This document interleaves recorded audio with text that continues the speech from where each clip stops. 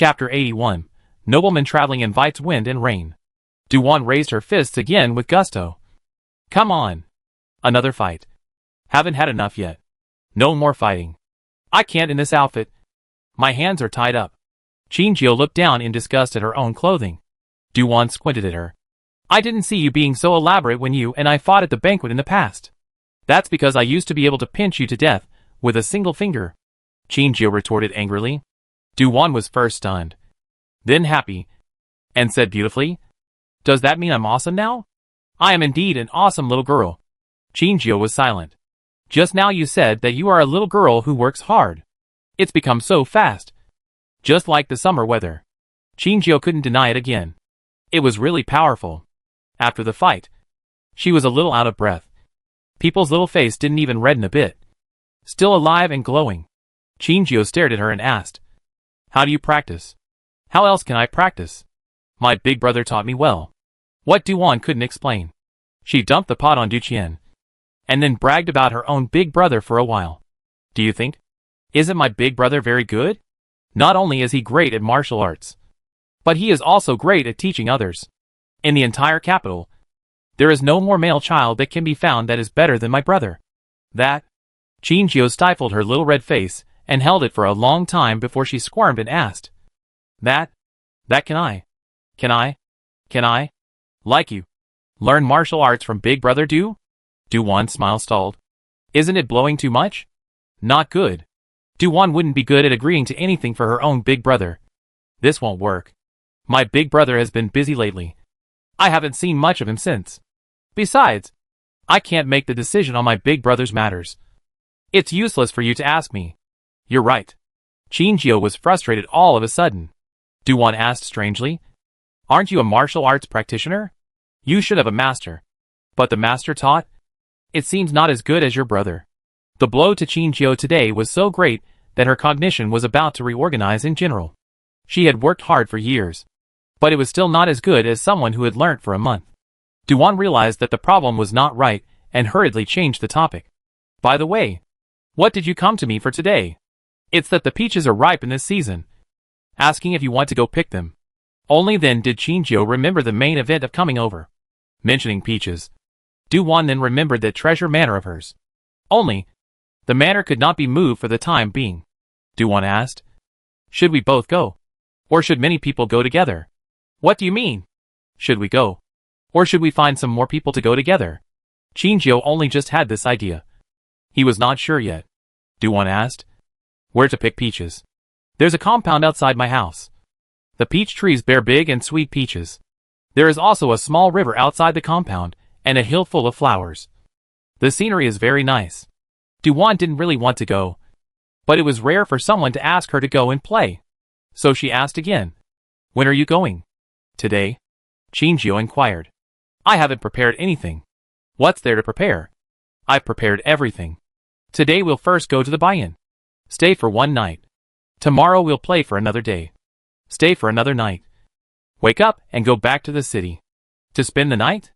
Duwan wanted to go even less this time. Yeah. Otherwise in one day. Just one round trip on the road. Can't play for long. Chinjio had just been struck down. But now that he talked about playing, he immediately put the matter of martial arts training behind him. This heart is so big that it has no boundaries. Duwan thought of her own luck and shook her head. I can't go to spend the night. My parents and big brother won't agree. Then forget it. Why don't we go shopping later? Chinjio proposed again. Duwan quite likes Chinjio as a girl. She just rejected her once. It would not be good to reject her again. Besides, since returning to the capital, she could count on one hand the number of times she went out of the house. But she really hadn't gone shopping in broad daylight. So, the two little girls got together and muttered for a while. Duwan said, I'm going to go change a set of clothes and skirts. This. Chinjio looked down at his own. It had moved just now, and was dirty in some places. Duwan said, This is fine. I have quite a few unworn clothes there. Chung.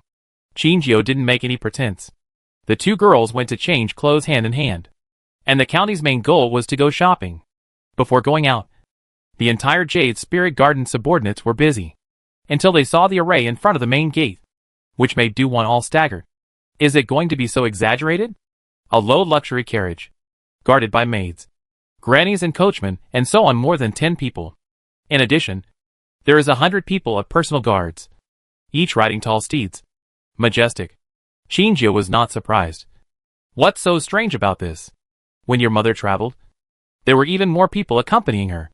But, traveling with so many people, can one still enjoy shopping? For a moment, Do-won didn't even want to go out.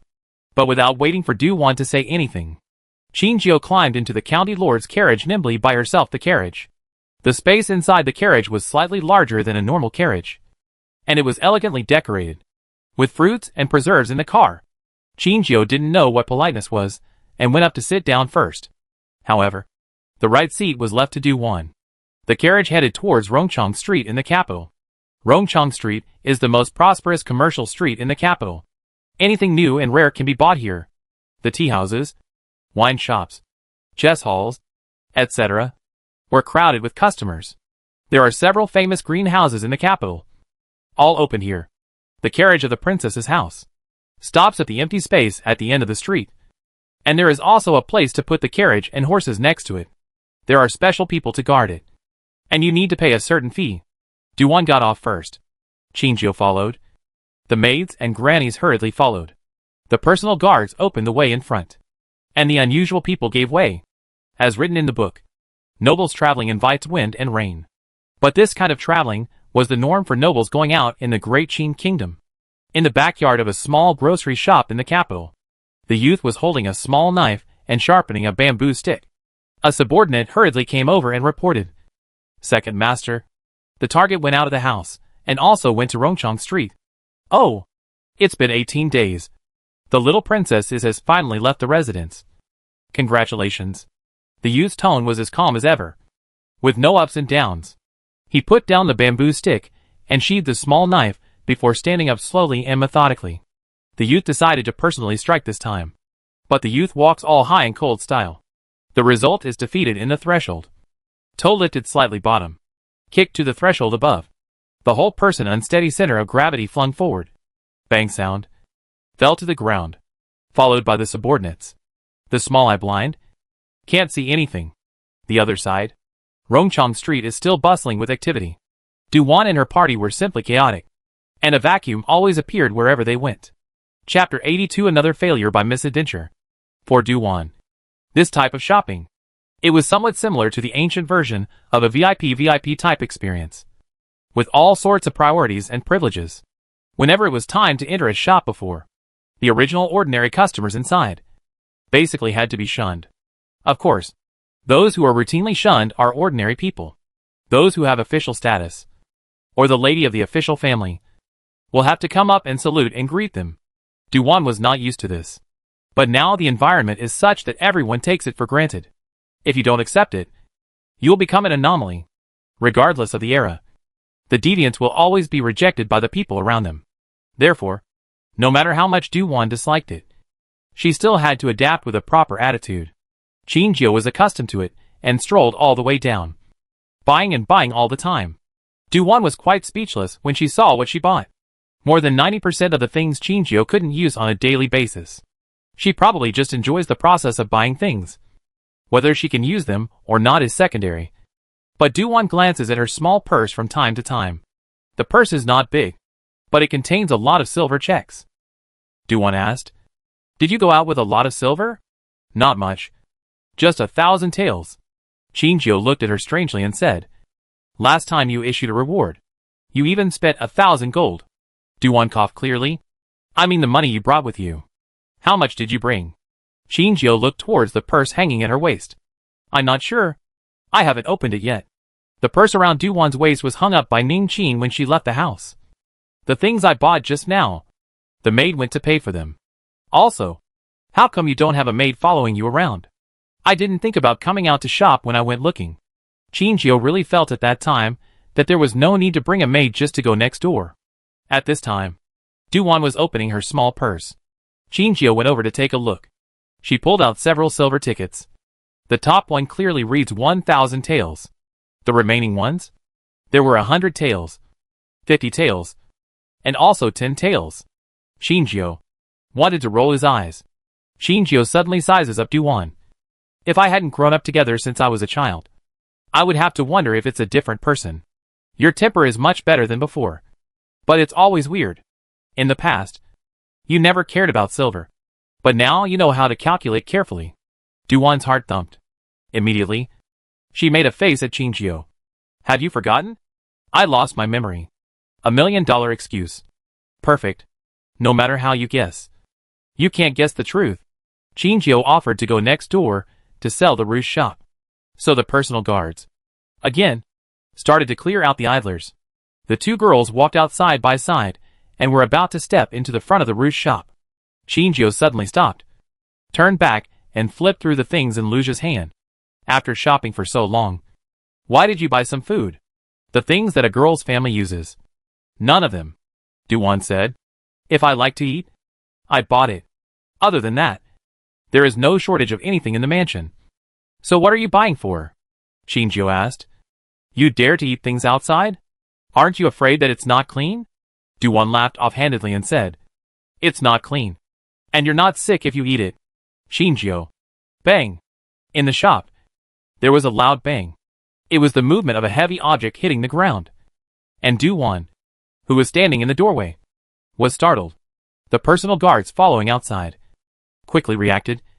3 times inside and 3 times outside, tightly protecting Du-won and Shinjio in the middle. The nearby people who were attracted by the loud noise and wanted to come forward to check the situation were stopped by the guards. The common people were still in awe of the nobles. Therefore, far away from the onlookers, people saw Rue's shop door. There is a lively and lovely little girl, is pawing up the little feet, probing the head to look inside the shop. Small mouth also muttered. Inside how? Did someone get hurt? Did someone get hurt? That small appearance, with a group want to see gossip situation, is exactly the same. And Du-won's giddy look at gossip. Shinjio is just the opposite. She had a look of shock on her face. The first thought was that it was fortunate that she didn't step inside. It didn't take long to figure out the situation. It was a high shelf of goods placed in the shop by the wall at the main entrance that suddenly collapsed. If it wasn't for Shinjio's sudden whim to check out what Du-won had bought, the high shelf would have been 1 point off, smashing into the heads of the 2 men. However, one of the personal guards guarding the shop was smashed and injured his arm. Du-won released him from his leave and let him go to see a doctor. How much silver did you spend? Go back to the princess's residence and find the head housekeeper for reimbursement. Yes. Thank you, County Princess. The injured guard heard this and immediately answered happily. After this incident, Du-won was not in the mood to continue shopping. Shinjio voiced out. Not far away is the Four Seasons house. Let's go sit there. All right. Go sit down. Before Du-won left, she glanced at the collapsed tile and commanded in a low voice to the personal guard captain next to her. Stay here and check if it was an accident or man-made. As ordered, the personal guard captain's heart was flabbergasted. If it was man-made, then it didn't take long. Rongchong Street, the backyard of a timber shop at the end of the street. A woman hurriedly went in and saw a youth. The woman whispered, Second master. It failed. What happened? The time was clearly calculated. The youth's sword brows tightened. The woman paused before saying, a moment before stepping into the shop. Miss Shinjio suddenly had to look at what the little county princess had bought, and stayed at the door for a while. Before the person even stepped inside, the high shelf collapsed. Youth.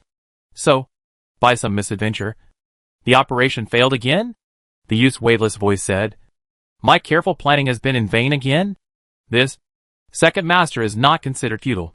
Huh? There was a gain. You injured one of the target's personal guards. Get out. Get out. The youth's face was wave-free, but his eyes were murderous. The woman was so frightened that she hastily retreated and closed the door in the process. Four Seasons house was a famous tea house. Often will invite some actors to sing songs. Daily Fixed will also have storytellers to tell stories. The subordinates of the princess's residence learnt that the princess wanted to go to the Four Seasons house, and they came over to take care of things first. Du-won and Shinjio stepped into the tea house. The shopkeeper and others personally bowed to greet them. There were quite a few guests in the lobby, and there was a storyteller who was in the middle of a story. When Du-won and Shinjio stepped in, the lobby was quiet. Noble people traveling, idle people avoid. The people in the lobby instinctively lowered their heads, and few even dared to raise their heads to peek. The two went straight up to the elegant room on the first floor. Qingjiu looked as if he was not surprised and took it all in stride. Only after Du-Wan entered the elegant room did she feel relieved. She would not judge anything after enjoying special treatment for herself. Du-Wan was following the customs of the countryside, but she had already decided that she would go out of the house less in the future. If she wants to go out of the house, it should not be as grand as today. In addition to causing trouble for the bystanders, it is hard to have fun. Chapter 83. Open your eyes and speak blindly. The last time Pei Hao took her to the night market, he only let the Pei family guards protect her secretly. That time, although she encountered some unpleasantness, she still had quite a good time. Today, accompanying Qingjiu out, the experience was average. Perhaps some people would say that this type of traveling is too exaggerated. However, most of the nobles in this dynasty traveled like this. So what is the folk saying? Nobleman traveling invites wind and rain. Traveling wind and rain 100 sorrows born. The accompanying guards were very conscientious, protecting the private room closely. Even the windows were stared at. Not to mention people. A sparrow cannot fly in. And the tea and pastries in the tea house are the princess house underlings personally go to the kitchen to order. Each link is either someone staring or personally handled to ensure the cleanliness of the rectification, but also to prevent being drilled into a loophole drugged or something. The youth who is staring in the dark, intending to look for opportunities. The youth is a moment of silence at this time. Is the capital changing too fast? Or what? Today's nobles live such a strict and delicate life? A little hole are not given to drill. Let them these killers how to live. It's not that the youth hadn't thought of direct assassination. Just against 100 guards, he brought manpower, all blocking the life, are not 10% chance of victory. After all, if they really fought, the officers and soldiers patrolling the Imperial City Department would quickly appear. Therefore, it could only be taken wisely. That is, by trickery. The youth looked to the deputy next to him. Xiaoshan, tell me what we should do next. Second master, subordinate doesn't know. The main thing now is how to approach the target. When the youth took over this business, he originally thought that the target was just a boudoir lass. Not difficult to accomplish. But he did not expect it to be this difficult. It's hard for our people to even get close to the target, let alone talk about what they are going to do. Getting close isn't as easy. Little girls are the easiest to soften their hearts. And when they encounter injustice, they will usually come to their aid. My subordinate heard that last year, the little princess once saw someone beating up a child in the street, and she stepped forward with a clenched fist, knocking out 2 of that person's front teeth.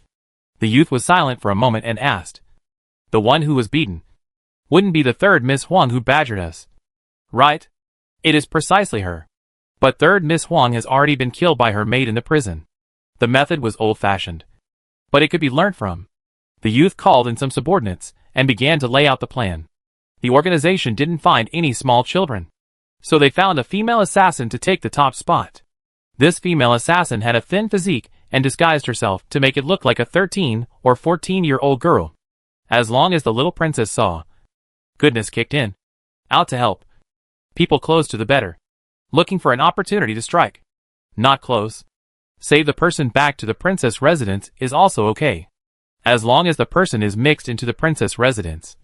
Are you afraid that you won't be able to find an opportunity to get close to the target? This time, if you let the little princess return to the house safely, the next time out, I do not know when. Of course, the youth also secretly planned the side of the kill. One layer after another. Escaped once, twice. Can still escape the third time? He did not believe in that evil. The life of the little princess will still be so big. In the elegant room, after a cup of tea, the 2 girls casually ordered an actor to babble a little song. One girl listened with great interest. The other girl was lying on the tabletop, drowsy. The dozing person was none other than Du-Wan. After 3 songs, she even managed to fall asleep. And the maid next to her was even fanning her. When Qingjiu saw this, he was speechless for a while. At this time, the voice of a guard reporting came from outside. Sheriff, Pei Shitzi is here. Who?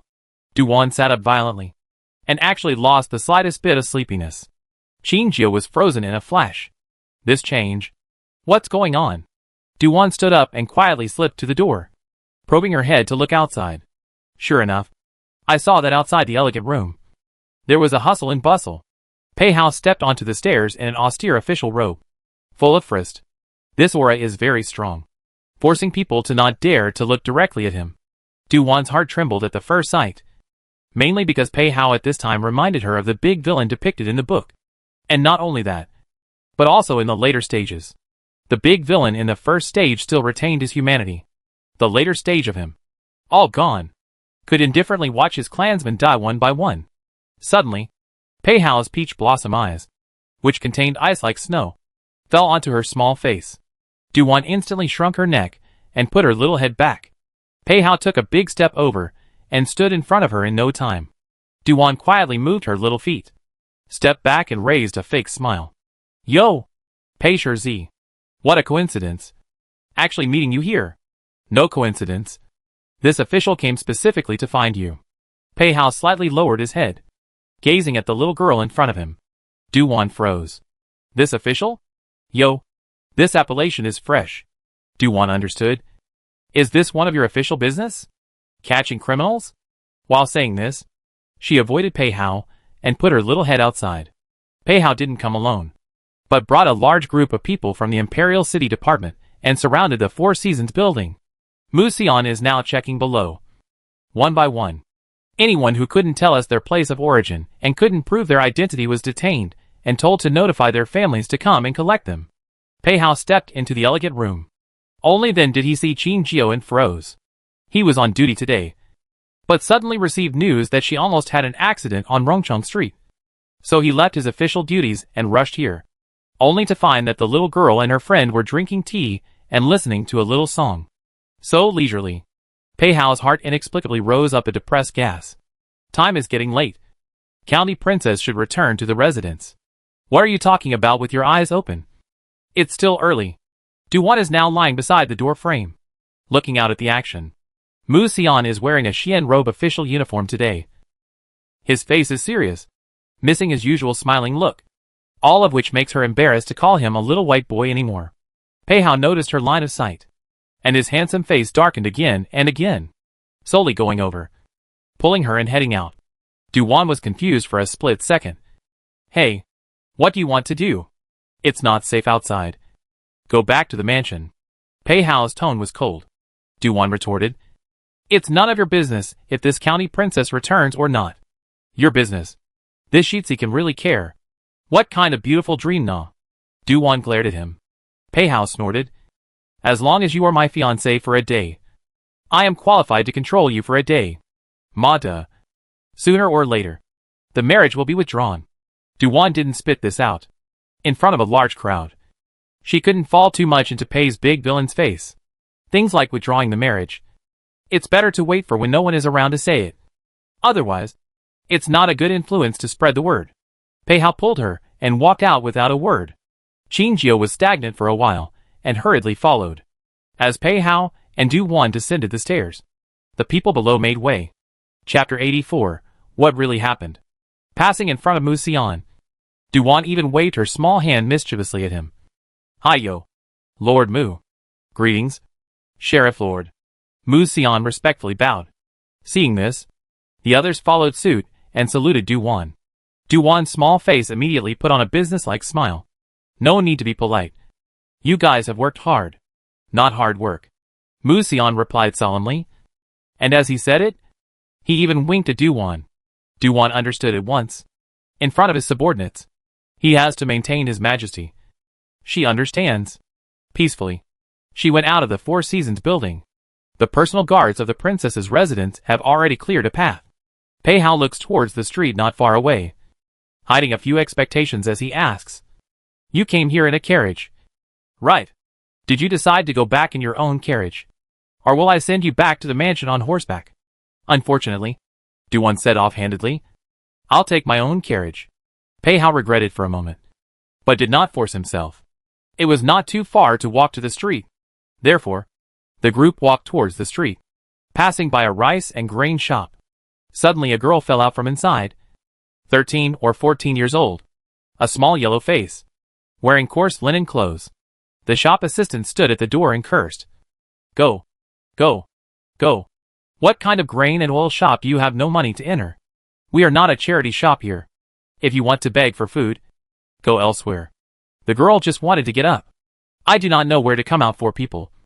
At the girl is a burst of punches and kicks. One of them, while kicking, asked the girl to return the silver.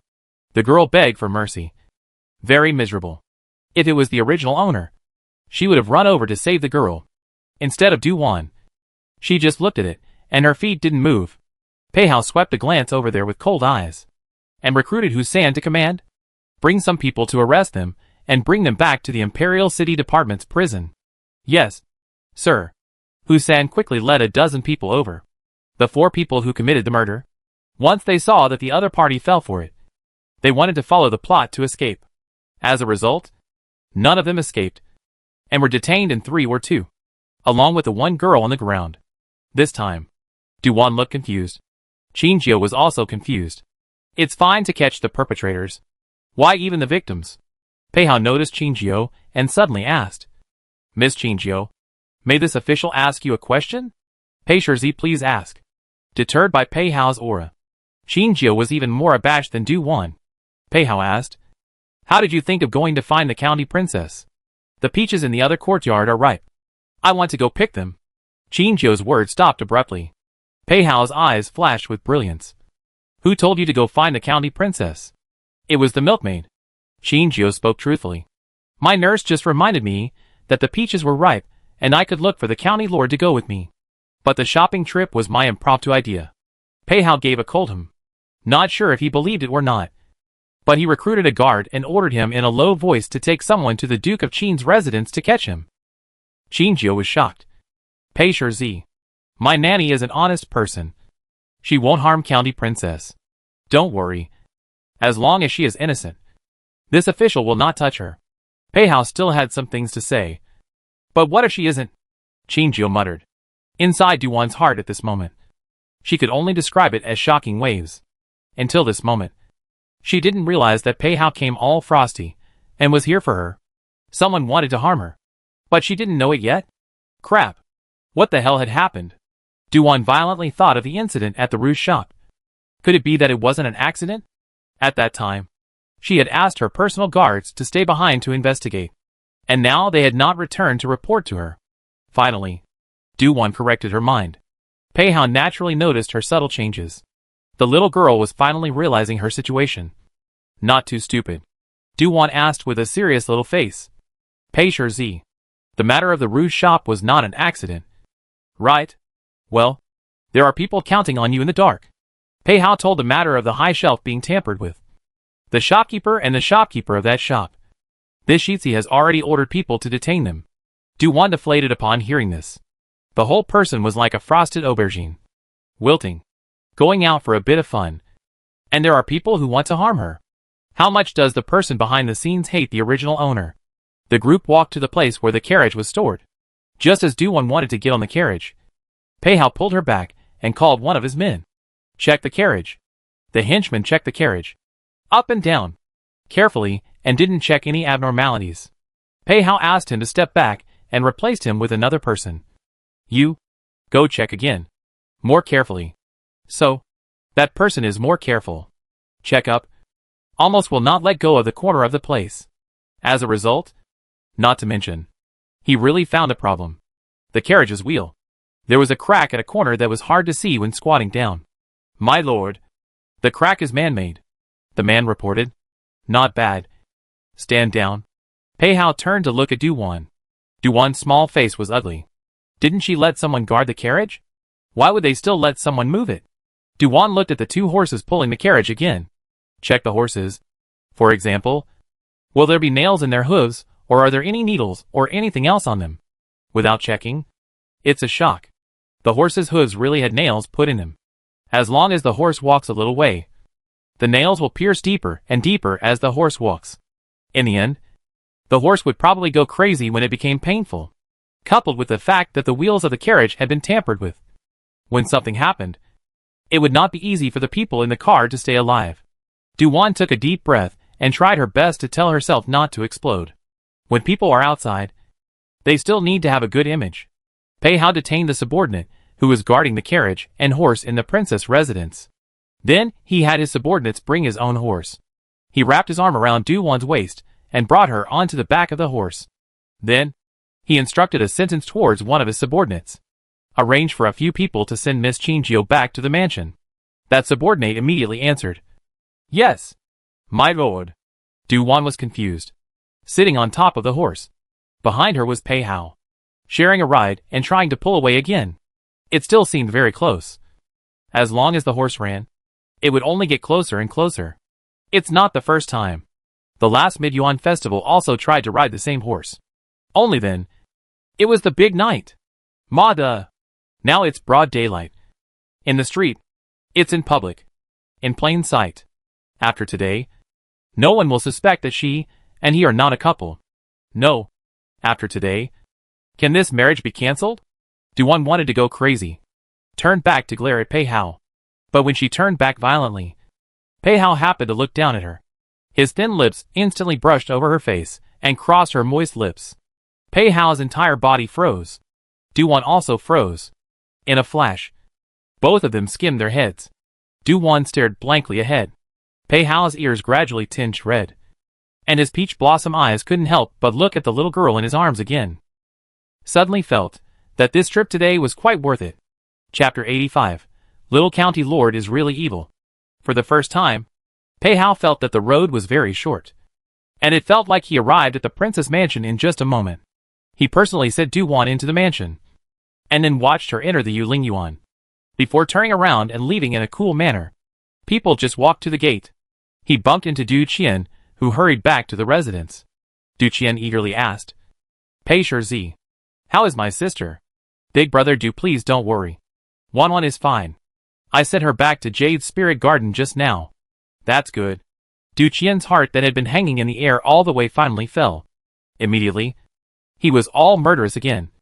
"Have you found out who it is this time?" "Just about to go and find out. I'll go with you piece by piece." "Okay. I have to go back to the Imperial City Division.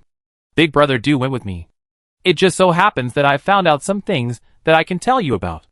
Since Pei Hao said so, Du Qian, who learnt that his sister was fine, beckoned his attendants to bring the horse over again, got on the horse with slick movements and followed Pei Hao, heading straight to the Imperial City Division. At the same time, the youth received news of another failure one after another, and the little county princess had already returned to the princess's mansion. The cruel reality proved to him once again that they had tossed and labored for a day. But not only did they not get half the results, they also lost 5 people. This wave of development was completely different from what was expected.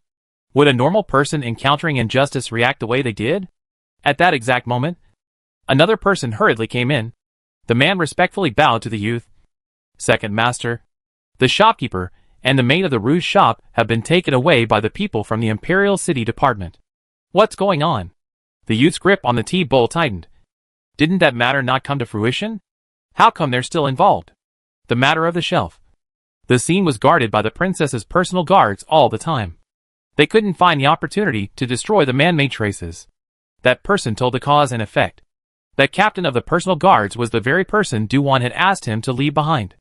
It was only when the people from the Imperial City Department came over, seized the shop and caught all the people, that the captain of the personal guards returned to the house to resume his duties. This matter was not the worst. Soon another news came. The eyes of the Duke of Qin's mansion was exposed and had been caught by the people from the Imperial City Department. In addition, the princess house's eye money, due to the accident with the carriage and the horse, was also seized, and it was not yet known if it would be exposed. Suddenly, a small shattering sound rang out. The tea bowl in the youth's hand was unknowingly crushed by him. Some porcelain shards pierced the skin on his hand. Spilling blood. Not caring, he let go of his hand and let the shards fall to the ground, with his entire back leaning against the back of the chair. Confusion overflowed from the bottom of his deep eyes. The little county princess is really evil. A woman silently came over and treated the injury on his hand. Hearing her master's words, she whispered, "Second master, the water in the capital is very deep." "No. The fact that she escaped our assassination has nothing to do with the depth of the capital. It was pure luck. The Mid-Yuan festival was once, and the Rouge shop was once. The rest were avoided by people's vigilance. It was those 2 times that relied on true luck. The youth suddenly murmured in a low voice. Perhaps, from the very beginning, this business should not have been taken. It's these years of smooth sailing that made me arrogant. Yes, arrogant. A county lord of a country. Would it be so easy to assassinate? It seemed that it was time to consider the follow-up issue of interrupting this single. It was just that the youth didn't know. Some things were not something he could withdraw from if he wanted to. Imperial City Department Yamen. Du Qian followed Pei Hao over.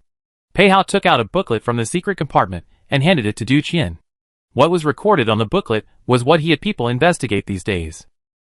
The booklet was folded up into 10 pages. The handwriting was full of words. The main records were the names of people, the addresses, and the forces that these people were obviously dependent on. Du Qian quickly flipped through the contents. What is this?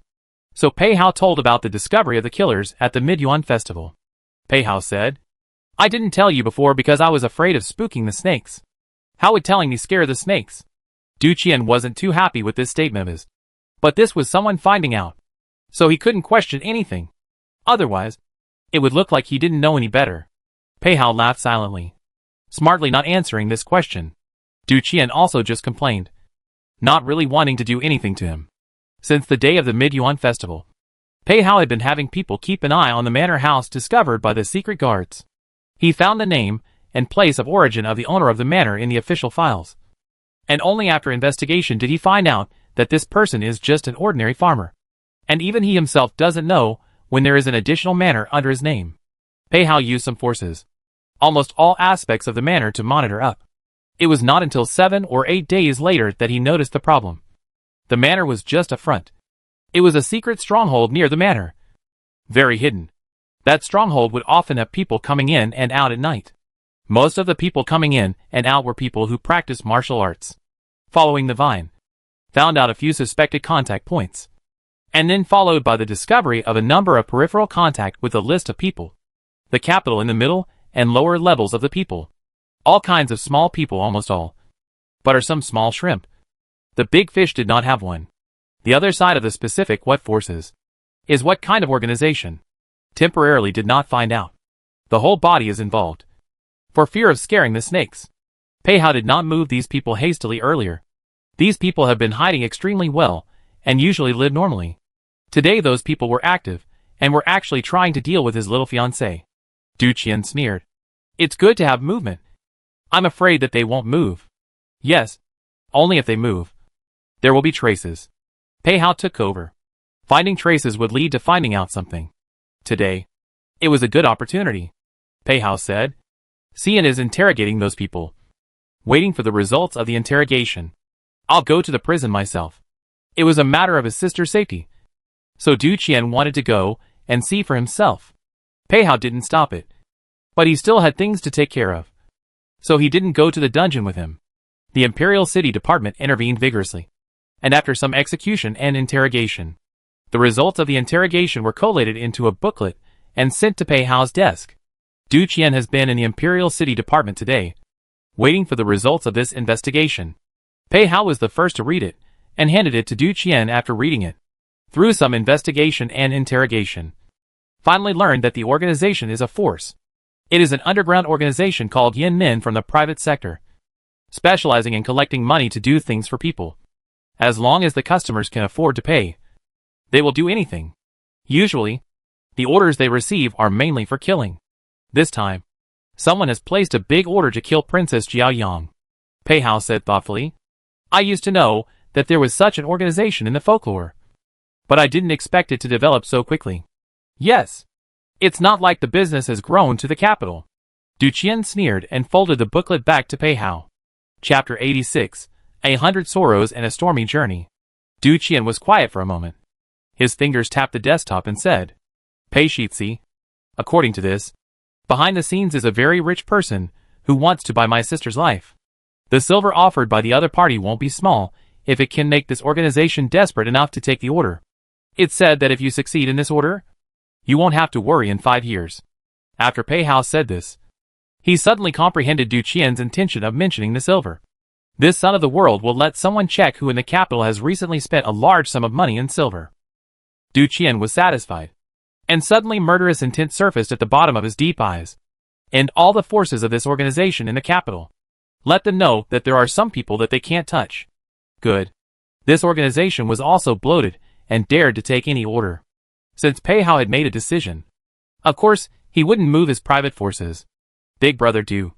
I decided to go to the Emperor later to talk about the threat a secret organization poses to the existence of the court. No. People are now even daring to assassinate the county lords of the current dynasty. So what else will they not dare to kill in the future? Huh? Exactly. Du Qian supported this decision of Pei Hao. When one encounters an unknown force lurking in the capital, of course one must report it to the Emperor. The two men smiled at each other, both full of calculations. The same day evening, in the Imperial College, Xie Zhang, who had just finished his classes, received a message from his residence, asking him to return home. Xie Zhang guessed that something might have happened. Today, he has been studying at the Imperial College all day, so he doesn't know what's happening outside yet. The carriage of the Marquis of Dingbei was waiting outside the gate of the Imperial College early in the morning. Xie Zhang only spoke to his classmates, and then left the Imperial College. He returned to the mansion, and went straight to his father's study in the front yard. Marquis Dingbei was indeed waiting for him. Xie Zhang did not hurry to enter, and first saluted his father and greeted him. Marquis Dingbei told him to sit down. Xie Zhang walked to a side chair and sat down. The subordinate quickly served tea and retreated back into the study. Father, you asked your son to come home. But what happened? You're at the state scholarship. The news is a bit out of date. Marquis Dingbei spoke of today's events on Rongchang Street, as well as the thunderous actions of the Imperial City Department and the Forbidden Guards. An hour ago, a forbidden army from the palace, led by the Grand Commander of the Forbidden Guards, hurried out of the city. Soon after, the city gates were closed. The city was sealed by decree. The Forbidden Army and the Imperial City Guards were going around catching people at this time. Moreover, a number of shops, gambling houses, and greenhouses were sealed in the city. The forces involved are wide-ranging. For example, most of those businesses have people behind them, or are the properties of certain families themselves. Suddenly being sealed, the action was so fast that everyone didn't even have a chance to react. At the same time, during the arrest process, it was inevitable that some people resisted, killing and injuring some people. The Xie family's industry was also affected, including several shops, gambling houses and greenhouses, belonging to his family's back industry, only not known. This loss, no less than 100,000 taels. When asked to clarify, the Imperial City Department to seize those places, caught some of what kind of people.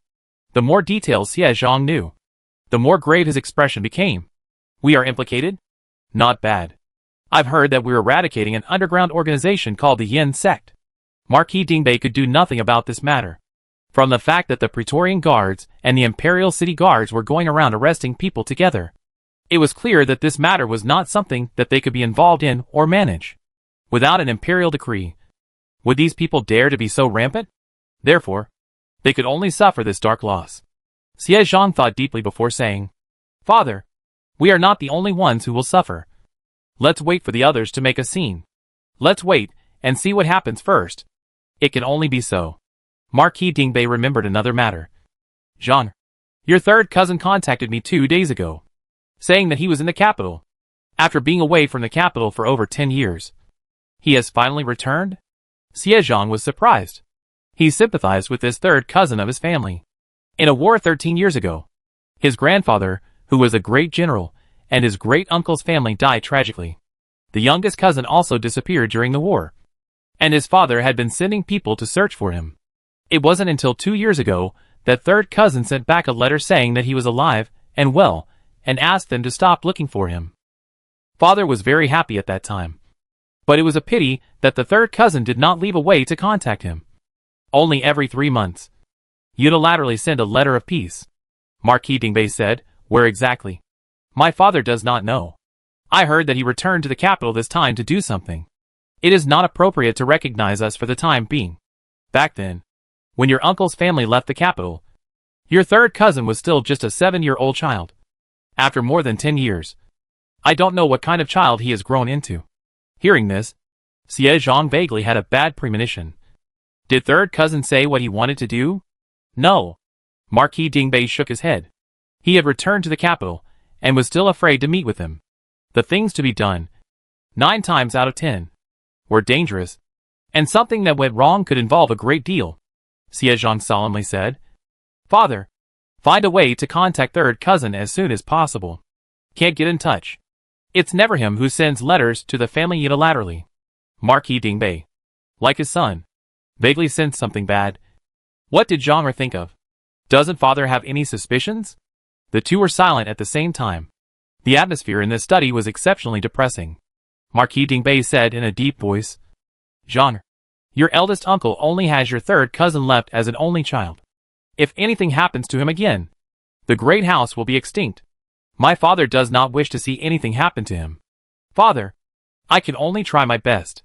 Siezhong gruffly got up and saluted to take his leave. Marquis Dingbei gave him a deep look.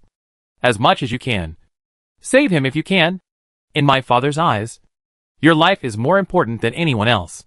Son will be careful." Siezhong turned and left in large strides. Princess Mansion. Du-Wan has been quiet since her return, making the eldest princess worry to no end. She sits by her side and raises her hand to touch her head. "My little girl, is this being scared?" "No, nah." Du-Wan's small head deliberately rubbed towards the eldest princess's palm. From the eldest princess's body, she felt the long-lost mother's love. "Mother, am I too weak? How could you think like this? You see that the outside is in an uproar. But I, the person in question, can only stay in the mansion, unable to do anything." "Fool!" The eldest princess laughed softly. The laughter was light and gentle. "Water. The world seems to have 1,000 ways of living, each different from the other. In fact, it boils down to no more than 3, those that rely on wisdom, those that rely on strength, and one that relies on physical strength." The eldest princess spoke in a warm voice. "What do you think you live by? By relying on my family? Laying down to win?" The eldest princess first froze, then laughed out loud. Du-Wan was embarrassed by the laughter, awkwardly touching the tip of her small nose. "Then what do I rely on? Isn't it clear to yourself? Since you know that you rely on your family, what else does one dwell on? You sit in the house, do not have to do anything. Is not very normal? There will be someone to make things right for you." The eldest princess used reality to teach her a lesson. Du-Wan seems to understand. Chapter 87, Nervous Every Day. The eldest princess accompanied her daughter for quite a while. The central idea is to tell Du-Wan that they are the ones who rely on their intelligence to survive, and everything will be fine if they move their mouths. There will be some people who rely on strength, rely on physical strength and live willingly for their use. At the same time also took the people around them to give an example. For example, some people in the house. The guards are considered to be powerful, but they still have to listen to them? As for those underlings who do manual labor, aren't they still subject to the master's orders? Du-Wan felt quite reasonable. This chicken soup for the soul class was not in vain, allowing Du-Wan to go from listless to lively. And when the princess left, she immediately ran to the martial arts training hall. Instead of having time to ruminate, it was better to work on improving her force value. In addition, she specifically instructed Ning Qin that if there was any news outside, she must go and tell her immediately. Compared to the calmness of the princess mansion, today, the city gates were closed and people were on edge. The Forbidden Guards and the Imperial City Guards were still searching everywhere for criminals. Yen Gate's second master, that is, the youth who was counting on Du-Wan behind the scenes, had thought that he had not been exposed.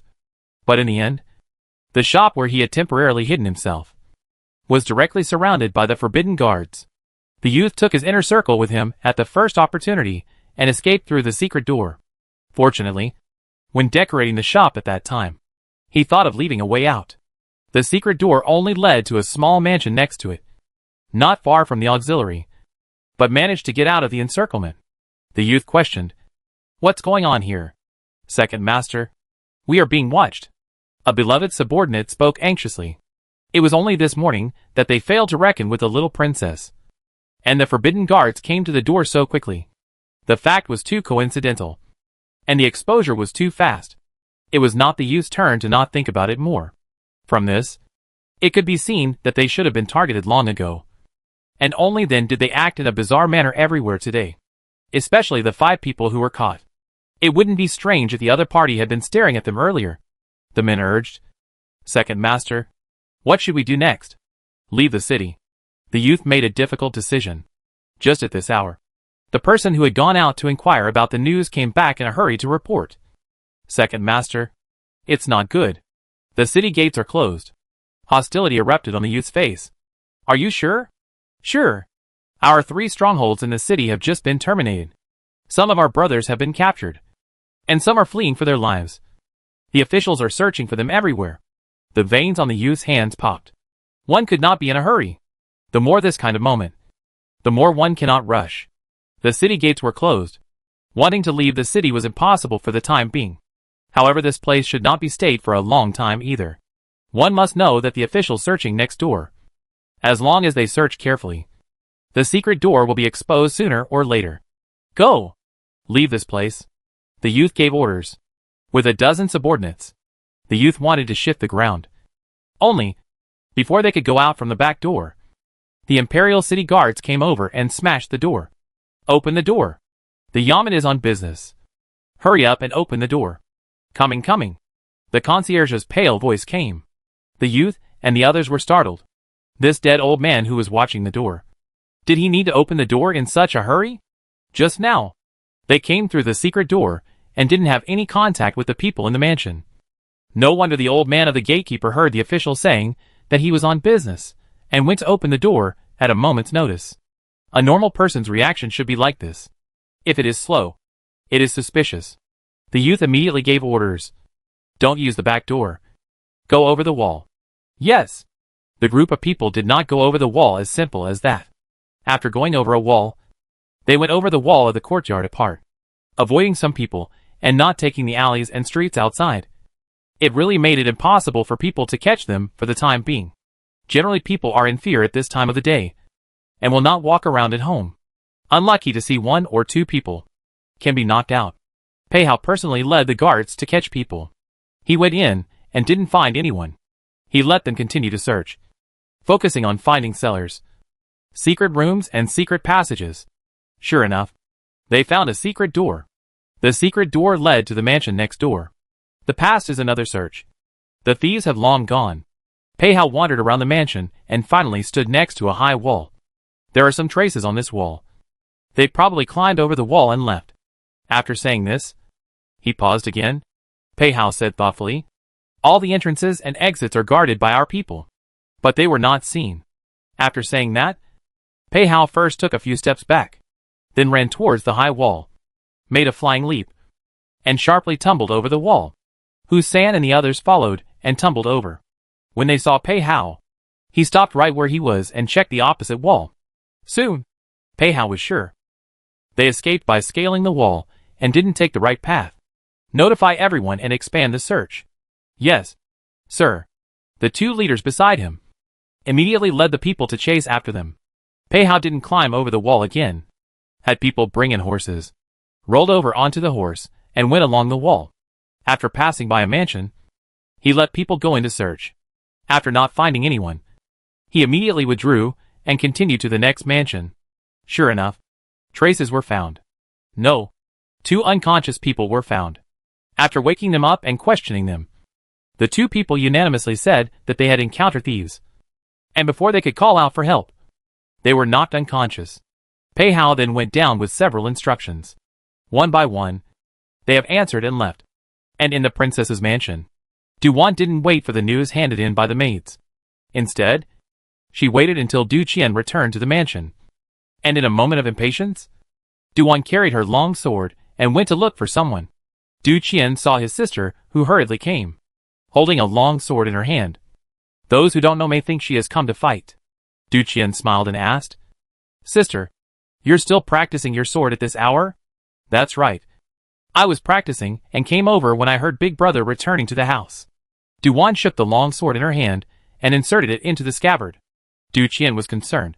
Have you been frightened today? Nope. I was already on my way back to the house when I realized that there was someone behind me counting. Duwan was also quite spiteful about her own alertness. No, it was not her fault. What else could she do after being a salty missy for 20 years? Should she cross over and have to be proficient in all 18 martial arts, transforming into a bull-s detective or killer? The profession is not right. It is too difficult for the people. Ugh. Duan threw her long sword towards the tabletop, sitting down on the nearby reclining chair. She was listlessly paralyzed. Big brother. I feel like I'm going to be finished. What nonsense. As long as the murderer isn't found, I won't be able to live a normal day. If this goes on, every day I do something, see someone, encounter something, I have to wonder if there is a conspiracy, an ambush, a trap. Duan's small mouth blah blah blah said. Du Qian listened with a black face. In the end, she concluded, being nervous every day. Isn't this a neuropathy? Du Qian surprisingly did not know what to say for a moment. Only after a long time did he say, Sister, when our emperor's uncle learned about you, he immediately decreed to arrest the killer. Pei Shizhi had been eyeing this group of people for a long time, and he knew about it as soon as they moved today. No. This time, the case is being carried out by him, and I believe there will be a result soon. Chapter 88. The person behind it has no lower limits. Didn't comfort me. Duan was still lazy. Her sitting posture didn't even change a single point. When Du Qian saw this, his heart clogged up. The little girl is so hard to coax. Duan lifted her eyelids. Big brother. Ugh. What's wrong again? Brother. The only thing I have on me to figure out is the jade token. Du Qian's face was solemn, then shook his head. No. The person behind the scenes really wants your jade token. They don't have to kill you, according to the other party's approach. They just want you to die. This is strange. Duan thought back to the plot of the book. There were genuinely not many depictions about the original owner. The person disappeared and died. How the person died wasn't even written clearly, and who the enemy was wasn't even mentioned. It was as if the death of the original owner was the root cause that made Du Qian blacken. Duan recalled the modern era and saw all the dog blood drama and novel plots. The story comes from life. Don't spit on the plot blood. Life is always more blood than the novels written. Duan looked at Du Qian. Big brother. Can you tell me? I used to go out of the house. What other troublesome things have happened? You've encountered a lot of things. Du Qian knows that she wants to know, so she starts to tell. Like 3 years ago, on the street, I ran into a flower pot that fell from upstairs. Did it hit me? Duan sat upright for a moment. Du Qian laughed. It was a fluke. The flower pot smashed down and only damaged one of your skirts. Once Duan heard this, she relaxed again and slumped back into her chair. This was really sitting without sitting. Nay. Du Qian brought her own filter, feeling that her sister is cute anyway. And 2 years ago, when we went to swim in the lake, the good flower boat suddenly went into the water and sank. And then this year's lantern festival. You sneak out to see the lanterns. Almost abducted. Luckily met Xiechi passing by before being saved. It was really Xiechi who saved me. Really? Has Big Brother investigated? Investigated? It was indeed him who saved you. If there wasn't this saving grace in front of her, with Xie Zhang's subsequent reputation of implicating her sister, Du Qian would have gone to punch someone long ago. Duan now had nothing to say. This is one thing after another. It doesn't stop. Right? Du Qian added, these things we have checked before are all accidents. Now that I think about it, or none of them are. From 3 years ago, someone wanted me dead. Duan was stunned. The person behind it has no lower limit. At that time, I was only 11 years old. Oh. Right. Very small then. It won't get in the way at all. So, my father, mother, and I didn't think that someone would be dealing with you as a little kid. Until you disappeared. There was even a time when he suspected that what the other party was really trying to deal with was the princess mother. Du Qian thought back and felt that he was too stupid at that time. Duan purposely made a small face and looked at her cheap big brother fiercely.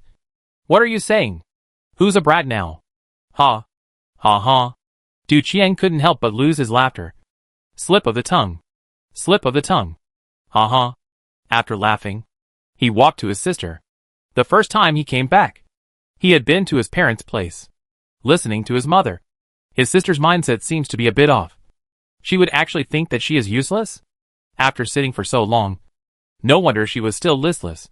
If Duan knew what he was thinking, she would definitely deny it. She is just tired from practicing the sword for a long time. Du Qian holds his sister's hand and pulls her up from her chair. Go. Brother will take you there and see for yourself. What happens to those who hit you? Really? Du-Wan's spirit was shaken. Just follow along. Good duh. As Du-Wan left, she didn't forget to take the long sword on the tabletop. Du Qian asked his attendant to get a cloak and prepare a horse. The siblings shared a ride and left. Accompanying them, there was also a troop of personal guards on horseback. Du-Wan's small hand held the long sword without letting go, her heart beating fast with excitement. There was no need for Du Qian to say it explicitly. She already knew where he was taking himself to. Today the city is closed. At this time, there are few pedestrians on the street. They are also in a hurry, for fear of attracting right and wrong. At the fork in the street, met a team of Imperial City guards guarding the place. A group of people stopped their horses. Du Qian recruited his attendant and asked, "Go and inquire where Pei Shizhi is at this time." "Yes." The attendant answered and headed towards the Imperial City guards. Du Qian lowered his head and looked at his sister's excited little face, comparing it together with her earlier disheveled appearance sitting on the chair. He instantly felt that he was right to bring her out, even though his sister had come back from her disappearance. She had changed quite a lot, and surprisingly, there was a rare clean aura on her body. It was a cleanliness that came from the soul. Very pure. It was as if she wasn't living in this world, not tainted by the world. It seems to know a lot, but in reality, she is not versed in the world. Du Qian had just returned to the mansion not long ago and took the county princess out again. This matter quickly spread to the eldest princess and the prince consort.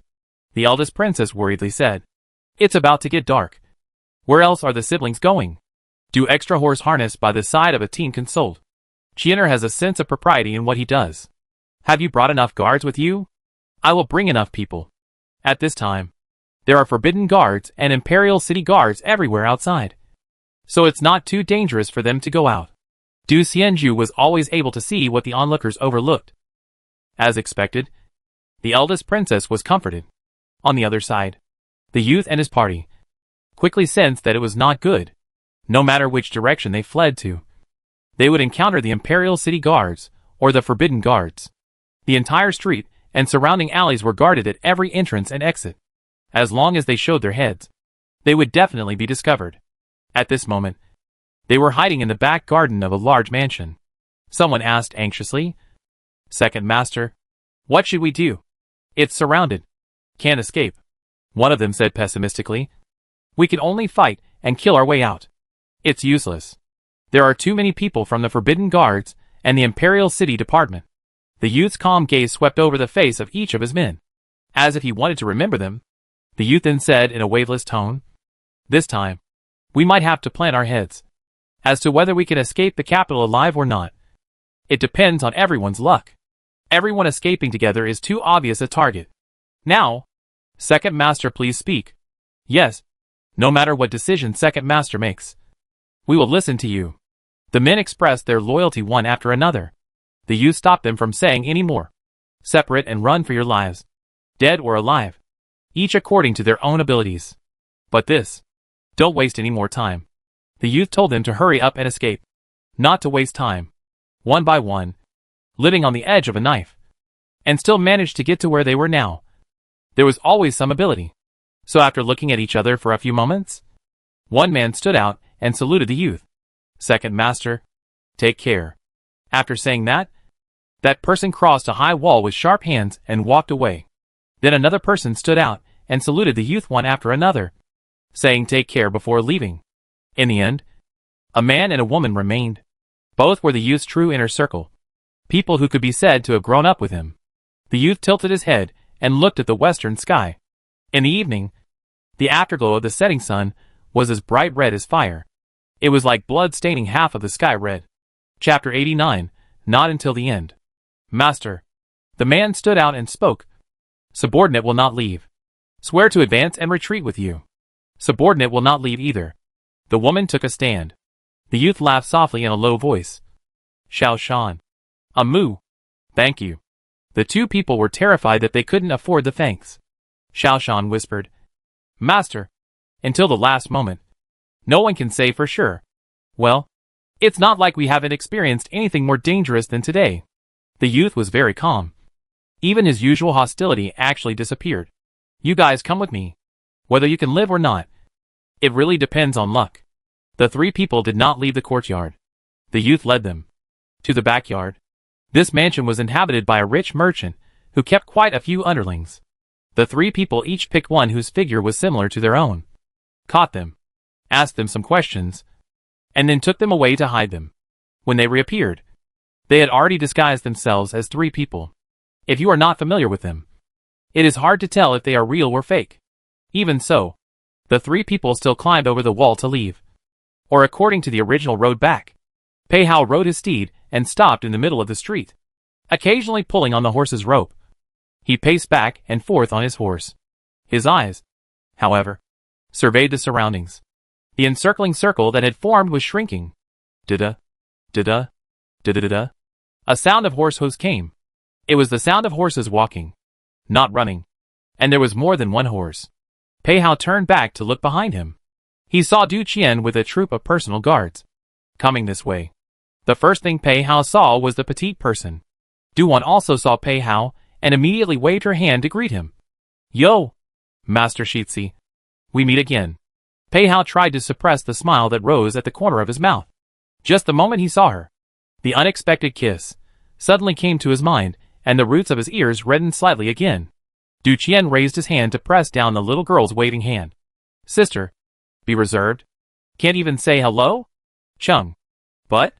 Du Qian just wanted to teach a couple of sentences, but then changed his words.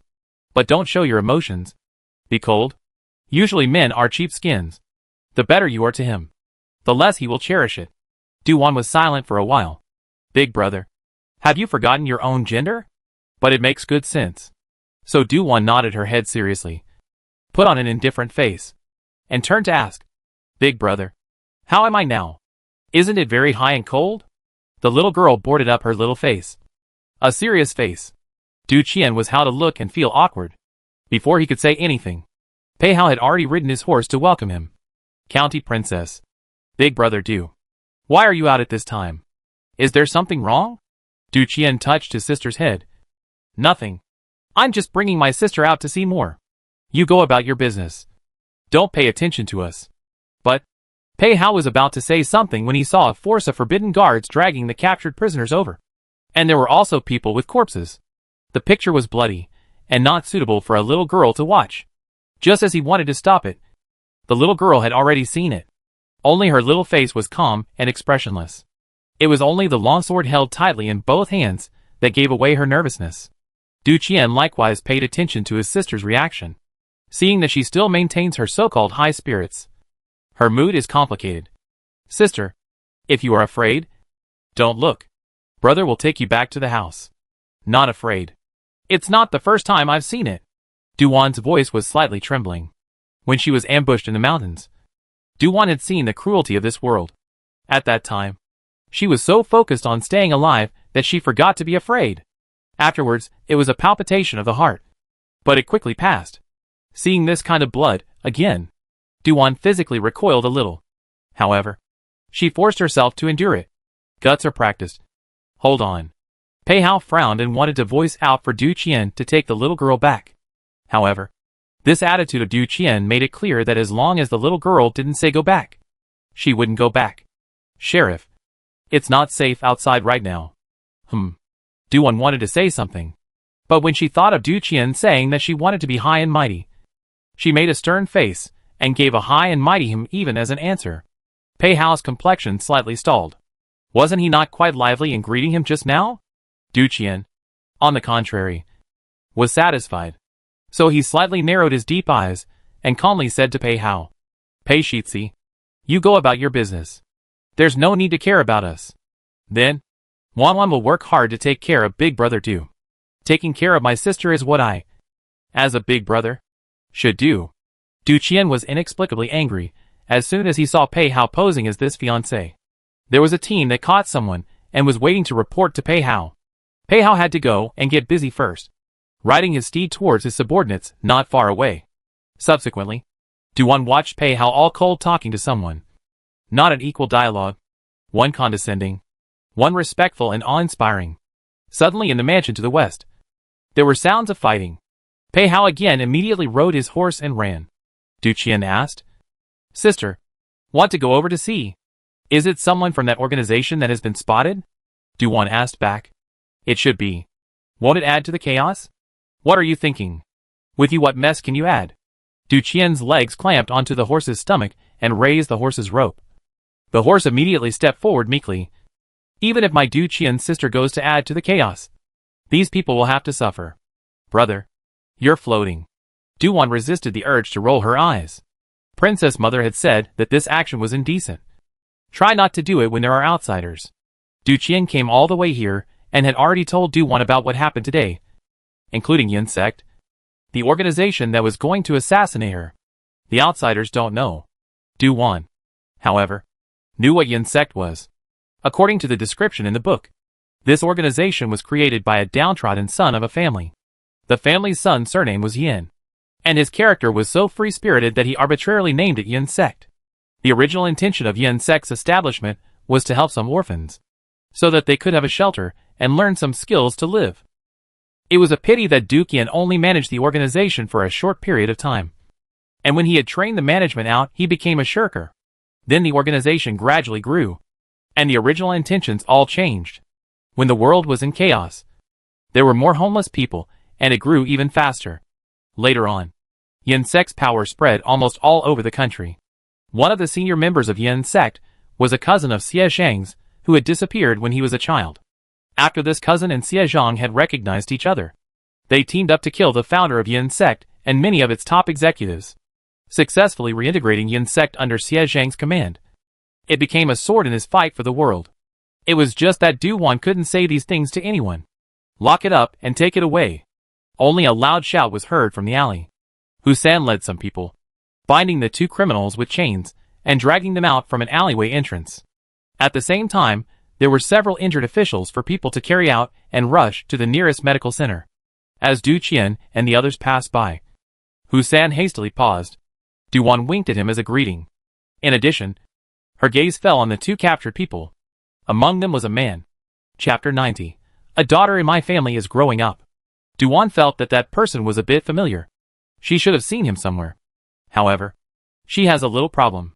For people she just met, she would need to see them at least 3 or 4 times before she could remember their faces. This person who made her feel a little familiar and didn't remember the face. She probably only met him once or twice. Du Qian noticed that she kept looking at one of the prisoners. Sister, recognize that person? Don't know all. Just feel a bit familiar. May have seen it somewhere. You're usually in the mansion. The number of times you go out of the mansion is just a few times. Du Qian counts the number of times Du Wan has been out after returning to the capital, counting on one hand, going to the palace and going to the Duke of Jin's mansion. It's impossible to see this person, so the only way is to go to the Moonwatch Tower and go shopping today. Du Wan wanted to say that there was one more time left out, but she didn't dare to remind. Suddenly, Du Qian said with a smirk, I almost forgot. There is still one more time, nah. Huh? Du Wan touched the tip of her nose sheepishly. She and Pei Hao went to the night market and made a mess. At that time, she still wondered why her family didn't react much. Later, Chen Lu even came to the door to make amends and apologize. Only now did she realize that it was because they gave her some face and pretended not to know. Du Wan laughed dryly. Big brother, I didn't think of it. If you didn't think of it, then you didn't think of it. Anyway, it's not an important person. Du Qian led her to continue to watch the fun, waiting for the siblings to pass. The fight in the mansion had subsided. The culprits had been caught, and there was only one person with high martial arts skills. It was Pei Hao himself who struck out and beat the man half to death. Just such a person had caused deaths and injuries to the searching forbidden guards. Obviously this person. The status in Yen Gate would not be low. Not those small shrimps caught before. Considered a big fish. Pei Hao commanded. Put him in solitary confinement. This is a felon. Yes. My lord. Immediately, someone came forward and dragged the prisoner down. Pei Hao turned around and saw the Du family's siblings outside. Du Qian was whispering something, and the little girl had a little look of listening attentively. Pei Hao thought that they would follow him. But it turned out that Du Qian heard where there was a commotion and took the little girl to see it again, not even giving him a single glance. A scene of fighting was tense and bloody. Du Wan, from the initial discomfort, gradually became senseless. Until the end, she was able to discuss it with Du Qian. Her ability to adapt was superb. Du Qian saw all her changes in his eyes. Sure enough, the decision to bring her out was right. One could be weak, but not cowardly. It was already dark. The Forbidden Guards and the Imperial City Guards lit torches and continued to search every house. Tonight the Imperial City is destined to be a sleepless night. Du Qian's personal guards around him also don't know where to find torches. Illuminating the road ahead, Du Qian voiced out, "Sister, we've seen enough for today. We should return to the house. This storm, will it die down tomorrow?" Du Wan asked as she looked at the Imperial City shrouded in night. Du Qian said, "It will." This less than certain tone. Du Wan did not care. A group of people hit the road back home. Even when they heard the sounds of fighting coming from the tavern not far away, the siblings didn't care, because this kind of situation had been heard too many times earlier. They were all used to it and numb to it. At the corner of the street, a carriage was encountered head-on. This carriage did not have the markings of a family. It looked like an ordinary traveling carriage. But on a day when the whole city was closed, or traveling at night, would it be ordinary? Encountering a nobleman traveling, the coachman hurriedly drove the carriage to avoid moving aside. Du Qian swept the carriage twice and did not care. Du Wan would care even less. The group of people quickly crossed over the parked carriage. It was only when the line of people walked away that the curtain of the carriage was lifted at a corner.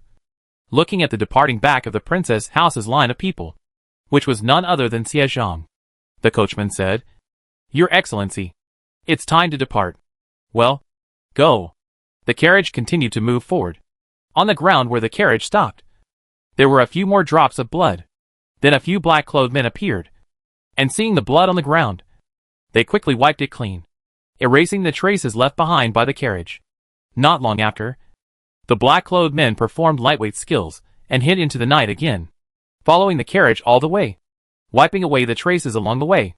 These men in black were precisely the Xie family's secret guards. Pei Hao led his men to the tavern in a hurry. The scene was a mess. A team of Imperial City Guards, who had searched here, were all dead. Stepping into the tavern again, just like outside, there were traces of a violent fight. And then going in again, they saw the bodies of the tavern shopkeeper and fellows. All of them had just died not long ago. "Search!" Pei Hao ordered coldly. Surveying the neighborhood, Pei Hao found that he had come here during the day. It was only a grocery shop away from the shop where the Yin sect executives were hiding earlier. This small tavern had nothing to do with Yin sect's forces. The tavern shopkeeper and maid had suffered an undeserved disaster. Pei Hao looked towards the bodies on the ground. "Inform their families." After saying that, he swept his cold eyes over a class of men. "Don't touch anything in the shop, including money and silver." "Yes, my lord." Handing out money to the dead was the practice behind the scenes. But the lord commanded not to take it, so they naturally would not move it. Before Pei Hao left, he asked 2 of his men to stay behind and protect the crime scene, waiting for the officials from the Yamen to take over the follow-up. He continued to go and preside over the general situation. This search lasted for a day and a night. The city gates were open once midway. It was the return of the Forbidden Guards, who had gone to destroy the strongholds outside of Yunnan City, and a group of prisoners had been caught. It wasn't until midday of the next day that the city gates reopened. The guards at the gates had tripled in strength, and barriers had been set up. Entering the city was nothing, but leaving the city was a problem, with all kinds of checks. Don't look down on this kind of checking. There is a lot of oil in it. Pei Hao knew about these tricks before, and did not care much. This incident is different. The emperor and he is very important. So he personally called those several city guards, specially declared that this search is important. If anyone dares to go against the grain and receive benefits to let people out of the city, directly cut. At the same time, also each city gate sent to a beloved staring.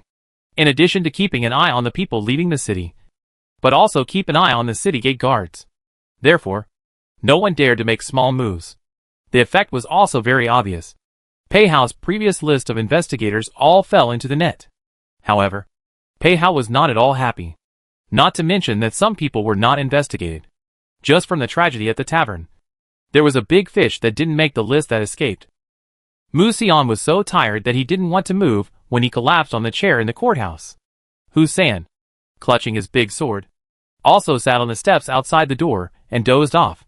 The other people in the government office, similar to Hu San, are not concerned about whether the ground is dirty or not. Lie down and sleep. Pei Hao sat in front of the desk, sorting out the investigation dossier. Aren't you going to take a rest? Mu Xian rushed at Pei Hao and said breathlessly. Pei Hao raised his head and glanced at him. I'm quite good. This body of yours is not working. You can't be lazy in the future. You need to practice more. Chapter 91. Pei Shi doesn't need to be polite. Who can't? Mu Xian exploded and leapt up. You don't even think about it. How long has it been busy? I haven't even closed my eyes. Anyone with iron will be tired. Well, hard work. Pei Hao didn't even raise his head when he said this. Mu Xian was deflated and fell back to the chair, looking at the beams on the roof and staring blankly. A long time ago she turned her head to look at Pei Hao again. All the people have been caught. It's just a matter of interrogating the results. You still don't sleep or rest. Is it so bad for a while? Not bad. Pei Hao knew in his heart that it really wasn't bad. The one in a hurry was not someone else. It was himself. As long as he finishes the process earlier, he can see her earlier. Pei Hao didn't know why he wanted to see her. Anyway, something that couldn't be explained. Could it be that he was possessed? Pei Hao thought of this heart to come angry. Is angry at himself. A small broken girl has what to think about. Before he saw death to save it. Immediately, he coldly put down the dossier, stood up and ordered, come on. Prepare the horse. Go back to the house. Really? Mu Xian jumped up happily. Hee. Persuasion is still useful. This is not it. Finally can go back to sleep. Princess Mansion. Duan had not slept all night last night and had been cultivating. It was only until dawn that she slept for half an hour, and then got up again to go to the martial arts training hall to practice her sword skills. Hard work was hard work, but the results were still very pleasing. Not only did she complete the third maneuver, but her sword skills were also finally accomplished in a small way. Du Qian was shocked in his heart after sparring with his sister. Sister, your progress is too fast. No wonder the old ancestor wanted to give the inheritance to you. But it's a pity that you have wasted a full 10 years. And every time I ask you to practice martial arts, you always find excuses to avoid it. Du Qian was a bit hateful. Duan smiled sarcastically. Heh. Didn't I start practicing now? Hee. This fairy is a professional backstabber. Du Qian still wanted to say something. His attendant came in to report. Young master. Pei Shitzi paid a visit. Invite Pei Shitzi to the Qinshen Pavilion in the back garden. Remember to prepare some food. Du Qian gave the word. The attendant led the order to go out. Du Qian asked. Sister, Pei Shitzi is coming over. Do you want to go meet him? I'm still interested in the progress of the case. I'll go back to the courtyard and change into a clean set of clothes before going over. Duan looked at the clothes she was wearing with a bit of disgust. The ones on Du Qian were not much better than hers. The siblings looked at each other and smiled, each going back to the courtyard, bathing and dressing. The bathroom in Jade's spirit garden was stocked with fresh water on a daily basis. A quarter of an hour later, Duan changed into a set of clean clothes, freshly dressed, ready to go to meet the guests. Duan at this time do not know. Outside the princess house, Mu Xian and other people are about to curse the mother. The mood of the son of the world is the sky in June, said to change on the change. Alas, as a subordinate, what can we do? I can't do anything about it, but I'll just accept it. Princess house covers a large area. There are more than a dozen large and small gardens. Qinshen Pavilion is one of the back garden. It is built on the artificial lake surface of the small attic. Standing in the distance, look. Elegant small attic like floating in the water. Surrounded by lotus and koi carp. The scenery is pleasant. When the days are hot, it's a good idea to treat guests here. When Duan went over, she only saw Pei Hao in the Qinshen Pavilion. When Pei Hao saw her in a simple dress, his peach blossom eyes flashed slightly, and he stood up and saluted. Greetings to County Princess. Pei Shi doesn't need to be polite. Duan raised a smile out of habit. Just after smiling for a second, she remembered what Du Qian said about being high and cold. So the smile converged all of a sudden. It caused Pei Hao's mind to turn 100 times. And he also reflected on whether he had acted inappropriately just now. Duan walked to the table and sat down. There were already tea and fruit snacks on the table. Duan took a small bunch of grapes and ate them. Why are you alone? Where is my brother? Big brother Du hasn't come over yet. Pei Hao sat down in the seat opposite her. Du-Wan said strangely. Not right, I'm here. How come my brother hasn't arrived? We came out of the martial arts training hall together. Isn't it said that women's grooming is the most tedious and time-consuming? Pei Hao's tea hand lurched. Martial arts training hall? It seemed to hear something unusual. No wonder the little girl went out last night still holding a long sword. Pei Hao's eyes skimmed over the slightly dampened tips of her hair and her blush-stained face to make sure that she had bathed and dressed to come over. County Princess. Are you practicing your sword? I saw you holding a long sword yesterday. Yeah. Du-Wan did not hide this matter. When Pei Hao saw that she had been eating fruit, he took a new tea bowl and poured a cup of warm tea and pushed it in front of her. Seeing this, Du-Wan casually said, Thanks. Pei Hao couldn't help but tease her a bit. Your saying thank you is better than not saying it. You don't hear a bit of sincerity. How could it be? Take a look. Take a look. Du-Wan's little finger pointed to her big, clear, bright eyes. This is such a sincere look. You don't see the sincerity. It's not that I'm not sincere. It's that your eyes are bad as always. Pei Hao. Forget it. Don't be angry. Get used to it. Du-Wan hemmed and hawed and laughed. Not afraid of his cold face at all. After laughing, she was stunned again. Ma-da. Finally realized that the high and cold persona had collapsed. So she silently confessed to cheat Big Brother in her heart. Just punish her to eat one more bunch of grapes. Finished eating the grapes in her hand, and nimbly took another bunch. Pei Hao could see that the little girl's expression was rich, and was tickled to know what she was thinking. Why didn't County Princess ask about arresting the Yin-Men assassins? To wait for my brother to come Otherwise when he comes. Won't you have to say it again? So reasonable. Du-Wan hates the person behind the curtain with a passion. Pei Shi. Make sure you arrest them properly, and capture them all. Can be? Pei Hao nodded. The ones on the unsaid list have already been caught. As for those who missed the net, the follow-up will continue to track them down. Du-Wan suddenly remembered that person. Right. I've seen the two people who San captured. One of them, I seem to have seen. I tried to think hard last night, and finally remembered. It was on the day of the Mid-Yuan festival. At Du Yunrong's banquet. The one who threw winks on stage, with the most flirtatious manner. Cough. Du-Wan choked. Pei Hao's eyes are dangerous. Looking at her with a smirk. Heh. Banquet? Quite bold. His little fiancé. I lost my words just now.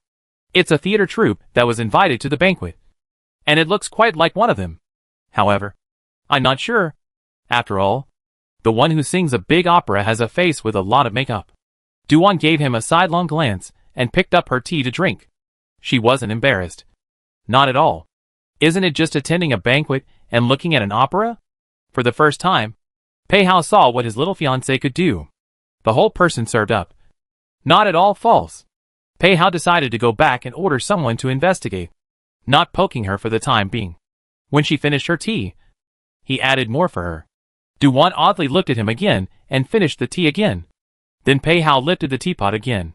Chapter 92, No Silver. 302 in this place.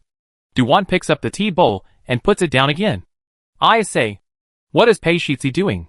What can I do? Isn't it pouring tea for County Princess? Pei Hao looked at her with a you don't be irrational look. Du-Wan. Just as she was about to say something. Huh? Why did sister come so early? Du Qian came. Du-Wan turned to look at Du Qian. Having changed into a brocade suit and fancy clothes. He was previously wearing his practice clothes. He was an unkempt martial artist. But now, he is a gentle and respectful young master of a great family. Du-Wan stood up and came closer to Du Qian. And sure enough, she smelled the faint, very nice scent of orchids. Ma-da! A big man living a finer life than her. In the past, she had thought wrongly. How could she have thought that he was not as refined as Pei Hao before? In fact, a young master who had grown up with many slaves. Even if he wanted to live rough, his subordinates would not dare to be lazy. Du Qian did not know what his sister was thinking. Walking over to the table and sitting down, Pei Hao naturally went to get a clean tea bowl and poured tea for Du Qian. Du-Wan quietly glanced at Pei Hao. Today the big villain's temper looked good. But the more he looks like this, the more he has big plans. Be careful. Be careful. Don't be counted by him. Du Qian said. I have asked the kitchen to prepare lunch. You will eat here today. Okay. Listen to Big Brother Du. Pei Hao smiled and answered. Du-won muttered in her heart. It's really not polite, When Pei Hao answered with a smile, he completely forgot that outside, Mu Xian and the others were still waiting for him. If Mu Xian knew, he would have stormed out.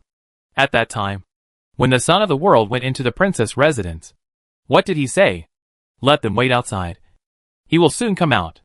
Next, the matter of Yang Gate was chatted about. Originally it was to catch people according to the list of previous investigations. But as a result of the inventory, the people caught were more than those on the list.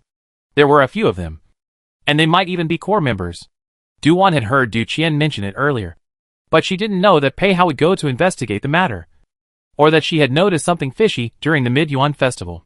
She had decided to come out and bounce around in the first place, just to lure the snake out of its hole, hoping to find some clues from it. Now it seems to be working quite well. This is not it. Coming out? When chatting about the possibility of someone from the Yin sect diving to the bottom of the river and trying to get close enough to assassinate her, Du-won was so scared that she almost broke out in a cold sweat. But unfortunately, she couldn't say it out loud. Fuck. It wasn't a blink of an eye at that time. There really was someone. Du-won asks bluntly. Did you ask who bought my life? Pei Hao replied. It's still under investigation. Have you caught anyone who knows about it? Du-won was more concerned about this. Pei Hao said. There are some felons who have not been tried out yet. But the one in charge this time. The person in charge escaped. He also killed a team of our Imperial City Guards. The person is still in the capital. Right? It should still be there for now. It's still being tracked down. I hope we can catch the person earlier. Du-won said so. In her heart, she was not hopeful. Last night, under such a strict situation, people were allowed to escape. Pei Hao knew in his heart that there was not much hope of catching him either. Therefore, he did not say words of assurance. Du Qian was quiet for a long time before he spoke thoughtfully. Yin sect's penetration in the capital is not shallow. If it wasn't for Pei Shizi discovering the end and eradicating the other side before it became a climate, I'm afraid it would become a big hidden danger in the future. Well, this time, it will at least ruin Yin sect's layout in the capital. Pei Hao did not dare to say that he had destroyed all of Yin sect's strongholds in the capital. Most of them were still there. Du Qian reminded again. Pei Shizi, I'm afraid Yin sect hates you now. You need to be more careful going in and out in the future and bring more guards. I know. I'm just afraid they won't come. Do not take this lightly. While the two were talking, Du-won suddenly said, Is there any eyes of Yin sect in the princess residence? This is not easy to say. Du Qian still knows quite well about the people in the residence. The subordinates of the princess's residence. If they are not innocent, they will not be kept. If there is a little bit that is not clearly investigated, they will also be sent to the manor, and will not stay in the mansion. When Du-won heard this, she looked at Pei Hao with wide eyes. Pei Hao's heart thumped. Little ancestor, why are you looking at my son? I always feel that there is no silver in this place. Pei Hao coughed awkwardly and hurriedly said, There may not be people from Yanmen in the princess's residence, but there must be people outside the residence keeping an eye on her at all times. Otherwise, the other party wouldn't have known about County Princess's whereabouts in such a timely manner. Du-won nods her head in a serious manner. That makes sense. Bullshit. Saying it is the same as saying it for nothing. She had already thought of this point. The reason she agreed with him was because he had worked so hard to help her this time. She is not a white-eyed wolf who doesn't know what's good for her. However, listening to Pei Hao's meaning, the person in charge of Yin sect escaped this time? Du-won's sense of crisis became heavier. No way. Force value. Still far from enough. It seems that we need to be more diligent. Pei Hao stayed for the meal. Only after finishing his meal did he get up to say goodbye. Du Qian asked the butler to see him off. The more he walked to the front door, the tighter Pei Hao's clear and elegant eyebrows became. He always felt as if he had forgotten something, until he saw the front yard of the princess's residence. Mu Xian, Hu San and the others, as well as a group of Pei family's guards, were lying unimaginatively in the princess residence. Finally remembering what he had forgotten earlier, Pei Hao couldn't help but feel a little weak. Seeing this, the big housekeeper laughed and said, Shitsi, it's really hard on you all. But you don't have to worry. Just now the kitchen has already sent some food for the group to eat. Pei Hao politely said, Thank you. This is what a slave should do. When the big housekeeper said this, he was gentle and courteous and did not give a sense of humility. Pei Hao walked in front of Mu Xian and kicked with his toes. Wake up. Sleeping in someone else's family courtyard. Ahem. Is it like that? Mu Xian didn't get up the first time. His eyes first opened a slit with difficulty. And when he glimpsed that it was the Shitsi master, he almost rolled his eyes at him. Shed come out? Mu Xian used his hands to support the ground to sit up. Heh! Coming out soon? This is what you call soon? It can't be that you came out after lunch. Guessed. No reward. Pei Hao knew he was at a disadvantage, and looked away in embarrassment. The big housekeeper retreated to the side, pretending he didn't see it. Pei Hao said helplessly, Get up. After this, you will be given a few days off. Really? Mu Xian raised his eyebrows, and quickly disbelieved again. No. I am cold in my heart, and have great doubts about this statement. Alright. This Shitsi guarantees it. Pei Hao was down for blood. Mu Xian just wanted to haggle. A few days is not enough. At least a few months and so on. But before he could say anything, he met Pei Hao's threatening eyes, and immediately rolled over and got up, kicking Husan awake in the process. Mu Xian cursed and said, Get up. I'll get up. Sleeping to death in the princess's mansion. What kind of talk is that? While calling out, he tried to stay as far away from the Shitsi master as possible. Chapter 93. You can't offend the world prince. A night passes. Pei Hao rested and got busy again. While he was busy, he did not forget to send people to investigate the matter of the theater troupe. The question of whether the theater troupe was related to Yang Gate was not found out. But the matter of the girls molesting the young Longjuan at the Midyuan festival banquet was found out. Mu Xian, who used to talk a lot, quietly shut his mouth today. He doesn't even dare to get close to Pei Hao. Husan is much smarter than him, and has long since left Pei Hao's field of vision. Pei Hao can't imagine that the little girl has learnt from some noble women, and she is commenting on the playwrights with others, and she will also flirt with the handsome young gentleman. By the way, that Xiao Dazhong's family has been serving her? Damn it! Who threw this party? Diumro? Ch.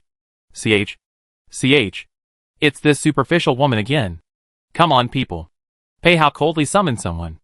A subordinate hurriedly came in. Your son. What are your orders? Go and ask the Du clan's old patriarch on behalf of this Shitsi.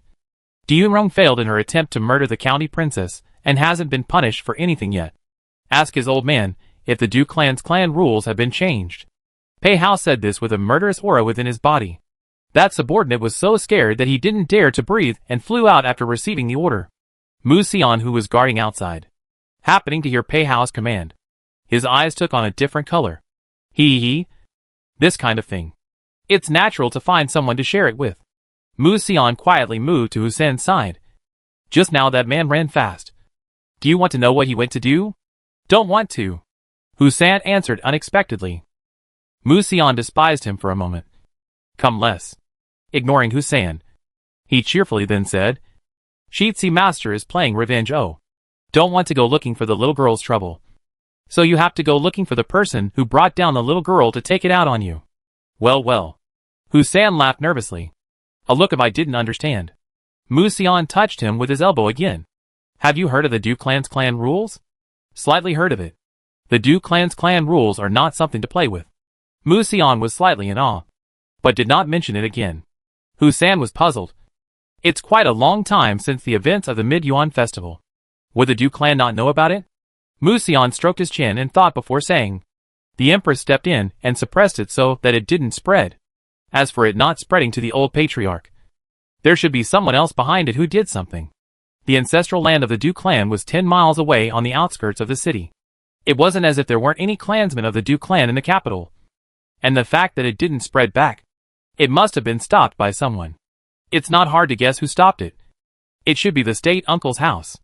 Pei Hao sent someone over to ask about it, undoubtedly poking the matter open. Sure enough, offending no one can offend the Shitsi master. Mu Xian decided that she must stay away from him today. Pei Hao's handsome face had been gloomy since he learned about the banquet. The people around him are on edge, doing their jobs with fear and trembling, afraid that a bad one will provoke the master. You don't see Duke Mu and Squire, who hiding far away. The door god as a profession. Husan. Position are changed to the courtyard to go. And the party child, at this time, is in the princess's mansion. The two siblings are muttering in the martial arts training hall. Du-Wan looked at her elder brother. The principal has not been caught.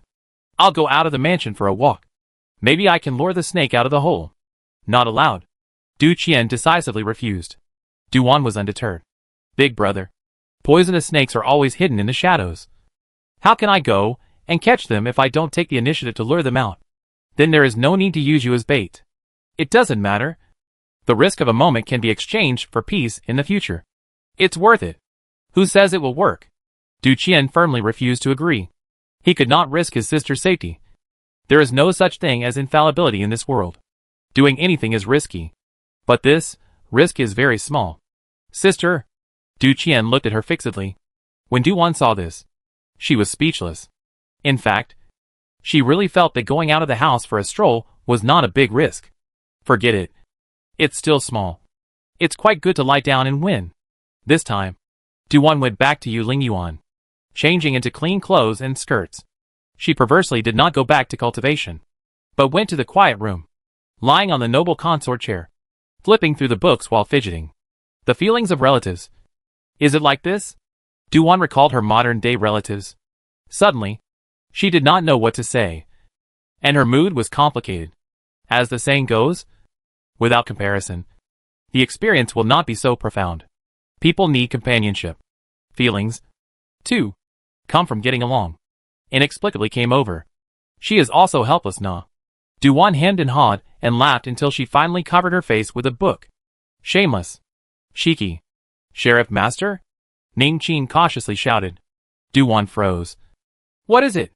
No, nothing. Ning Qin smiles dryly. A bit silly.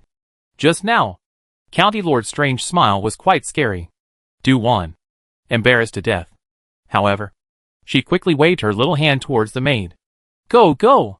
Don't disturb your county princess thinking about life. Thinking about what? Life. You're too young to understand. Sheriff. The slave girl is still a year older than you. Is mental age. You are younger than me. Du-Wan forcefully saves a little more face. Don't ask me what psychological age is. You don't understand even if you say it. Not to mention. Just now Ning Qin was about to ask what is called psychological age. At this exact moment, Drop Chess hurriedly came in. Sheriff. Pei Shi let someone send a letter over. Letter? Du-Wan sat up suspiciously, taking the letter in Drop Chess's hand. She was quite curious. What would Pei's great villain write to her? Hadn't he come over in person before? This time, he wrote a letter instead. Quite strange. Du-Wan hard doubt. Hand did not idle. Open the letter action nimbly very. Inside the envelope is only a piece of paper. Folded. Take it out. Open it, and take a look. I'm not sure if I can do it. But I'm not sure if I can do it. Ma duh. Frightened, Du-Wan threw it away at once. The two maids, Ning Qin and Lucci, were both startled. Du-Wan saw that Ning Qin was going to pick it up and stopped. Stop. Don't pick it up. You don't pick it up, oh. Let this county princess come, she said while flying to pick up the letter on the ground. Adu. My mummy. What does this say? You two go out first. Go out first, ha. Du-Wan let the Ning Qin duo go out first. Only when there was no one left did she quietly open the letter and take a second look at it. The content of the letter was very short. With only one sentence, is the wine poured by Junior Langjun good? Du-Wan skid a few times. Good. Of course it's good. It's much better than the tea you poured. Much better. TSK. Hee. The big villain's character is quite nice. It's this one stroke that penetrates too much and kills. Du-Wan takes a look. Then another. It must be my eyes. Since she received the letter, she naturally had to reply. So, Du-Wan called Ning Qin to come in and grind the ink. Ning Qin, who was guarding outside, immediately came in. Do you want to practice writing? No. I want to answer the letter. Du-Wan folded the letter and put it away. Chapter 94. Sheetzy. This operation is really excellent. The skill of grinding ink. The four maids are all very professional. Hearing the county princess say that she is replying to the letter, the pen and letter paper prepared by Ning Qin silently retreated out again. Du-Wan sits down in front of the bookcase and thinks about what to write. In the end, she was spitting while writing down a sentence, not as good as the tea you poured. This sentence Du-Wan would never admit that it was an outburst of desire for survival. This doesn't need to spend silver on good words. There's nothing to say. Du-Wan waited for the ink to dry, then found a blank envelope and stuffed it in, calling a guard to deliver the letter. It didn't take long. Imperial City Department Yamen. Pei Hao received a reply. When he opened it, he thought that it would not be good words. The result? The corner of Pei Hao's mouth curled up slightly. Heh. Count on you to know what you're talking about. So Mu Xian and others. See the mood of the son of the world visible meet eyes better. And then put away that letter. Hidden to the secret compartment inside. Those who didn't know would still think it was some kind of important secret document. Mu Xian was quite curious. Elbow touched Hussein. Whispered curious. I wonder what the little girl would have written in the letter. Definitely good words. Hussein said with certainty. Mu Xian was not in a good mood. Nonsense. Who doesn't know it's good words? Would a bad Shitsi master be in a good mood? I'm not curious about what the little girl will say. Hussein did not reply, silently pulling away from Mu Xian. At a glance, this guy wanted to make a fool of himself. Sure enough, Mu Xian lowered his voice with thieving eyes and said, when Shitsi goes out, let's sneak a peek. Don't. It's you. Not us. Don't tell me you're not curious. I'm curious, but I'm not going to die. Mu Xian was like being poured cold water all of a sudden. Forget it. It's better not to play dead. Pei Hao walked out of the study, again with a high and cold look. Xian, how is the interrogation of those felons going? The bones are very hard. Haven't been able to pry open their mouths yet. Mu Xian was also helpless about this. I really don't understand a civil organization. What makes them so loyal? The other people have been interrogated almost. These hard-mouthed ones should have some status. Pei Hao did not quite understand for the time being. If Du-Wan was here, she would have told him that the initial members of Yin sect were all orphans, seeking nothing more than to live in this world. Since the development of Yin sect, the initial members who didn't die have all become senior members. Pei Hao asked again. The people inspecting the city, haven't they found anything yet? Relying on those bastards on inspection, it's hard to find anyone. Without the forbidden guards and our people to step in, it just won't work. It's just that after searching all night before, the guys are exhausted and don't have the energy. Mu Xian couldn't see eye to eye on many things in the dynasty. Nay, the official position was too small to control people's heads. As Pei Hao's deputy, Mu Xian naturally had an official position. Not a high one.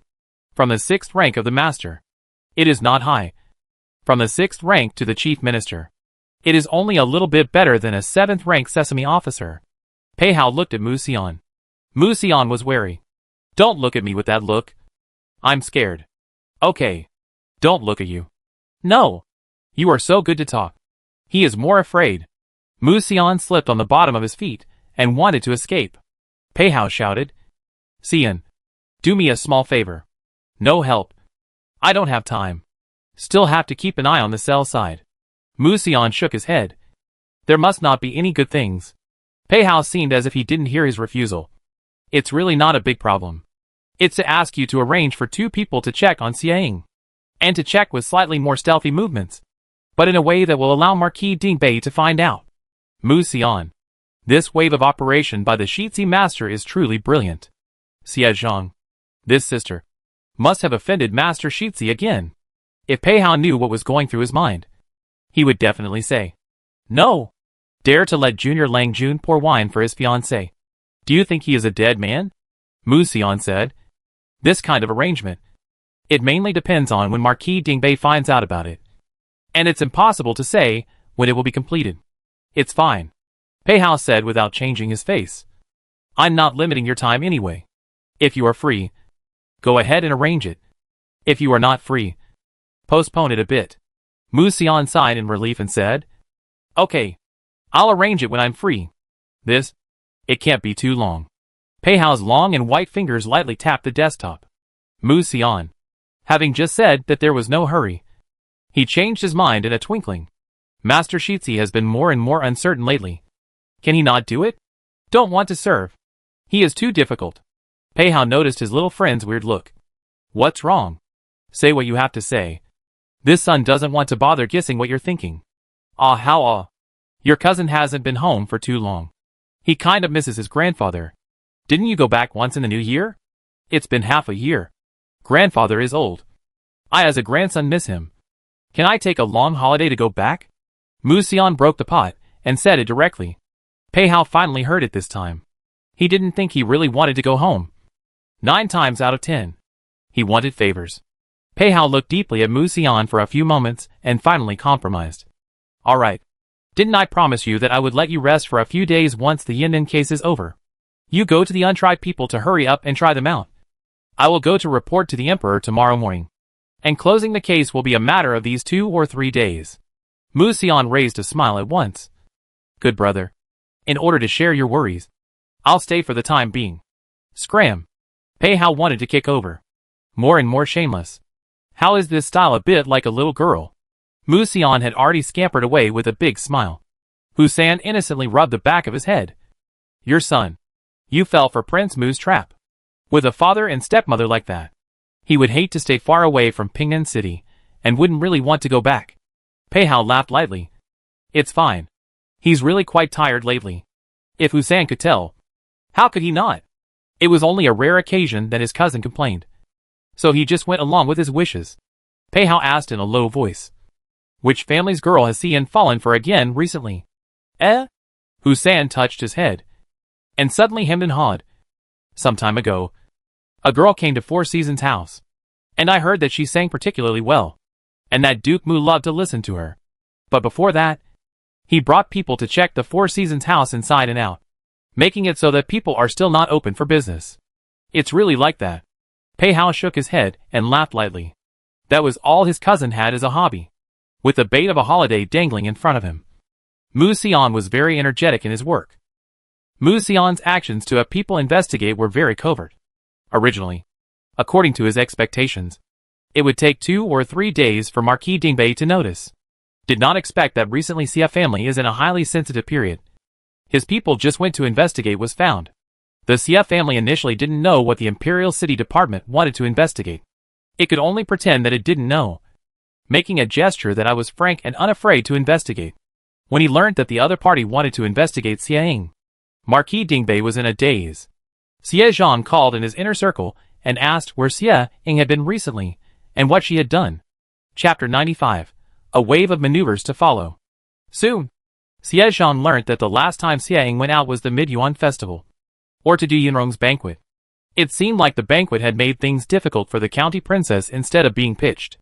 The exact details had yet to be found out, but it was enough to make him realize. Xie Zhang did not go to question his sister, and went directly to Marquis Dingbei. Marquis Dingbei immediately did not ask questions, and directly ordered Xia Ying to be grounded. Xia Ying. People sit at home. But woes come from the sky. Since the Mid-Yuan Festival, she had lost face, and hadn't been out of the house again. And suddenly she was grounded. Xia Ying was almost infuriated, and hurriedly went to her own mother, only to learn that it was her father's intention. Now, Xia Ying froze. Second Lady Xia asked, have you done something recently? No. After the Mid-Yuan Festival, I haven't even left the mansion. Xia Ying was aggrieved. It was just that knowing a daughter was like being a mother. Second Lady Xia thought of her daughter returning in a bad mood after going to a banquet on the Mid-Yuan Festival. What happened on the day of the Mid-Yuan Festival? Were you involved in the attack on the county princess later? I didn't. After the banquet dispersed, I returned to my home. Xia Ying was deeply wronged. After losing a sum of silver that day, and losing a big face, she did not go to swim in the lake with her little sisters, and found an excuse to go home.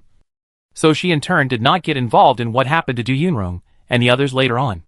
Second Lady Xia asked, what about the banquet? Did you find trouble with the county princess again? What trouble could she have? She was more glamorous than anyone else at the banquet. Xia Ying really doesn't feel that Du Wan lost anything. Instead, it's me, who lost 1,000 taels of silver na. Second Lady Xia froze. What's going on? This. Xia Ying lost her words for a moment and shut up. What happened at the banquet could not be said. It would be even more disgraceful to spread it. Next, no matter how much Second Lady Xia asked, Xia Ying did not say what happened. Second Lady Xia was furious. Ying, do you know why our second house inherited the title? Grandfather and eldest uncle died in the war. Otherwise, where would our family be able to take advantage? Xia Ying said in disbelief. 13 years ago, the Xia family was originally a family of 4 generals. With boundless splendor. Looking at the entire capital, Who could have 4 generals in one family? However, the neighboring countries suddenly invaded and started a war, and over 90% of the Great Qin Kingdom's generals went forward and died in battle. The 4 generals of the Xie family, as vanguard generals, also died in battle. In the end, Qin won the war, but it was a disastrous victory, with hundreds of thousands of dead soldiers. Smoke filled the air, and the people were devastated. A cloud of sadness hung over the entire Qin Empire. To this day, the effects of the post-war period still exist. Back then, when the emperor rewarded the emperor for his achievements after the war, Xie Yuan, who had stayed in the capital, inherited his father's title and was named Marquis of Dingbei. At that time, Xiang was only a year old, not knowing anything and unable to remember things, so he did not feel deeply. Pa! Second Lady Xie threw a slap onto her daughter's face. Xiang looked in shock at her mother, who had always loved her. Second Madame Xie angrily said, "Is it because I have indulged you too much that you dare to disrespect your ancestors who died in battle?" This time, she was truly regretful. She had only given birth to Zhong'er and Inger in her entire life. With her son away for years, it was a rare occasion for her to spoil her daughter a little, without thinking of spoiling the child. Second Lady Xie ruthlessly said, "Go back to your courtyard, without your father's word. Do not step out." "Mother! You? Get out!" Xiang had wanted to throw a young lady's temper, but once she saw her mother's cold eyes, she was instantly stunned, until she was dragged back to the courtyard by the subordinate. She was still dumbfounded and did not return to her senses. And this time, the Xie family's father and son were consulting secret letters in the secret room. Marquis Dingbei had left his daughter alone after giving her a grounding order. "Zhong'er, the Imperial City Department is investigating your sister. Do you know what it means? The person behind the Imperial City Department is going to be investigated." "Right? You mean Pei Hao?" 9 times out of 10. "It's him." Xie Zhang spoke calmly. Pei Hao's move was quite intriguing. Not like something Pei Hao would do. He suddenly remembered that simple little girl who used to look at him with bright eyes. But he somehow didn't quite want to say her name. It was as if the name carried some kind of taboo. However, if he didn't say it, Marquis Dingbei also guessed the point. Pei Hao is doing it for the county princess. Right? Xie Zhang was quiet. Father and son chatted for a while longer. It was decided to wait and see what happens for the time being. Marquis Dingbei asked, "How did Pei Hao suddenly take an interest in county princess?" Last time Pei Hao was ambushed, county princess was with him. After experiencing life and death, feelings will naturally be different. Xie Zhang didn't seem to want to talk about this topic anymore. "Father, ever since the mines were lost, it has had a huge impact on our plans. This time, the Yen Gate incident has cost us a lot more. How are the vacancies going to be filled? Father will think of a way." Marquis Dingbei was worried that there would be another change in the plan. The biggest worry at this time is that Pei Hao will have an influence on us in the future. He is a smart man. Xie Zhang never thought of moving Pei Hao. The layout is all bypassing the Jingui Gongfu. The two families are from the same military generals. There is still some friendship between the ancestors. More than 10 years have passed. The development of the two families is not the same, but the encounter is more or less the same. Xie family hates this corrupt court. He did not believe that Pei's family does not hate. Now Jingui Gong is still living in deep seclusion. The two people chatted and actually chatted about the manor on the outskirts. Marquis Dingbei said, "Last time your uncle went through the doorway of Pei Hao. He exchanged one of your mother's dowry manor from your uncle's hand. Swapped away." Xie Zhang was puzzled. He had heard his mother mention this matter. It was exchanged for a similar manor. It didn't take advantage of your uncle at all. Instead, your uncle took a big advantage. When Marquis Dingbei learned of this at the time, his first thought was that he suspected that there was something wrong with the manor and secretly sent people to keep an eye on it. Xie Zhang wondered. Then what did he go through the trouble of changing a manor for? As a congratulatory gift to the county princess. It was said that the young princess wanted to eat peaches and wanted a peach grove. Does father believe this telling? No. The little princess does not lack peaches to eat. But again, the manor did have someone from the princess's residence to take over the care of it. I set people to monitor it for so long and found nothing out of the ordinary. And it's as if the little sheriff master has forgotten about the existence of this manor. This matter cannot be said to be something the county princess wanted on a whim. Xie Zhang thought of that simple and straightforward little girl from the Mid-Yuan festival and gradually lowered his eyelids, obscuring his deep eyes, and said, "The thoughts of little girls are all one at a time. Today they like this. Tomorrow they may not. We are here to ponder over and over. May be all false." Marquis Dingbei thought for a moment and said, "You have a point. Then withdraw the people. Your third cousin there. I have already placed it properly. It's good that there's no danger. As long as he doesn't go out without permission, he'll be fine." Chapter 96. The world's first Pei Zi. The youth that had the Xie family's father and son thinking about him. He was lying in a small room recuperating from his injuries. With him, there were also two subordinates. This small room is very special. All four sides are walls. Not a single door or window. Taking a closer look, one could still find two hidden vents. Inside the room was a large cabinet, which stored all dry food and water, as well as medicine. Next to the cabinet, that is, the corner of the wall, there are curtains separated, should be the place of the big relief. The youth was wounded and had already been bandaged. He was lying on the bed, not wanting to move. The other two were just as injured, but only with superficial wounds. Second master, is the other party trustworthy? The woman, Aki, asked apprehensively. The youth looked at the roof's translucent glazed tiles and said, "Trustworthy." Xiaoshan held a knife and glanced at Amu. "The master said it is trustworthy. Then it is definitely trustworthy. Besides, if it wasn't for others saving us, we would have died long ago." "I know. It's not that I'm too bored and want to talk."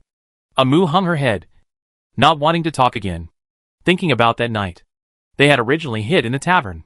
According to the previous situation, the officials had searched it and usually would not search it again. Who knew that the officials were too heartless this time and would repeat the search several times in one place? At that time, they hid well. But as a result, it was broken on top of a rat. A rat suddenly scurried out. At that time, the second master didn't hold back for a moment and made a little noise. After being discovered, it wasn't exposed in the first place. In the investigation of the identity, originally can be fooled. I did not expect the owner of the tavern and the second Moncler jackets in disguise is familiar with, all of a sudden to wear a gang. In the end, they can only fight for their lives. But the three of them can't beat a team of Imperial City guards. At the critical time, suddenly a group of masked men in black appeared and saved the three of them. No, people were trying to save the second master. It was the second master who spoke out and asked to take the two of them with him. Amu dully asked, "Second master, are we still killing little sheriff?" "Kill what?" The young man lost his temper. "We can't protect ourselves. Who can we kill? Who took this order? When I go back I must find him to settle the score." Xiaoshan, "Master, when the people below took the order, it was with your consent." Amu also shut up. "Second master is trying to dump the pot." The next day, in the morning, in the princess's mansion, Duan got up early in the morning. After cultivating, she picks up a bowl of lotus seed congee and asks as she eats, "Ning Qin, you're smiling so happily. What's the happy event in the mansion today?" Ning Qin laughed. "The slave girl heard that the matter of Miss Yunrong harming you was stabbed by Pei Zi to elder matriarch Du. And Miss Yunrong was called back to the clan early this morning to be punished." "Huh?" Duan was surprised. "This is interesting. It's a pity that any more news Ning Qin doesn't know." Duan thought about the banquet. Pei Hao knew about it. What about the others? She can't help but ask again. Then is there any gossip outside in the past 2 days? There is no big gossip. But there is a small gossip. Do you want to listen to it?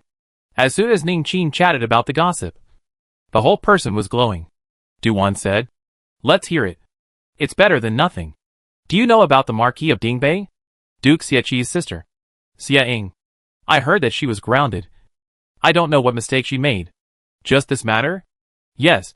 That's why the slave girl said it was a small gossip." Ning Qin spoke in a colorful manner, her eyebrows flying.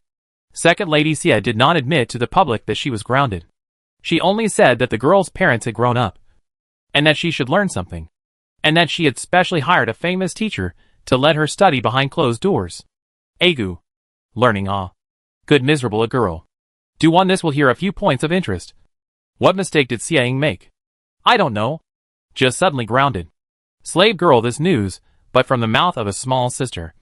To ensure accuracy, Ning Qin mysteriously whispered, "Oh, this is the power of gossip?"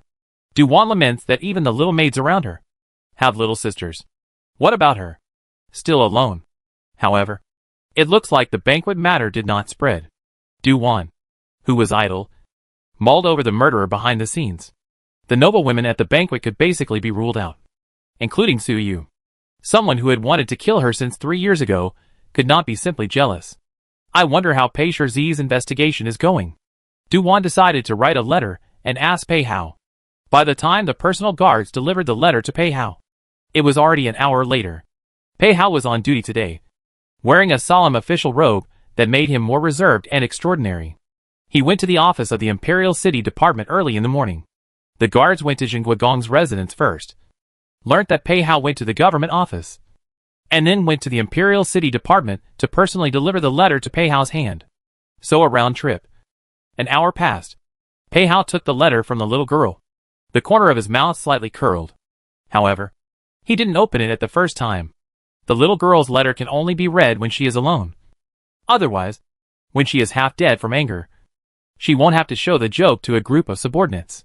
Mu Xian's small eyes kept looking at Pei Hao. "World son, County Princess wrote to you again? This is the third letter. I don't know what was written. What are you so curious about?" Pei Hao asked in a high and cold manner. Mu Xian smiled cheaply. "As a brother, I'm not concerned about you. The girls in the flower house need you to care even more." "Hey! Hao! Don't tarnish my reputation. I haven't married my wife yet.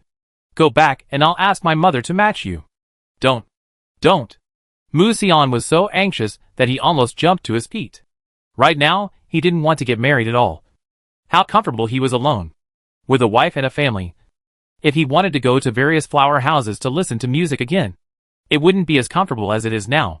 Husan looked at Mu Xian with pity and silently pulled away from him. Pei Hao went to the small room where he temporarily rested in his office and closed the door before taking out the letter written by Duwan and carefully opened it.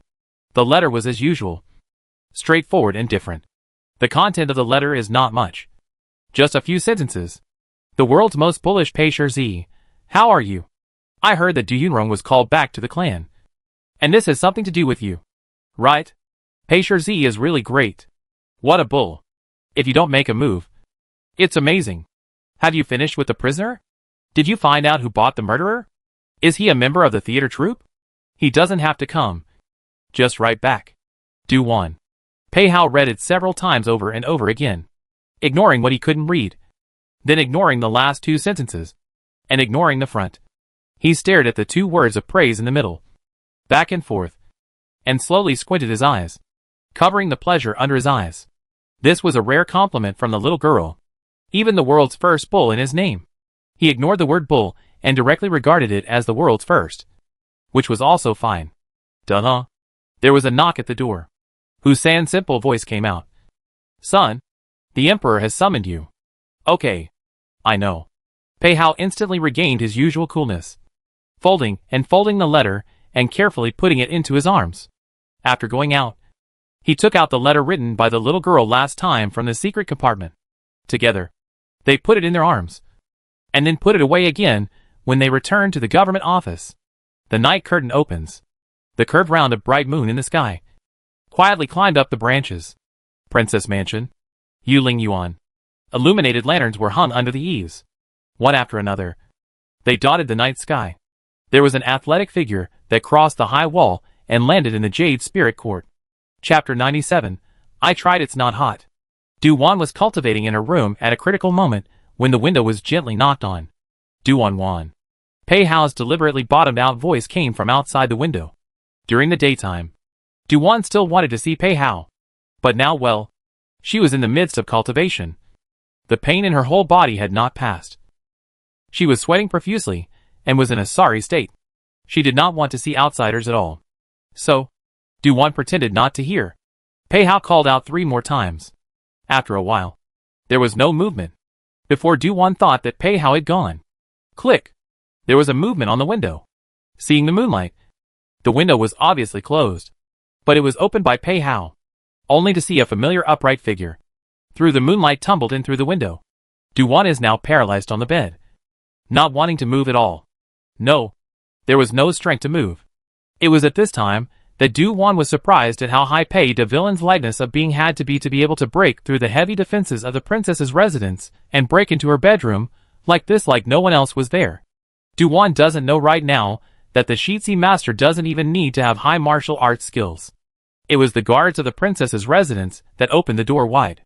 Every time Master Shitsi climbed the wall and came in, everyone who saw him looked like they were blind. In addition, the master's light power is really excellent. Under normal circumstances, the guards want to detect him. Or not easy. Unfortunately, Jade's spirit garden is different.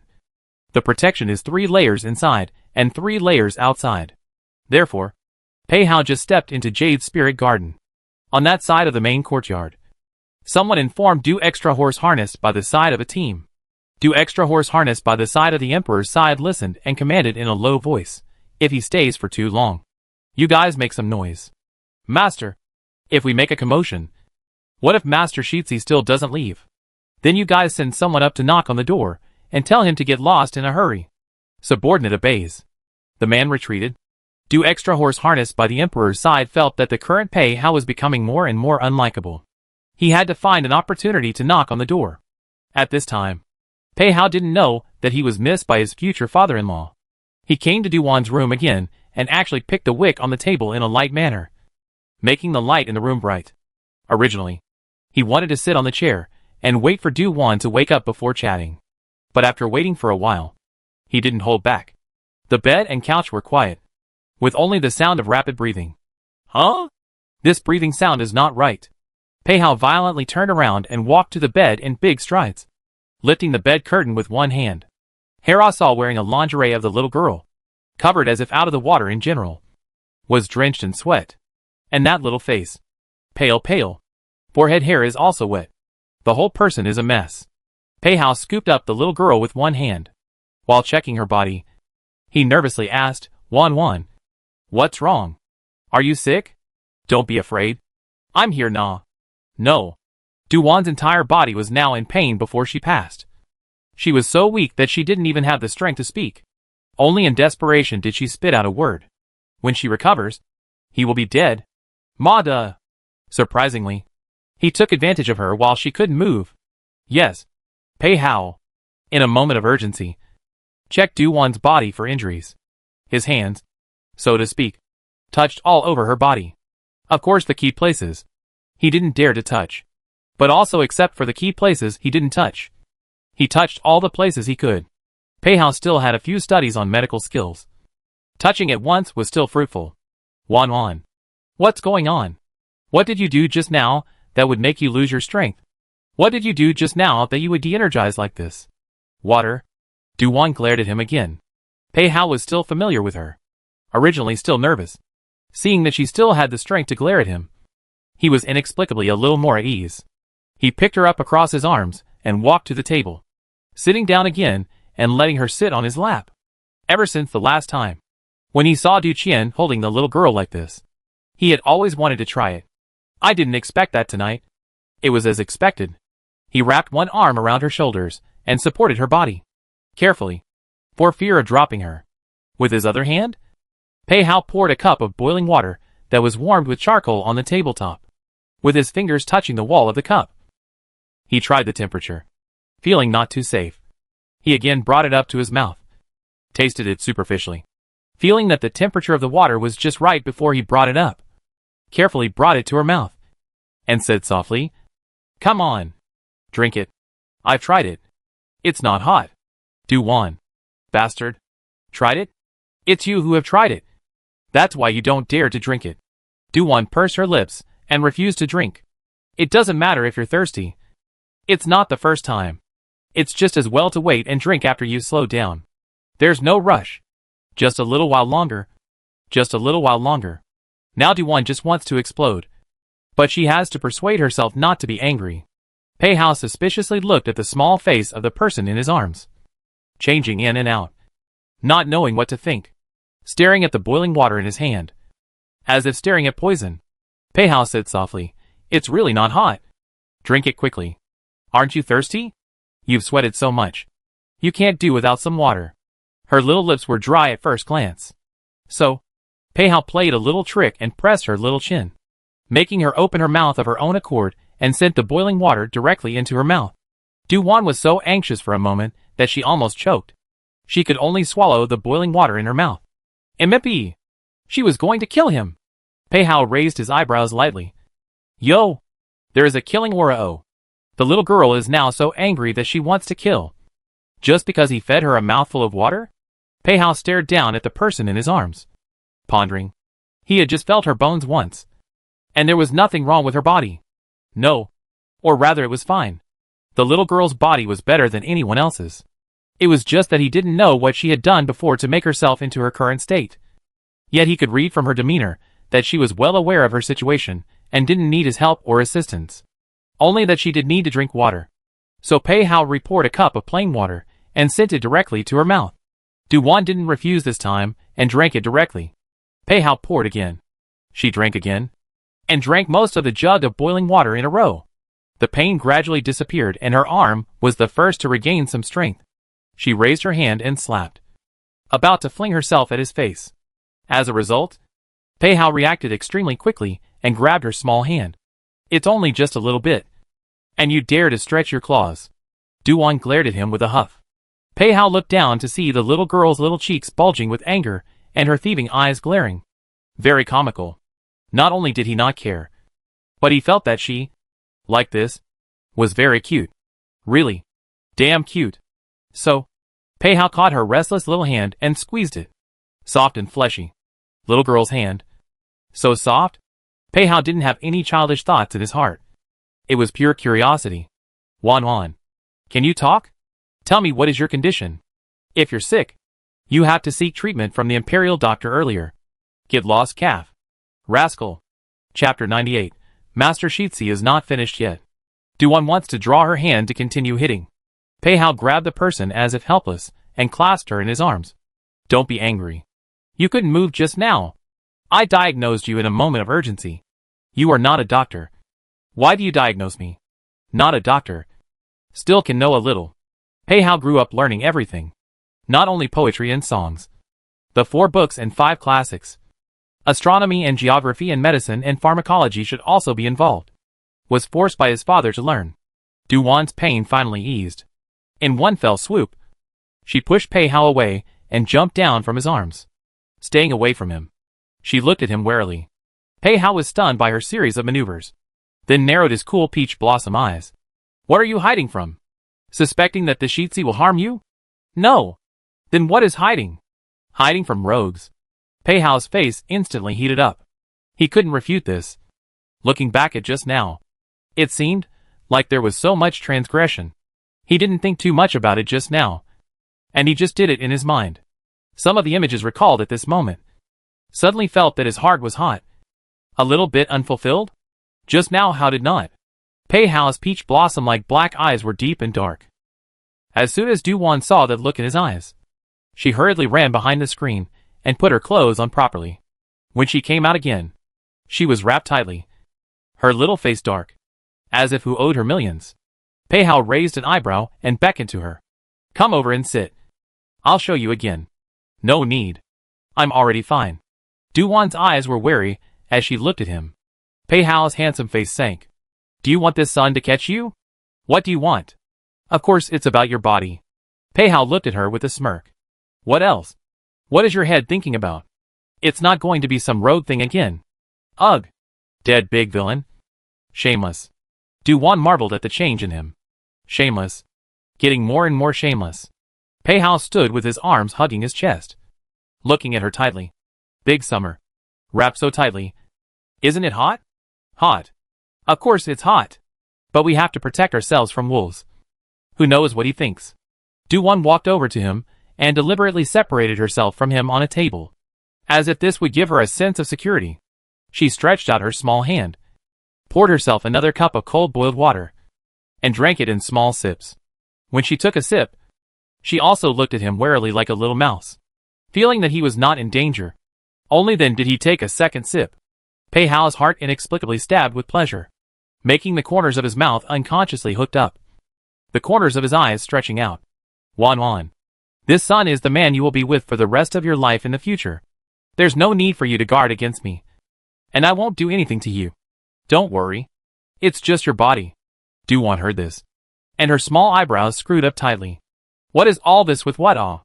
Now listening to the villain's meaning. It seems that he has no intention of breaking off the engagement? How can this be? It must not be. Duwan said with a serious face. What's wrong with the fiancé? Husbands and wives still have to make peace. You keep coming into my bedroom in the middle of the night. And you even move your hands. You're not a good person. No. If you don't withdraw from the marriage, I'll have to tell my mother so that she can help me withdraw from the marriage. Pei Hao's face was dark again. The little girl owes lessons. Doesn't she? Just without waiting for his next move. A little movement came from outside. Bang, bang, bang. It was the sound of someone knocking on wood. When Pei Hao heard this noise, he knew that it was the guards of the princess's residence reminding him that it was time to go. But he doesn't want to go now. The little girl still has a misunderstanding about him. Tonight, in his haste, his behavior was a bit inappropriate. But he is also worried about her. Pei Hao suppressed the irritation in his heart and tried to make his tone better by saying, What's the point of withdrawing from the marriage? Just now you are half dead. This Shitsi do nothing is still a human being? Duwan was speechless for a moment. Your body is the most important. Tomorrow morning remember to ask the eunuch to come and take a look. I know. You go. As soon as Duwan heard the commotion, she knew it was not good. When Pei Hao wanted to leave, he thought of the purpose of tonight's visit and then said, I came to find you today because of your letter during the day. Duwan. Does she count this as moving a stone to hit her own foot? Pei Hao added, the prisoner's trial was almost complete. But unfortunately, the person behind the curtain was not asked. On that day, the subordinates in the princess's residence were detained, and one of them was bribed by Yin Men.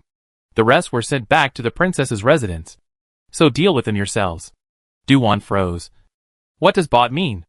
It means that they temporarily acted as Yin Sek's eyes, and also helped Yin Sek's people to cover up, making it convenient for them to get their hands on the horses and carriages. This was typical of wanting money but not life. Also, the person you recognized last time was indeed from Qiao Qingzhu's theater troupe. But he's also just a small person on the fringes. The kind who collects news to get a little bit of money. Understood? Making extra money. The little girl spoke. He had to ponder before he could guess. Pei Hao added, Qiao Qingzhu is a member of the Qiao family. Nonsense. His surname is Qiao. If he's not a Qiao family member, can he still be a Pei family member? Duwan didn't understand why he suddenly came with such a sentence.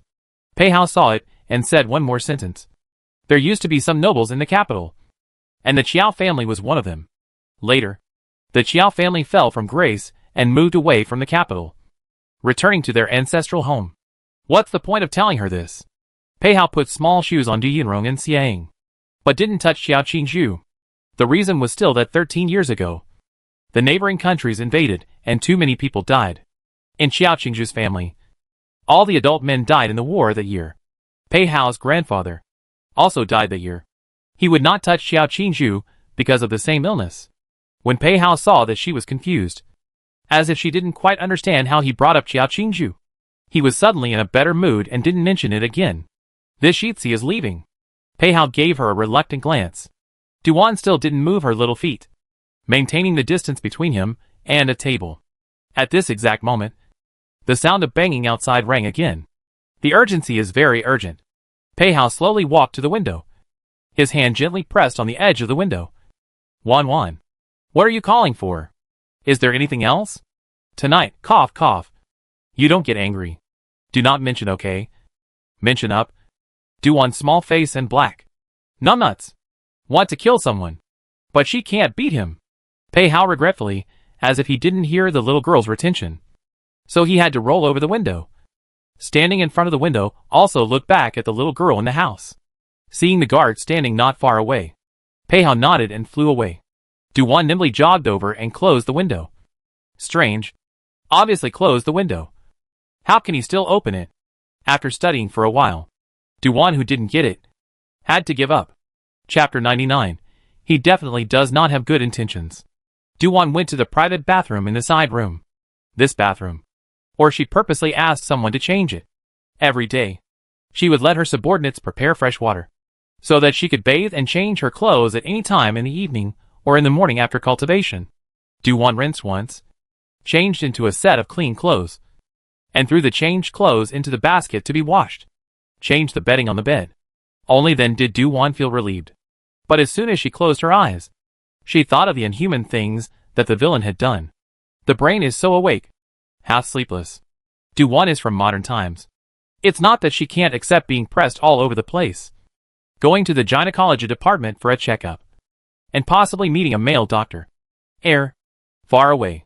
It's just that later on, touching the little hand. Crap. He was definitely up to no good, trying to take advantage of her. The first set of operations could be said to be a move of desperation. Later, he pinched her small hand around. What kind of operation is that? Do-won. This was an afterthought, being taken advantage of. In the future, she absolutely can't let him break into the bedroom again. But she doesn't know anything about the ancient skill of breaking windows, so she can't even prevent it if she wants to. It is not good to nail the whole window. Do-won tossed and turned on the bed. Still did not sleep. So she had to get up and continue to practice until she was paralyzed with exhaustion before drifting off to sleep. The next day, he got up late. Do-jin waited for quite a long time in the martial arts hall. Didn't see his sister come over. Worried about what happened, and hurriedly sent someone over to ask about it. When he learned that his sister was just sleeping, he couldn't help but laugh and cry. Do-chien practiced on his own, and it was almost an hour before he saw Do-won arrive late, still a little shriveled. Sister, what are you doing? I had insomnia last night, and relied on cultivation to cure it. The body is cured, but the spirit is not cured. Once I woke up and thought about being touched again. It was the first time Do-won knew that she was such a bull-headed person. Do-chien took a piece of cotton cloth and wiped the long sword in her hand. When he finished wiping the sword, he sheathed it, noticing that it was too quiet around him. He turned around to see that his sister was actually staring at him. Do-chien finally realized that his sister, who woke up this morning, had something on her mind. Sister, what's on your mind, Na? Do-chien put down the sword in his hand and sat down next to his sister and asked, Is it because you haven't gone out lately and are feeling bored? Do-won lazily lifts her eyes. Doesn't Big Brother need to go to school? It's been a long time since I've been to the Imperial College, and I can go to the clan school for 2 days a decade. If it wasn't for the clan school side urging him to go to class, Do-chien wouldn't even really want to go.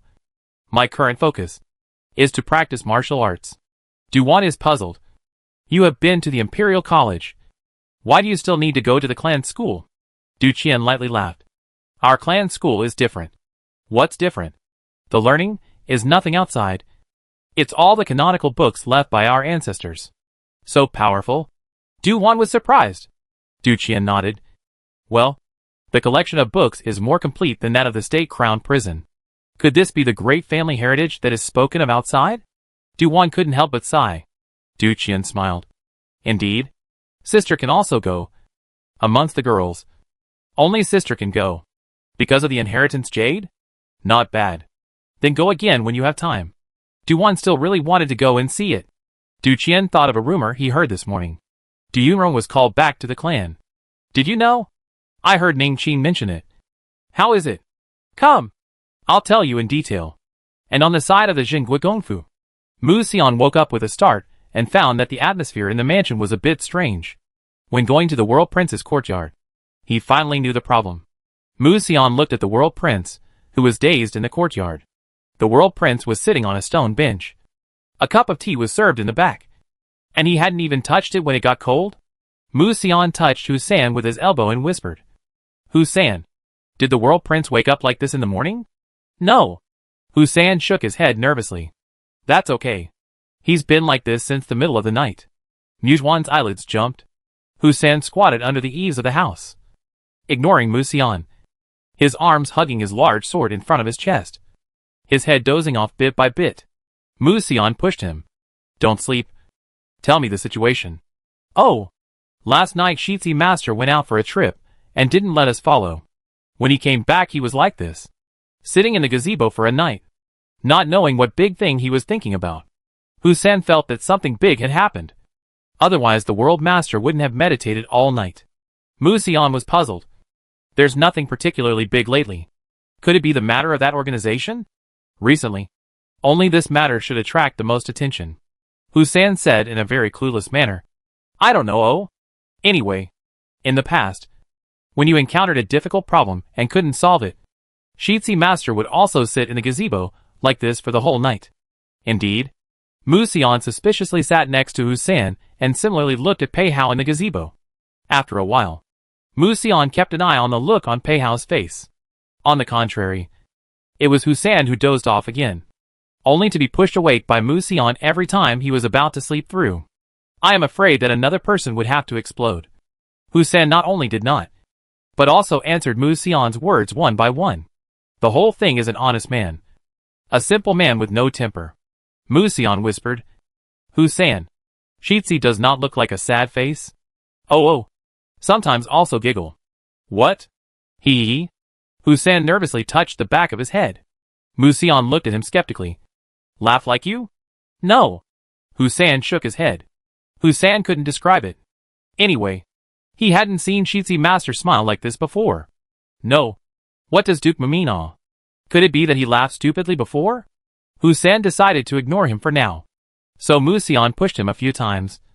But he didn't wake up the dozing Hussein. This honest man also has a temper, yo.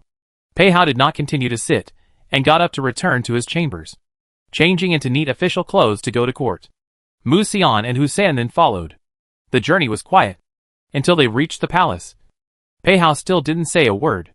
Musion felt that this matter was big, and couldn't help but raise a heart. He paid full attention to Pei Hao.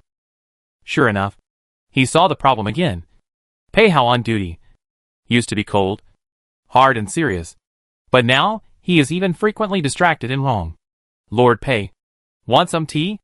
Musion secretly went up and interrupted Pei Hao's loss of concentration. Pei Hao glanced at him. Master Mu, I'm troubling you. Musion had a business-like demeanor. You're welcome. As long as I can do something for your lordship. Even if it's serving tea and water. Really? Pei Hao said seriously. Won't say go home again or anything? No. Won't. Musion stood up with his chest and assured. My subordinate will definitely bow and scrape for your lord. Remember what you said? Pei Hao said with a leathery smile. Musion's heart thumped. Did he pit himself in? The promised holiday won't be gone. So, he hurriedly went to the pantry, made a cup of tea and brought it out, and put it in front of Pei Hao. Chapter 100. His little girl is still small. Hussein guarded the door, and heard the dialogue between the two. Duke Mu is also desperate to pry some information. Pei Hao drank half a cup of tea before saying, this official has an empty stomach and needs to eat. Musion. Grass. After waiting for so long. This is the only sentence? Hussein recruited his entourage, and took out the food box he brought from the mansion. What was inside was Pei Hao's daily breakfast. Pei Hao ate it without saying a word. Mu Sifeng Chum looked at the side, and didn't see anything unusual. Is this back to normal? After Pei Hao finished eating, he went to work, quickly dealt with the matters in the government office, and then organized them into folders to be handed over. However, he was thinking about the little girl. I wonder if he had gone to ask the imperial doctor. Come man. Pei Hao rushed outside and voiced out. Musion happened to be free. Sir, what is it? Go and ask if there is a physician going to the princess's residence today. Lead the way. The Imperial City Department's Yamen. Not far from the Imperial Hospital. Musion went to spend a short time, and came back in a tea break, and got the result that the princess' house did not invite any eunuchs. Pei Hao heard his face sink. The little girl's condition last night was already abnormal. At this exact moment, an expedited secret document was sent to Musion's hand. Musion did not open it, and took it directly to Pei Hao. Pei Hao avoided the crowd and read the contents of the letter. And when he reappeared in front of the crowd, his face was sullen and austere. Xian, prepare a horse, and bring someone to Rongchang Street. Yes. A unit of Imperial City Guards was fully loaded and ready to go. 3 or 4 days had passed since the sealing of the city. The tense atmosphere throughout the city gradually dissipated. The shops on the various streets opened their doors one after another. The people were privately talking about it, not yet knowing what had happened. The last time there was such a big commotion was when Pei-Shi was attacked. The emperor was furious and caught a group of people and cut off a group of people's heads. This time, the noise is big. The previous news, but not a single word, as if the city was suddenly closed. Suddenly arrested, suddenly lifted the ban, and returned to calm. Caught those who went where?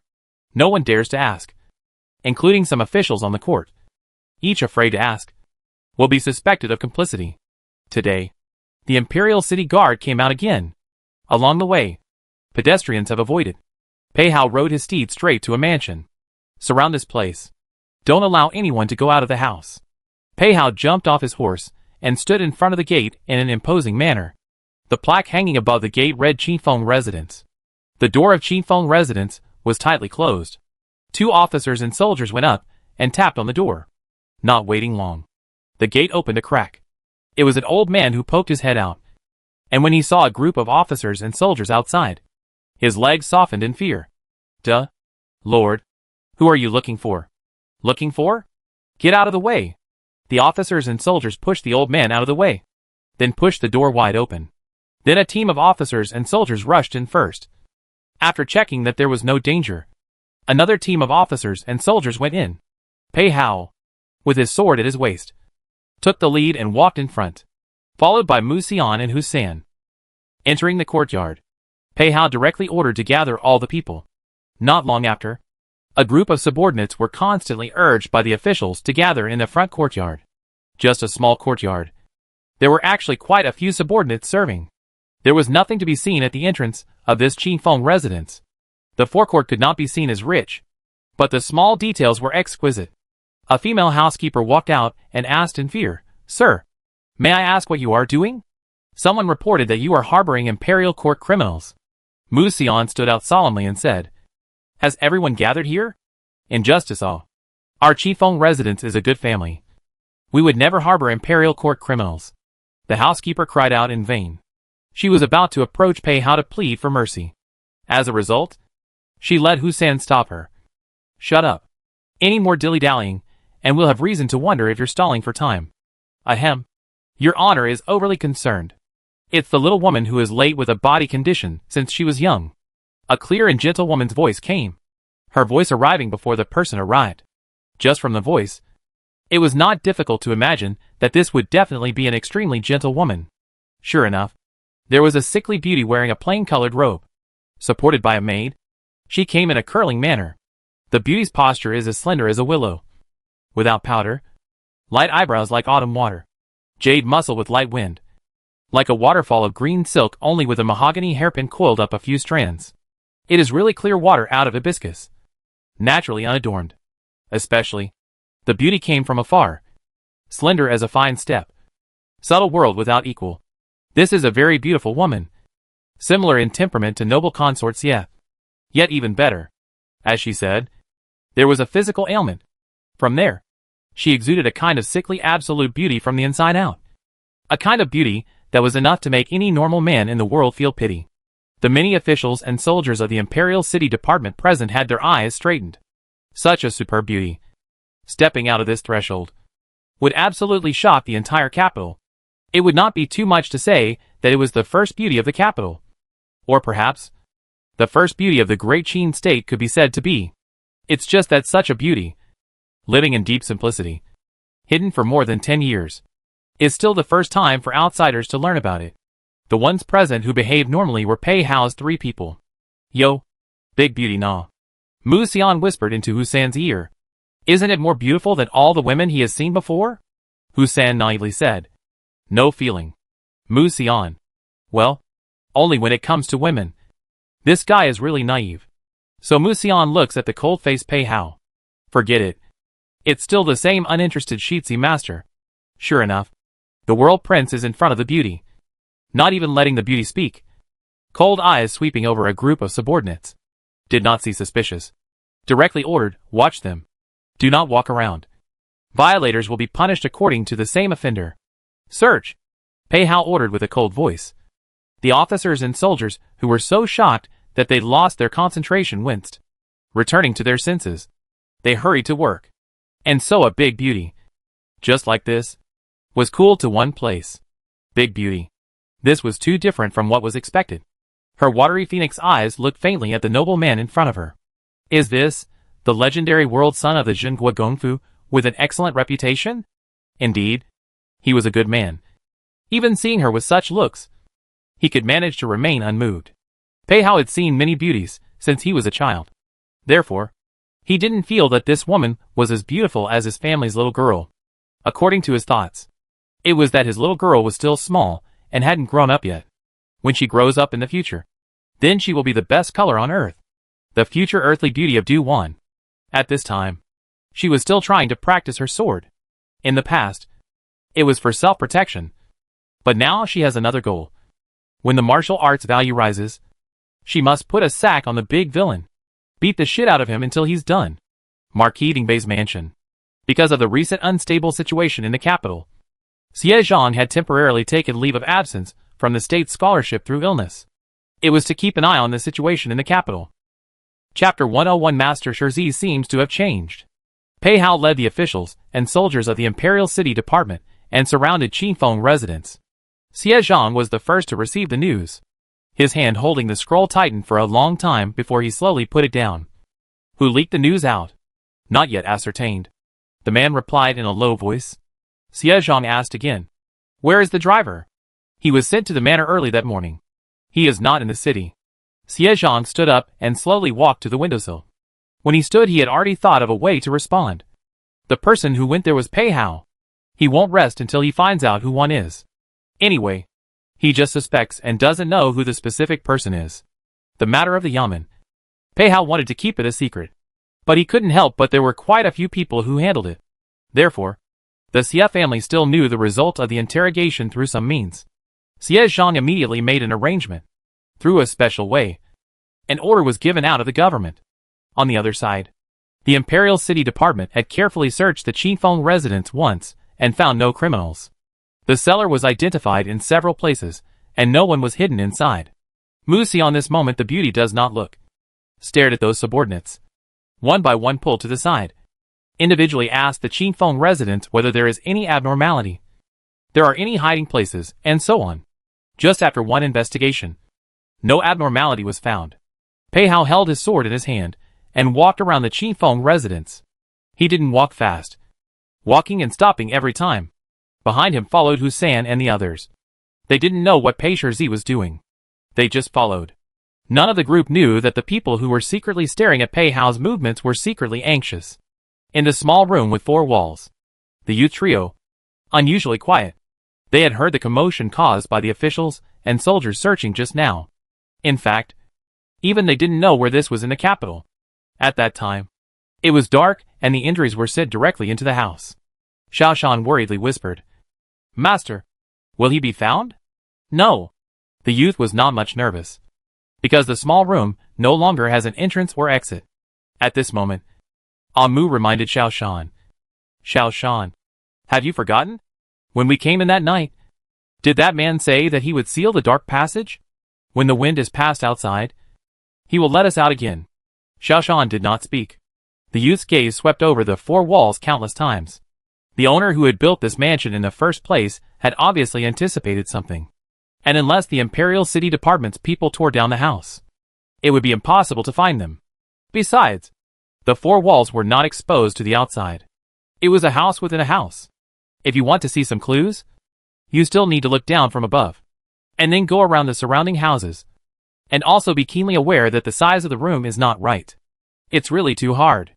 People who had lived here for a long time couldn't even spot the problem. But what kind of person is Pei Hao? It doesn't matter if he didn't find anyone for a day. Pei Hao ordered, send people to guard this place. If we don't catch anyone for 1 day, we will keep guarding. Yes, sir. The Imperial City Department carried out the order and really guarded the Qinfeng residents. As for the subordinates of Qinfeng residents, they were all locked up in a few compartments, not starving for 2 meals a day. Pei Hao stayed for more than an hour. After searching back and forth a dozen times, he still didn't find anyone.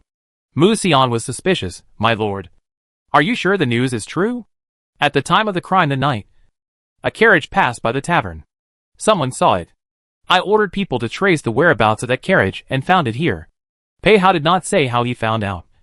Did you interrogate those underlings and get any useful information? Mu Xian said. No. The subordinates did not look different. Those underlings look no different. So they probably don't know what's going on. But the identity of that great beauty, I did find out. Oh! Pei Hao glanced at Mu Xian with teasing eyes. Mu Xian wanted to give him a fist. What are you thinking? Don't think wrongly. I wouldn't dare to fantasize about such a beauty. Heh. Pei Hao believed his words. Mu Xian said with a straight face. This girl is called Huang Ren. 18 years old. The stepdaughter of the royal merchant Huang Dezai. She was born with a heart disease. And it is said that if she is well nourished, she might be able to live until she is 20 years old. Also because of her condition, she has been recuperating at home, hardly ever leaving the house. Isn't the Huang family's ancestral home in Ping'an City? Why is she alone in the capital? I remembered. I've heard about this matter. Mu Xian's ancestry is from Ping'an City, and she grew up in Ping'an City as a child. So she really did hear about some of the Huang family's affairs. And she also knew that there was a sick child in the Huang family. When she was a child, she lived in Ping'an City. I heard that when she was 13 years old, the elders were worried about her marriage. But she was determined not to marry, unwilling to involve others, but cannot marry, but also afraid of people in the clan to talk about. So alone to the capital to live. The Huang family. No wonder they have the money to buy the mansion on Rongchang Street as an Aliyah. Pei Hao's peach blossom eyes flashed with deep thought. That girl's behavior and mannerisms are not like those of an ordinary merchant's family, but rather a bit like that of a noblewoman of a worldly family. Oh! This is not strange. Her mother was originally a noble daughter of a family. When she was young, she accidentally fell into the water, and was saved by a man who went up the mountain to cut firewood, making a big fuss. For the sake of some fame, she had to marry the mountain man. Unfortunately, this Han was not blessed with the grace of beauty, and died in an accident only a year after the marriage. Heh! Whether it was an accident or not, who knows? Pei Hao knew quite a bit about the dirty tricks behind the backs of the families. After a few more rounds of searching, they still didn't find anyone hiding. Pei Hao left Mu Xian to keep an eye on them. He first led Hussein and the others out of Qifeng residence. It's not that he didn't want to guard. It was because he was still thinking about how his little fiancée's health was. If he hadn't received the secret letter earlier, he would have gone to the princess residence, riding a horse. People thought he would go back to the court. No. He went to the princess's mansion. When the group arrived at the princess's residence, it was already midday. The princess learnt that Pei Hao had come over again, and was quite curious. Chengming has been very close to the Qianer siblings recently. Your Highness, they are all young people. It's not strange for them to get close, Sister said in a warm voice. The eldest princess felt it was reasonable. So she had the Grand Steward go over and pass the message, dispensing with Pei Hao's coming to the main courtyard to ask for peace, and letting him go directly to the young people to have fun, and just treat the princess residence as his own home. Pei Hao's heart warmed slightly when he heard the last sentence. So, he smiled gently and said, then Nishitsi will not be courteous. Being too courteous will in turn seem like a raw deal. Big housekeeper. Sure, Z Master seems to have changed. He's still really nonchalant. Pei Hao inquired again. Where is Big Brother Du? Young Master Du is in his own courtyard. Do you want a slave to lead Shitsi over? Ahem. What Pei Hao wanted to ask was where the county princess was. It's just that the words came out of his mouth and became Du Qian's. When the big housekeeper said so, he could only nod his head stiffly. It was not good to let people know that he had specially come to look for the little girl. How unpleasant it would be to spread the word. It didn't take long for Pei Hao to arrive at Du Qian's courtyard. When Pei Hao went over, he met Du Qian having lunch. Chapter 102, Don't Want This Reputation Anymore. Du Qian smiled and greeted. Pei Shitsi, come along to eat some. Then respectfully, Pei Haojin was not polite, so he sat down. Du Qian asked his subordinates to bring another set of bowls and chopsticks, and also asked the kitchen to fry 2 or 3 more dishes up. The two people were extremely well educated and did not speak during the meal. It was not until they had had enough to eat and both put down their chopsticks. Only then did Du Qian ask, Speak. What's the matter this time? Pei Hao just wanted to say about the county princess's health problems. But when he thought about it, the future great-uncle asked him how he learned about it. What was he going to say? If last night's matter is known to his great-uncle. For a while, Pei Hao shut up. At this time, he can't talk to his great-uncle. But if he finds an opportunity, he can mention it to his father-in-law? After all, when he went to find the county princess last night, his father-in-law definitely knew about it. Pei Hao had to change his words. I'm here to look for my father-in-law. Calling it early? My sister-in-law hasn't married you yet. Du Qian reminded with dissatisfaction. Pei Hao wouldn't be stupid enough to argue about this with his great-uncle. Oh, it's the future father-in-law. I called him wrong just now. Point face okay. If not recently used Pei Hao. Must give this kid a good look. Pei Hao was calm. For the matter of being disliked by Du Qian, he had adapted long ago over the years. Compared to using fists, talking is really not a big deal. After chatting for a while, Pei Hao asked to leave. He wanted to meet the little girl, but he didn't dare to bring it up several times. Du extra horse harness by the side of the emperor's side has not yet released the court. Pei Hao turned a few corners, or quietly turned to Yu Ling Yuan, finding an underling to inquire. He learnt that Du Wan had gone to the martial arts training hall, so he quietly turned to the martial arts training hall again. When he went over, he also tried to avoid people a bit. As for Hussein and the others who had followed him earlier, he had been sent away long ago. The subordinates of the princess's residence cannot step into the martial arts training hall without permission. Pei Hao had even done the thing of visiting the fragrant lady's chamber at night, let alone a mere martial arts training hall. He didn't go through the main gate of the martial arts training hall. After all, at the gate, there were guards standing guard. Scale the wall. Jump up. A landing. Brush. A sharp blade cuts through. Pei Hao dodges and avoids it. In great danger. The person is avoided. The green silk flies up. And where the sword blade passes, a strand of green silk, floating down to the ground. Du Wan was stunned at once. The movement of the sword did not change. When Pei Hao saw who the person who had swung the sword at him was, the cold and murderous aura that had just erupted from his body instantly disappeared cleanly. Du Wan knew that she was in trouble. Snappily withdrew her long sword. Her little feet quietly tried to move back again, and preemptively said, Pei Shi, why did you suddenly jump in? Don't you know that this is very dangerous? Pei Hao stood steadily.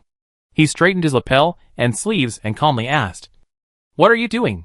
Practicing sword Du Wan's small feet turned and moved back 2 more steps. Only by pulling away a little bit can one feel safe. Du Wan squinted at him.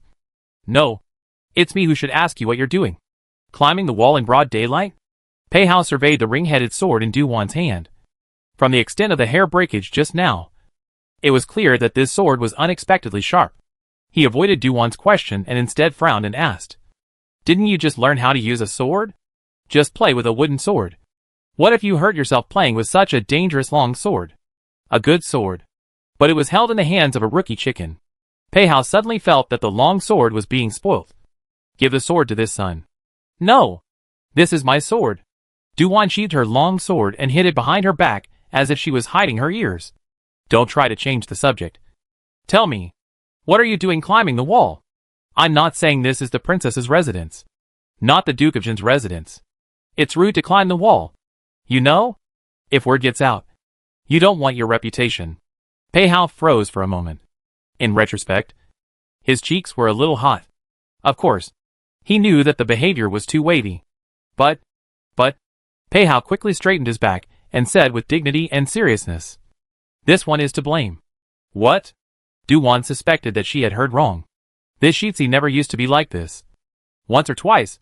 It's all about making an exception for you. Pei Hao spoke with a straight face. Natural and noble. Du Wan was momentarily speechless. She wanted to say that he was shameless.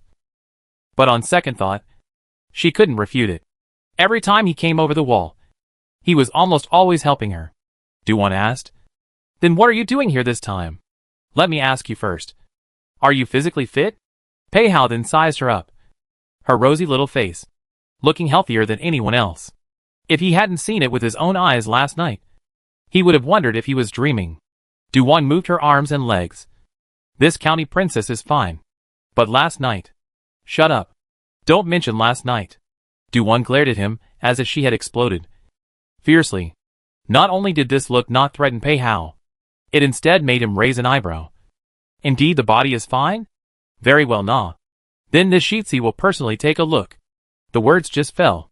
A figure approached in front of Du Wan. Du Wan tried to dodge and counterattack.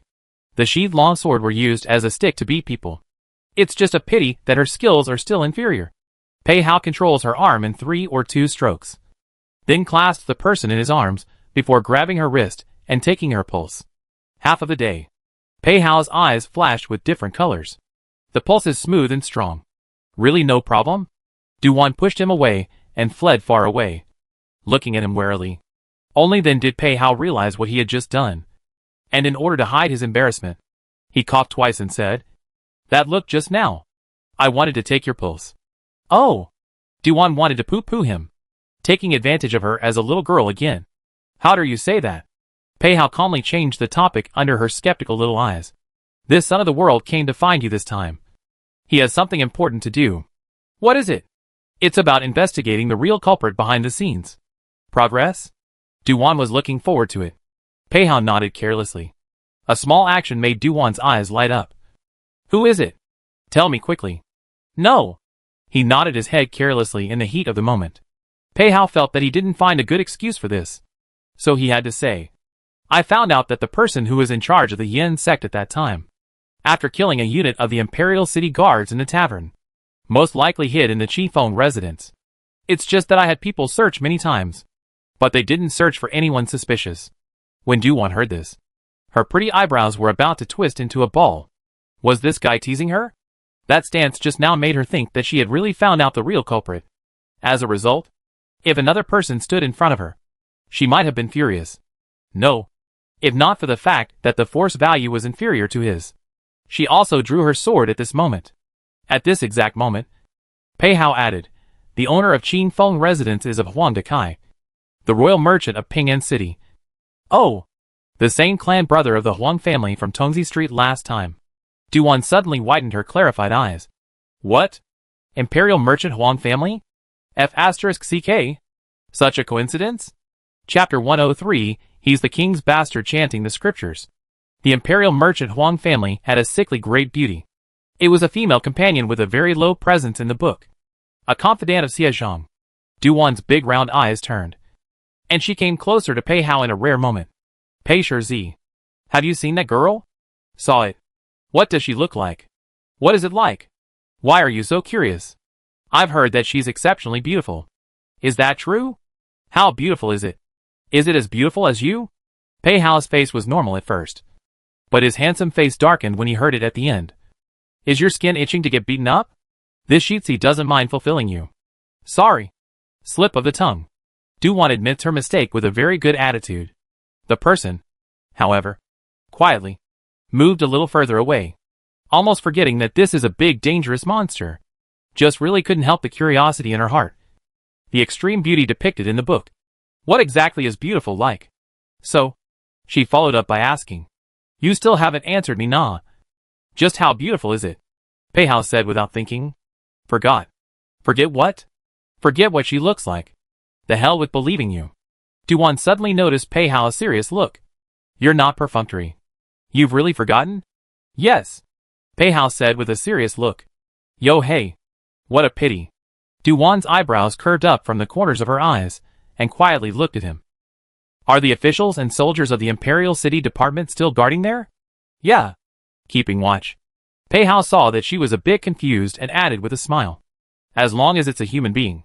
They need to eat, drink and shit. It's fine if we can't search for a while. Just wait for 2 or 3 days. When people are too hungry to stand, they can run out on their own." "Right? You're awesome." Du-Wan was convinced and gave him a thumbs up. "I have to say, this trick is quite disgusting." "What did you say?" Pei Hao's face deliberately sank. Du-Wan's heart thumped, and she hurriedly laughed dryly. "Ha ha ha. Did I say anything?" "I didn't say anything." "Really?" Pei Hao was permeated with a sense of oppression. Unfortunately, the little girl's heart is big.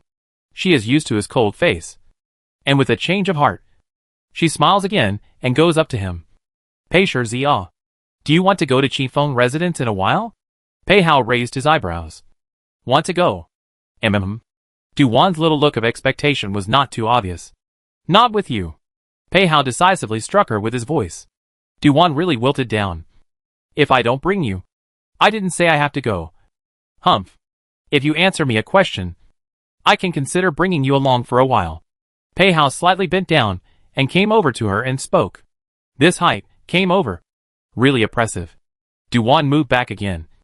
pulling away. However, when she heard the question, she was alert and pulled up. What question, all? Why are you so wary? It's not an important matter. Hee hee. It's weird to believe you. Duan still remembers the day he pretended to be sick and pitted her to ask about Xiezhang. I said I won't go, so I won't answer your question. Pei Hao stood up straight, feeling that the little girl was quite vigilant. Unable to ask anything, he went round the martial arts training hall.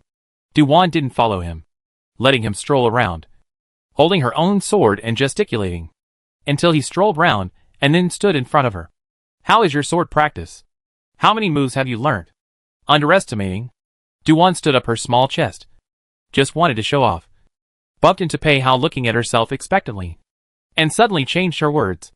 I won't tell you. Humph. Pei Hao. The little girl has learnt to be bad. But this tone, why is it so familiar? Wasn't this the tone he used just now, when he refused to take her to the Qifeng residence? Pei Hao sat down on a stone step. Duan looked at him. It's fine. You're still not leaving. I purposely came over to tell you the news. Can I take a rest? Pei Hao asked rhetorically. Duan was momentarily speechless. You're affecting my sword practice here? With outsiders watching. It affects your sword practice? Then when you encounter an enemy, can you still draw your sword? Pei Shizi's taunting skills were on again. Anyway, he didn't want to leave now. It's not easy to see. Cough. It's not easy to take a break. Duan glared at him viciously, and drew her long sword with a clang. This look. It is not like practicing with a sword, but like trying to find him to fight for his life. Pei Hao was in an extraordinarily happy mood, and always found the little girl's angry look particularly amusing. He also intentionally stretched his long legs. His posture was elegant, with a bit of spontaneity and lethargy. The whole person is like a painting. Very good looking. Duan skimmed her small mouth. When he did not exist. Only, she stood in place, gesticulating with her sword, not seriously practicing her sword. Pei Hao suddenly said, County Princess. What sword skills have you learned? Practice once and show this son. In terms of swordplay, this son still knows a little bit about it, so he might be able to teach you a few words. It's free of charge. Duan snorted softly wordlessly, then muttered in a low voice. Don't listen. Don't listen. He's the Wangba reciting scripture. Since Pei Hao saw the little girl's mouth open and close, but the voice was too small to be heard. He simply stood up and came closer, just in time to hear her two sentences back and forth. At once, the handsome face blackened again. Pei Hao walked to the side, and with a movement of his toes, hooked up a long wooden root on the ground, and grabbed it with a big hand. Sheriff, if you want to learn something, it is not possible for a person to just practice. It takes a lot of actual combat to make progress. Today, this son just happens to be free, so I'll kinda guide you a bit. How about it? No! As soon as Duan saw his aura, she suspected that he wanted to use her as an outlet. He was looking for an excuse to beat her up. She was not going to fall for it. Duan quickly took her sword and slipped to the weapons room, putting her long sword back. Then, with a pair of small hands on her back, she paced out with her head held high and said in a serious manner, Today, the time for this county princess to practice her kung fu is up, so I won't be accompanying Pei Shizi. So I'll leave first. Pei Hao held the wooden stick, his entire body frozen. After a long time, he hooked up the corners of his mouth and laughed silently. Putting the wooden stick aside, he followed and walked out. With his long legs, he arrived behind the little girl in a few arrow steps. The two stepped out of the martial arts training hall one after the other, the guards guarding the door. Hell no! When did Pei Shizi go in? How did they not know? When Pei Hao saw Duan going towards the Jade Spirit Garden, he suddenly went up and pulled her wrist. Let's go! Take you to Qifeng residence. Huh? Didn't you refuse to take me out? Duan froze. This son has changed his mind. Can't he? Or is it that you don't want to go? Don't. I want to go. Duan was really curious about the extreme beauty described in the book. So curious that she could ignore Pei Hao's underhanded face.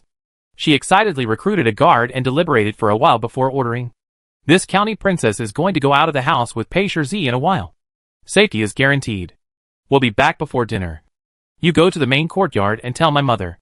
There is also no need to tell my big brother. My brother is very busy. If you go to inform him, you are disturbing him. Understand? Guard. Wasn't the sheriff afraid that the eldest young master would stop her from going out? Chapter 104. Shitsi Master is beautiful and kind-hearted. Du-Wan happily follows Pei Hao out. The private guards that belonged to the county princess, when she learnt that she had gone out of the mansion, reacted quickly. When Du-Wan stepped out of the gate of the residence, the 100 guards, who were on duty today, were already waiting. Pei Hao asked Du-Wan if she wanted to share a ride. Originally, he had a small mind, so he purposely didn't call the carriage to come here. Unexpectedly, Du-Wan firmly refused and asked the subordinate to bring her a horse. As a result, the subordinate brought a pony, which was the same pony she rode when she returned to the capital, and it was a bit bigger than before. Du-Wan had been back for so long that she was about to forget about it.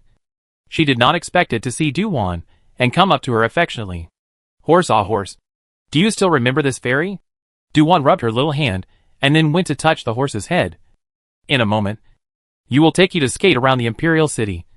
With the blessing of Pei Shizi's aura, there is no need to be afraid of any bulls, ghosts, snakes or gods. Pei Hao was speechless when he heard this. At this point in time, he didn't even think that the little girl would mean what she said. In Du-Wan's heart, having the aura of the villain to cover her is much more effective than worshipping the gods and goddesses to keep her safe. Du-Wan now mounted the horse sharply. Her posture was so valiant that she proudly raised her chin at Pei Hao. How is it? My movement on the horse is beautiful. Right? Seeing this, Pei Hao could not help but softly muffle his laughter. Then he also mounted his horse sharply and led the little girl towards Qifeng residence. The road to Qifeng residence was smooth. Could it not be? When nobles go out, hurry to avoid them, is a common sense generally known to the people of the Great Qin Kingdom. Until near Rongchang Street, a girl was violently pushed out and flung down in the middle of the road. The horse stopped. Du-Wan fixed her eyes and took a look. Yo! An acquaintance. Qin Yuyu. Qin Yuyu sat on the ground and tried to get up, but she hurt her foot and couldn't get up for a while. The beauty stared in her eyebrows, and every move she made was especially appealing. Du-Wan was speechless at this wave of drama. Since she came over, the plot has been different. But there is a certainty. Some plots in the book will still happen. For example, this scene in front of her. According to the book's description, it was Qin Yuyu who came to the capital, started doing business, and offended some people in the city. There was a time when they encountered a nobleman traveling on the street. The people avoided it. Qin Yuyu similarly stepped aside, but was pushed violently from behind and fell out directly, almost being trampled by a horse. It was the Shitsi master who had excellent riding skills and stopped the horse in time. When many people thought that Qin Yuyu had offended a nobleman and was dead, the Shitsi master not only did not make things difficult for her, but also voiced out to let people send her to the medical center. And then left this action of the Shitsi master. And in Qin Yuyu's heart fell a beautiful stroke. Today and the plot in the book, slightly different. It was the book that did not have her present. When Pei Hao saw that the person in front of him didn't get up, he ordered towards one of his subordinates. Go help her up and send her to the medical center. Du-Wan. Same words as in the plot? Sure enough, seeing Qin Yuyu's excited eyes, wasn't he thinking just like in the book? That Shitsi master is indeed a dignified gentleman as rumored? No. He's a beautiful man with a good heart. In fact, they were all thinking wrong. Pei Shitsi's only thought at this point was that he had to have someone move her out of the way, blocking the road. As for sending her to the medical center and whatnot, it was just something he said casually, as he was used to maintaining his good reputation outside. When Qin Yuyu was helped up, she naturally saw Du-Wan. She hurriedly bowed her head and stepped back to the side, making way. Du-Wan was surprised to see this reaction from her. There were a few less of the essence that she initially had when she was in Qian County. However, Du-Wan did not care about her. The group quickly crossed over to Qin Yuyu. It was only when Du-Wan walked away that Qin Yuyu raised her head and stared at her departing back for a while. And the Imperial City Department official next to her urged her to go to the medical center. Qin Yuyu said softly, I'm sorry. I'm not going to the medical center. You are injured. How can you not go? I wouldn't dare to disobey His Excellency's orders. The officer insisted on sending her. Qin Yuyu had no choice but to walk in the direction of the medical center, limping along. As she walked, she also touched her dried-up money bag. She had just rented a small shop a few days ago and had yet to open. The money spent was quite a bit higher than she expected. So she has been very poor lately, and doesn't really want to go to the medical hall until she stops in front of the medical hall. Qin Yuyu lowers her head and hesitantly opens her mouth. Officials, it's not that my daughter doesn't want to go in. It's that my daughter doesn't have any money. The official soldier was speechless for a moment. After a moment of silence, he said with a straight face, I am sorry. His Excellency only asked me to send you to the medical center. He did not say that he would pay for you. How about, where is your family? I'll ask someone to send a message for you? No. No need. Qin Yuyu shook her head. I just don't want to go to the medical center. Alright. That's up to you. Anyway, I'll send you to the entrance of the medical center. Whether you go in or not, I can kind of hand it over to the adults. After the official soldier finished speaking, that is, he turned around and left in large strides. The few males who happened to be onlookers laughed. This official soldier must be the type of person who can't marry his wife. A girl as beautiful as a flower, sent to the front door of the medical center. Can't you pay for her to see a doctor? Qin Yuyu was about to turn around and leave. Miss, wait! A young gentleman spoke out. Your leg is not lightly injured. It's still bleeding. You've arrived at the medical center. How can you not take a look? Fear not. The money will be paid for you by this mail. Qin Yuyu turned around and saw 3 brocade-clothed gentlemen who happened to walk out from the medical center. One of them also looked a bit familiar. It was none other than the son of the worldly family who had helped her last time at the night market. Chunlu also recognized Qin Yuyu. Huh? Girl, it's you. Many thanks. Duke. Qin Yuyu sincerely bowed and thanked her. I still owe you a thank you for what happened last time. Shenlu pointed to the side of her foot. It's better to hurry into the medical center to take a look. You're not lightly injured like this. Qin Yuyu looked down and saw a stream of blood running down from the eye of her foot. The next thing that happened was that a few dudes from the capital suddenly had a fit of kindness and left behind an ingot of silver for Qin Yuyu as medical expenses. Qinlu also specially called a carriage for her to send her home later. It's a thoughtful and considerate thing to do. More so than serving his old man. If Duwan was here, she would have sighed with emotion. The heroine's luck is really not covered. As long as something goes wrong, there is always someone who can help. And Duwan there. People have arrived in front of the Qifeng residence. Pei Hao noticed that the little girl was very excited. He didn't want to believe that she was like this to go see a woman. Throwing the horse rope to the next guard, Duwan did not wait for Pei Hao and stepped into Qifeng residence first. Probably Duwan's luck, which was really too bad. Just stepped into the Qifeng residence. She heard the sound of fighting coming from inside. Crap! Duwan's foot that stepped in retreated out again. Pei Shi, there's a fight inside. Husan, stay and protect the county princess. Pei Hao instructed towards Husan, and immediately ran towards the inside with his sword in hand. Husan immediately guarded to Duwan's side. Chapter 105. This sheriff's master must go out again. Duwan stood outside for a while. Has the sound of fighting subsided? She looked around at the elite guards protecting her. The bottom of the air is a little bit full. Duwan asked Husan in a low voice, if this county princess goes in now, she won't give Pei Shi any trouble. Right? It won't. Husan replied with certainty. As long as it's county princess's business, Shitzi won't think it's trouble. Besides, there are enough people around the county princess to protect her. You might even be able to help in the past. You're fooling me. I get it. Husan rarely stopped being naive and fell silent. How did the sheriff tell that he was fooling her? Wasn't it said to be a simple and kind little girl? Duwan's waist straightened. Put up the county lord's posture. A finger in the mansion said. Go in together and take a look. Pei Shitzi has worked hard for the country and the people. It just so happens that we are free. Go and give a hand or not. Husan. And did not stop you to go in.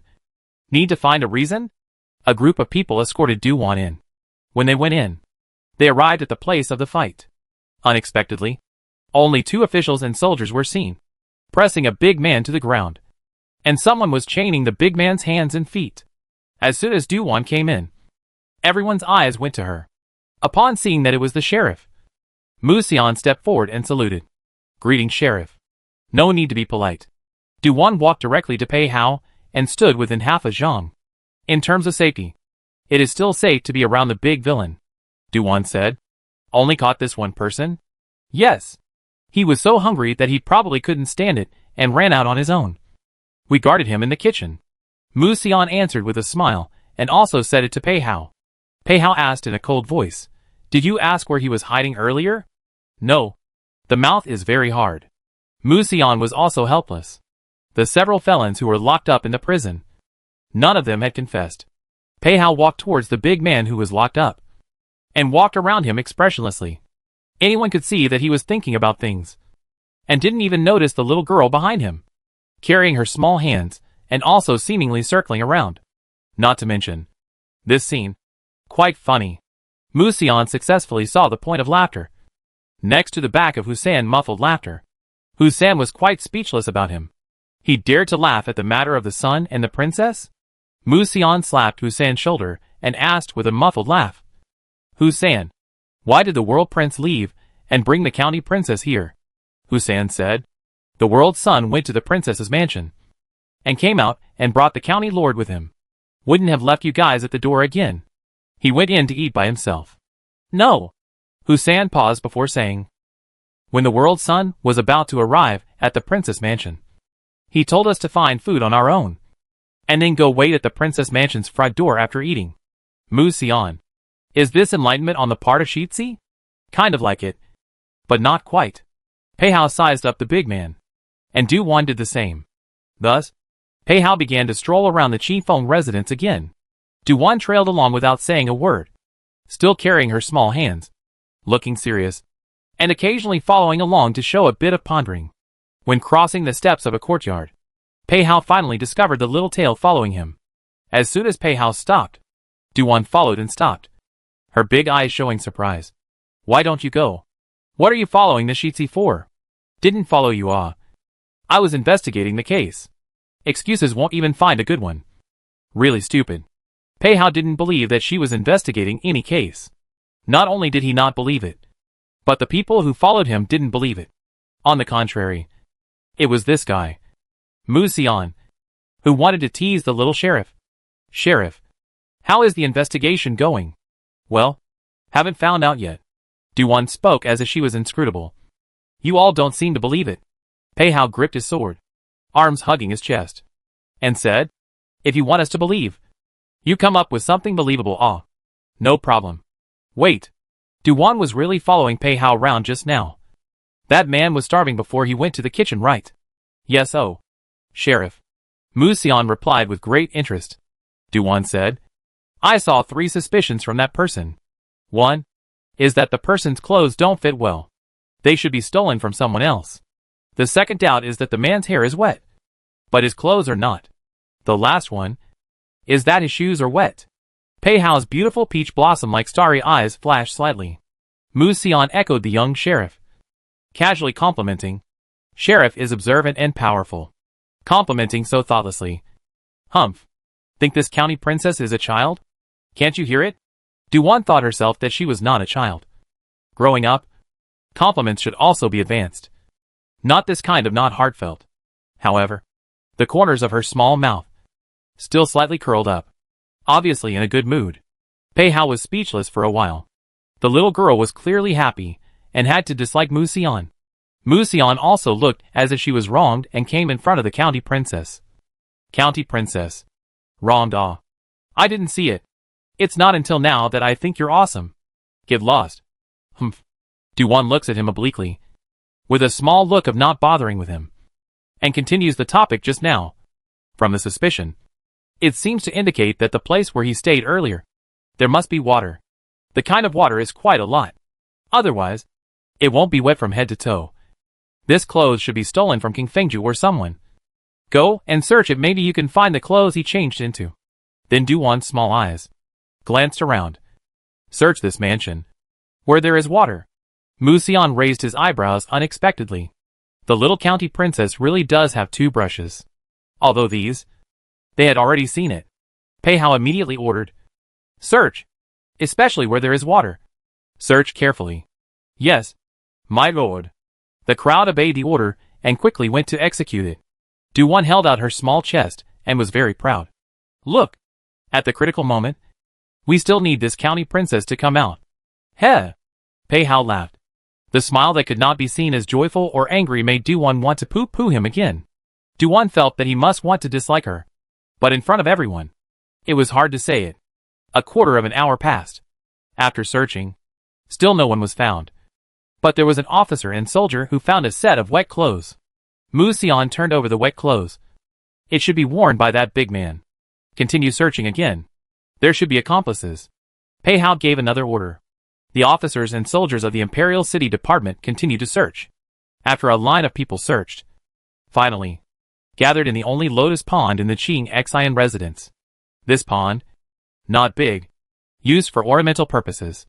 It is dotted with lotus flowers. The lotus leaves are luxuriant, and swimming fish can be seen in the water. Du-won asked. Pei Shi, will people hide here? Pei Hao looked at the lotus pond and said quietly, didn't you say that he stayed in a place with water earlier?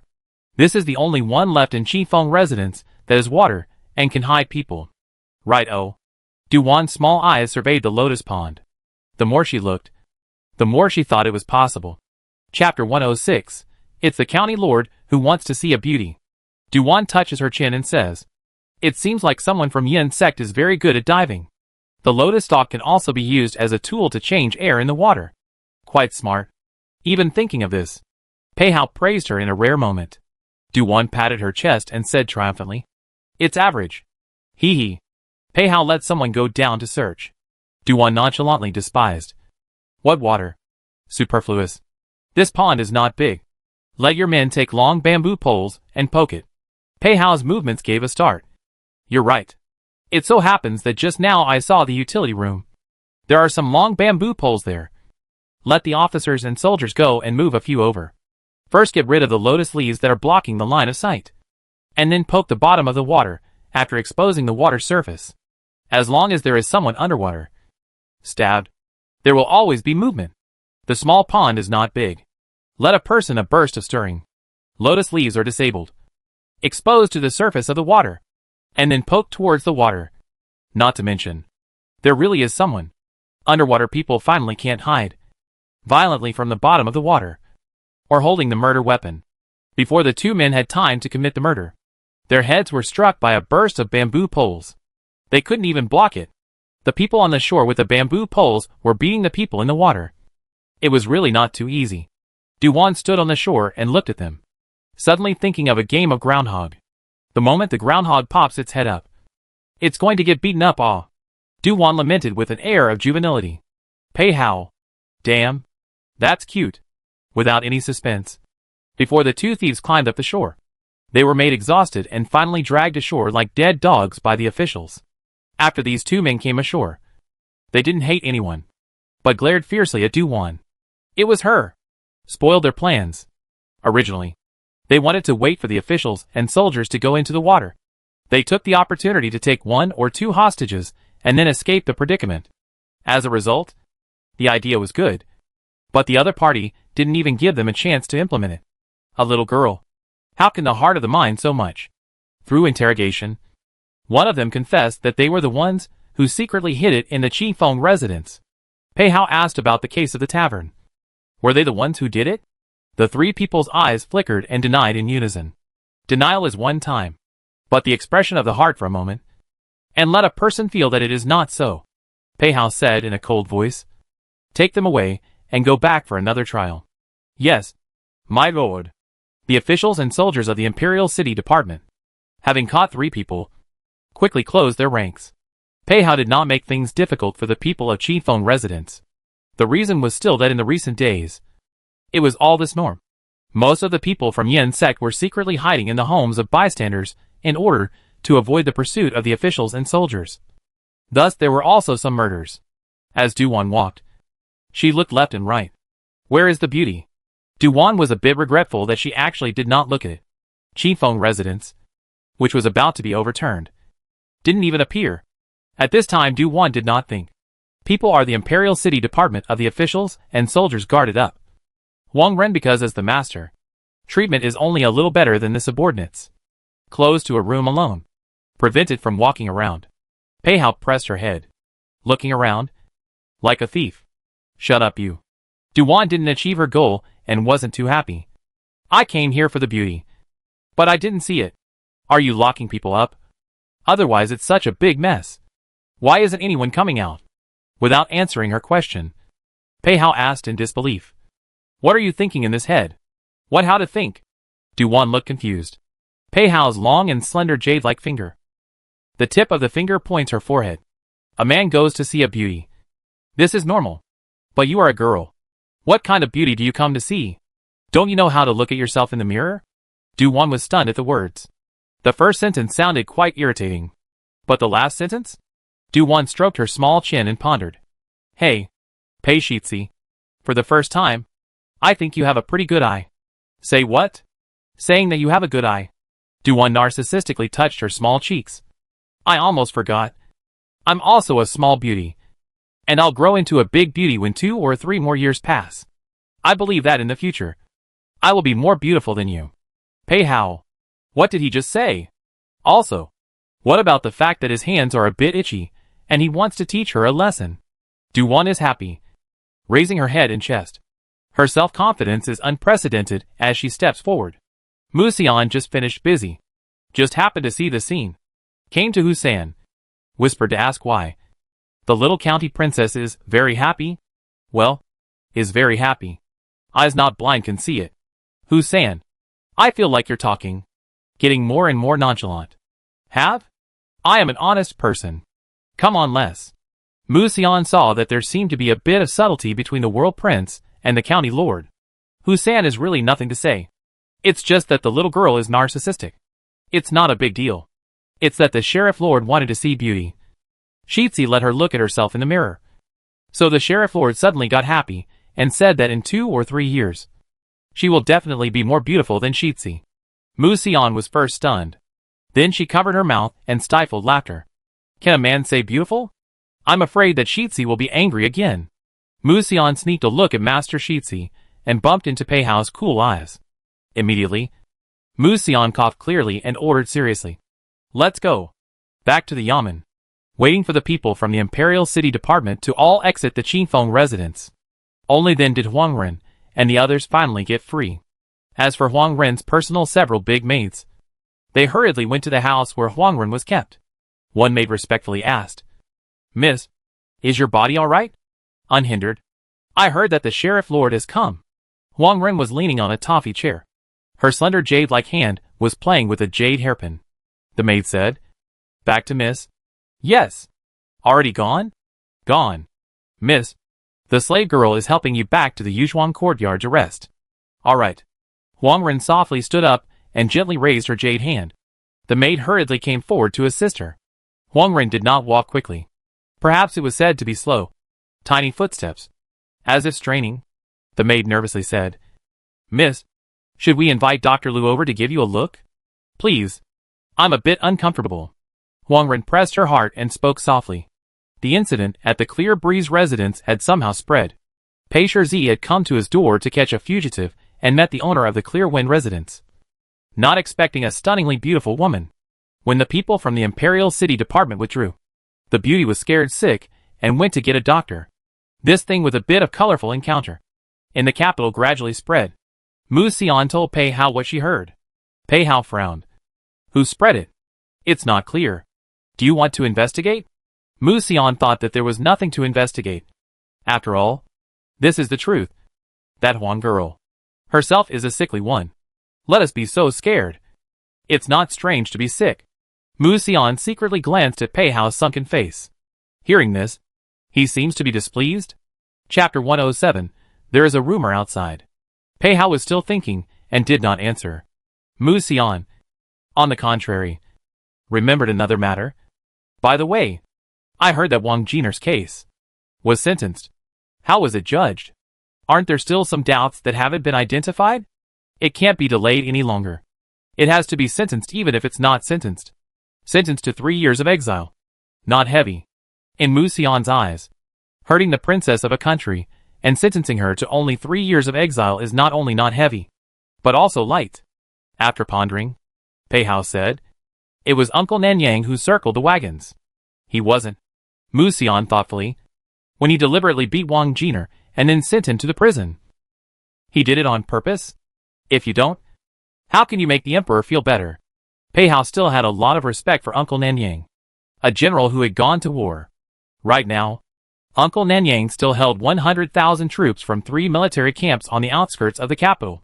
The emperor would not take his anger to Nanyang Bo for a small matter. And when the Yamen investigated, Uncle Nanyang was still very cooperative. And the other side, Xie Zhang, who was sitting in a private room of the Rongchang Street tea house, quickly received the news. Only did Pei Hao lead the officials and soldiers to evacuate Qifeng residence, or did he let people secretly keep an eye on the place? Xie Zhang could not contact Wang Ren for the time being. This time, he let 3 of his men, instead of the third cousin, to take the blame. Each link was carefully arranged by him, was used to divert Pei Hao's attention, not let him continue to pursue the bloodshed in the tavern. Although there was a small accident during the implementation, the result was still satisfactory. According to the original plan, Pei Hao was to capture 1 person, and 2 people could find a chance to escape. As a result of Du Wan's accident, all 3 were caught. Xie Zhang suddenly remembered what his cousin said. The little princess is a bit wicked, especially lucky. There were 2 times when cousin almost succeeded in his assassination, but in the end, she somehow managed to escape. To think that she almost lost her life. Xie Zhang's hand holding the folding fan tightened. Later that evening, time for the evening meal. Yuling Yuan. Today, Du Wan sneaked out, against Du Qian's wishes. So, didn't dare to go to him to eat together. So he had the kitchen. Send the meal to Jade's spirit court. Du Wan thought she was going to eat alone, but she didn't realize that there was one more person in the middle of the meal. It was Pei Hao again. During the meal time, the 2 of them only exchanged a greeting for the time being and didn't talk about anything. On the contrary, it is Mu Xian who has been abandoned by his son again. It is really hard to say anything. Originally, after the release of the court, to return to the Jingguo Gongfu. Who knows? The world's son. The road to halfway. And then diverted to the princess house. Mu Xian said breathlessly. San, is the world prince going to make the princess mansion his home? Don't say this nonsense. Spreading it out will tarnish Sheets' reputation. We're just chatting in private. It's fine. But this is the princess mansion. Mu Xian shut up. Right now, he was looking forward to the Yen Gate case being closed in a hurry, so he could go on holiday and get away with it. In Jade's spirit garden, after the 2 finished their meal, the underlings removed the dishes and brought tea and fruits. Du Wan took the wet handkerchief handed up by the maid to wipe her hands and put it down before asking, Pei Shixia, this time again specially come over. Is there something else? The big dog case is closed. Wang Jiner was sentenced to 3 years of exile. Pei Hao took out a small bunch of grapes from the fruit plate. Du Wan was silent for a moment. Did Wang Jiner plead guilty? Only confessed to wanting to buy a dog to scare you. She didn't admit to the alley case. Didn't even admit it when she was tortured. Quite capable. I'm afraid that she hates me even more. Du Wan said as if she knows very well. But what if she hates me? I won't lose a piece of meat. Pei Hao didn't refute. It seems to be true. It's impressive that a woman can be more ruthless than a man when she's paranoid. Pei Hao played with a grape in his fingertips and asked as if he was in a cloud. In order to eliminate future problems, won't you do something? Do what? Take her life? Du Wan knows the habitual thinking and practices of the powerful and wealthy here. Sometimes they don't take human life seriously. She won't judge anything or go with the flow. The law of the land sentenced her to exile. Who made me a kind little nun? My big brother has taught me to accumulate virtue and do good. Your big brother said that being peaceful and not doing anything bad is accumulating virtue and doing good? My brother didn't say anything wrong. Don't listen to your brother in everything. You are not smart in the first place. And you are even more stupid when you are taught by him. Pei Hao. Du Wan slapped the desktop and stood up with a huff. How can you say it's okay for this county princess to dare to resist my brother? The 2 of them looked at each other, as if sparks were hitting the earth. Pei Hao saw the angry little girl, still defending another man, is inexplicably a bit depressing. Even if that person is a great uncle, there is still a bit of displeasure. Pei Hao pulled the topic back again. Tomorrow morning, Wang Jiner left the capital. Do you want to go and take a look? Take a look at what? To see how the person who harmed you, how downtrodden and miserable he is. Will this relieve you of your anger? Du Wan was just about to say that she didn't have a penchant for falling on her sword. On second thought, she thought of being able to go out. Du-won nodded haughtily. All right. Then I'll go and give her a ride. That being said, I have a grudge against her, and I haven't seen her in person yet. Pei Hao's movement of eating grapes gave a start. Without mentioning it, it's really the same thing. Pei Hao wordlessly chewed on the grapes before spitting the core onto the top of the pad in his palm. Then I'll come pick you up tomorrow. There's no need for this. I'll just bring someone. Will Brother Do give you permission to go out alone? It seems like it won't. Du-won compromised. Then you come and pick up this county princess. Pei Hao got the answer he wanted. And only then did he satisfactorily get up to take his leave. Just walking to the courtyard, seeing Du Qian coming from afar, Pei Hao's first reaction was to flee. Yes, quickly avoided, nimbly over the wall, and left Yuling Yuan. The guards, who saw it unintentionally, were stunned. This wave of operation of the world's sun spread out is definitely a big gossip in the capital. However, the guards are still very professional conduct. The master's things will not be casually set outside, otherwise found out. The errand is gone. Not to mention, later want to find a job again will be difficult. When Du Qian saw his sister alone in Jade's spirit garden, he even wondered for a moment. Sister, didn't you hear that Pei family brat came? How come there is no one in sight? He just left. Brother did not bump into it. Du-won was surprised. Such a short period of time. It's impossible that he didn't bump into him. Du Qian was stunned. Didn't see anyone. This? Du-won poked her head out and looked outside. Really didn't see Pei Hao's silhouette. Du-won said strangely. Running so fast. It can't be that he used light power. Du Qian at this time, what else don't understand? Pei Hao, that guy has a weak heart. Deliberately avoiding him. Sister, did you go out with Pei Hao at noon? There is a rumor outside that Pei Hao went to catch a prisoner today and met a big beauty. I know about this. Du-won laughed dryly and touched her nose sheepishly. Chapter 108. Shitzi Master skips work on duty. Under Du Qian's urgent gaze, Du-won stiffly explained the matter of going out clearly. At the end, Du-won also tentatively asked, Big brother, I also helped catch the prisoner. Am I good? Great. Sister is the best. Du Qian praised against his will. With such a shallow break, he didn't believe that Pei Hao and the others didn't see it. Du-won was immediately happy. Then I want to go out tomorrow. Can I? Yes. After the Yinmin case, no one dares to touch you now for the time being. Du Qian pondered whether to take leave to go along tomorrow.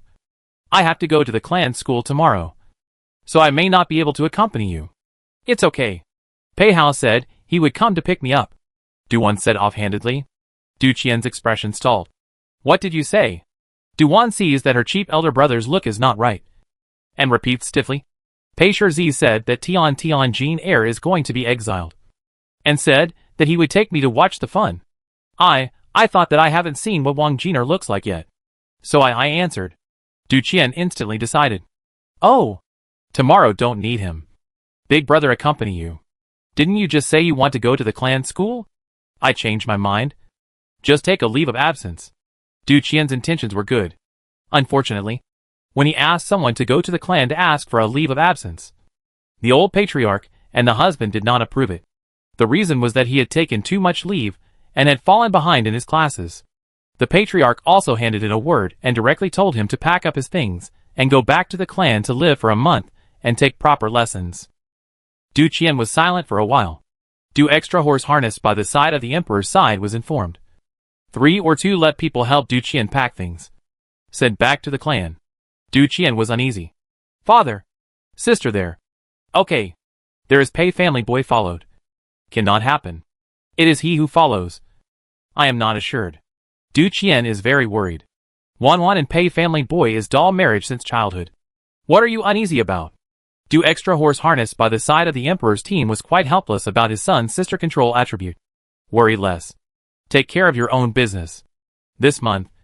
Tell me, how many times did you go to the clan school? This time the matriarch sent word. Let you go back to live for a period of time. Heh. The performance is not good. Or perhaps detain you for a year and a half. And even more cannot see my sister. Du Qian. That's quite a serious problem. He didn't think of it just now. Du Qian suddenly looked squarely at his father. Father. The person behind the scenes who wants to kill his sister. My father has been letting people investigate. But unfortunately, so far no clues have been found. And recently the capital has moved a large amount of money and silver in the family. There are not really a few. Those few families who have had people check the whereabouts of the silver. All have proper formalities. Du Xian horse harnessed by the side of the emperor's side slightly. The investigation had exhausted him. Du Qian asked. Then, how about I bring my sister along to the clan? Snort. Brat. You haven't died yet. Hurry up and go pack your things. I'll send you away in a while. If you dawdle any longer, the city gates will be closed. The matriarch let you go back to live in the clan. But you won't be able to stay there for long. Isn't the Mid-Autumn Festival coming up? Just find an excuse to come back then. Right. Mid-Autumn. It's only a matter of 7 or 8 days. Du Qian instantly came to his senses. On the other hand, Du Wan received news that Du Qian went to the clan. She ran to look for Du Qian in a flash, and happened to see the subordinates coming in and out of Du Qian's courtyard. Big brother? Du Wan asked suspiciously. Didn't get any leave? The matriarch asked me to go back and stay for a while to make up for the lessons I fell behind. Du Qian reluctantly urged. Sister, you have to remember to protect yourself when you go out tomorrow. Okay. Also, don't let that Pei family brat take advantage of you. Understand? Got it. Got it.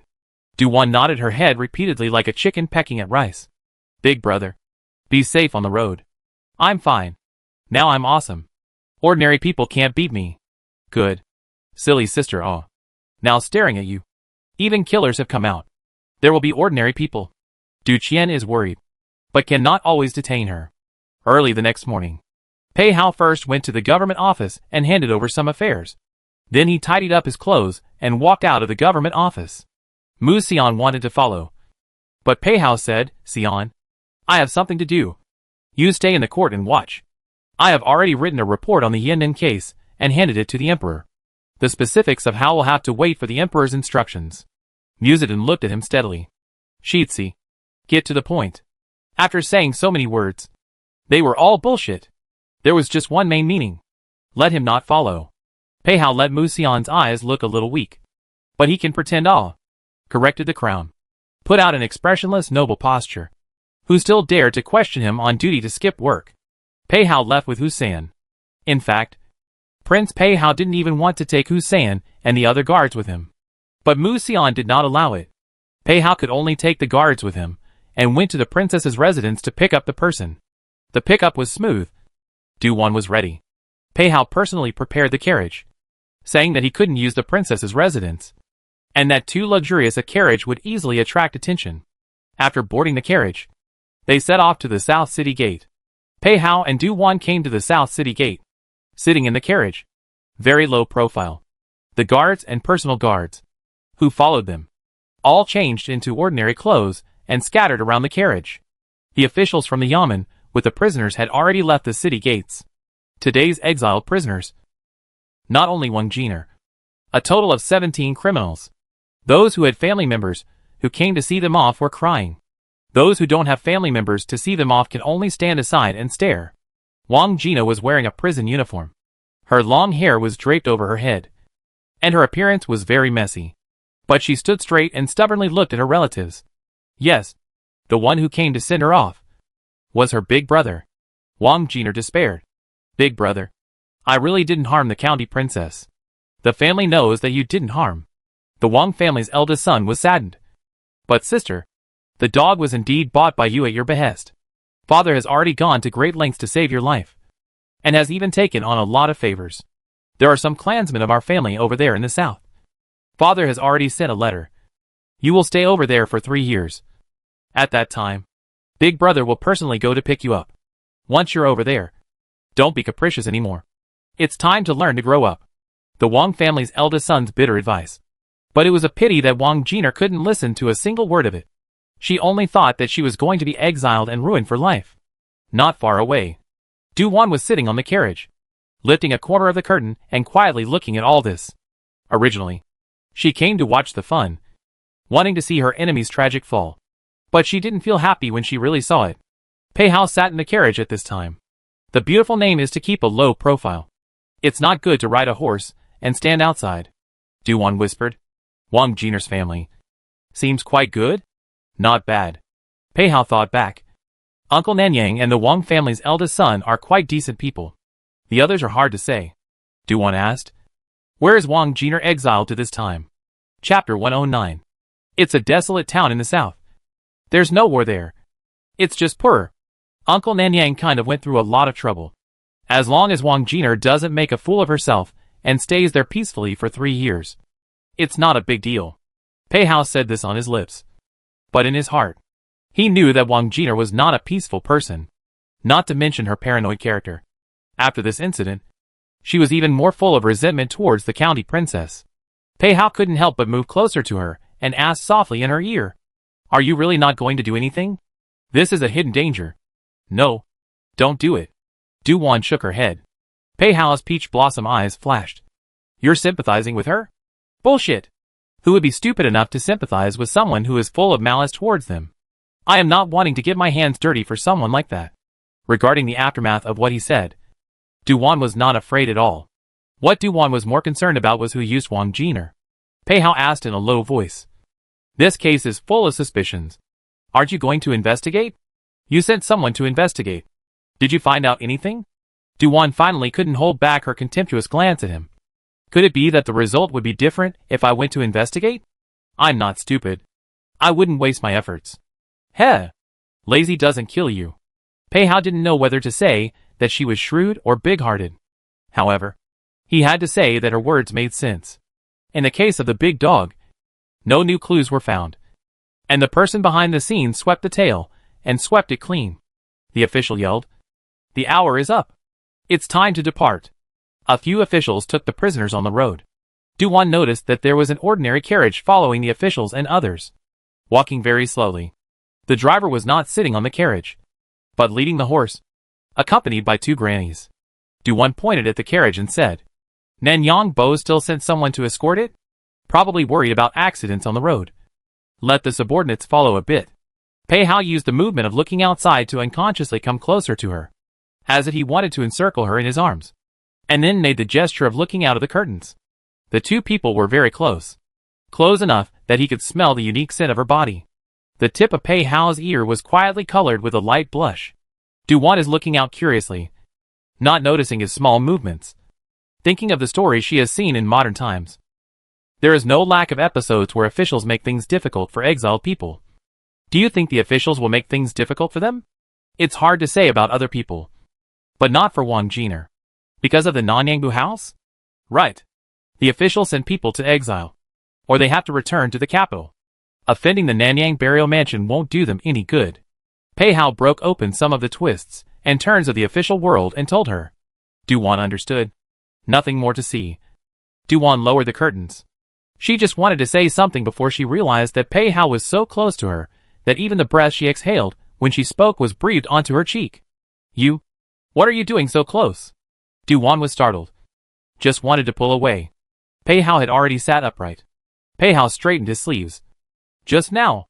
This son was only looking out the window. Not close to you. Duwan believed it when she heard it. It should be that she was too sensitive. Duwan turned her head to look out the window and said, Let's go back. Okay. Pei Hao instructed the carriage driver outside. The carriage turned around and headed back. On the contrary, before the Grand Duke of the Wang family left, he glanced towards the carriage, pondering. At this time, Duwan was sitting in the carriage with a plate of pastries in her hand, eating and shaking her feet. Beside her, Pei Hao's eyes swept over her feet from time to time. She really couldn't stay quiet for a moment. Pei Hao inquired. This trip is out of the mansion anyway. Do you want to go somewhere to play in a while? No idea. Oh. Duwan pinched up a small piece of pastry and sent it into her small mouth again. Pei Hao took out a peach from the carriage's lattice and handed it to her. It's not good to just eat pastries. Have another peach. This is the one that was sent to the mansion by the Zhuangzi this morning. It's fresh. Duwan froze as she looked at the peach lying in his palm. Right. The peaches are ripe. Last time, Jinjia wanted to invite her to go pick peaches together. What Duwan was really thinking about was not the peaches. Rather, it is the treasure trove under the peach tree of that Zhuangzi, after such a long time. And then go to take a look at it. There should be no one to pay attention to it. Right? Duwan was very cautious about this move. At this time she does not know. It is because of this inexplicable caution of hers, so that the spies who are secretly staring at the manor have found nothing. If the second master of Yinmen learned of this, he would definitely say again, "Little county princess is so damn evil." The point is that the danger was avoided, and Du-Wan herself still knows nothing about it. Du-Wan took the peach. Is this skin not peeled? Pei Hao watched the little girl turn the peach over and over. Just didn't take a bite. Du-Wan wanted to eat it, but she really couldn't put her mouth on it. In her perception, eating fruits peeling is common sense. Besides, this peach skin is a bit hairy, and people in Qin eat peaches. There is really no habit of peeling. Pei Hao took back the peach from the little girl's hand. So troublesome. You're the only one who has a lot of things to do. He disliked it while taking out a dagger from his body and peeling the peaches. At the beginning, his movements were very rusty, but slowly he became more fluent. And the skin he peeled became thinner and thinner. This was Pei Hao's first time peeling a fruit since he grew up. Peach peeled. A little ugly. Du-Wan doesn't mind it. Took it and took a bite. Crunchy. Really tasty. Sweet? Pei Hao asked, staring at the little girl's mouth. Du-Wan nodded. Sweet?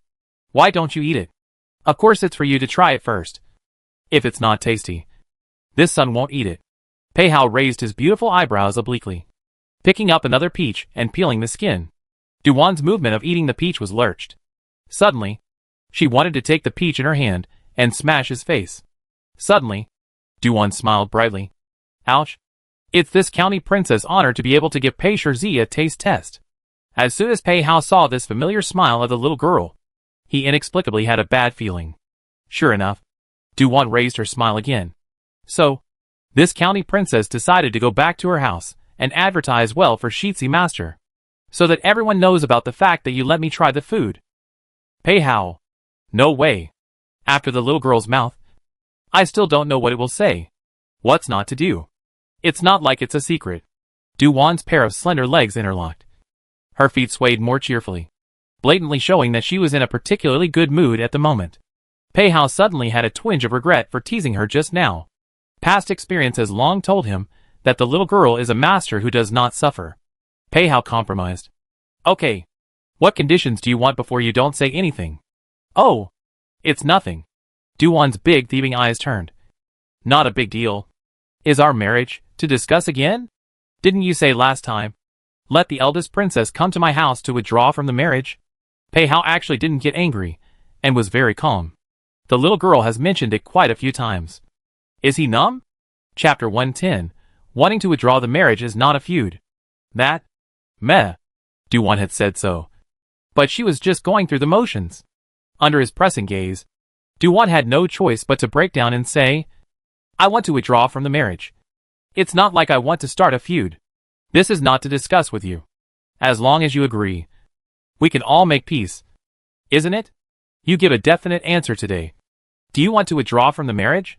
Pei Hao now finally saw that the little girl wanted to withdraw from the marriage, but did not have the guts to mention it.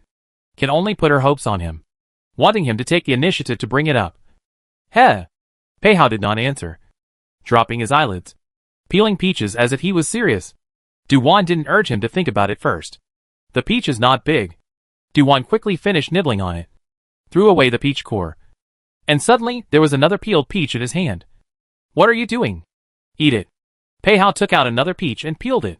Du-Wan looked at the peach in her hand and froze for a while. It felt like something was wrong. She stole a glance at him and nibbled up the peach while thinking. Pei Shizi's side face had its own filter and was very good looking. What was most attractive was his hands, which were long, slender, white, and beautiful. She, a person who wasn't a hand controller, was attracted by his hands and looked at them several times in a row. This time Pei Hao peeled the peach, did not give it to Du-Wan, ate it himself. The gesture of eating, elegant and good-looking, has a kind of indescribable temperament. Du-Wan knew that this was the temperament of a man of the world, and she, as a halfway noble woman, couldn't learn it. Pei Hao was calm on the surface and panicked inside. The little girl's eyes were too obvious.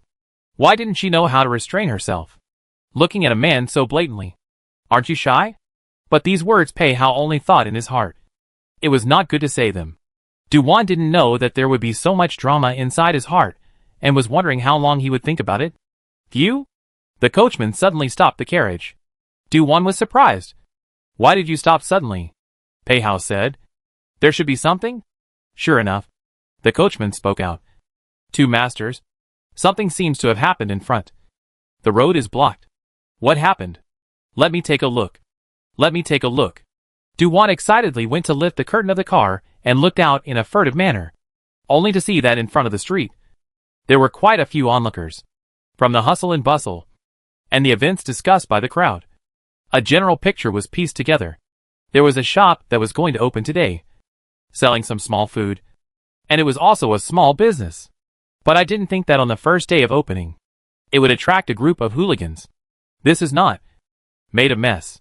It is said that the owner of the shop is a big beauty. Du-Wan hemmed and hawed. This routine. Why is it a bit familiar? You said it before. When a great beauty is in distress, there is always a hero to save her. Pei Hao didn't need his brain to guess what she was thinking. Right. Heroes save beauty. Du-Wan watched for a while, and heard more than a few noises from the shop in front. It seems that there is also a fight? There were cries of small children and screams. Du-Wan turned back to look at Pei Hao, and then glanced outside. Pei Shi, you wouldn't be the unseen hero. Right? Eat peaches. Don't talk nonsense. Pei Hao peeled a peach in his hand in one go, and shoved it directly into her mouth. Du-Wan looked at him in a quaint manner. From hearing that it was the shop of a great beauty, Du-Wan intuited that the person in trouble, outside, was the heroine of the book. Qin Yu. Last time it was Chen Lu who helped. This time, there will surely be a noble person to help again. The noble's present. Her sight slipped round only to find Pei Big Villain. Du-Wan nibbled on a bite of peach while saying, You, hurry up and go out to save people. It'll be too late if you don't save them. What's it got to do with me? Pei Hao had absolutely no intention of going out. Du-Wan's eyes widened in surprise and asked, You are a Yo of the Imperial City Department. Shouldn't you step in when you see injustice? This Shitsi is traveling in secret. Can't let outsiders learn about it. Pei Hao justifiably found a reason. Anyway, just not to go out. Stop! A bellowing voice came from not far away. Du-Wan nibbled on a peach more and more cheerfully. The main event is coming. Coming! Pei Hao saw the situation outside through the gap she lifted. The people coming were Xie Zhang and his guards. With Xie Zhang's presence, a group of ruffians were cleaned up in 3 or 2 moves, and were also directly detained and sent to the officials. Qin Yu suffered some minor injuries, and her green hair was in disarray. She didn't cry like a normal girl. She stood up and thanked Xie Zhang sincerely. Du-Wan lowered the curtain and didn't look any further. There was no need to look at the next. It would definitely be the male and female leads harmony and relationship enhancement drama. I just don't know if Qin Yu will still choose Xie Zhang this time, when she has the big villain in her heart first. Du-Wan thought of this, and all of a sudden looked at Pei Hao. Pei Hao only felt an inexplicable chill on his back. What are you thinking? Not thinking about anything. Hee. Du-Wan likes to read gossip. Of course. Gossip does not involve her on the line. The street onlookers gradually dispersed, and the road was passable. When passing by the small shop, Du-Wan ghostly lifted a corner of the curtain and looked out. Happily, she met Xie Zhang's gaze. Ah! Scary! Du-Wan violently lowered the curtain. Pei Hao gave her a hesitant look. What do you see? Scary? Air. Oh! Du-Wan smiled awkwardly. It's quite scary. Wanting to look at the theater. Does being discovered count? Who knew it would be such a coincidence to be directly seen? Immediately she remembered another problem. Pei Hao knew that Xie Zhang was ambitious and wanted to rebel. Will Xie Zhang's plan go as smoothly as in the book? Du-Wan moved to Pei Hao's side, and when she saw that he didn't refuse, she moved again, until she came close to him. Their sleeves were touching. Pei Hao looked calm, sitting with a few casual and spontaneous postures without losing his nobility and elegance. If you move any further, you'll have to move into the Shitsi's arms. What do you want to say? Directly say. As for withdrawing from the marriage, don't mention it again. It's impossible. It's not about that. Du-Wan mysteriously whispered. Pei Hao raised his eyebrows. Not talking about this? Then what do you want to say? Du-Wan wanted to open her mouth to say something, then cautiously looked at the carriage curtain. Outside was the coachman, talking in the carriage. Louder could be heard. So, Du-Wan used one hand to block her mouth and came to Pei Hao's ear and whispered. That matter of Xie Zhang. What do you think? What thing? Pei Hao asked deliberately. Duan didn't have the good sense to ask. Knowingly asking. The two of them looked at each other, and knew what was going on. Pei Hao originally did not want to say anything, but followed her example, and came to her ear to whisper. We have no evidence of this matter. We can only pay attention to it secretly. Don't mention it to anyone again. Okay? Including your family. You can't say anything. Why? Duwan's small face was full of incomprehension. Why can't you tell your family? Chapter 111. You are letting the tiger return to the mountain. Duwan inquired, while also raising her small hands to tickle her own ears. Just now, Pei de Villain came too close and exhaled hot air that tickled her ears. However, she had earlier come over to talk to him like this as well, so it was not good for her to say anything. Pei Hao took in her small movements under his eyes, heart beating a little fast. He was late in answering. Duwan was not satisfied and touched him with her elbow. Hurry up and tell me. How come you can't tell my big brother and the others? There is no evidence. If you tell them, they will be embarrassed. If you go to investigate hastily, it's easy to scare the snakes. So the less people know about this matter, the better. Pei Hao didn't come close to her ear to speak this time. It didn't matter if a sentence without a beginning or an end was heard. Duwan thought carefully, and her small face revealed a look of realization. Success? I know. I won't say it. At that time, she was set up by Pei Hao before she said it. In fact, Duwan never thought of telling her family about Xie Zhang now. Being in the position of the eldest princess and Du Qian, when they learnt that someone wanted to rebel, it was unlikely that they would ignore it. It was inevitable that they would confront Xie Zhang at that time. In Duwan's private heart, she did not want her family to be the ones to stand out. The future chaos of the Great Qin state could not be avoided, because this chaos was initially caused by natural disasters, and then erupted into various man-made disasters. In the face of nature, human beings are too small, not to mention the Great Qin state. Even modern times can't avoid all kinds of natural and man-made disasters. Duwan pondered what to do next. The martial arts value was definitely to be raised. In addition, the person behind the curtain must still be staring at her. Will she be able to catch the other side next time? Duwan suddenly asked. Pei Shitzi, can we get Yin Men to take the initiative to tell the person behind the curtain who bought the murder? You are thinking of? Yeah. Talk to them. This isn't easy. Unless what you can give is something they can't refuse. What's in that? Aren't there a group of people locked up in the court's dungeon? Just take a few as bargaining chips. Duwan thought of some of the prisoners caught this time. I heard that there are a few that look like their status should not be low. Pei Hao feels that she is a bit whimsical. This matter is against the law. Do you think it is feasible? I think it's feasible. That would require the emperor's approval. I will find a way to convince the emperor's uncle when the time comes. Duwan furrowed her small brows, as if she was struggling with how to go about convincing the emperor's uncle. Pei Hao's eyes flashed with a different color. What if you can't convince him? Then we'll just operate in the dark. Only in that case, there will be endless consequences. At this time, Duwan remembered what the princess and Du Qian had said. The princess's house had a special status, and there would be no shortage of people to keep an eye on. A bit of wind and grass will be known. The carriage stopped. It actually came back to the princess mansion. Pei Hao did not say anything for a moment with a taut face. He had thought that he could be alone with her for a longer period of time. But he hadn't thought that he had only gone out for a walk and hadn't even got off the carriage. This is very different from what he expected. Don't all little girls love shopping and love to be lively? How come she didn't mention it? Of course Duwan loved shopping and bustling. However, when she went out without the princess's own guards, she was afraid that the eldest princess would be worried after a long time. After sending Duwan back to her house, Pei Hao went to the Imperial City Department. Just walked into the government office. There was a small eunuch hurriedly came over. Lord Pei, you finally came back. The emperor wants to see you. Pei Hao did not stop. Directly with the little eunuch to see the emperor. The emperor saw Pei Hao hurry in. See the emperor. Pei Hao saluted. The emperor closed the folders. I heard you skipped work. Where did you go? Pei Hao's salute action was a beat. Quiet for a while before he truthfully said, accompanied the county princess to go to the South City Gate. During my humble servant's duty, he left his post without permission. So I asked the emperor to chastise him. The emperor laughed lightly. I will not pursue this matter, and it will not happen again. Many thanks, Your Majesty. Pei Hao seemed to relax quite a bit when he heard this. The emperor said, I called you over this time to ask about the Yin Gate case. What are your thoughts? It was purely by accident that I was able to learn about Yin sect's power in the capital. There is no knowledge of the situation outside the capital. Pei Hao told the truth about the Mid-Yuan festival when he noticed that someone wanted to ambush the county princess. Then sent people to follow those people, thus finding out some of the strongholds, etc. But of course concealed the forces that he had used privately. Your Majesty, someone paid to kill the county princess. Do we still need to continue investigating this matter? The emperor asked.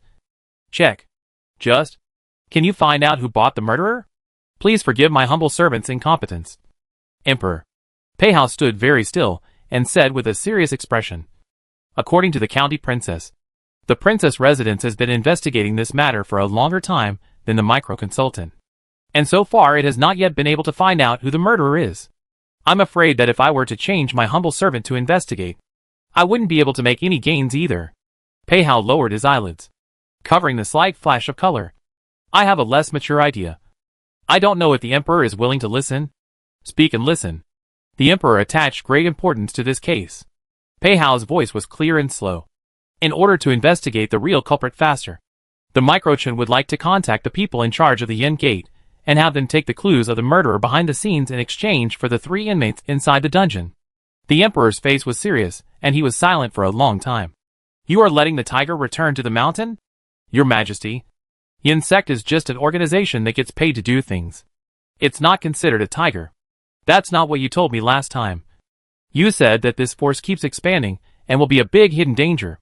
You also said that Yin sect is now daring to lay hands on the county princess. So it might be me next time. The emperor's eyes that contained wisdom looked towards Pei Hao, waiting for how he was going to round out this statement next.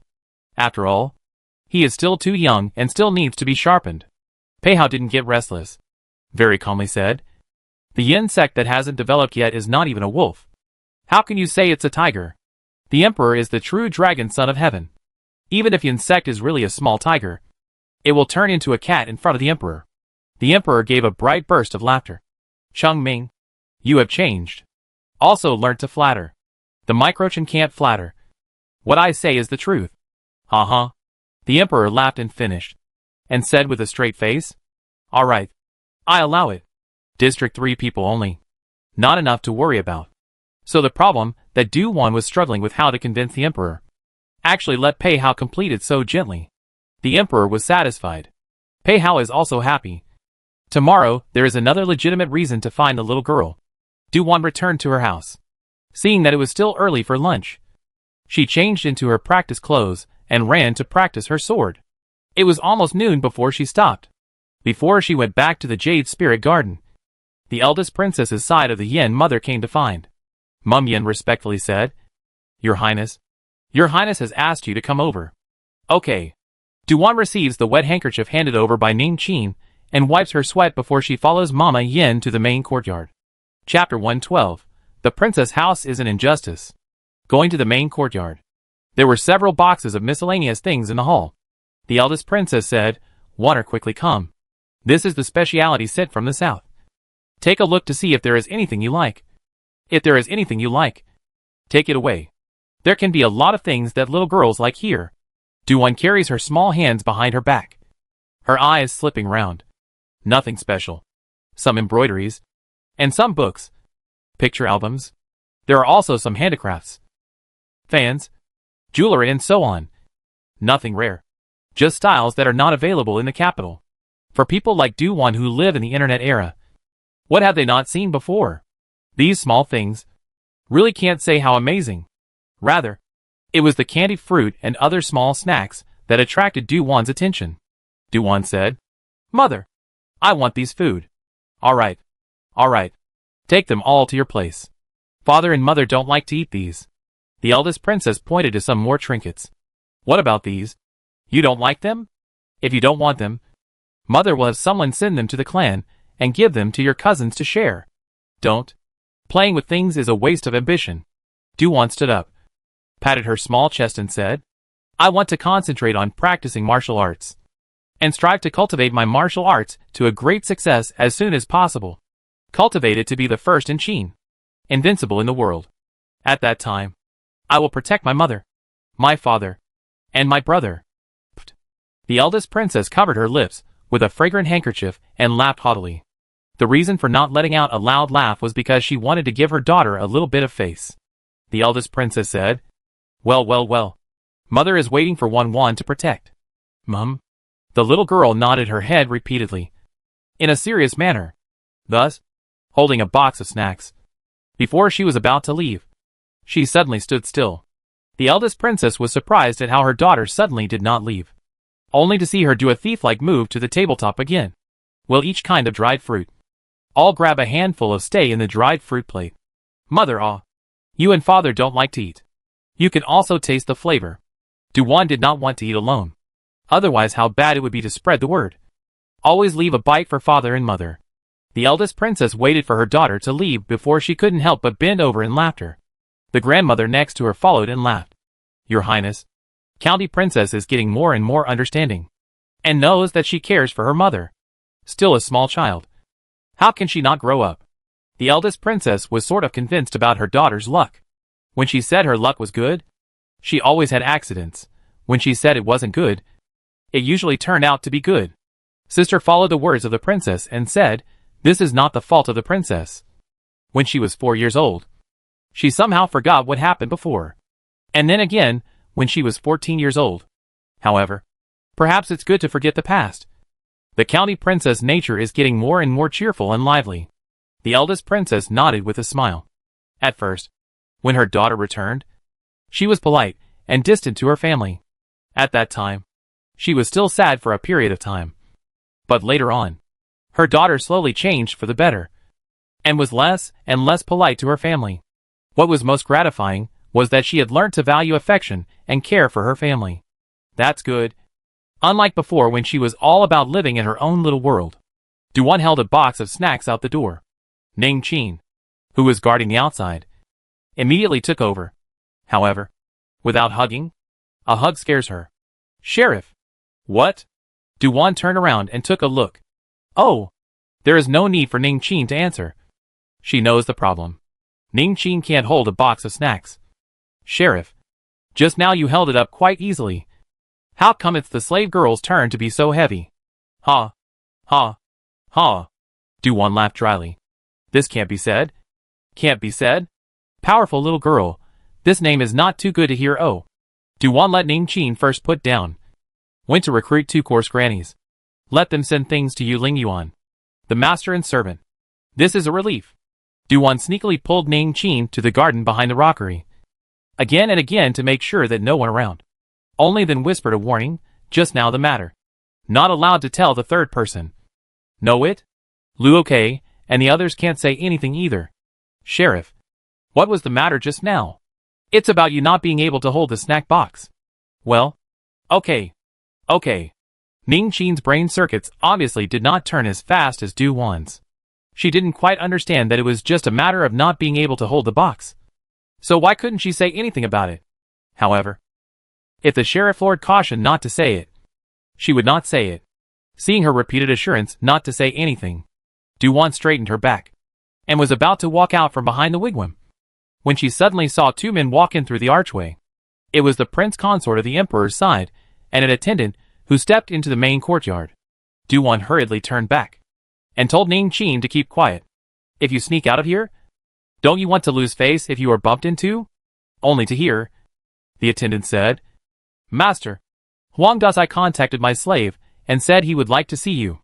Did you say anything?" Do extra horse harness by the side of the emperor's team did not sound too good. The attendant respectfully reported. He said that he was recently affected by Miss Huang's incident, and his business was suppressed by his peers, resulting in heavy losses. "I hope you can step in to help smooth things out." And also said that the annual revenue sent to the princess's mansion will be increased by another 10%. Whimsical. Du Emperor's son-in-law said indifferently. The 2 of them walked away and said something else, which Duwan did not hear clearly. Duwan's entire being right now could be said to be dumbfounded. The dialogue she had overheard, even if it was just a few short sentences, contained content that shocked her greatly. Ma duh. The imperial merchant Huang family's backstage. It couldn't be the princess house. Could it? It can't be. Right? It can't be. Ouch, hey. Du-Wan touched her little heart.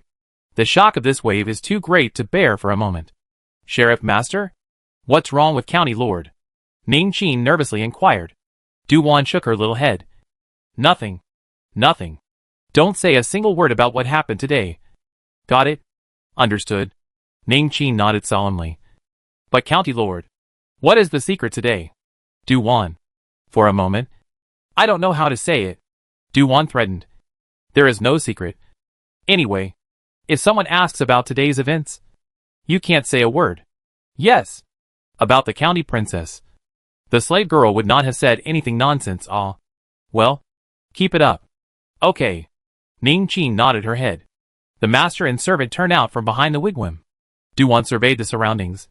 Seeing that no one had seen them, she was slightly relieved. This is the garden of the main courtyard. Subordinates cannot step into the main courtyard without their master's permission, so it is not surprising to see no one.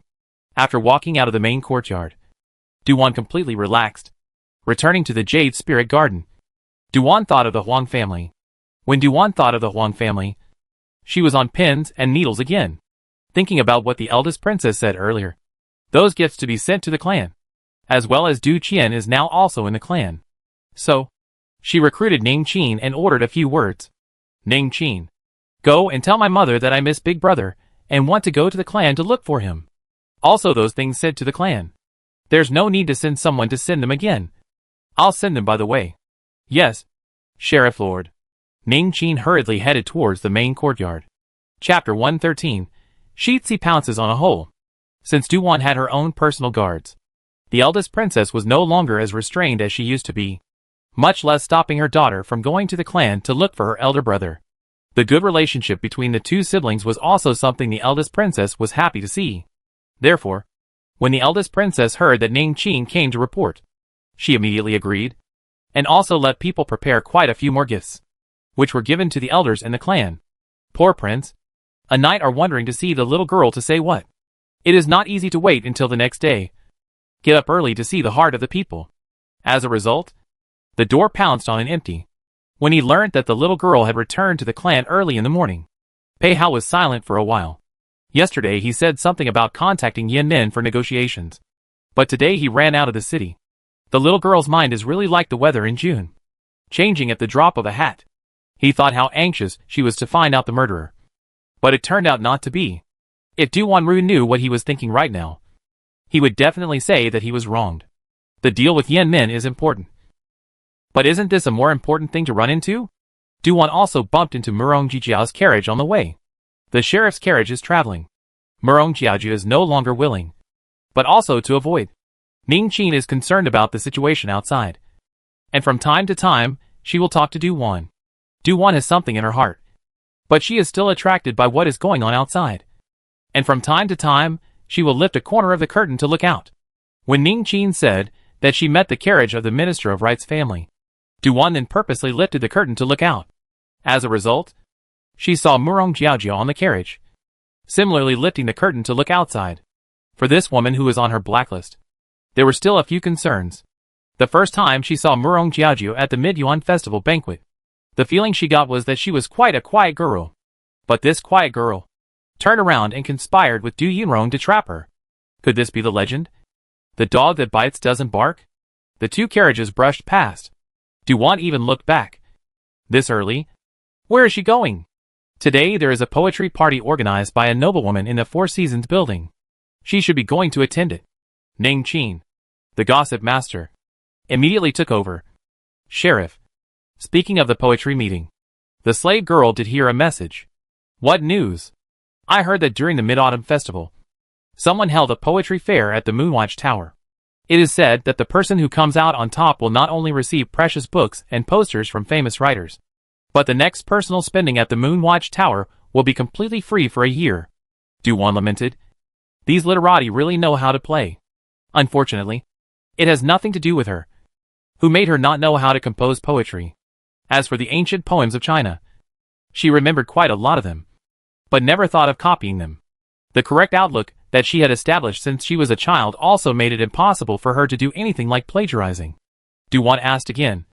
Ning Qin, Do you know how I got into a feud with Merong Jiaojiao? The slave girl is not clear. Ning Qin is a little torn. Before, the slave girl didn't serve beside the county princess. If not, when we return to the mansion, the slave girl will go and inquire for the county princess again. This is not necessary. I will just casually ask.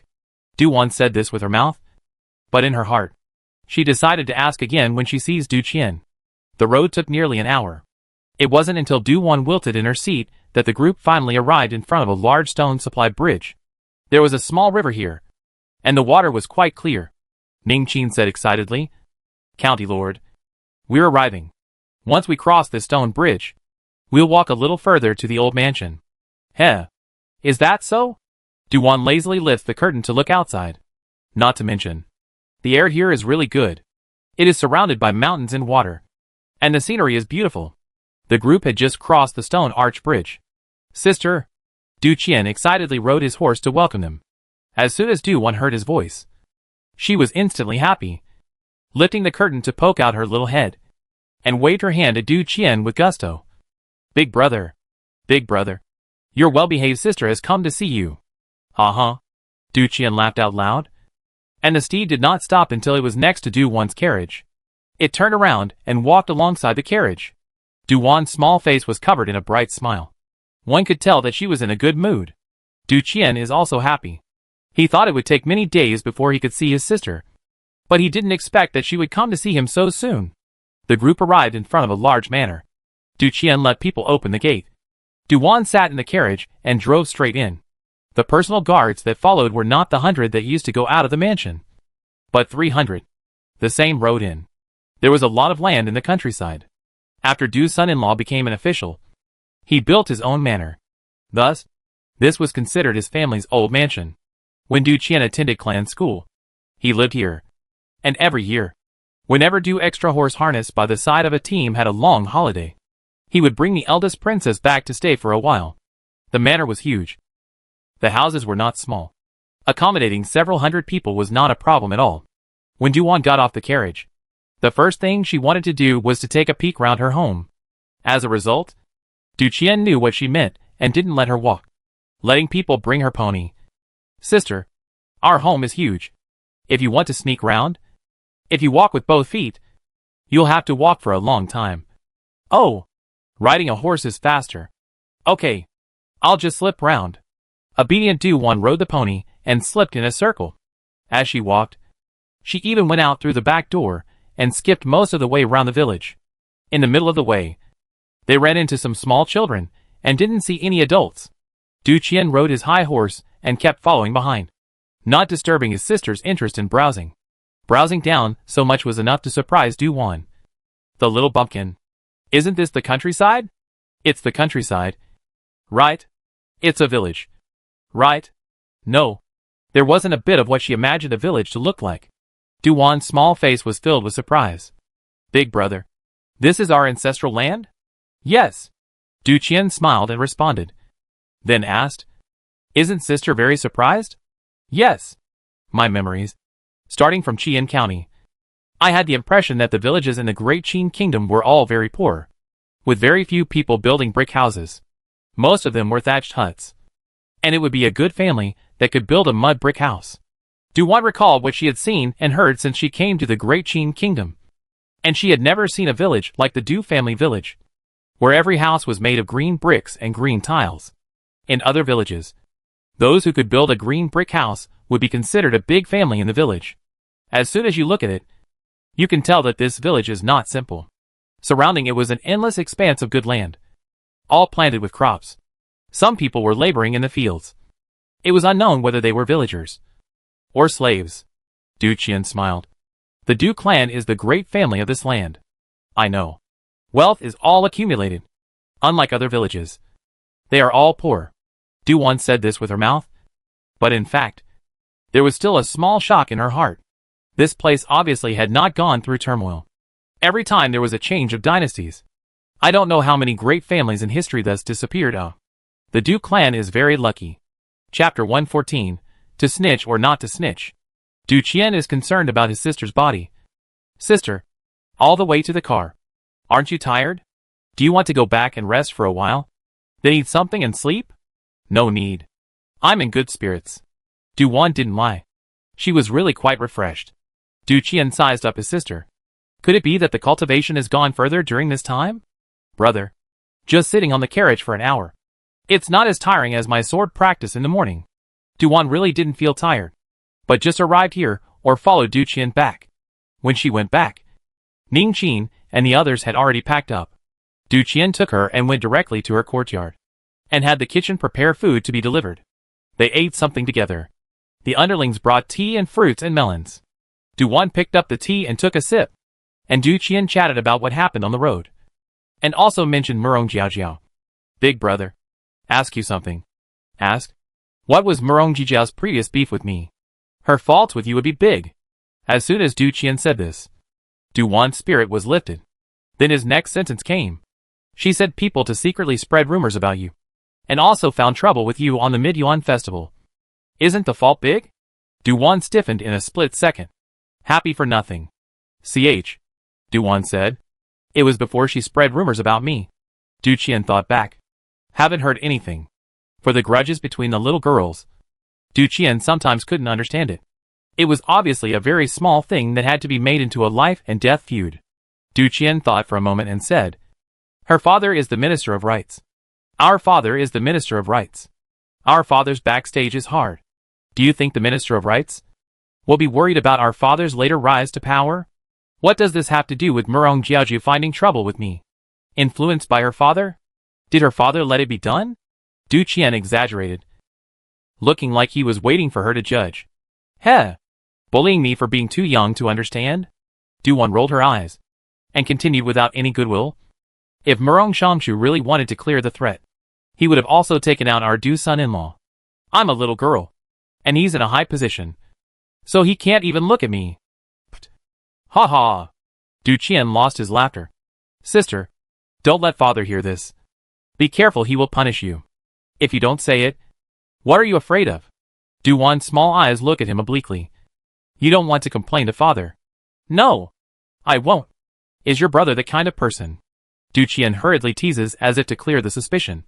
Whenever big brother, he is always on his sister's side. Du-Wan pursed her lips and snickered. After laughing, she thoughtfully poured tea for Du Qian.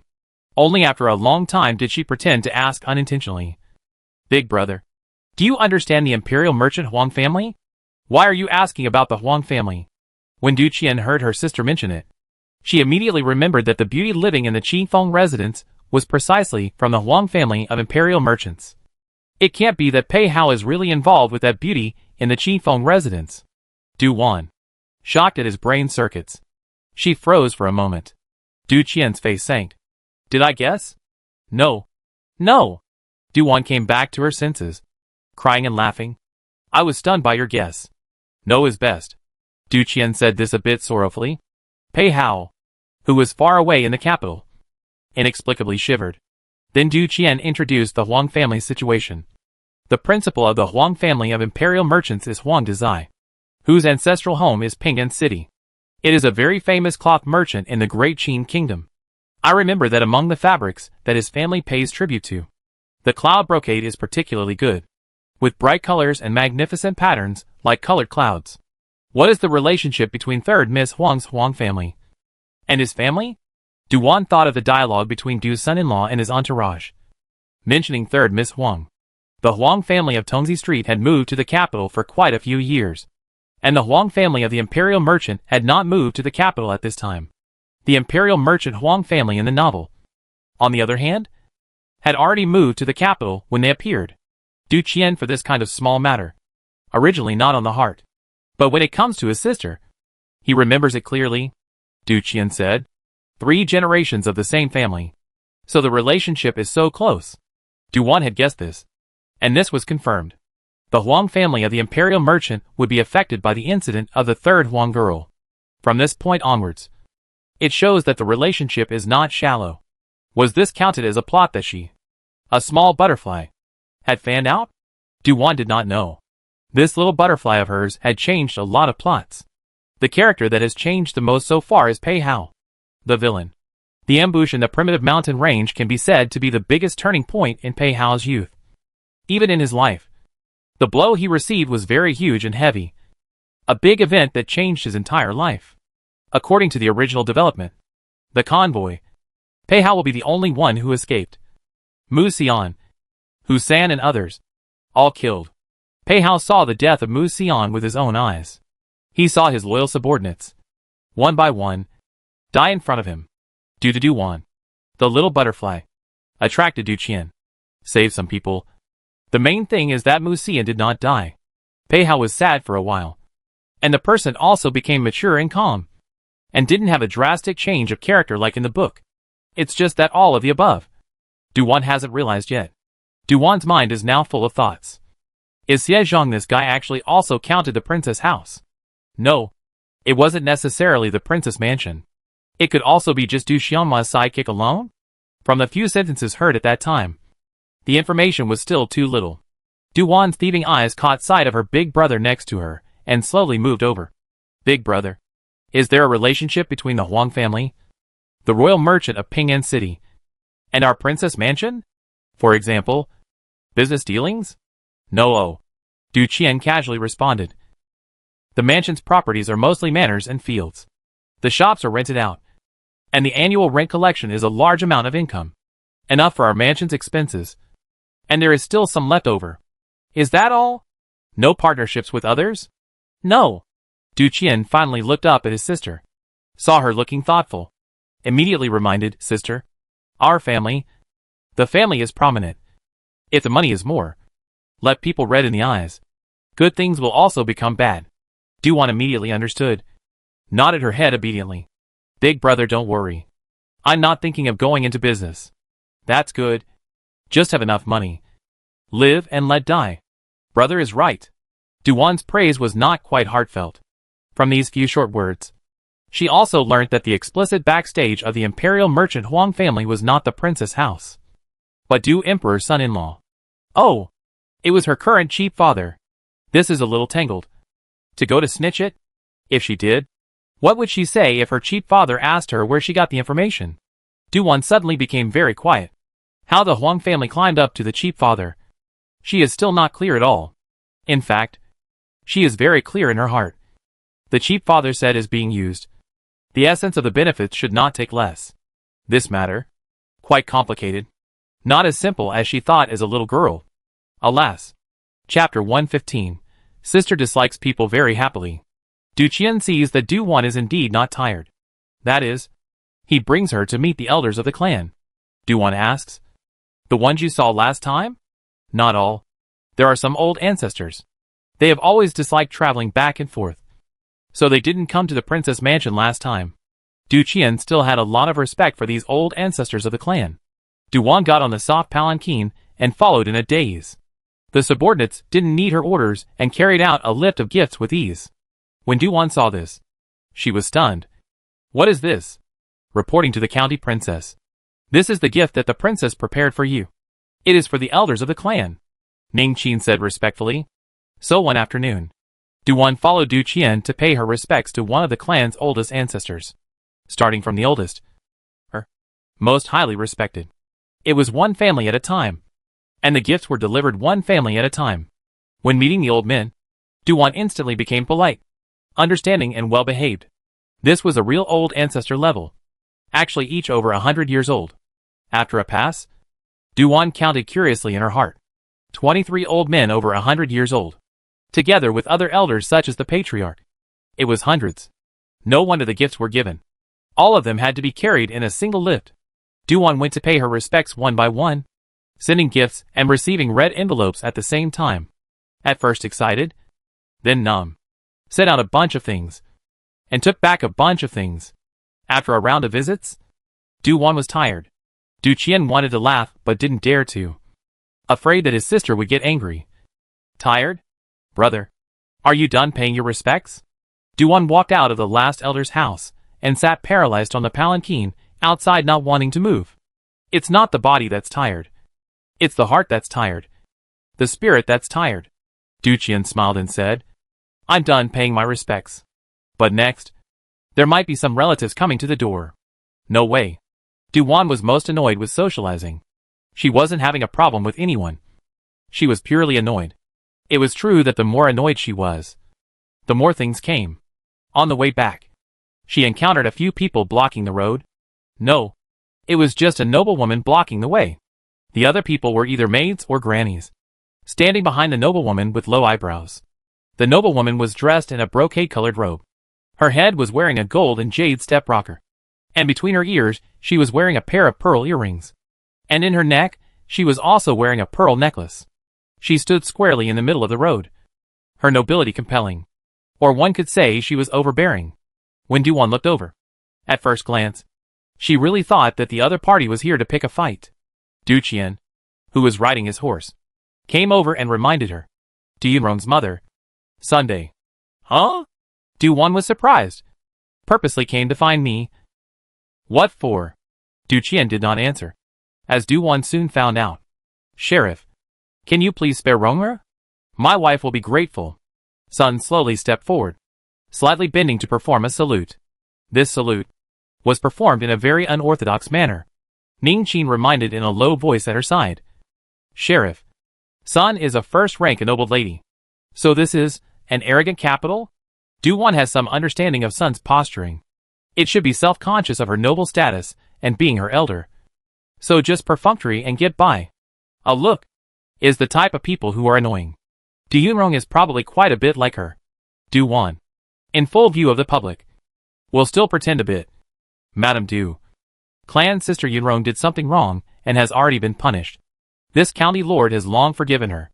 Before Sun said anything else, Du-Wan said again with a generous air. Don't worry.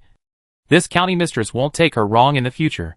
For the face of the empress, I didn't even say anything when she had Du Yunshan come out to take the blame. Sun's hearing that came to be angry. Is that what she meant?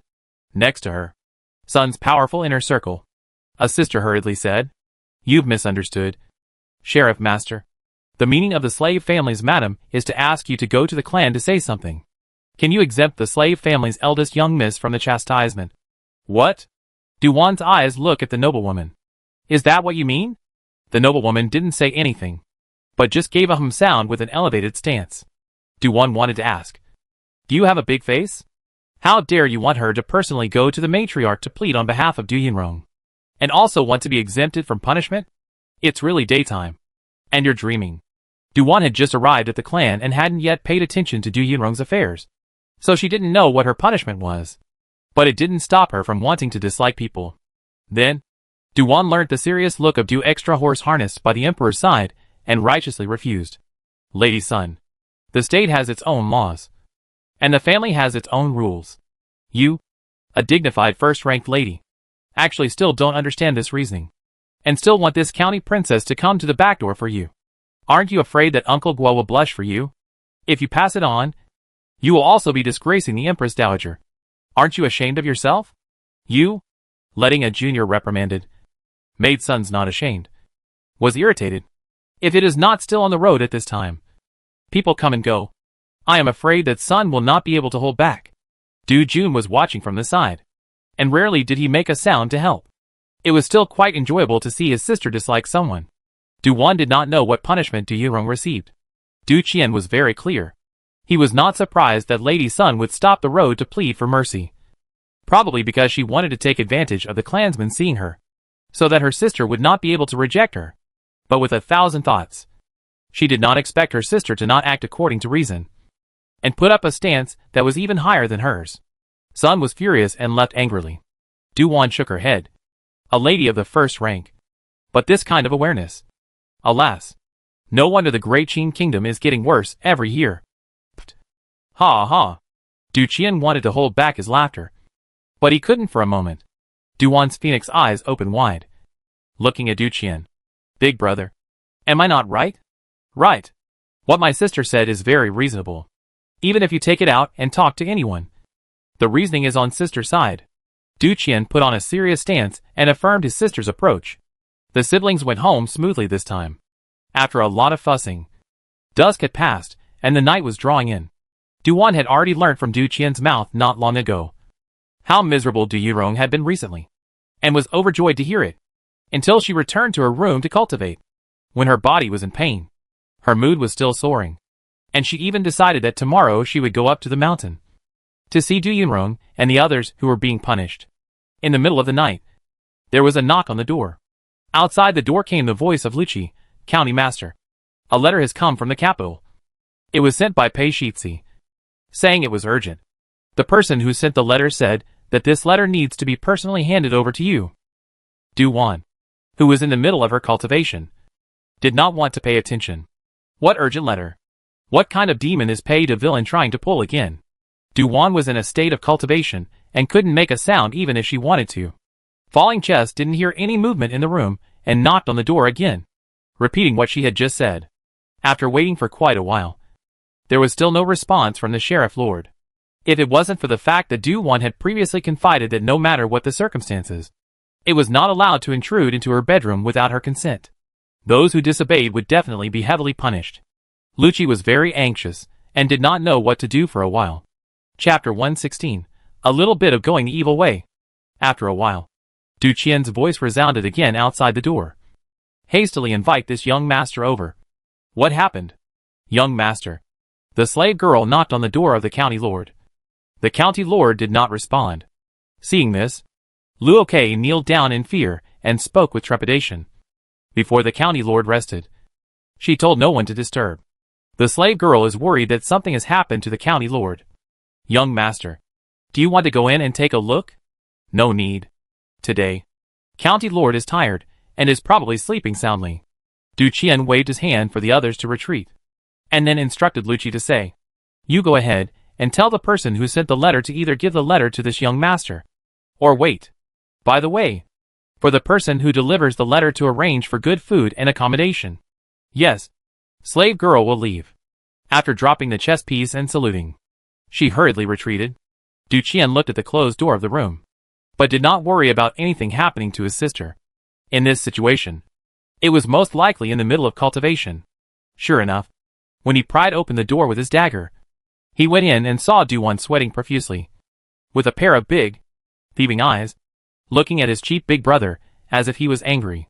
This wretched appearance of herself, she had not wanted to be seen. Unexpectedly, she was first seen by Pei Hao, and now she was seen by her cheap big brother. Du Qian looked on with a smile. Sister, is it hard? Humph. Du Wan glared at him. Especially cute. Du Qian skimmed his head and smothered a smile. Walking over to the tea table and pouring a cup of tea, he went back to sit beside her and helped her to half sit up before saying, all right, drink. Last time, you envied me for having a good sister who would pour me tea and water. Now, I am equally envious of you, having such a good big brother who personally feeds you tea. Du Wan was momentarily mute. No, it was impossible to speak even if one wanted to. She could only take a big gulp of the tea, signaling that she wanted more. Du Qian continued to feed her water until she was satisfied. Half a quarter of an hour later, Du Wan slowed down and sat up. Big brother, the underlings called you here? If I don't come, they are going to bang on the door. Du Qian is not joking. What is the biggest fear of being a slave girl? Of course, it is afraid that something will happen to the master. As long as something happens to the master, no matter if it's their fault or not, they won't be able to do well. Du Wan rolled over and got out of the bed. She went to the bathroom, freshened up and went out. Du Qian followed. The siblings went to see the person who delivered the letter. The one who delivered the letter was a Pei family guard.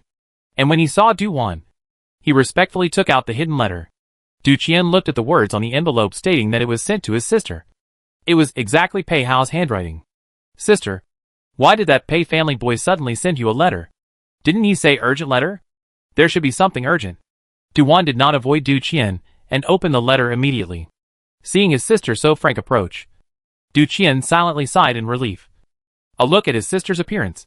She just didn't open up. A little bit of teenage girl's nostalgia is not there. Otherwise, seeing a letter from her beloved, she would definitely be shy. Du Wan opened the letter paper. The number of words is not much. However, the content makes Du Wan very surprised. The emperor's uncle even agreed? Wow! The big villain deserves to be a big villain. It is really powerful as hell. Du Qian was puzzled when he heard her sentence without a clue. Du Wan didn't hide it and handed him the letter to read. He was really nonchalant. He took it and read it. Fortunately, the content was not a little ambiguous, and the whole content was talking about the right things. The approximate content of the letter is that the sister has something that needs the emperor's approval. Pei Hao helped to mention it to the emperor, and the emperor promised. In addition, he had already sent someone to contact Yin Sect and was waiting for Yin Sect's reply. In the last sentence, he was asking when Du Wan would return to the city and discuss in detail in person. Du Qian looked at Du Wan suspiciously, waiting for her explanation. Du Wan didn't hide it, and told the matter of wanting to trade with Yin Sect. This move is a bit of an evil way to go, but it's the only way to find the murderer the fastest. This is a very good approach. Why didn't I think of it before? Du Qian genuinely felt that this move is very good, silently sighing that his sister's brain is really good. The hour was not early. The siblings chatted a few more words, and then each went back to their rooms to rest. It was Du Wan who got up the next day and was about to go to sword practice. Drop Chess hurriedly came to me. Sheriff Master, the person who sent the letter yesterday has not left yet. He asked the slave girl to pass a message to County Princess. When he came to deliver the letter, the Son of the World had instructed him to bring a reply letter from County Princess on his way back. Du Wan. If the other party didn't remind her, she really didn't have the idea of replying to the letter. Turning over the letter, she reads it again and stops on the last sentence. So it's this all. Simple. Du Wan went to the study and asked Ning Qin to sharpen her ink. In a short while, a reply letter was written. There were only 3 sentences on the letter. The date of return is not yet set. I will work hard for Pei Shi on the Yen Gate matter. And then I ask for your help in investigating the Huang family, the royal merchant of Ping'an City. Nope. The signature wasn't even written. Said it was a letter, rather than a note written casually. Then took an empty envelope and put it on, not even writing the recipient on the envelope. Directly letting Ning Qin send it to the Pei family guards. Then Du Wan slapped the table and spoke with gusto. Come on, people. This county princess is happy today and decided to go climbing the mountain. To have a picnic in the mountains. Remember to bring some delicious food with you. Yes. Slave girl will go and prepare. Ning Qin hurriedly went out and ordered. Du Wan went out the door and went straight to Du Qian's courtyard. Du Qian got up long ago, seeing his sister come over in a flurry of wind. Sister, what's so happy about it? Big brother. In a while we will go to the mountains for a picnic, Du Wan said with a smile, pointing to a mountain to the east of the village. That mountain is good. Du Qian. What is there not to understand? My sister is trying to go and see Du Yinrong laugh. Unfortunately, Du Qian couldn't accompany her and said in frustration, Sister, I have to go to the clan school today, and husband won't grant leave. Eh? Du Wan was stunned, then reacted, and patted Du Qian's shoulder. It's fine. It's fine. Big brother will go to school first, and when you're free, then you can accompany me to climb the mountain. Okay. Sister, go up the mountain. Pay attention to safety. Du Wan nodded repeatedly and sent Du Qian out the door. Du Wan was alone, but she was idle, throwing things to Pei Hao to do. Du Wan was very relieved. At least, it was better than her doing it herself.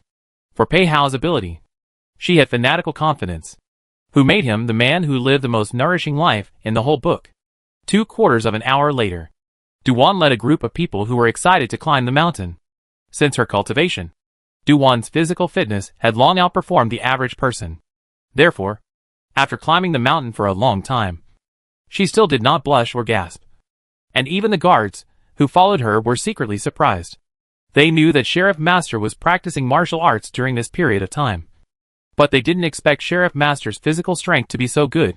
From afar, Du Wan saw the buildings on the hill, red walls and green tiles.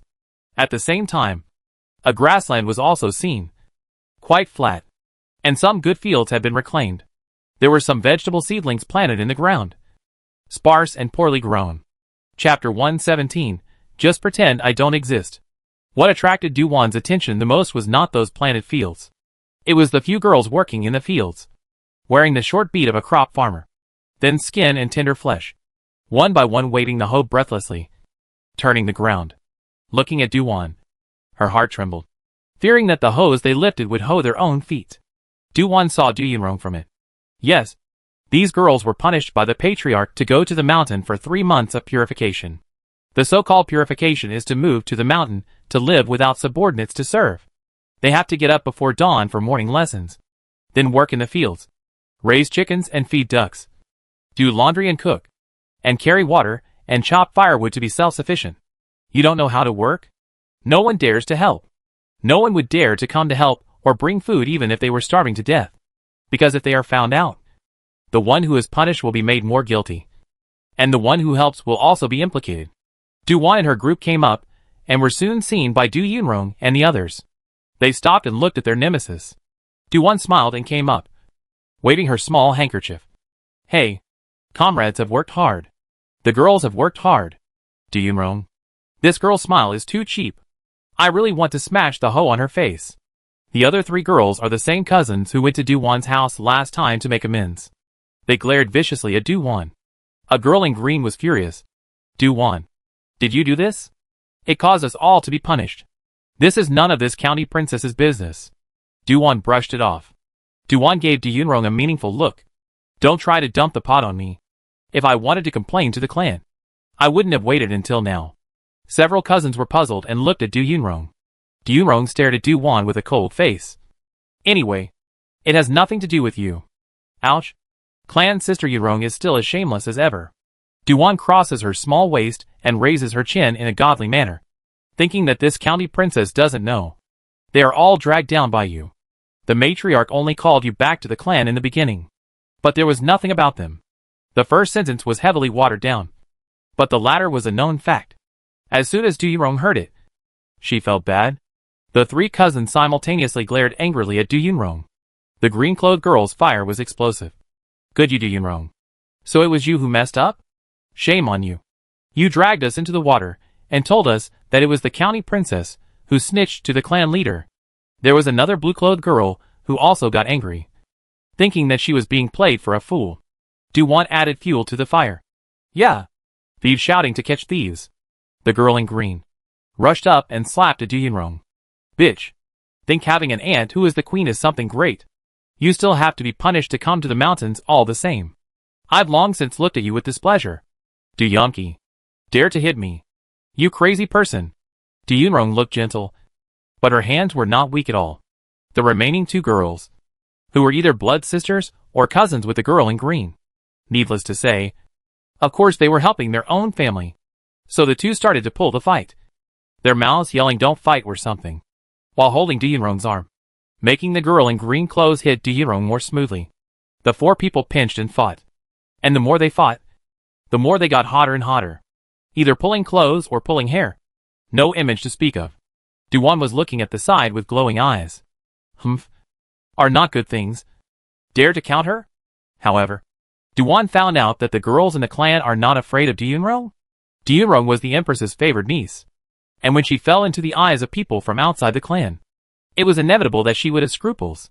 However, as long as the girls of the Du clan didn't want to reap benefits from Du Yunrong, there was really no need to be afraid of anything. The source of this confidence and reliance is precisely the Du clan's clan rules. The Du clan's clan rules. Big and small. Thousands of them. The punishment is quite severe. For example, Du Yunrong and the girls this time, due to Du-Wan was not injured. In the eyes of the clan is a small fight. Slightly out of bounds. Is that they help outsiders to count their own family. Only so they have to go to the mountains to clean up 3 months. The most important thing is that the Du clan has a deep heritage and has existed for a longer time than the Great Qin state. The empress was also a daughter of the Du clan. And no matter if she became empress or not, the clan was still the same and never bothered to dip into her light. The only people who dipped into the light were just her own brother's family. Therefore, in the face of clan rules, even the empress didn't dare to tell her what to do. That time at the Midyuan festival banquet, when Suyu tried to provoke the relationship between Du-Wan and Du Yunrong, Du Yunrong disliked her on the spot. Not just mouthing off, but stating a fact. Ouch. How can there be a lack of melons at this time? Du-Wan looked at Ning Qin. Ning Qin froze, then reacted. Chagrined. Sheriff, there are no sunflower melon seeds. There are chilled watermelons. Do you want to eat them? Eat. Du-Wan was instantly happy. Soon, she held a piece of watermelon in her hand and ate it while watching the show. A veritable melon eater. And again, she was having a great time. Only, Before they could fight for a while, they were stopped by an old woman. Stop. Is it want me to report to the clan chief? Give you guys to extend the time of purification? No. No way. Granny Xiao. We're not fighting. We're just fooling around. Yes. Yes. Yes. There was no fight. A few girls spoke up, framing the fight as just fooling around. The old woman looked sternly at Du Yunrong. Yunrong girl. You say. Was it a fight or just playing? Du Yunrong straightened her clothes and lowered her head. Granny Xiao. We were just fooling around. Not really fighting. The four of them unanimously said that they were fooling around. This matter, then, was lifted. The old woman admonished. Since you all said you were fooling around, I will take this matter as if you were fooling around. There will be no more exceptions. Unless you all want to stay off the mountain this year. Yes. Thank you, Granny Xiao. Granny Xiao admonished rightly. We all listened to Granny Xiao. The three sisters of the Du family were particularly sweet-tongued and articulate. It set off Du Yunrong, who had turned into a little pathetic and inconspicuous. Du Wan looked at this scene and was overjoyed in her heart. Isn't Du Yunrong arrogant? Ha ha. Granny Xiao's eyes looked towards Du Wan. And as she walked over, she respectfully performed a salute. County Lord. Why did you come over? I have nothing to do. I came up the mountain to take a stroll. You don't have to pay attention to me. Just pretend I don't exist. Du Wan's problem of transforming into a well-behaved cutie once she sees an elder who is friendly to her comes back. Granny Xiao mercifully reveals a smiling face. Then County Princess, feel free to do as you please. Yes, yes. I will be casual. Du Wan nodded her head obediently. From Granny Xiao's attitude, it could be seen that Du Wan's status in the clan was different. This made Du Yunrong and the others so jealous that they almost went crazy, waiting for Granny Xiao to walk away. Du Yunrong suppressed the indignation in her heart and muttered in a low voice. It's just taking out a jade tablet from the ancestral shrine. What's so remarkable about it? Yo, it's really something. The girl in green happened to hear her words and said in a conspiratorial manner, people come from the Du clan's direct lineage. Unlike someone who is so next to it that they can't be next to it anymore. Chapter 118. I'm relieved that you're not well. Du Yunrong held her fire and said, so what if I'm a side branch? At least my aunt is still the current empress. She is still the daughter of the eldest princess, and has a father who is a member of the Du clan's direct lineage. So what if she has an aunt who is the empress? A married woman can't get involved in the clan's affairs. You're still going to be punished just like us. The girl in green is very professional in poking people's heart. Du Yunrong said, I'm a collateral. Aren't you? Although our grandfather is a concubine, he still has a direct lineage. At least better than some people. Du Yunrong was furious. But she couldn't refute it. What people said was the truth. Du Wan was happy, almost clapping for the girl in green. Behind the slaves, someone moved a stool, and Du Wan sat down. Someone also stood behind to give her an umbrella. And someone else served tea and fruits and pastries, and ate them beautifully. The most detestable thing is that there is someone beside her fanning Du Wan. A few girls are not in the mood to quarrel. They wanted to throw in the towel and quit. But if today's task wasn't completed, they would still be kicked out when they got back. Du Yunrong threw away her hose several times and quit. When the three sisters saw this, they instead calmed down. It was probably because they were relieved to see someone worse off than themselves. One girl started to make snide remarks. For sister, do you think someone is trying to use the opportunity to throw away the hoe and be lazy? The girl in green snorted. What's there to be lazy about? The work is all divided up. For sister is right. Do you do it or not? All this work is here. No more. No less. The blue-clothed girl helpfully squeezes at Du Yunrong. Since she knew that Du Yunrong was sweet-faced and ruthless, she never gave her a good face again. We have to hurry up and do it. Or else we won't have lunch yet. Right. We have to hurry up and do it. The green-clothed girl agreed, and glanced at Du Yunrong, insinuating, I'll tell you a joke. I heard that someone played a trick on the first day and didn't go up to the mountain, and was almost expelled from the clan by our clan chief, and then dragged the old ancestor of the Dawa family out to intercede. And the matter was only lifted. And then slipped up the mountain? Exactly. The three girls are really talented. You say one thing and I say another, making Du Yunrong blush. Du Yunrong finally couldn't hold back her tears and squatted next to the hoe to wipe them. But the sadder she cried, the happier the people watching the play became. This theater is good. Nice to watch. Do-won knew that her move was bad. But so what? No matter how bad it is, it's still no better than some people. Do-won had always remembered her own disgrace at the Mid-Yuan festival. Compensating some silver afterwards was really nothing to the powerful. Does the princess house lack money? It's not lacking. Suddenly, the girl in blue clothes throws down her hoe and walks towards Do-won some. Not quite coming up to her, because the personal guards are blocking it. Do-won did not say anything. She could not get close. The girl in blue secretly glanced at the fruits and snacks next to her and swallowed her saliva. Cousin, are you enjoying yourself? If you are happy, let's have a bite to eat. Your Yunyan cousin hasn't had a bite of pastry in a few days. It's bitter. I'm happy. No reward. Do-won refused with a straight face. Do you think I'm stupid? If I give you a bite of food and get reported, I'll be punished along with you. The blue-clothed girl's face stiffened in frustration. I didn't think of this just now. Turning around, she went back to the ground and picked up her hoe to continue working. So the egregious little girl sat down at the edge of the field and had all kinds of delicious pastries and fruits and melons set out, eating them while watching the 4 girls in the field work. Her heart was beautiful. The 4 girls from the beginning angry wanted to cry, and then was gluttonous cry. Up the mountain to a few days. All the time is steamed bread with wild vegetables. And more of the same are not. Let alone fresh fruit snacks. Until near noon, 3 girls finally turned over the provisions of the ground. Carrying a hoe immediately ran away without looking back. Behind the ghost chasing like. Only Do-yun was left alone, still swinging her hoe without a pattern. With 3 people missing, the place seemed uninteresting. Do-won was not interested and snorted. Do-yun suddenly threw away her hoe and yelled at Do-won. Do-won, it's all your fault. Yes. Yes. Yes. Blame me. Blame me. Blame me for being too cute looking. You can't compare. Do-won took over the conversation. Her temper really shouldn't be too good. But the more she had this attitude, the angrier Do-yun became. Do-yun no longer hid her anger. It was you who told Pei Shitsi to find the matriarch. Wasn't it? No. No. Really not. Don't you dare try to frame me. Do-won was not going to take the blame for Pei Hao. Do-yun froze for a moment and forgot to get angry. It really wasn't you. Do-won looked at her with contempt. A look of a retard. Does this county princess need to lie? It was me who did it.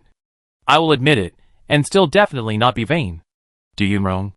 Then what is Pei Hao mad about? Do-yun wiped away her tears and asked suspiciously. I haven't offended Pei Shirzi. Have I? Who knows? Do-won hemmed and hawed. Mysteriously, falling into Do-yun's eyes. She was again bitchy. The missing and returning clan sister. Really getting annoying. Do-won patted her bum and stood up. No more drama to look at. Decided to go down the mountain first. Agu. Today's time flies by. It's noon. Should go down the mountain. Or else my brother will come home from school.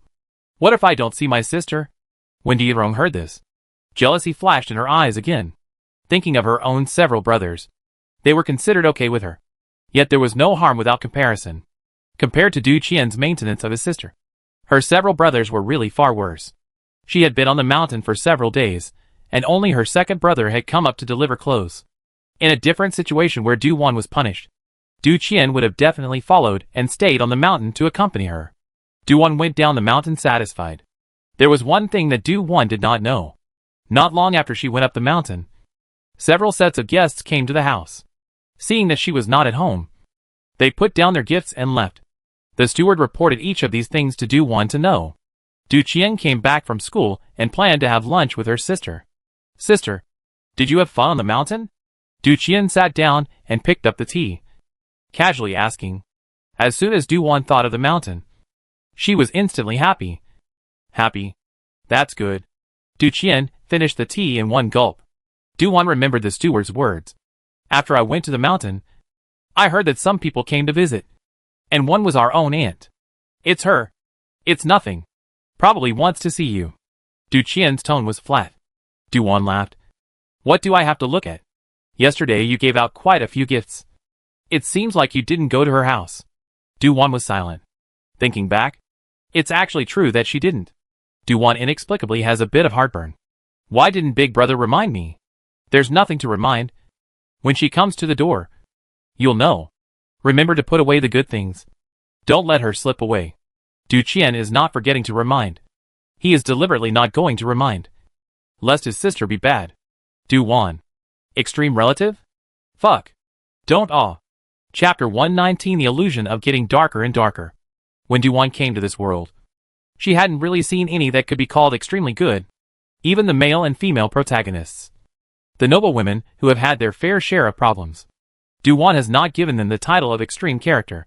So, Du Wan decided that tomorrow morning, or go out. Extreme relatives. It's better to meet them later. If you can. However, in order to plug other people's mouths, Du Qian still sent a gift to her aunt's house for her sister. As the sky grew dark, Du Wan wanted to go back to her room to cultivate. And just as she stepped into the door of her room, the footsteps of Lok Chi came hurriedly again. Sheriff. Pei family's guards have come to deliver another letter. Urgent? Du Wan asked half-jokingly. Lucci froze. The other party didn't say. All right. I'll go take a look. Du Wan went out of the courtyard and met a guard in the front courtyard. The very one who delivered the letter before. The other party respectfully sent the letter to Du Wan. The person still did not leave, and stood aside. Du Wan took the letter, did not rush to open it, but asked with a smile. You're a Shitzi master. This time again. You have to wait for a reply? Pei family guards respectfully said. Exactly. Then you wait first. Du Wan asked her subordinate to take the guard down to rest first. And she went back to her room by herself first. The light in the bedroom was a little dim. Ning Qin lit a few more. And it was suddenly much brighter. Du Wan opened the letter. There was only one sentence on it. When will the county princess return? She looked over and over. Just these few words? Du Wan asked him to investigate the Huang family. No news yet? No news about Yin Men? Thinking about it, the communication here is not as convenient as in modern times. It will take some days to go back and forth. So, Du Wan was too lazy to reply. But Pei's guards are still waiting. Du Wan wrote 2 words perfunctorily, undecided. Letting Ning Qin find an empty envelope and stuff it in. Handing it to the Pei family's guards, and then leaving the matter behind. The next day. The sky is gray and cloudy. Pei Hao woke up early to wash up. And after dressing up, he stood in the pavilion in the courtyard, looking at the rockery and the small pond with koi carp next to it. For a long time, he maintained this posture, that style and charm. There are no words to say. Just ignore the time he stood there. Mu Xian and Hussein stood not far away and watched. Whispering. Mu Xian was puzzled. Shitzi master this is, again. I don't know. Hussein laughed nervously. Mu Xian touched his chin. There must be something. Hussein smiled again. Did not talk. Nonsense. If Master Shitzi is like this, can he still be fine? However, Hussein thought of the fact that yesterday, the master asked someone to send a letter to the county princess. So it couldn't be that he was waiting for a reply. Right? The Du family's village is not close to the capital. Nor is it very far away. That person got the reply letter if he left early in the morning. Counting the time he should come back. Hussein's intuition is still quite sharp. Sure enough, a guard came back in a hurry, walked over to the pavilion and handed Pei Hao a letter. Pei Hao opened the letter on the spot to see. A look at only 2 words. Suddenly angry laugh. Little heartless. Pei Hao cursed in a low voice while collecting the letter and putting it in his arms. Turning to his attendant, he ordered, This Shitzi is going to have breakfast. Have the kitchen send it over. Yes, Your Highness. The attendant was about to retreat. Mu Xian spoke out at the right time, telling the man, Have the kitchen send over my breakfast as well. I want to eat with the world prince. Yes, Prince Mu. The attendant turned around and hurriedly retreated. Mu Xian sat down on a stone bench in the pavilion, and then had hot tea and the like brought over. After drinking 2 cups of tea, Mu Xian said, The letter just now. Was it from the county princess? There was also a letter yesterday. Mu Xian raised an eyebrow. It hasn't even been 2 days since county princess left the city. Right. And she wrote 2 letters? Pei Hao lifted the hem of his robe and sat down, personally pouring himself a cup of tea. It just so happens that there are some things that I need to talk to her about. Mu Xian said teasingly. Yes, I know. Every time you look for county princess, you have something serious to talk about. It's good that you know. Don't think wrongly. Don't worry. I won't think wrong. Especially after hearing your words. Pei Hao, shut up. Why do you have the illusion that the more you describe it, the darker it gets? Mu Xian said. Tell me, what are you going to do lately? One moment, you want to contact the Yin Sect's principal. And the next moment, you want to investigate the Huang family. The royal merchant of Ping'an City? I remember that the great beauty from the Clear Wind residence is from the imperial merchant Huang family. It has nothing to do with the Clear Breeze residence. It is the county lord who wants to investigate the Huang family of Ping'an City. County lord? Mu Xian was stunned. Pei Hao nodded. It doesn't take much effort to investigate this. It just takes a bit of time. Ping'an City was not in the capital, and it would take some time for the news to come and go on the road. After breakfast, Pei Hao and the others went to the Imperial City Department for duty. On the contrary, Duwan had breakfast and hurried to go up the mountain again. Compared to staying here and getting involved with people she doesn't know, it's better to go up the mountain and have fun. Of course, she brought her sword with her when she went up the mountain. After having fun, she still needs to find a place to practice her sword.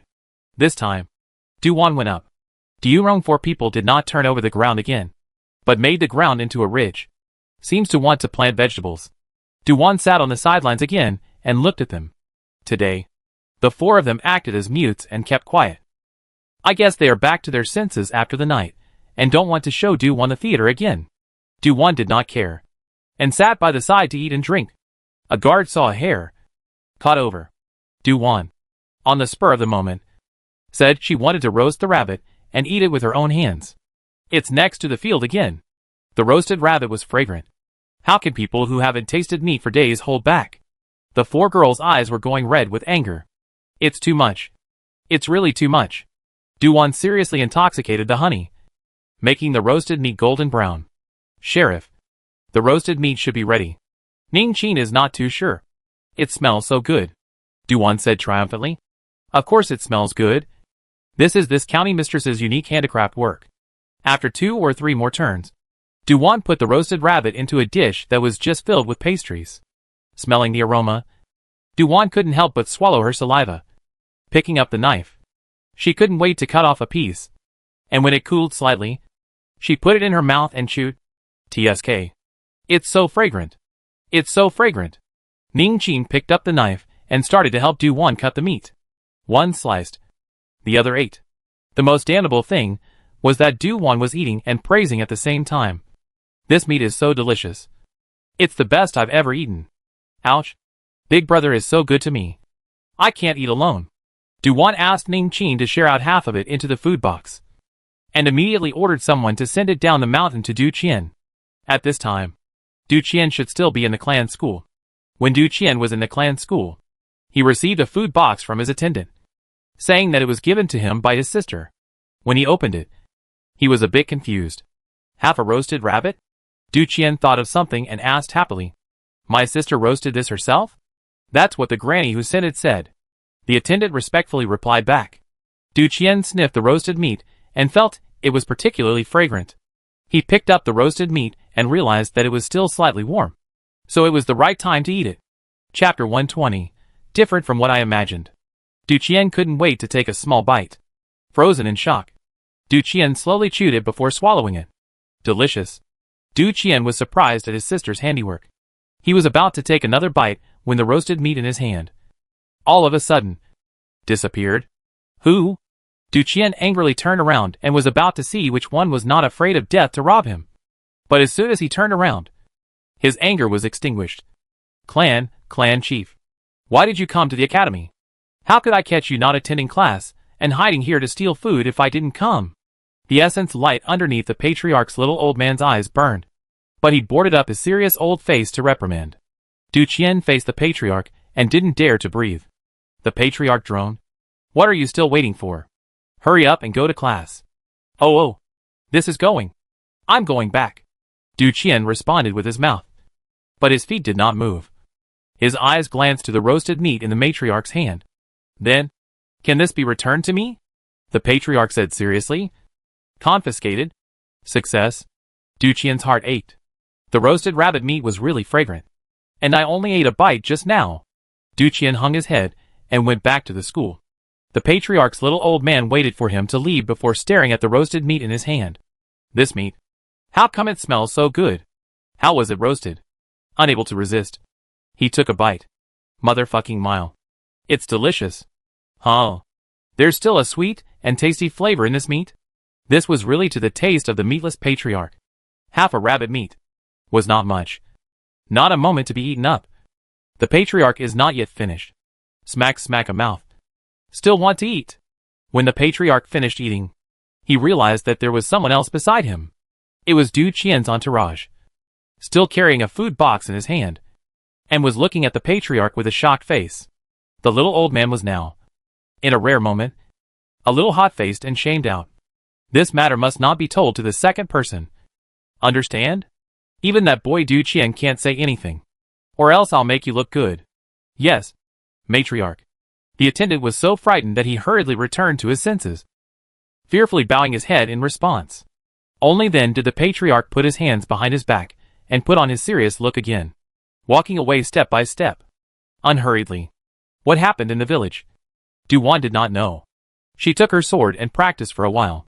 When a few girls planted the vegetables, one step at a time, they went back to their residence.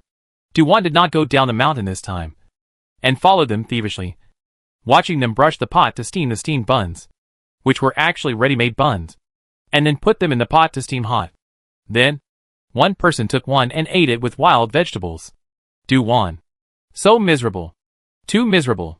After a busy morning in the field, coming back with only one steamed bun? Du-Wan then saw a few more girls finish eating, and after sitting for a quarter of an hour, they started chopping firewood, picking water and feeding the chickens and ducks and so on. However, they were dividing up the work, one doing the same. In a rare tacit understanding, the four of them treated Du-Wan as invisible. Du-Wan had a little death wish and deliberately blocked their way.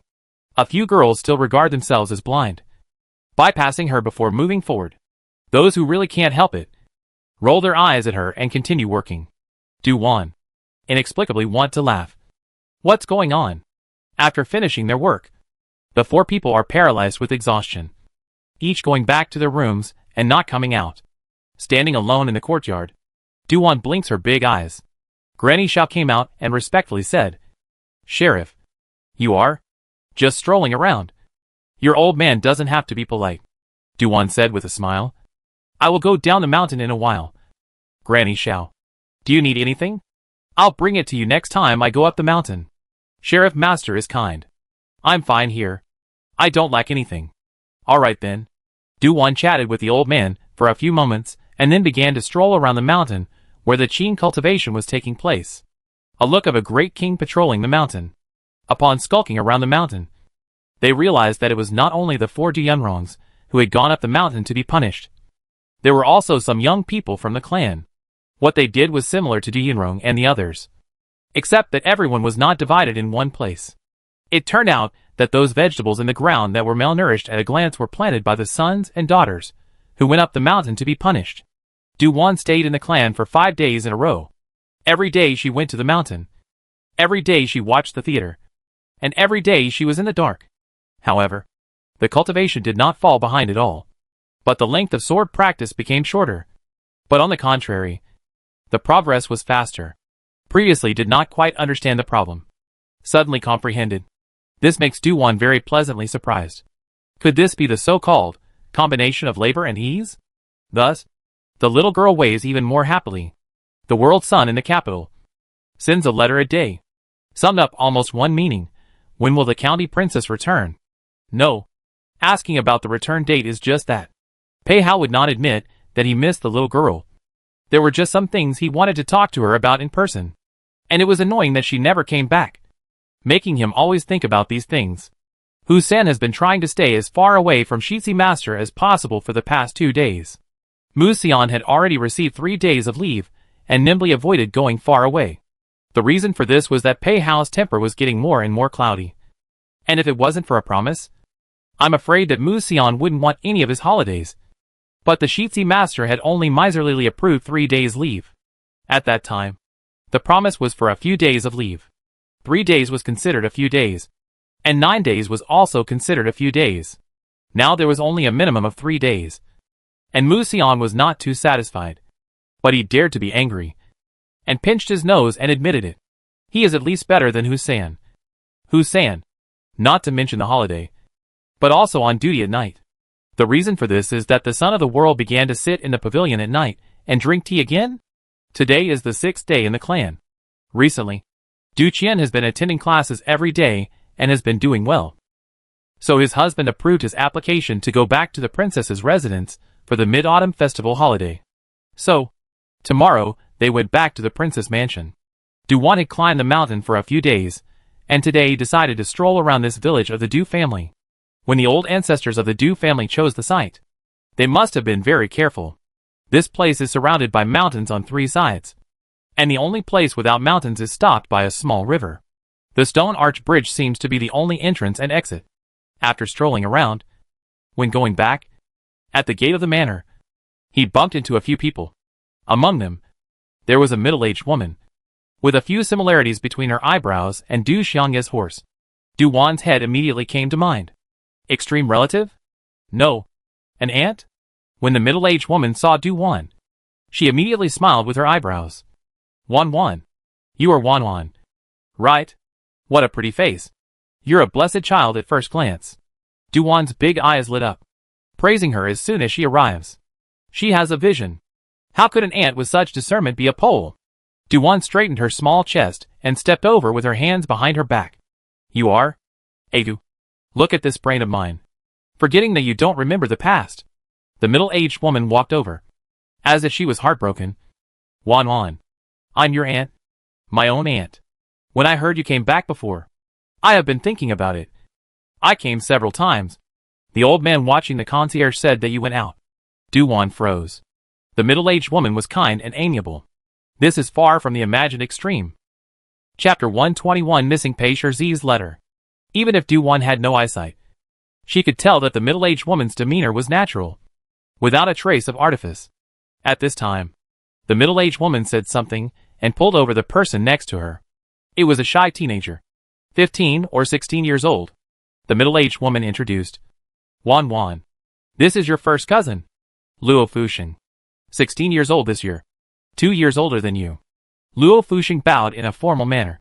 Fuxing meets the county princess. Before Wan could reply, the middle-aged woman slapped Luo Fuxing's back as if she was feigning anger. Damn child. What do you call a county princess? You have to call cousin Wan. Do you know that? No. What is needed is to be out of the ordinary. Wan this time finally sees some extreme seedling. Won't take into account other people's thoughts. Wishful thinking to make decisions for others. Wan didn't say anything. The middle-aged woman pulled out the second boy. Wan. Come to recognize someone. This is your second cousin, Luo Fuxing. He is 14 years old this year. Just the same age as you. Luo Fuxing was smart. Fuxing? I've met cousin. I heard that you've been up in the mountains for the past few days. Let's go play together sometime. Good, Wan said with a smile. The middle-aged woman pulled over another little fatty. The little fat man was round and had a small pull on his head, which was very pleasing to the eye. The middle-aged woman introduced again. This is your little cousin, Luo Fuxian. 8 years old this year. Little cousin is very blessed. Wan complimented without going out of her way. Unexpectedly, such a sentence poked the middle-aged woman's excitement. Right. Your little cousin is a particularly blessed baby. The day he was born, the colorful clouds filled the sky with a fiery red. A heavenly auspiciousness. Isn't it a fiery cloud? Wan was speechless. That possesses this blessing. The entire Great Qin Kingdom doesn't know how many waifs there are. The remaining girl, about 12 or 13 years old, was staring down at the tips of her shoes as if she was a coward. The middle-aged woman ignored it and tried to tug at Wan again to climb into the conversation. However, when her hand was about to touch Wan, Ning Qin next to her stopped it.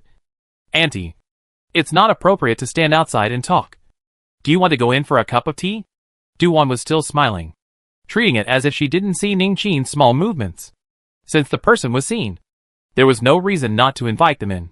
After going in, Wan asked the steward to bring the person to the hall in the front yard, serving tea and fruits and snacks to greet Aunt Du's family. Apart from her aunt, It can be said that all have come. A round of tea passed. The fruits and snacks on the table were almost eaten. Aunt Du proposed several times that she would like to take a look at the courtyard where Du-won lives, to see how she lives and whether she is comfortable or not. Du-won sat still, looking at Aunt Du with clean and doubtful eyes, asking, Aunt Du, in my own home, can I not live well?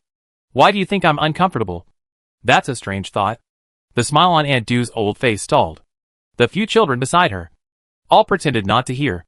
Instead, it was Luo Fushuang who was smart as can be, relieving her mother. Cousin, my mother is just confused by her concern. She didn't think of it for a moment. Right. I didn't think of it for a moment. Aunt Du smiled at Du-won. Her eyes swept across the hall. The things placed on the hall were almost all large objects. Luo Fusheng lowered his head and blushed a little. Out of shame. Does their family lack money? No. What they got from his great-uncle's family over the years was enough for them to eat and drink for the rest of their lives. It's just that his mother had a bad habit. That is, every time she went to someone's house as a guest, she would want to take away some things from the host family, and specially pick the expensive ones. She knew it was a bad habit, but she couldn't get rid of it. To put it in a simpler way, Aunt Du was suffering from kleptomania, a psychological disease belonging to the individual who can be controlled. Just Aunt Du's willpower is too weak. Not only did not control it, but also more serious than a year, resulting in the present. In the entire village, people hate dogs. Du-won always remembered Du Qian's admonition. So now, Aunt Du acted even more kindly and friendly. She did not move her position, and did not take her to other places as Aunt Du wished, merely remained in the hall to greet them. Another round of tea passed. Auntie Du had been looking for words, and some of them were said over and over again. There was no end to the family talk. Du-won is a very understanding and polite person. Her attitude towards her elders has always been very good, sometimes even if she was annoyed in her heart and didn't agree with her elders. On the surface, she was still well-behaved and cute. Aunt Du hinted at her several times, saying she wanted to go shopping, but Du-won insisted on pretending not to understand. It's not that Aunt Du doesn't want to go alone, but the master's courtyard, study and storehouse, wherever valuables are placed, are either locked or guarded. The family sat there until nearly noon. Du-won suddenly said with a smile, Auntie, stay for lunch. My big brother is about to come back from class. Ah? Aunt Du seemed to be taken aback and looked outside. I didn't expect time to pass so quickly. It's almost noon. Yesta. Does Auntie want to stay and have a casual meal? Du-won said with a smile. Aunt Du just wanted to say yes. Next to her, Luo Fushuang and Luo Fuchuan unexpectedly shook their heads in unison. No. No need. The second and younger cousins were clearly afraid of something. It was the first cousin who knew what the two younger brothers were afraid of. Wasn't it just jealous of cousin Du Qian's methods? Du-won feigned aggression and said, Will others say I'm not well greeted? No. Cousin entertained very well, Luo Fushuang hurriedly said. Besides, our home is not far away. Just a few steps away. Father might still be waiting for us to come home for lunch. Right. Mother, let's go. Little fatty cousin pulled up Aunt Du's sleeve and was about to head out. Aunt Du's kind face was filled with helplessness slowly stood up, and even bid farewell to Du-won. She personally sent the family away. Du-won went back to the hall again, and the steward counted the things. The steward said helplessly, Sheriff, one of the green jade tea bowls was lost. Du-won was momentarily dumbfounded. She waved her hand and signaled the steward to retreat. When Du Qian came back at noon, Du-won told him about the matter. Du Qian looked as if he was not surprised and exclaimed, It's still my sister who is great and only lost a tea bowl. In my place, I would definitely have another layer of skin scraped away. Du-won, is it so exaggerated? However, cheap big brother didn't tell the truth. He must have done something else afterwards. Otherwise, the second cousin and the younger cousin wouldn't have tried to run away when they heard him. An afternoon passed quickly. It was about to get dark. Du-won always felt that something was missing today. She didn't think of it until it was completely dark. What was missing? Pei Zi's letter is missing. Before every day a letter. Today suddenly broken? Chapter 122, Sneaking in at Night. The night is quiet. Du-won, who had finished cultivating, had been sleeping very deeply. Tonight, however, she was awakened by the sound of fighting outside, and jumped out of bed at once, picking up the ring-head sword that was placed on the bedside cabinet to go outside. The sound of this fight was not far away. It should be right outside her courtyard. Du-Won shouted. Someone come! Sheriff Master. You are awake? Ning Qin, outside the door, spoke in surprise. Du-Won opens the door, and Ning Qin and Lu Qi namely come in. Seeing the less nervous appearance of Ning Qin and Lu Qi, Du-Won is quite surprised. What happened outside? Air. Ning Qin smiled sarcastically. She and Falling Chess exchanged a glance. Then Ning Qin whispered. The slave girl is not quite sure. It's just that when I was asleep, I suddenly heard the sound of a fight, saying that a thief had sneaked in. Later it turned out to be a misunderstanding. It was Pei Shitzi who came. It's Pei Shitzi coming on. Du-Won was surprised, but felt unsurprised. Climbing walls and climbing over windows late at night is something the arch-villain often does. Only tonight the gutter has turned over? Pei Shitzi's late-night visit. Surely he has business again? Du-Won turns around to put on her coat. Ning Qin also gives her a short cloak to tie on. Already know it's a misunderstanding. Why are you still fighting? Ning Qin laughed dryly twice and added. It's the eldest young master who came, as soon as he saw Pei Shitzi appearing outside your courtyard. Without saying a word, he drew his sword and slashed at Pei Shitzi. Wow! Is that so? Du-Won's eyes glowed. There was gossip. It's Pei's great villain's gossip, yo. Du-Won threw down her long sword and ran outside, yelling as she ran. I wonder if it's my big brother who is powerful, or if it's Pei Shitzi's martial arts? Have they fought before? Ning Qin said. Fought? But the slave girl hasn't heard the topic of who won and who lost. Ning Qin is awesome and knows so much. Du-Won genuinely praised her. Ning Qin smiles coyly. It's good that County Princess doesn't mind the slave girl. Don't mind. Du-Won heatedly smiled. She, like Ning Qin, was sharing a common hobby. Du-Won did not know at this time that Ning Qin's gossip was not a natural instinct, but merely a habit that was raised for survival. Ants have their way of survival, let alone a person. Out of the courtyard gate, that is to say, I saw torches lit up in front of me, illuminating an open space as bright as day. In the middle, there were two people fighting. Both of them were young talents with outstanding looks. Not to mention, it's quite a nice fight. Du-Won didn't go in front of the people, but cattily hid behind the personal guards and looked at them with a thief's head. Ning Qin strangely asked. Sheriff Master, you want to see? Why don't you go to the front? This won't work. Once I go up front, maybe they won't fight anymore. Du-Won smiles thievishly. It's not that she doesn't want to go up. It's because she thought of the last time she wanted to look at the gossip of the two and was shut out. After hearing this, Ning Qin was nothing. On the contrary, it was Luo Kei who asked apprehensively. Can this be good? The other party is the world's son and the great young master. Du-Won patted her small chest. It's fine. Go quickly and help me get some 5-flavored sunflower melon seeds. Ning Qin looked towards Falling Chess. After a moment's hesitation, Lock Key turns around and goes to help Du-Won fetch sunflower melon seeds. The arrival of Du-Won's master and servant naturally could not escape the eyes of the personal guards. It was just that. Before becoming the Forbidden Guards, they knew what they could look at and what they couldn't. For example, in the current situation, each one of them instinctively pretended not to see it, and dutifully stood in place.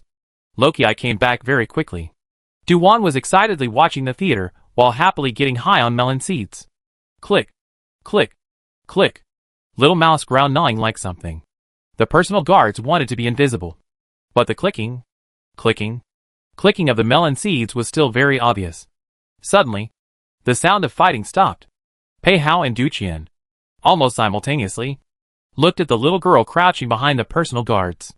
With an excited face, she was looking at the theater and was still happily stoned on melon seeds.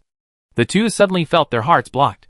This fight did not fight out sympathy, but inexplicably gave birth to the feeling of sympathy. Fight. Why don't you continue to fight? There is still no winner or loser.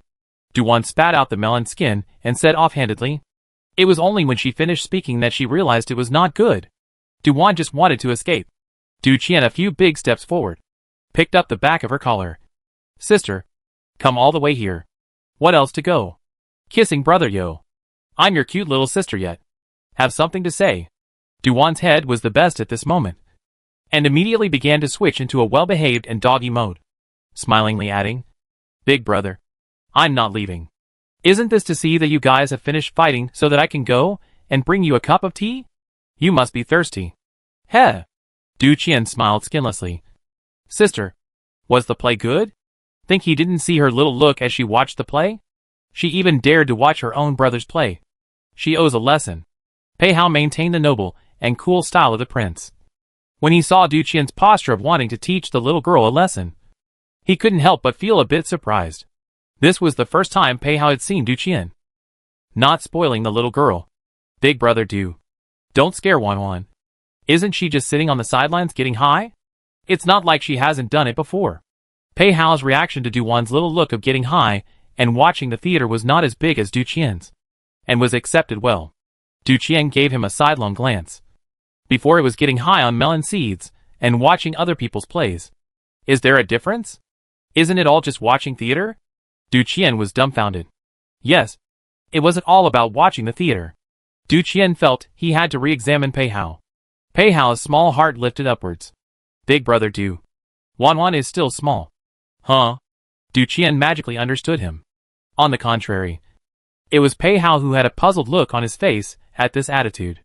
Duwan secretly looked at Pei Hao, and seeing as he was on her side just now, reluctantly forgave him for disturbing her sleep in the middle of the night. Taking advantage of Du Qian letting go of her collar, she quietly moves her feet away. Move a little further away, and then a little further away. After feeling self-conscious that the distance was safe, Duwan stood still and waved her hand towards the surrounding pro-guards. It's all right. Disperse. Disperse. All disperse. On hearing this, the surrounding guards on duty quickly dispersed. The few subordinates who stayed behind held up lanterns for illumination. Du Qian at this time also realized that some things are not appropriate to say in public. Go to my study. Yes. When Pei Hao said this, his gaze fell on Duwan. Duwan read his meaning. I have no problem with that. The three went directly to the study. The underlings lit up the lamps, illuminating the study with extra brightness. Du Qian didn't let anyone make tea and specially ordered the underlings to make 3 bowls of ginseng tea. When Pei Hao and Duwan sat down, Du Qian went straight to the point. Pei Shitzi, tell me, what do you want to do when you sneak in at night? Duwan didn't relieve Pei Hao and looked at him gloatingly, wondering how he was going to answer. Pei Hao is more calm than she expected. Ahem. It's the matter that the county princess asked me to investigate. And there's a result. Chapter 123 This Bad Sister Yo. After saying that, Pei Hao took out a booklet from his body and handed it to Duwan. Duwan happily took it and flipped it open to see that it was indeed the intelligence of the Huang family in Pingnan City. Du Qian asked, The matter of Yan Gate? No. Pei Hao looked at Duwan. After all, it was her matter. Should she say it? Duwan did not hide it. It's the matter of the Huang family, the royal merchant of Pingnan City. Why are you investigating the Huang family again? Du Qian knew that his sister was particularly concerned about this Huang family. Duwan wanted to speak, but finally closed her mouth. Pei Hao actually wanted to know why she suddenly wanted to investigate the Huang family. Duwan played dumb and looked down to flip through the booklet. Du Qian knew that his sister did not want to talk. He walked over, took the booklet in his sister's hand, flipped it open and looked at it for a few moments. The Huang family's business is being suppressed? After flipping through a few more pages, Du Qian saw the Huang family's losses. Suppression so hard. I'm afraid it was premeditated, Pei Hao said. The Huang family has developed rapidly and offended some people. Right? I'm afraid it's more than some. I heard that the Huang family initially started by cannibalizing other people's businesses. Now that something has happened to his family, and he's being targeted by others, one can only say that it's heaven's good fortune. Du Qian poked the point at once. Pei Hao said, Big brother Du is right. What happened to third Miss Huang is exactly what someone deliberately spread in Pingnan City. It caused the Huang family's business to fall apart. The geographical location of Pingnan City was special, and all the caravans traveling from the south to the north had to pass through there. Therefore, Pingnan City had always been prosperous, and was a place where merchants had to compete. There was a folk rumor that no one could be said to be a big merchant without opening 1 or 2 shops in Pingnan City. Du Qian pondered for a moment and asked, "Do you guys think that the Huang family will lose? Without the help of a nobleman, it won't be easy for the Huang family to tide over the difficulties." Pei Hao came to a conclusion. Du Wan quietly skimmed her small mouth. "The Huang family will not lose." The two big men looked at Du Wan at the same time. Du Qian asked, "How is sister so sure? The Huang family has a backstage. Pei Shizi's scouts can't. They actually didn't find out." Du Wan looked at the booklet in disgust. Not only was Xie Zhang, the person behind the scenes, not written on it, but even the princess house, the explicit backer, was not written. There's just one sentence written. It's rumored that the Huang family has a backer. A big shot in the capital. Pei Hao was silent for a moment. Can this be said to be because it is related to the fact that he wants it in a hurry? Du Qian put the booklet down and looked at Pei Hao with a critical gaze. "Pei Chengming. Just such a little thing. You ran here in the middle of the night? When the personal guards found you, you had already reached the corner of the wall outside my sister's courtyard. What are you trying to do?" Pei Hao feigned calmness and lowered his eyes, slowly straightening his sleeves. Embarrassed, how is this going to be answered? At that time, he had a brain fart and the person came. Pei Hao said in an extremely calm tone, "The matter of the county princess, no matter how small, is not a small matter. This Shitzi is too busy to get away during the day, so he could only send it overnight. When tomorrow morning comes, I still have to rush back to answer the dawn." This reason was well found. Du Qian gave him a deep, meaningful look. Du Wan quietly looked at the theater, noiselessly, as if she was watching a big show. The melon seed still held in her hand. She secretly took out another. Catching!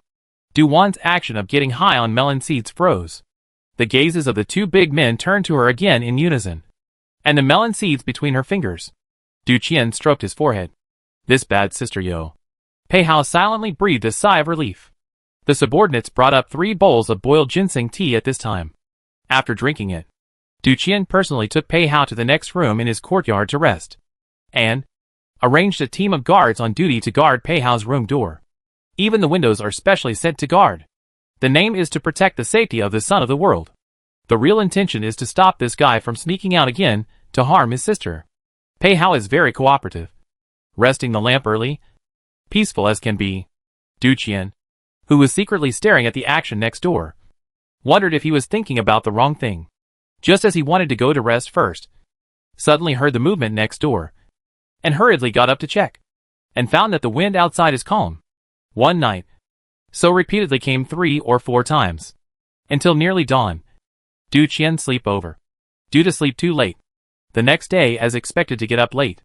Woke up when the sun has risen outside. When Du Qian washed up, dressed neatly out of the bedroom, asked the attendant on duty, "Pei Shizi returned to the city?" "Young master." Pei Shizi got up at the beginning of the dawning hour, accompanied the county princess to practice the sword, and also had breakfast together. And at this time, he should be accompanying the county princess for a walk in the west garden. The attendant respectfully and softly reported. The more Du Qian listened, the worse his face became. He slept badly last night, and was woken up several times by the next door. F***CK fell into the scheme of that guy surnamed Pei. Sure enough, he was a sinister and cunning guy. Even more annoyed, Du Qian still elegantly sat down at the dining table and finished his breakfast. He asked his subordinates to pack up their things and departed in 2/4 of an hour. Du Qian went straight to the west garden. He really saw that Pei Hao boy, standing beside Du Wan with a leisurely demeanor. From the curved corners of his mouth, it could be seen that the kid was in a good mood. And his bad sister is leaning against the stone fence of the lotus pond. His hand is holding a lotus seed, quickly peeling the lotus seed to eat, not realizing at all that there was a big gray wolf staring at her from the side. Du Qian walked over with big steps, chewing up a cold smile on his lips. Pei Hao heard footsteps and turned to see Du Qian walking over, immediately saluting and greeting. "Big brother Du." "Pei Chengming?" Du Qian asked with a smile on his face. "Didn't you say that you still have to rush back to answer the dawn today?" Pei Hao laughed softly, slightly embarrassed as if to answer. Originally was going to rush back. Inadvertently saw the servants in the mansion in the packing. Asked and learnt that Big Brother Du and Wan also have to go back today. So I improvised and went with you guys together, just to have a care. The reason was found again. Unable to refute, Du Qian was convinced of Pei Hao's cheek. At this point, what else didn't he understand?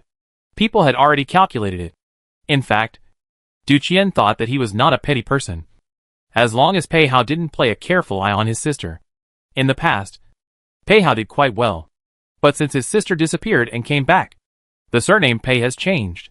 Earlier, he was still going over the wall in broad daylight, but now he dares to do it in the middle of the night? Du Qian feels that he needs to keep a closer eye on him in the future. Sister has not yet passed the door. Absolutely cannot let this kid scourge. Du Qian stood in front of Du Wan. Sister, are things packed? Ning Qin said it's packed. Ready to go.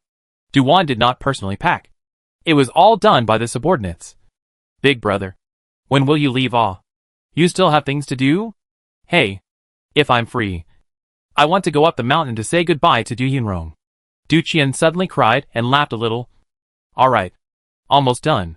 Sun is staring at you every day. Don't you know? Just waiting to catch you in the act. Du Wan. There is still this matter? Chapter 124. The heart can't take it. Du Wan didn't necessarily have to go up the mountain. It was just a temporary reminder. When Du Qian didn't agree, she didn't think about it. As some people think, the mind of a little girl is different for a while. Before going back, Du Qian also took his sister to say goodbye to the matriarch. Before the group set off in great numbers, Du Qian, in order to prevent Pei Hao, this ill-intentioned guy, gave up horseback riding, accompanied Du Wan in the carriage. Pei Hao also wanted to ride in the carriage, but he didn't bring it up because he knew that if he did, Du Qian would only ask his subordinates to prepare another carriage for him, and it would be almost impossible to ride in the county lord's carriage. At this point, riding a horse would be more suitable instead. From time to time, the little girl liked to lift up the curtains of the carriage window to look at the scenery, and there was still a chance to talk. The carriage drove over the stone arch bridge of the village. Du Wan asked out loud, Big brother, why is it a stone arch bridge? What? Du Qian was clouded by the question. Du Wan whispered, according to the advantages of the terrain of the Du family village. It is surrounded by mountains on 3 sides and water on 1 side. With just a drawbridge, the village's defenses will be greatly increased. A stone arch bridge would be different, easily allowing outsiders to come over. A strange color flashed in Du Qian's eyes. Sister sees it? Yeah. Can't figure it out. Du Wan would not think that the Du clan was short-sighted or anything. After all, with such a deep heritage, it's impossible that no one has noticed this. There must be a mystery in it that she, a little girl, can't understand. Du Qian raised his hand and lightly patted her head. How did you grow this brain? It grew like you. Du Wan slapped his hand away in a good-natured manner. Ha. Du Qian clears his head and laughs. When he had laughed enough, he laughed until his sister's face darkened. Only then did Du Qian cough twice and reminded in a small voice. Silly sister yo. Today's world is still peaceful. Building a drawbridge and isolating yourself from the world. Is it bad enough to make people suspicious? Now this look how good. Open and honest. Open the door of convenience. Not afraid of someone to probe. Du Wan heard this and was enlightened. So that's how it is. It's me who thought too much. When the world is not peaceful, it is not too late to build a drawbridge. See through, don't say. Du Qian helplessly patted her head again. She huffed again and shook off his hand. Followed behind the carriage. Didn't hear what the siblings were talking about in the carriage, but heard Du Qian's laughter. Pei Hao glances at the carriage from time to time. His heart a little tickled, wondering what they were talking about, that they were actually laughing so happily. However, no matter what the inner thoughts were, on the surface, he was still the same reserved Shitsi master. He didn't encounter anything along the way and entered the city safely. The only person who felt a little depressed was Pei Hao. He was looking for a chance to talk to the little girl along the way, but he was stopped by Du Qian without any trace. Now that they are in the city, there is even less chance. Pei Hao had to say goodbye to his siblings and go to the government office to deal with his official business. Du Qian happily gave him a smile once. The little girl also waved at him gleefully to say goodbye without a drop of reluctance. In the princess mansion, learning that the 2 young masters were returning to the mansion, the subordinates were also busy. The eldest princess went to the gate early to wait. In the words of the emperor's son-in-law, the 2 little cubs are just coming back. There is no need to let her, the mother, go to greet them. It was the eldest princess who insisted on going. It's been a few days since I've seen my son and daughter, Don't you want to? People are back. There is no hurry. Do extra horse harness by the side of a team would prefer to sit in the main courtyard, waiting for the two little cubs to respectfully come to ask for peace. This is the posture of a strict father should have. You so spoiled them. Not afraid that they are not afraid of the two emboldened. In the future. Bold. And break into trouble? Rapunzel pursed her lips and laughed lightly. Snapped. You love to come. Then you also have to. I'll go pick up my daughter myself. He is wasting his words. Duan just got off the carriage. That is. She saw the eldest princess, who was standing in front of the door waiting in anticipation. At that moment, she raised a big smile and quickly ran to the eldest princess. Princess Mother, a few days haven't seen you. Your elegance is even better than in the past. You are really getting more and more beautiful. Io. My family Wan is also beautiful. The eldest princess was very flattering, smiling with arched eyebrows. Do extra horse harness by the side of the emperor's team looked at these two mothers blowing each other up, inexplicably a little jealous. Cough. Cough. Do extra horse harness by the side of a team coughed dryly as a reminder. Duwan's small head turned and came back to do extra horse harness by the side of a team of horse harnessed by the side of a team of horses. Daddy, you don't seem to have changed much. Upon hearing this, do extra horse harness by the side of a team sighed. His old face darkened. Duwan followed with a turn of words. Still as handsome and majestic as ever. Upright and atmospheric. Do extra horse harness by the side of a team. This peaks and turns, one on top of the other. The heart is a bit unbearable. Ha. He he. The eldest princess and Du Qian are laughing nonchalantly. After dawdling in the main courtyard for a while, Duwan returned to Jade's spirit garden. From the mouth of the eldest princess, she learnt that on the evening of the mid-autumn day, the palace hosted a banquet and the family was going to the palace. The emperor is very frugal and did not have a big feast, just a small set. The feast list is limited in number. The treasury has no money in silver. The emperor's move, so that Duwan's good feelings towards him increased by 2 points. History is full of the kind. Knowing that the treasury is empty, or spendthrift emperors, into the palace clothing and other. As a county princess, there are certain specifications. These things don't need Duwan to bother with the brain. There are underlings to prepare properly. Duwan naps for a while. Just waking up drop chest comes to remind. County Lord, Miss Qingqiu has come, and is waiting in the side hall. How long has she been here? About a quarter of an hour. She was the one who asked the slave girl not to disturb your sleep. Good. Duwan tidied up her appearance, and went to the side hall to meet the guests. Qingqiu brought some gifts over. A basket of large peaches. I'm sorry for what happened last time. I wanted to come over to say something to you long ago, but my family grounded me. You were only released after the Mid-Autumn Festival? Duwan asked Ning Qin to take down the peaches and wash them before bringing them up. Qingqiu sat down next to her. Yes. I looked for you when I came out. Last time. If it wasn't me, that matter has nothing to do with you. Duwan would not relocate people indiscriminately. It was only then that Duwan noticed Qingqiu's dress, which was very simple. Are you preparing to come and find me in a fight? Nope. Came to bring you peaches. Qingqiu denied. Duwan notices the calluses on her hands. Hey. You said you were grounded, so you must not be able to go out without a lot of effort. Right? That's for sure. I won't lose to you. Heh. We won't know the result until after a fight. I've improved very quickly during this period of time. You won't necessarily be able to beat me anymore. Duwan had a lot of confidence in this, and was not vain at all. The only thing was that the smug little tone when she spoke. It was very beat up. In the past, Qingqiu early action. Today, he has been sitting still. Qingqiu said, tomorrow is the Mid-Autumn Festival. I heard that there is a poetry meeting at the Moonwatch Tower. Are you going? This I know. Duwan wanted to go. It's just a pity that. Chapter 125. You are flattering me. Duwan shook her head. Can't go. My mother said that we have to go to the palace in the mid-autumn. The palace banquet is for enjoying the moon at night, and the poetry party is held during the day. After the poetry party is over, come back again. There's more than enough time. Qingqiu took Duwan out last time and almost had an accident. He originally still had palpitations and didn't really want to come to her and go out again. However, his mind turned round, wanting to find a little sister to go out together. And in the end, he still felt that Du Wan was the most suitable. Du Wan still shook her head. This matter? I can't make the decision. Why? Parental consent is required. Qinjiu shut up. Du Wan grabbed a peach and picked up the knife next to her to peel the skin. Qinjiu is directly grabbed one and took a bite before noticing her peeling action. This directly eat it. Why do you still need to peel it? I like to eat peeled ones. Du Wan insisted on her habit. Qinjiu nibbled a few bites of peaches before saying, I heard that this poetry festival, the rewards are generous, and many famous talents in the capital will participate. Are you really not going to see it? Du Wan's action of peeling the peaches lurched. Dare this girl rush to see the talents? Du Wan was a little tempted. The so-called readers' event in the capital. She had not yet gone to see it. Should she go? Should she go?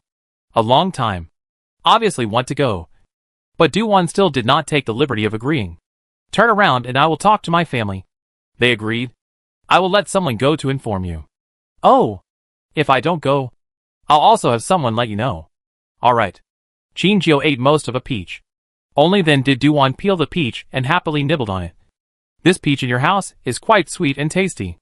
I wouldn't dare to bring it to you if it's not delicious. Qinjiu said with a big grin. Du Wan looked at her magically. Are you flattering me? Hearing this, Qinjiu was stunned. I'm just telling the truth. Well, she was the one who thought too much. This naive girl. Still as naive as the original. Du Wan asked again. You didn't go to find your girlfriends together? Wang Ruier is engaged to be married, and is embroidering her wedding clothes.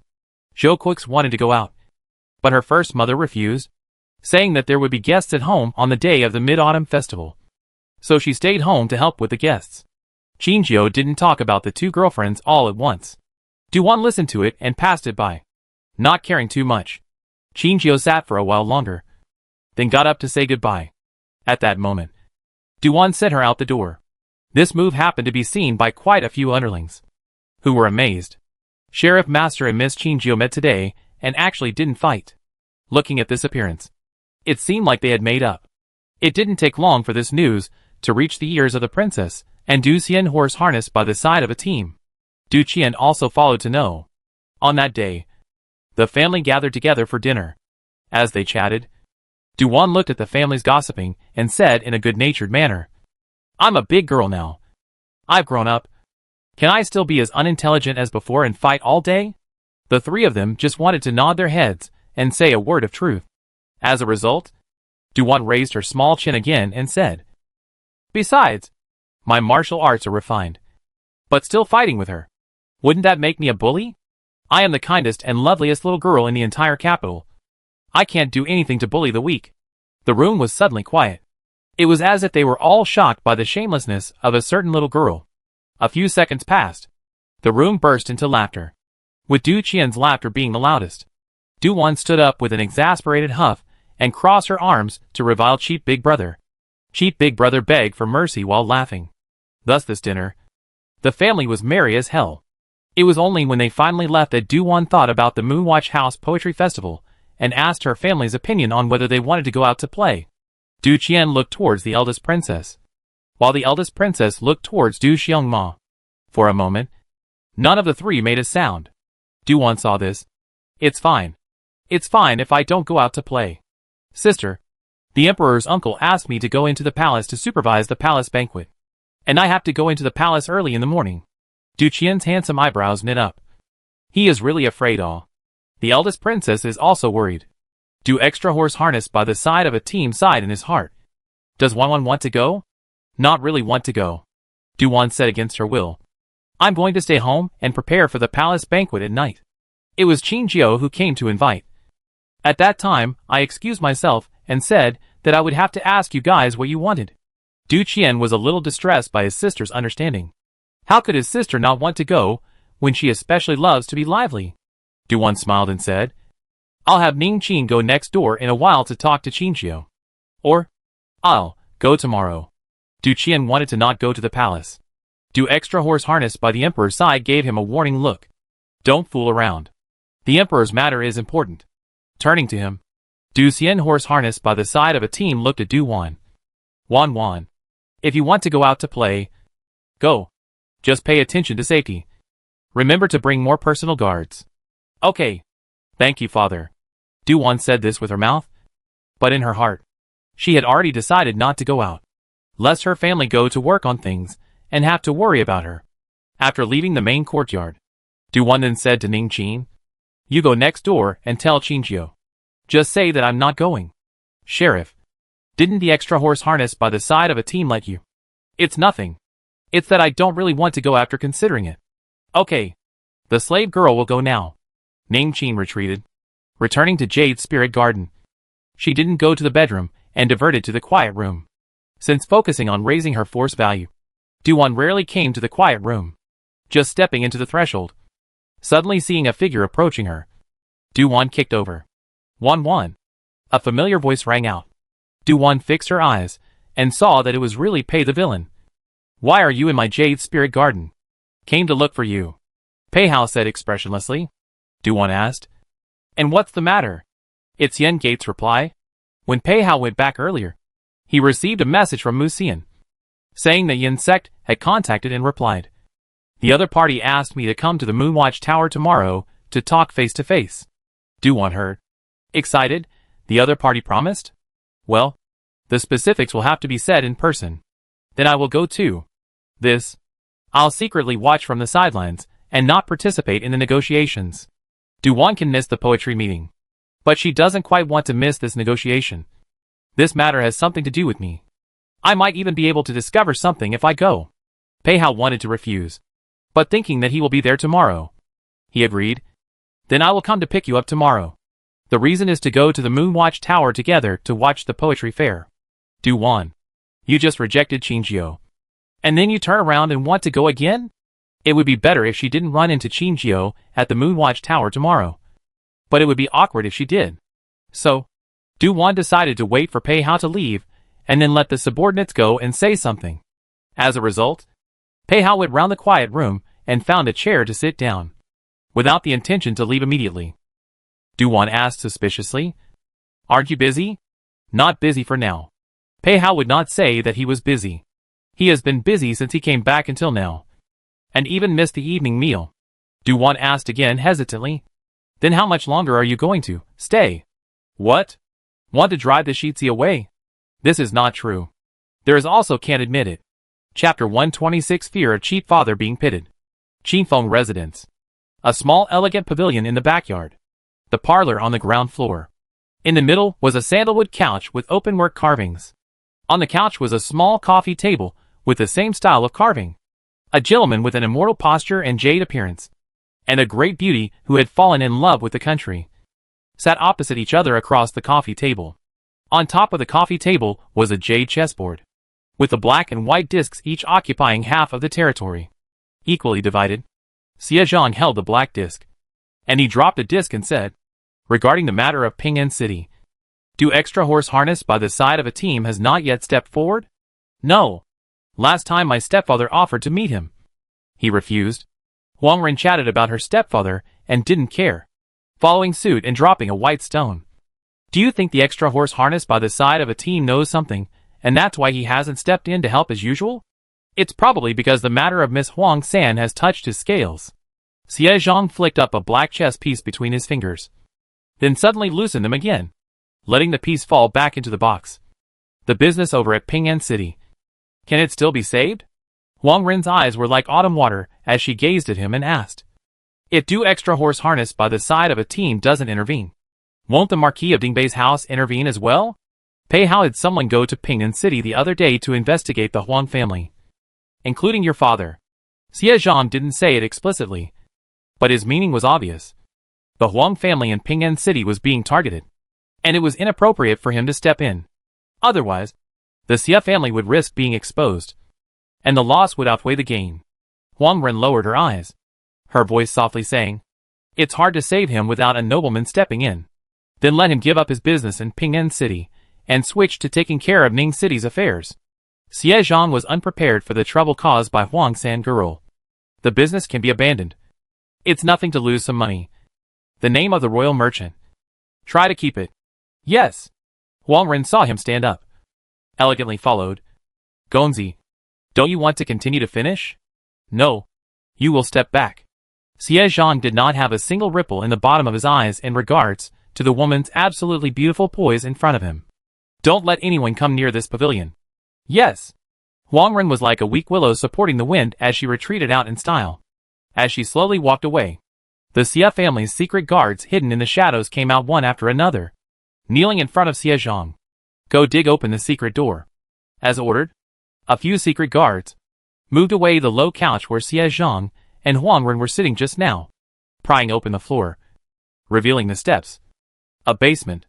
Besides, after Huang Ren left, when they arrived at the front yard, they met Huang Dazai, who had an anxious face. Huang Dazai was a middle-aged fat man, full of wealth.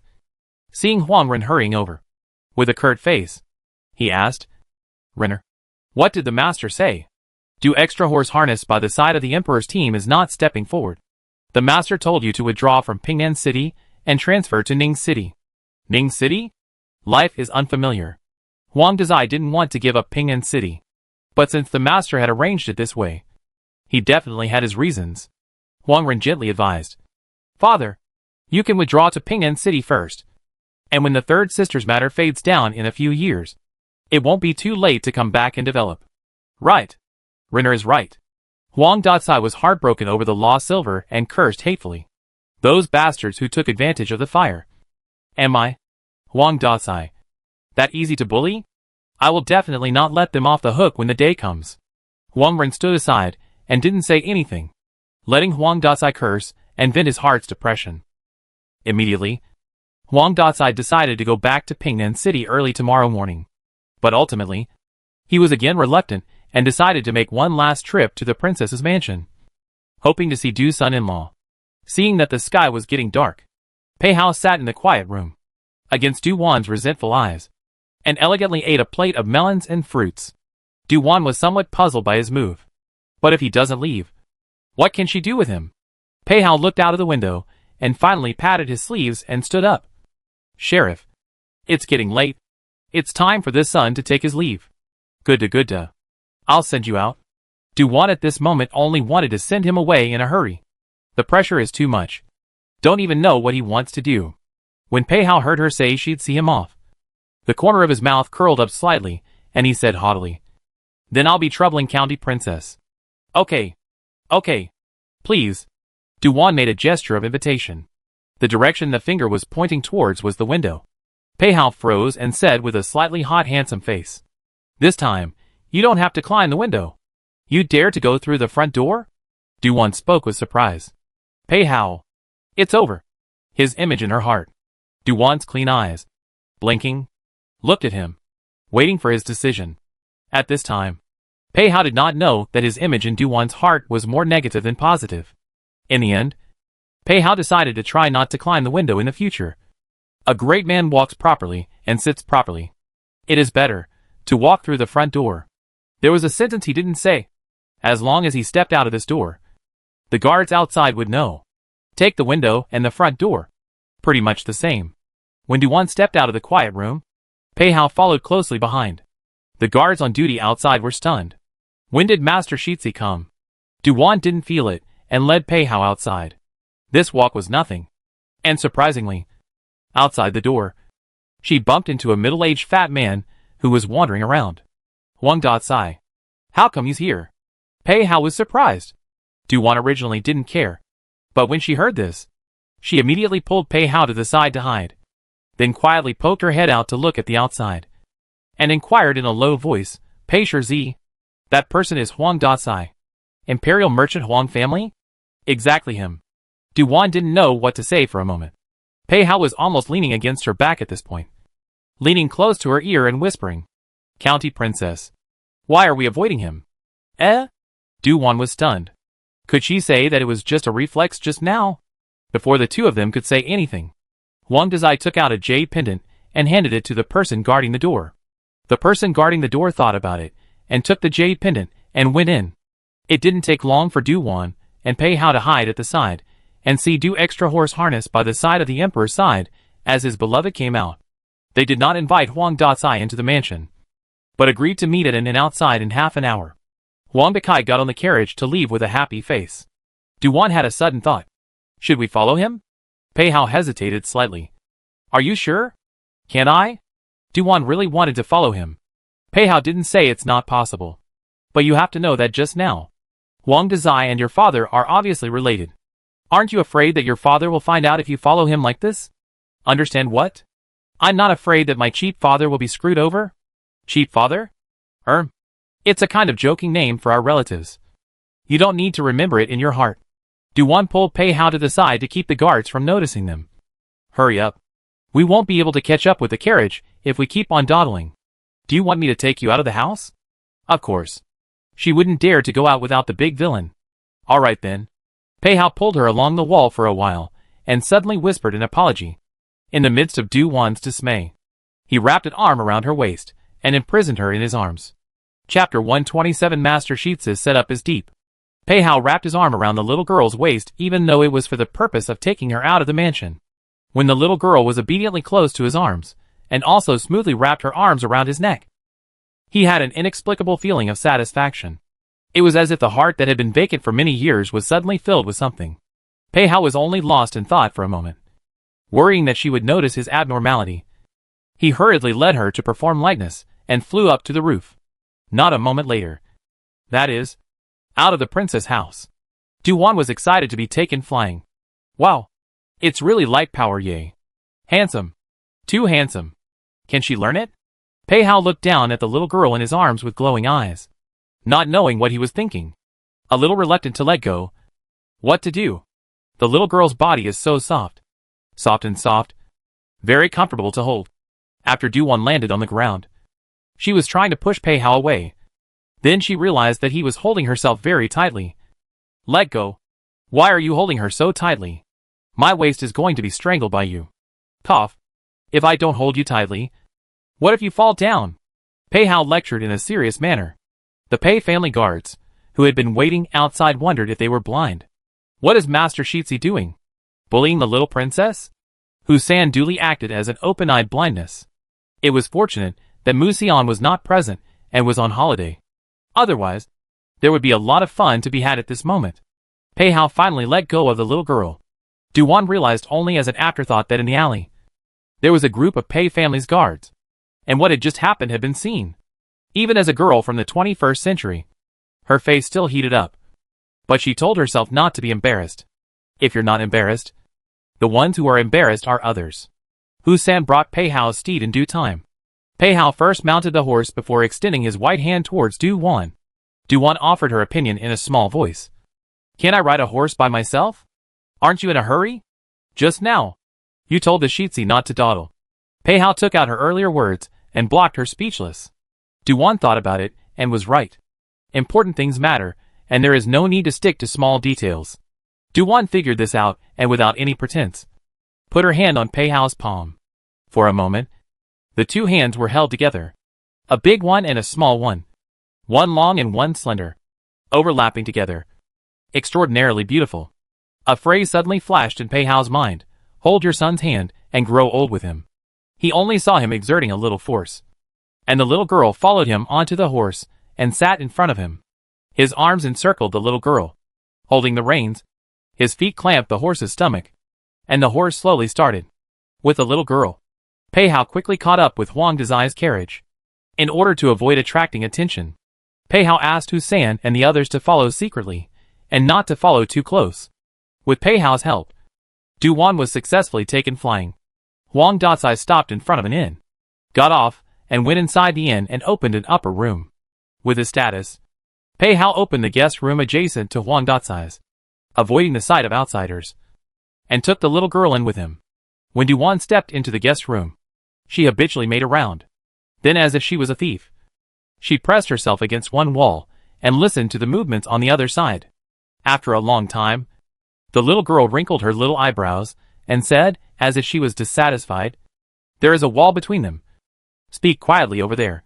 It's hard to hear clearly over here." Wait a moment. Pei Hao stood in front of the wall.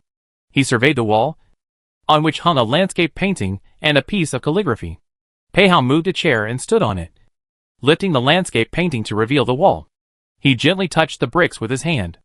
Every single brick. He touched it once. Duan stared closely at his small movements, thinking of the organs depicted in the book. and excitedly asked in a low voice. Pei Sure Z. Is there an organ here? There should be. I'll look for it first. Pei Hao didn't find anything unusual on this side of the landscape painting. The wall behind the calligraphy was left. And Pei Hao did it again. He really found a special brick. He used the dagger to pry for a while, and pried out the brick completely. Du-Wan was happy, and was about to speak when Pei Hao covered her little mouth with one hand, signaling her not to speak. The little girl nodded her head repeatedly. There was a feeling of excitement and thrill of immediately doing something big. Pei Hao really had to take her. But when he covered her little mouth, her lips imprinted on his palm, soft and warm touch, giving his entire being a numb and unfamiliar feeling. A very surprising experience. Want to let go, but cannot let go of her. But before he could get back to his senses, the little girl had already broken away from his big hand and stepped onto the chair with great gusto. And her little head came up to the little hole that was revealed after the bricks were taken away. Only the first glance was taken. It was dark. Nothing to see? Du-Wan knitted her eyebrows and looked back at Pei Hao as if asking questions. Seeing him standing calmly below smiling at himself, Du-Wan had to do her own research. It turned out that the next door side was blocked by something. Du-Wan looked around this room for another week and looked at the opposite wall. Against the wall, there was a bed couch and a large cabinet. The bed couch was naturally for the guests to sleep on, and the large cabinet was where the bedding was usually placed, and could also be used for the guests to place their bags and other things. If the arrangement of each guest room was more or less the same, then the other side of this brick hole was most likely for the large cabinet to block. Du-Wan jumped off the chair and whispered, "It's blocked." "It doesn't matter. The sound can be heard." Pei Hao purposely came to her ear and whispered, feigning inadvertence when he left, letting his cheek graze the little girl's cheek. A single touch. Du-Wan didn't pay attention to this, but was attracted by his words. "Yeah. Can hear the voice?" Pei Hao came close again with one hand and covered her small mouth with his other arm. He also circled her in his embrace and whispered, "Let's pay attention to what we say. Too loud will be heard." It's not right. She didn't speak loudly just now. Du-Wan wondered if she had just spoken so loudly that she didn't even notice herself. She didn't suspect that Pei Hao did it on purpose. The big villain wouldn't be so boring. It's because she has seen in the 21st century. Some people talk very loudly, but the person himself will think the voice is very small. It's like some people who can't sing in perfect pitch. The situation can be described as a car accident scene. But I don't have that knowledge, and I feel extraordinarily good about myself. Pei Hao would not miss the little girl's little look of self-doubt. However, he was calm enough, and his bullshit reasoning was convincing. Fortunately, he didn't keep them waiting. There was a movement from next door. It was Du Extra Horse harnessed by the Emperor's side coming. Pei Hao stepped back onto the chair, still bringing Du-Wan with him. The two stood on a chair, leaning naturally close. Pei Hao even only had to lower his head a little to be able to smell the faint fragrance of the little girl's body. At this time, the little girl's mind was attracted by the matter next door, completely unaware of the young man beside her, staring at her more and more focused eyes. He unknowingly also stretched out an arm, vaguely ring behind her, just to prevent her from falling. Chapter 128. Who lives in the attic? This jade pendant. This official has lost it for 19 years. Where did you get it from? Du's son-in-law's voice was indifferent and quite intimidating. Then came Huang Dekai's shocked voice. Lost? Lost? You didn't send it out? This is my official's ancestral jade pendant, which would never be given to any outsiders other than the direct descendants of the Du family. When this official found it missing, he has been searching for it, and even offered a high reward. This matter is not a secret. A little bit of asking around with some older people would be able to find out. Du Xianjing's voice was cold and detached. Du-Wan was a little creeped out by what she heard next door. Is Cheap Dad like this to outsiders? In the past, when he was serious at home, she still felt that he did not smile or talk, and was an upright and stereotypical person. It was only when there was a comparison that she realized that Cheap Dad was quite good to his family. Really good. Hearing the words of Du Extra Horse harnessed by the Emperor's side, Du-Wan's eyes looked towards Pei Hao. Pei Hao read it, and came to her ear and whispered, "When we go back, I'll ask my father again." Du-Wan nodded her head repeatedly with interest. Next, Huang Dezai's purpose was not achieved. And anyway, it was Du Extra Horse harnessed by the side of a team who led the men to force out the source of the jade pendant. Huang Dazai trembled and said, my lord, spare my life. This jade pendant was left behind by my deceased wife. I once heard a mouthful that if I take this jade pendant, I can exchange it for a favor from you. Who is your deceased madam? Yes, a girl from the Ning clan in the capital. Ning? That Ning clan that has been getting a bad reputation lately? Yes, but before my wife was born, she had long since severed her ties with the Ning clan. Is that so? Don't recognize it. Du harnessed by the side of the emperor's team as if recalling a past event. The jade pendant of this official. She is the one who picked it up? Huang Dazai. Du Wan, who was eavesdropping. Even Pei Hao froze. Huang Dazai had also once secretly suspected whether the lady had once had an affair with Du extra horse harnessed by the side of a team. Nowadays, it doesn't seem too much like awe. There were just some words that Huang Dekai did not dare to say. Du extra horse harnessed by the side of a team interrogated Huang Dekai some more. He didn't pit Huang Dekai. He took this jade pendant and came to him. He could get a favor from him. This was the sentence he released back then in order to look for the jade pendant. Huang Dekai wanted Du extra horse harnessed by the side of a team to help him tide over his difficulties. Du extra horse harnessed by the side of a team agreed to do so as a return of the favor. Then, Du extra horse harnessed by the side of a team left. Huang Dekai sat paralyzed in the guest room for a while, as if he had survived. Pei Hao also didn't expect that the backer behind the Huang family of royal merchants was actually Du extra horse harnessed by the side of a team. His future father-in-law. The little girl seemed to have known this for a long time.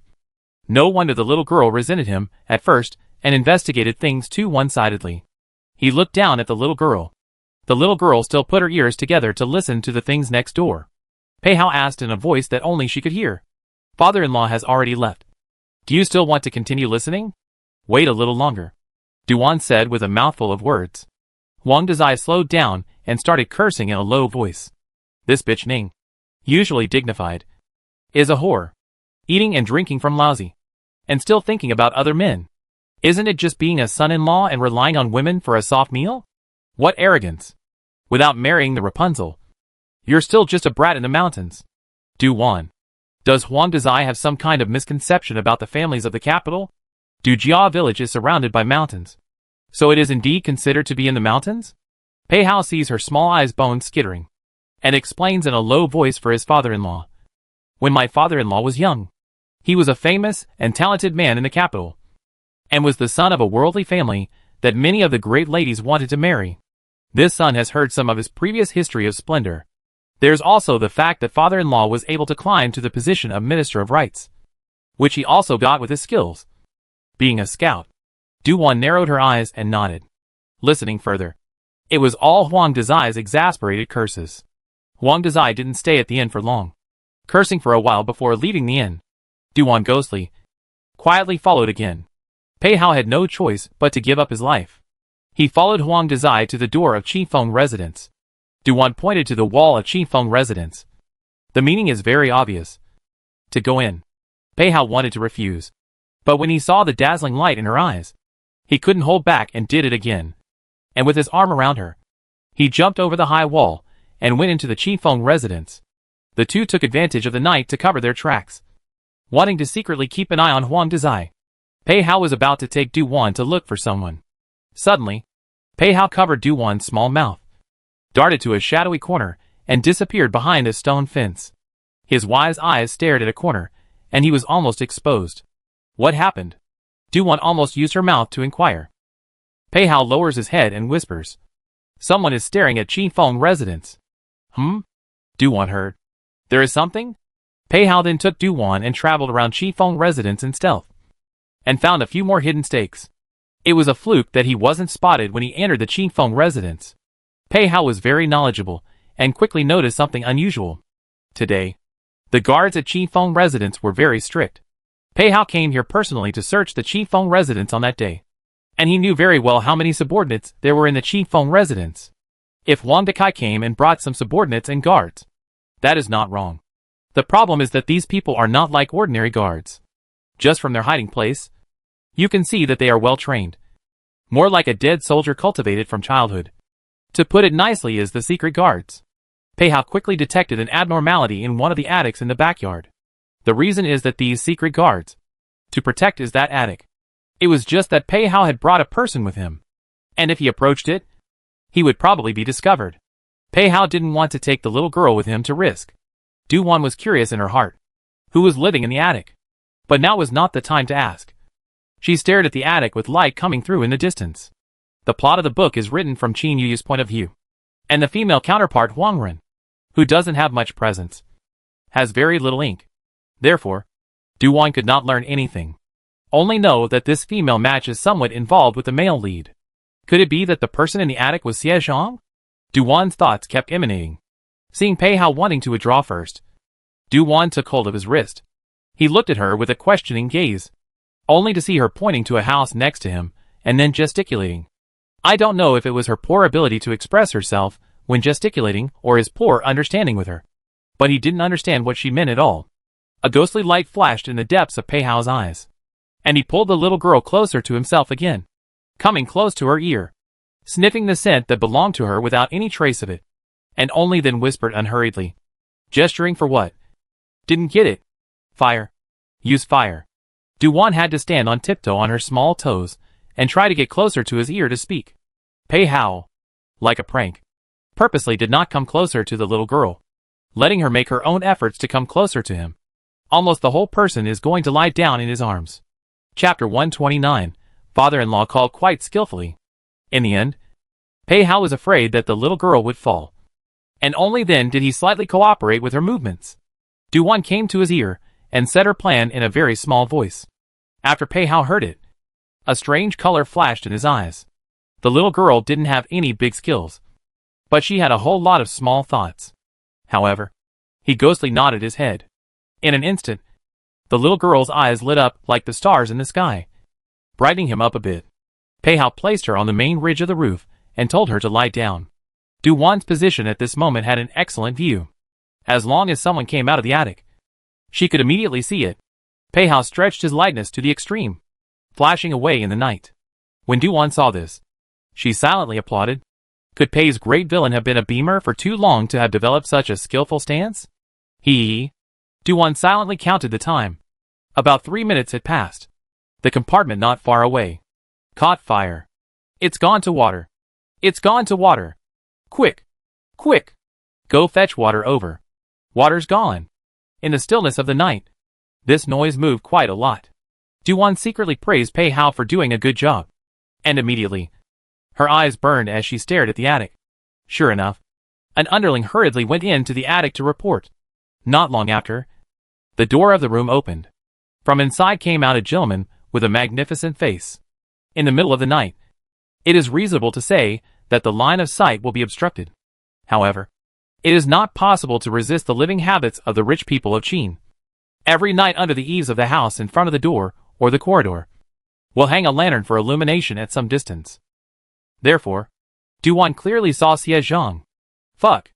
It's really him. Apart from Xie Zhang, Du Wan's gaze fell behind him. A tall youth. His hair was a bit disheveled. It looked like he hadn't combed it for days. Behind the youth, there is also a man and a woman. At this time is not much better. Only better than the beggar on a drop. However, the two people are not following Xie Zhang. It is the youth who is the main one. The three people withdrew quickly along with Xie Zhang. Thus, Du Wan had the honor of witnessing how they left. Crap. It went straight to a wall. An underling moved the stairs, and one by one proceeded to flip over to the next door. Some of the dark guards, who walked at the end, were quickly erasing the traces of Xie Zhang and the others. Du Wan, who was lying on the ridge of the house, saw the scene clearly. When Pei Hao came back, he only saw the movement of the dark guards closing up. And then the dark guards rolled over from the other side and crossed over to the mansion next door. Du Wan saw him come back, smiling like a flower, and gave him a thumbs up. And then again triumphantly tried to open his mouth to speak. And all of a sudden was Pei Hao covered his little mouth, embracing that flew away from the original place. Who is it? Someone drank in the distance. Du Wan staggered over. Were they discovered? That side was still putting out the fire. Pei Hao cursed in a low voice. A bunch of fools. They were discovered. Wasn't it us who were discovered? Du Wan asked in confusion. It's Hussein and the others. Du Wan shut up. Pei Hao was sure that it was the group of guys who were careless. greatly grinning outside the Chiefeng residence. The people in the pavilion withdrew, and the hidden Xia family's secret guards around them followed, which almost crashed into them. Pei Hao and Du Wan went out of Chiefeng residence and hid in the dark to watch Hussein and the others negotiate with the other party. The other party said they were the guards hired by Chiefeng residents. Hussein and the others said that they were the patrol soldiers of the Imperial City Department, and they saw the fire here, so they came here to check it out. I only heard Hussein casually blabbering. The government office is doing business. Get out of the way. If the fire is poorly controlled and involves the whole street, who will be responsible then? Is it you guys? We. The person who stopped them was momentarily speechless. Instead, it was the housekeeper of the Chiefeng residence, who heard the wind and hurried over. Sir, don't be angry. The place where the water went is a back cover room, and there is no big problem. Now it has been solved. If you are unsure, you can send someone in to check it out, the housekeeper said, while also stuffing a purse to Hussein. Hussein received the purse, and then casually ordered 2 more people to go in and check it out. With enough attitude, seeing that there is really no matter, Hussein leaves the people to leave. He walked out for a while, and met up with Pei Hao and Du Wan. Du Wan gave a thumbs up to Hussein. Really fast reaction. This is pure business. I'm used to it. He. Hussein took out his wallet, and wanted to hand it to Pei Hao. Pei Hao did not take it. Let the brothers take it to drink. Thank you. Sheetsy. Hussein happily collected the bag. Du Wan also felt that this trip was quite worthwhile and rewarding. The two shared a ride, and went back to the princess mansion. On the way, Du Wan told Pei Hao what she saw in Chiefeng residence. Pei Hao held some selfishness. The horse did not walk fast.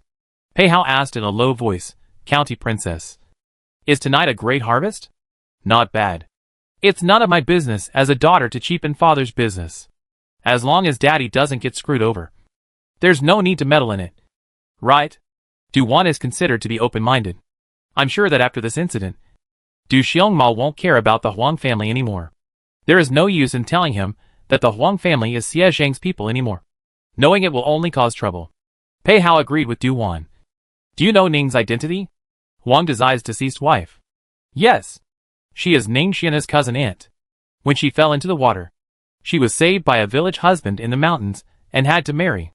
A year or so after the marriage, that village husband went up the mountain and accidentally fell to his death, leaving behind a daughter.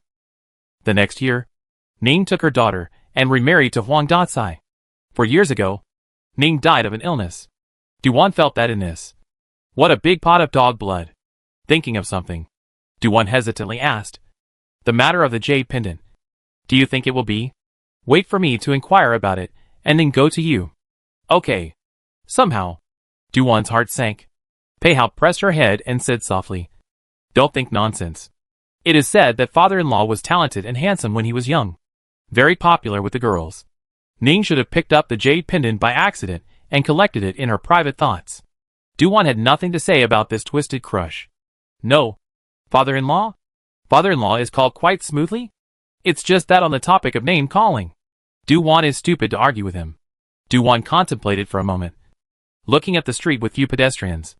The shops on both sides of the street, hung with a string of lanterns, gently swaying against the breeze, which in turn facilitated the pedestrians. Du Wan said, Pei Shi, who do you think the youth following Xie Zhang will be? The identity won't be simple. Nonsense. Du Wan thought of something and suddenly became interested. Guess who it is? Pei Hao's eyes flashed with a strange color. Could it be that the little girl knew who it was? But how is this possible? Pei Hao laughed lightly. Guess not. I guess you don't know either. That's not necessarily true. Maybe I just happen to know. Du Wan's big eyes were full of laughter. The person is smiling, but the words carry a chill. Chapter 130, Caught returning home late. Pei Hao said. Then tell me. It's someone from Yin Secto, Xie Zhang's cousin. When she said this, the smile on Du Wan's face remained the same, but the bottom of her eyes was cool. It was only just now that she thought of this. That tall youth fit the description of the hero's cousin in the book. The 3 people's wretched appearance again reminded Du Wan of the 3 people captured at the Chiefeng residence last time. Those 3 people were well hidden. If one of them hadn't died and come out to look for food, they wouldn't have been caught for a while. Only now did he realize that Pei Hao might have received the right clues. And Xie Zhang estimated that he was afraid that his cousin's hiding place would be exposed and used a blindfold. Pei Hao said with a serious face, Wan, this matter is not trivial. Are you sure? 9 times out of 10. Duwan also straightened up her attitude. Wasn't there a child in the Xie family's big house who disappeared more than 10 years ago? He was rescued by someone from the Yin sect, and is now a high-ranking member of the organization. It was a matter of personal safety. Duwan did not hide it this time. I suspect that Yin sect's assassination of me was all his idea behind the scenes. If my guess is correct, he definitely knows who is going to pay for my murder. Pei Hao's grip on the horse's reins tightened.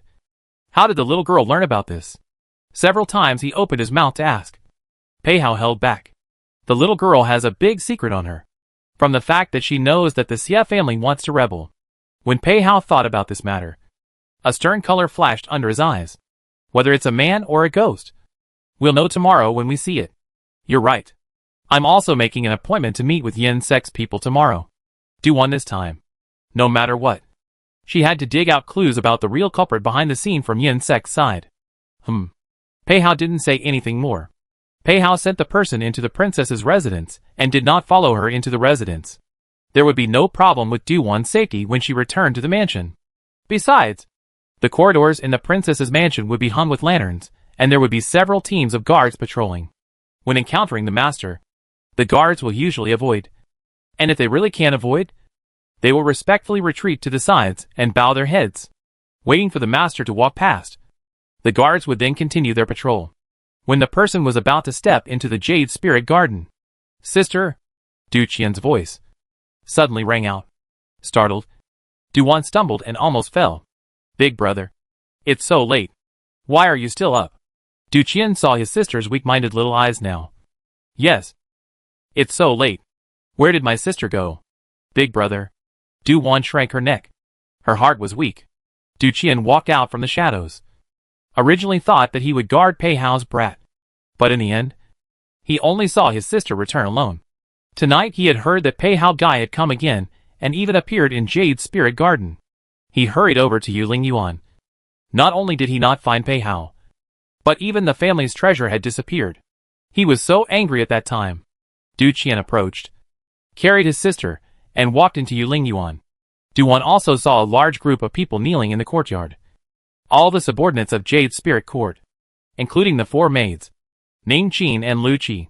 However, before she could say anything, she was carried by Du Qian into the house, and closed the door behind her. Thus, only the 2 siblings were left in the house. Duwan was nervous in her heart. Big brother? Brother. It's useless to call your own brother. Be honest. What did you do? Du Qian's handsome face was dark. Historically, not a few noblewomen in the capital have had accidents. And it's not like there are no examples to be found. As long as his sister is not married, he can't let Pei Hao take advantage of her. Otherwise, in the future, how to get a foothold in the husband's family will not let people look down on her. My sister is still young and doesn't understand that Pei Hao even plays stupid. Du Qian at this time in his heart put Pei Hao on the record. Duwan was so abashed and nervous that her little toes drew circles on the ground. Seeing that Du Qian didn't lecture again, she quietly went forward and reached out her small hand to tug on his sleeve. See him still face. She tugged again. A small face is very innocent. Big eyes clarification and bright. Big brother. This accident is a serious matter. There is another thing that concerns our father. Are you sure you want to hear it?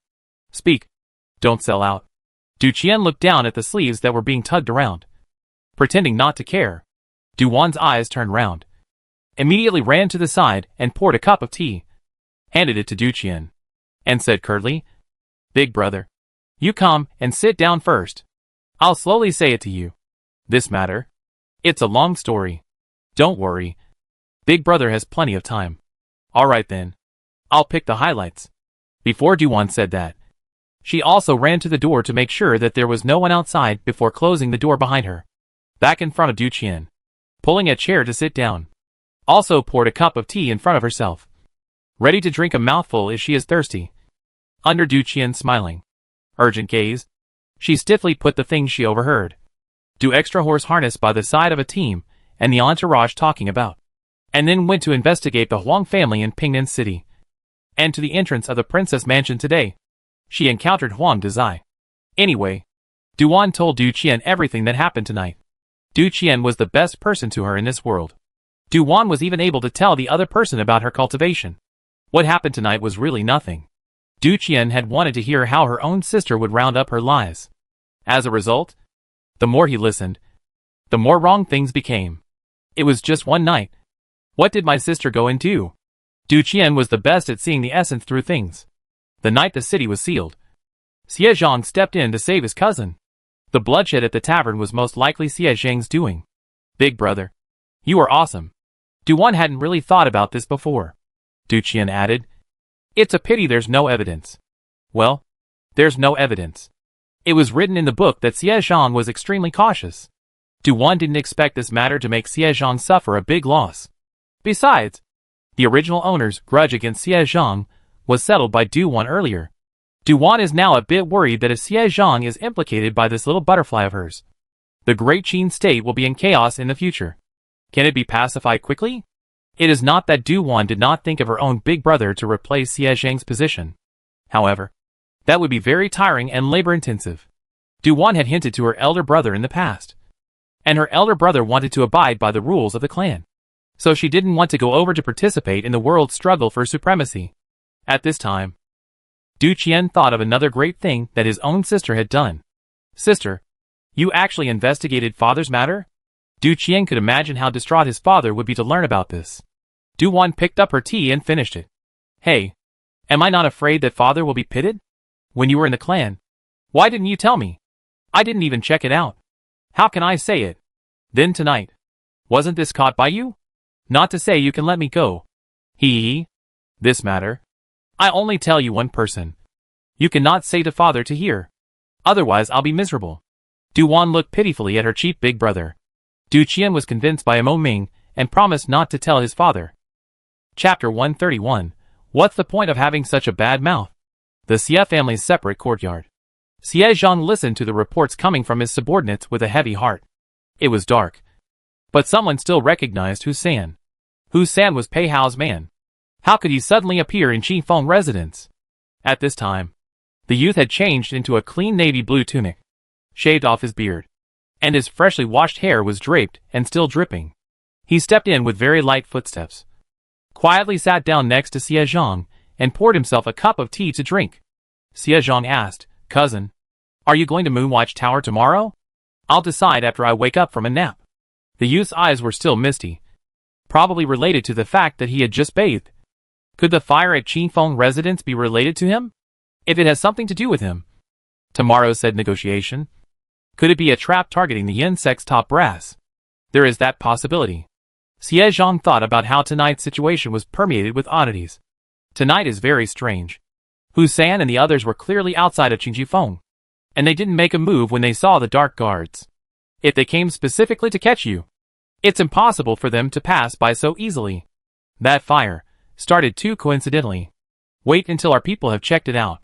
Xie Zhang was not able to judge for a while, only feeling that this acting style, unlike Pei Hao's. The youth picked up the tea again and finished it in one sip, then picked up the snacks on the table and ate them. After being locked up for these days, I feel like I'll go crazy if I'm locked up any longer. Luckily you let me out. Cousin, I suggest you don't show your face tomorrow. Why? Have you decided to stay in Yin sect for the rest of your life and not resume your original identity? He hadn't thought about it. After getting used to his current life, the youth was confused at his heart if he changed again. At a young age, he had done anything to stay alive. When he grew up and climbed to a high position, he was a monk for a day and rang a bell for a day. Xie Zhang said, Cousin, go home. Let me think about it again. Now is the best time to come back. My father is eager to see you. Xie Zhang was jealous of Pei Hao. My father held his cousin in high regard. And if something happened to him, the last of my eldest uncle's bloodline would be broken. As long as you regain your identity, you don't have to be afraid of the Imperial City Department's investigation. No matter how arrogant the Imperial City Department is, it wouldn't dare to arbitrarily arrest a person after a meritorious service. The youth was silent. After meritorious minister? This honor? This prize? It was too great. Xie Zhang originally didn't want to be so quick. But after tonight, he vaguely sensed that it was not good. At least the safety of his cousin was not as secure as he thought. Time passed unconsciously. A night passed. The Mid-Autumn Festival in the capital was exceptionally lively. Red lanterns were hung in every household. And the streets in particular had a festive atmosphere. A light and luxurious carriage drove through the prosperous streets. There was no need to go to court today. So Pei Hao naturally didn't have to go on duty. So he rode the carriage to the princess mansion early in the morning. Yes, today. The world's son unprecedentedly didn't ride a horse, and purposely rode a carriage to pick up someone. When Duan came out, she was dressed as a teenager. A fashionable folding fan was in her hand, still from her cheap elder brother's study. Anyway, she didn't want to go out like last time with Qingjiu. So grand that she'd lost the fun of shopping. Changing to a boy's clothes makes it easier to move around. Pei Hao was happy in his heart. But on his face, he still said with disgust, "Good for nothing. What boy's clothes are you wearing? It's not like the four of them." "Shut up, you. Pipe so wide. Why don't you go to live by the sea?" Duan didn't even shake him out of the corner of her eye. Lifted the curtains with gusto, and looked at the street outside with relish. Pei Hao really shut up. Today is a good day to not want to fight with her. There were quite a few carriages of rich and noble families leaving the city early in the morning. It was estimated that more than 90% of them were like them, going to Moonwatch Tower to participate in the poetry fair. Therefore, Pei Hao and Duwan's carriage was inconspicuous among them. The Pei family's guards and the princess's personal guards had changed into ordinary people's clothes and rode behind the carriage. Duwan would initially look at the scenery outside. After looking at it for a while, she got tired of looking at it. Duwan at this time and secretly looked to Pei Hao. People are still a noble line of the world's sons. All through the body of the noble and exquisite. Left thumb wearing a jade trigger. Right hand middle finger also wearing a jade ring. Even a pressure robe of jade pendant can be seen extraordinary. But also set off his outstanding style. Noble and compelling. And then look at their own dress. In addition to wearing a white jade crown on his head. And then set aside the folding fan in his hand. And then no other decoration. Pei Hao has been paying attention to her, and naturally noticed her small movements. When they arrived at the Moonwatch Tower, and got off the carriage, Pei Hao suddenly ripped off the jade pendant at his waist, and personally wore it to Duwan's waist. "Come! This son of the world rewarded you with a jade pendant. No need to thank you." "Thank you." Duwan wanted to poo-poo him. "If you want to give it away, why is your mouth so flat?" Pei Hao helped her put it on, and took 2 more steps back. Sizing her up. "Sure enough, with this son's jade pendant, you finally have the look of a rich young man. It is this prince who looks beautiful. It has nothing to do with your jade pendant." Duwan has never known what modesty is. Pei Hao was in quite a good mood, and led her to step into the Moonwatch Tower. "Little Gongzi. Boys can't say pretty." Duwan's smile stalled. Mistake. Not adapting for a moment. In the lobby of the Moonwatch Tower, guests who wanted to go in also needed to show an invitation. Pei Hao pulled out one and handed it over. Then led Duwan in smoothly. "Today, there is a poetry festival here. And there are quite a few literati and elegant guests. So the large venue is almost full." Pei Hao was holding a post from the Duke of Zhen, so his seat was arranged more towards the front. Before Pei Hao sat down, Duwan already sat down first. He lifted up his robe and sat directly beside her, his position slightly more to the side than hers. Those who don't know him would think that Duwan is the master and Pei Hao is the follower at the first glance. Duwan picked up a handful of sunflower melon seeds and got high. While getting high, she looked around. Pei Shi. It should be now that the poetry festival hasn't started yet. Yes, the time has not yet arrived. Then what hour is the time of your appointment with Yannin? It's not set. The other party said that as long as I arrive at the Moonwatch Tower today, they will contact me again. They are quite cautious. The initiative is in the other party's hands. Duwan was not too happy about this. Pei Hao picked up a peach, then took out a knife and skillfully started peeling it. "It doesn't matter.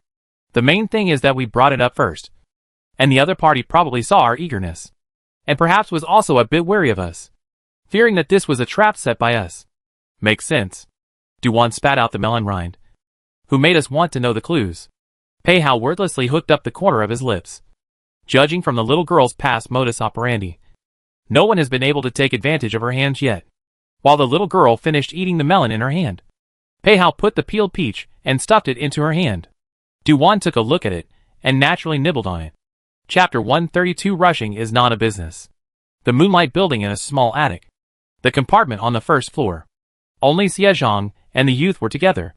The two had just heard the news that it was Xie Zhang's henchman, that Huang Dezai, who actually took a jade pendant and went to ask for help from Du Extra Horse harnessed by the side of a team. The youth looked at his cousin with some sympathy. This Huang Dezai doesn't have much of a brain. A favor from Du Extra Horse harnessed by the side of a team. And he actually wasted it like this? This is equivalent to killing a chicken with a bull's knife. The youth asked. Cousin, you don't seem angry? Angry? Xie Zhang sighed slightly. Can't see it. I'm just used to collecting my joy and anger. Concealed quite thoroughly. The youth was not quite convinced. A different person. Xie Zhang didn't want to pay attention. But this person opposite him was his own brother. Xie Zhang calmly said, I am a little angry. But not angry. I'm only angry because I was wrong about myself, thinking that Huang Dezai was a usable talent. But it turned out that he wasn't. Apart from some tactics in business, there was no brain at all. Xie Zhang asking Huang Dezai to give up his business in Pingnan City wasn't just a matter of the Huang family's business being suppressed by a coalition of people. It was the fact that the reputation of the Huang family in Pingnan City was bad, and it was almost impossible to continue expanding and developing in 3 or 2 years. In addition, Huang Dezai did not know how to restrain himself, and had become the target of the businessmen in Pingnan City. So retaining the base and withdrawing was the best choice. As long as the base is still there, it is not a problem to rise again. Huang Dezai is short-sighted, wasting a life-saving card, but also to stick to that acre of land. Xie Zhang said. Alright, let's not talk about this person. This is an intention to abandon it? The youth's eyes flickered slightly. If you don't abandon it, you don't have to care. Xie Zhang looked at the youth again. Cousin, haven't you thought about it yet? Is it bad to go home? Going back is also necessary to bring this matter to an end. The brothers were brought out by me. And as a result, most of them were caught. And some of them escaped. They don't even know if they've left the city yet. They can't be contacted. The youth didn't want to leave it alone. Xie Zhang said. It's not necessary for you to step in. Just find someone to replace them. I'll think about it. The youth didn't have any emotions. Those in their line of work either killed or were killed. Outside, the voice of the Xie family's secret guard came. Young master, Pei Shitzi is here. Also, he's accompanied by the county princess in men's clothing. Xie Zhang had yet to speak. Instead, it was the youth next to him who eeped in surprise. The evil little county princess has actually come. Be careful with your words. Xie Zhang lightly knitted his brows. The youth's teeth especially ached when he thought of the little sheriff master. Then today, I'm going to meet the little sheriff master. No! Xie Zhang stopped. The youth looked sideways at Xie Zhang, not smiling or saying anything. Xie Zhang finally compromised. Put on the mask. The youth suddenly grinned. Success? Xie Zhang had quite a headache with this cousin. When he first met him, he felt that he was quite a stable person. After getting along with him, he would learn that he was smart. But he acted as he pleased, and was a bit out of tune. About a tea time, in the lobby of Moon Watch Tower, an attendant walked up to Pei Hao and Du-Wan and whispered something. And the two of them got up and followed the attendant out. It wasn't long before the three of them arrived at a small attic building that was rather remote. It was said that the people from Yin sect had met here. Soon, there were quite a few guards scattered around this attic building, protecting the people inside.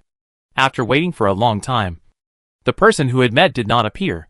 Du-Wan said with a small serious face. Is this person coming or not? If he's afraid of death, he won't come. Pei Hao did not move for the things on the table.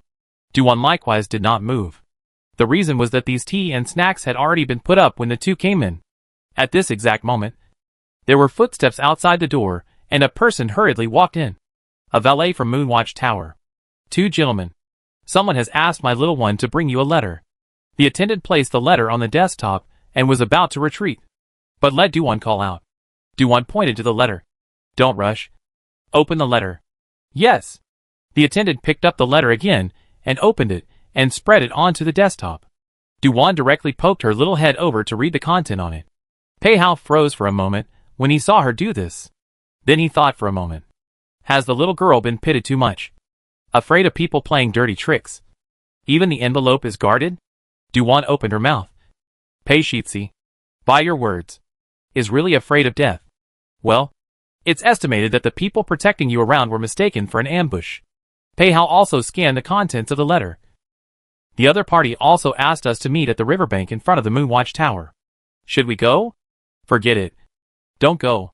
Du-Wan suddenly looked towards the attendant, who had been quietly keeping his head down, guessing that this person was in all probability someone from Yin sect. So, Du-Wan said in a cold voice, you go tell the person who asked you to deliver the letter. Tell him that I will only wait for him here for a quarter of an hour. Come if you like.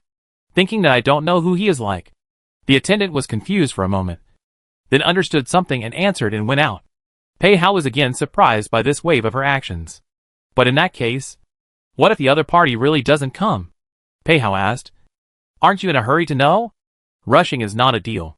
Du-Wan sort of understood the true meaning of this sentence. Pei Hao called his inner circle, removed the things on the table, and replaced them with new tea and fruits. He personally made tea, poured 2 cups, and pushed 1 cup in front of Du-Wan. Okay, have a sip of tea to calm down. I'm not angry. Du-Wan sat on a chair, her legs interlocked, shaking up 1 foot. Give them a little good face. They shamelessly rub up against them. And there's no end to it. Asking for this and that. See what they can do. Yes. See what they can do. The corner of Pei Hao's mouth curled slightly, encountering this little ancestor, counting Yin men as unlucky. Pei Hao didn't know one thing. Yin sect was indeed unlucky when they ran into Du-Wan. According to the development of the book, Yin sect has been going smoothly, and the forces in the capital have not been besieged. It was not until the world was in chaos and Xie Zhang met his cousin that he gathered the forces of Yin sect. In short, the Yin sect has been adding bricks and mortar to Xie Zhang's great cause. Now that Du-Wan had stirred things up a bit, would the Yin sect of the future still be the Yin sect of the book? It doesn't take a quarter of an hour. Someone came. Husan led a man in black wearing a mask in. Husan stayed inside and guarded the door. The youth puts on the front, and the first glance he takes when he steps into the compartment is not towards Pei Hao, but Du-Wan, who is sitting in the table and is nibbling on fruits. After coming to the capital for so long, he finally saw the rightful owner up close, as if she was just a little girl who was not well versed in the world. However, he would no longer treat her as harmless at this moment. The words that came from his men just now. It was said that the little princess' last words, spoken lightly, were not small in their shocking power. At least even his stoic cousin was so shocked to hear it that he knocked over his tea bowl. If the little princess really knew his identity, then this matter would become a big trouble. Would it implicate the Marquis of Dingbei? Chapter 133. Only when a person is alive is there hope. Greetings to Junior County Lord. Greetings to Pei Shizhi. The youth bowed towards the two and did not introduce himself. Pei Hao sized up the person in front of him. You're the person in charge of Yen Gate this time? Precisely. The youth stood straight, unassuming. Du-Wan was similarly sizing up the man. Are you the one who wants my life? No. Yin sect is just collecting money to do a job, and has no grudge against the county princess. Now that we have already withdrawn the order, we will not seek trouble from County Lord in the future. And I also beg County Lord to treat us as a fart and let us go. Du-Wan, who was biting the fruit. She looked at the fruit in her hand with disgust and threw it to the tabletop. Du-Wan pulled out a handkerchief to wipe her hands. All right. Sit. Thank you, Sheriff. The youth was really not polite and sat down opposite the two. Du-Wan looked into his eyes and said, It's true that we didn't have a grudge before, but now we do. It was still you who first came to provoke this county princess. Don't you think so? Yin sect will send a gift of reparation. And please ask County Lord to be lenient. The youth felt that there was something wrong with this. Wasn't he here to talk about a deal? How did it become like this while talking? Pei Hao was also surprised at the development at hand. The young girl took the initiative in 3 or 2 clicks, only to see the young girl snorting. Will this county princess lack that little thing? If you are truly sincere, tell me who is trying to kill me. After it has been investigated, I can consider forgiving you. Youth. Sure enough, this girl was born to restrain him, normally coming to negotiate. Would it turn out like this? More than talking to the little county princess. The youth looked towards Pei Hao. Wasn't it Pei Hao who had asked them to come over? The youth was a bit broken and shut up. Of course, Pei Hao could see the youth's dilemma. However, he did not have the slightest intention to relieve his opponent. Du-Wan's phoenix eyes narrowed slightly as she tried to make an imposing gesture. Pei Hao paid attention to the little girl's appearance and suppressed the urge to laugh in his heart. If it wasn't for the fact that the little girl was still young and not very tall, in addition to having a small round face, she could really bluff people. Du-Wan slapped the table. What? Didn't you say you would make amends and apologize? Not even this much sincerity. Sheriff, this appointment is not to talk about a deal. The youth was back to his senses now, no longer letting Du-Wan lead him by the nose. Right. Du-Wan clasped her arms over her chest. A prisoner. For a message. The youth had a headache and looked at Pei Hao. Pei Shi. That's not what he said earlier. What did the Shitzi say earlier? This is my first meeting with you. Pei Hao's dark eyes looked straight towards the youth. The bottom of a pair of deep eyes seemed to contain boundless danger. Suddenly, the youth felt it was better to talk to the little sheriff. The youth said to Du-Wan, Sheriff Lord, when Pei Shi contacted earlier, he had said that he could exchange one message for 3 people. In that case, just trade directly. You guys have to meet and talk. What do you want? What are you doing with nothing to do? Du-Wan looked at him with contempt. The youth was dumbfounded. Of course, he wanted to trade the information for more people. The problem was that the young princess stirred things up and didn't even have a chance to mention it. The youth forcefully brings it up. Sheriff, to be honest with you, I want to save the lives of all the people of Yin sect. The Emperor is watching this matter. Do you think it's possible? Du-Wan felt that he was too whimsical. Who is to blame for this? It's your hearts that are too big. You even dare to touch the only county lord of the Great Qin Kingdom. The youth lowered his eyes. The person was wearing a mask again, so his face could not be seen. Therefore Pei Hao and Du-Wan did not know about his change in mood. After a long time, the youth ignored Du-Wan and looked directly at Pei Hao.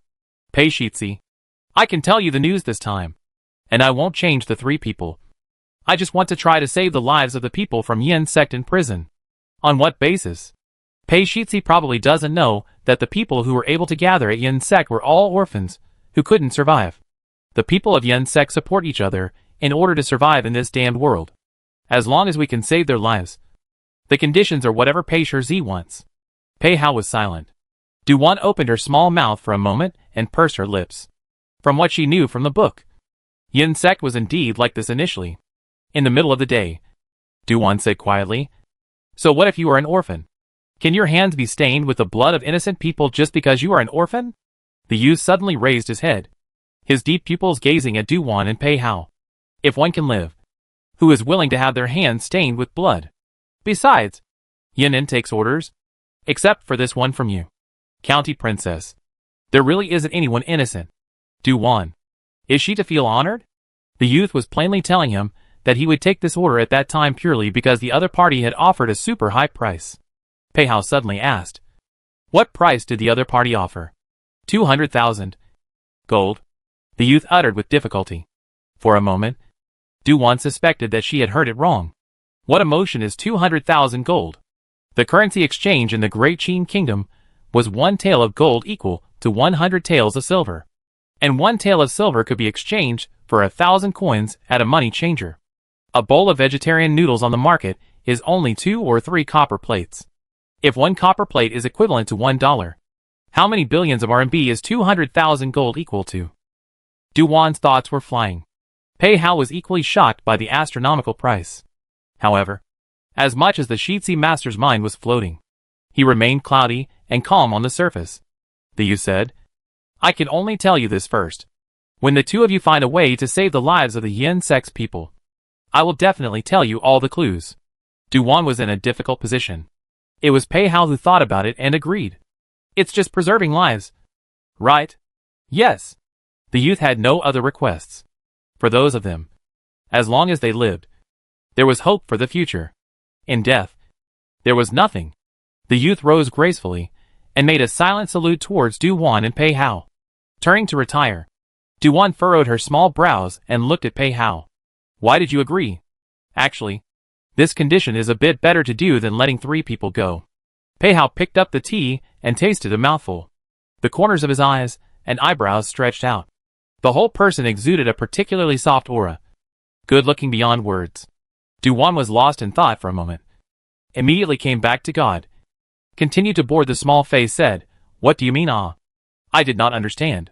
The Emperor has promised that he can change 3 people. But in reality, the operation cannot be made known to outsiders. The announcement to the outside world. It is likely that these 3 people died in prison. When the body carried out and thrown." Pei Hao told Du-Wan all the details of how it was done behind the scenes. Pei Hao added, "It's much easier now. Just sentence all of them, and send them out. Tattooed and sent away? Yes. It's quite good to be sentenced. For example, there are several quarries in the Great Qin Kingdom that are short of people." Pei Hao spoke casually. Waste utilization. There is no reason why the Emperor should not. Chapter 134. Little County Lord not to be underestimated. Since Pei Hao said so, Du-Wan had no reason not to believe it. The 2 people intended to leave. Pei Hao asked Du-Wan, "Do you still want to go to the poetry festival? Since I'm here, I can go and take a look." Du-Wan was pondering about the murderer in her heart, and lost her initial interest in this. Pei Shi, can your family come up with 200,000 taels of gold? Pouring out your family's wealth. Barely. Pei Hao pondered for a moment before answering. Du-Wan was stunned. The Jingui Gongfu could be said to be the oldest family in the capital. And even the Jingui Gongfu had to pour out its family's wealth to come up with 200,000 taels of gold. Then, who hated her so much that they poured out their family's wealth to kill her? This alone ruled out more than 99% of the forces in the capital, making the real culprit even more confusing. Pei Hao looked at Du-Wan fixedly. "It's certain now. It can only be a revenge killing." "Nonsense. My brother already had a guess." "He's guessing. He's not sure." "All right. Vendetta? Vendetta." Du-Wan was annoyed to no end. "Then who exactly do I have a vendetta against as a little girl? She has no memories of the original owner. And she is not sure who she has offended." Du-Wan looked at Pei Hao and asked suspiciously, "You said, have I killed anyone before?" Pei Hao knew that the little girl was stressed and not in a good mood at this time, and deliberated for a while before saying, "No. It's all small fights of some little girls. And by definition, it can't rise to the level of a vendetta. Besides, none of the girls who have a problem with you can get this huge sum of money. Did you really find out?" Pei Hao knew she was doubting life. Not only her anymore. He was confused too. Another box in the Moonwatch Tower. When Xie Zhang saw that his cousin had returned safely, his hand, which was tightly gripping the folding fan, loosened slightly. "Cousin, did the county princess really learn of your identity?" Xie Zhang softly inquired. The youth shook his head. "It's unclear." "What do you mean?" "It's because she didn't mention it. I didn't dare to mention it. I guess she probably just casually mentioned it. At first sight today, the young county princess is even more not to be underestimated than imagined." The youth gave this judgment because Du-Wan didn't threaten him with the matter of her identity. Instead, she agreed to the conditions he put forward. If she really knows, with such a good handle, there is no reason not to use it. Xie Zhang was slightly relieved at his words. "You have a point. If she knows, there's no reason not to use it. Even if they really know, they won't use it at this time. As long as they don't provoke each other in the future, they shouldn't use it," the youth said. "Cousin, you want to participate in the poetry meeting? Well, what about you?" "I want to join in the fun. But I'm afraid that I'll run into the little county princess." The youth was now jealous of Du-Wan's evil ways. Xie Zhang asked, "Afraid she'll recognize you? There is that scruple." The youth thought for a moment. "Since I'm out of the city, I don't plan to go back for now. I'll stay outside the city to facilitate contacting the others. Cousin, go get busy, and greet uncle for me." Xie Zhang did not force him. "Take care of yourself. My father is still looking forward to your return home." "Well?" The youth nodded solemnly. Xie Zhang gave him a deep look, and was about to turn around and walk out of the box. Everyone had the right to decide their own life. He would only give advice on how his cousin's future path was going to be. He would not decide anything for him. Up to this point, he was considered to be able to answer to his father. When Xie Zhang was about to step out of the threshold, the youth suddenly spoke out again. "Cousin, don't you want to know who is trying to kill the little county princess?" Xie Zhang turned to look at him with a calm gaze. There weren't many times when the two brothers sat down to chat. Xie Zhang took a few more steps back. "Cousin, can you tell? You didn't ask me. I thought you didn't want to know." I want to know very much. But I don't want to make things difficult for cousin. Xie Zhang spoke frankly. Actually, there's nothing we can't tell you. Someone offered 200,000 taels of gold for us to assassinate the little princess. The person who placed the order at the time left 30% of the amount as a deposit. Such a large sum of money was the first time Yin sect had encountered it. Otherwise, the youth would not have broken the rules and taken the order. Xie Zhang stood very quietly in place, like an upright pine on a mountain cliff, or a bamboo by a stream. He had a very serene aura. He didn't rush to follow up. But it was the youth who saw that he didn't say anything. So he continued to speak. Some of us followed the person who placed the order. And the last thing we saw, that person went into the residence of the Minister of Rights. Xie Zhang's pupil shrunk. Impossible. Immediately, he then thought that there was no need for his cousin to lie to himself. The youth helplessly spread his hands. But this is the truth. Our people saw it with their own eyes. You wouldn't want to take this clue to trade with Pei Hao and the county princess. Yin sect only knows so much. Then they will be happy about it. At most, they'll offer to go and identify people again. The youth was also helpless. Xie Zhang didn't know if his cousin was truly fearless or just big-hearted. That man Pei Hao was not easy to fool. Even if what his cousin said was true, he could only give his cousin a reminder to be careful and not get himself trapped again later. Afterwards, Xie Zhang left the box and did not go directly to the poetry meeting. He headed in a different direction.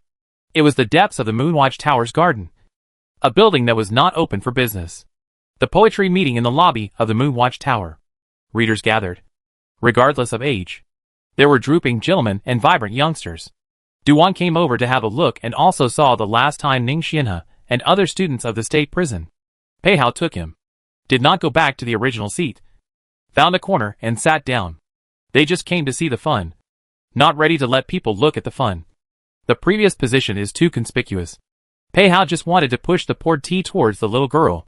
As a result, he saw the little girl violently ducking towards his back. What's wrong? Pei Hao was surprised. Duan whispered. I saw someone I know. I'll be finished if I'm seen. Who? Pei Hao looked towards her previous direction and only saw a few noblewomen sitting there. Those women. Are you familiar with them? Qingjiu. Does Qingjiu know them? Oh. Why are you afraid of her? Duan wanted to glare at him. Can you talk? What's afraid or not afraid? I'm just embarrassed. Understand? It's something completely unrelated to being afraid of anything. Duan had to reveal what Qingjiu had invited her yesterday. It's all your fault. You never left last night.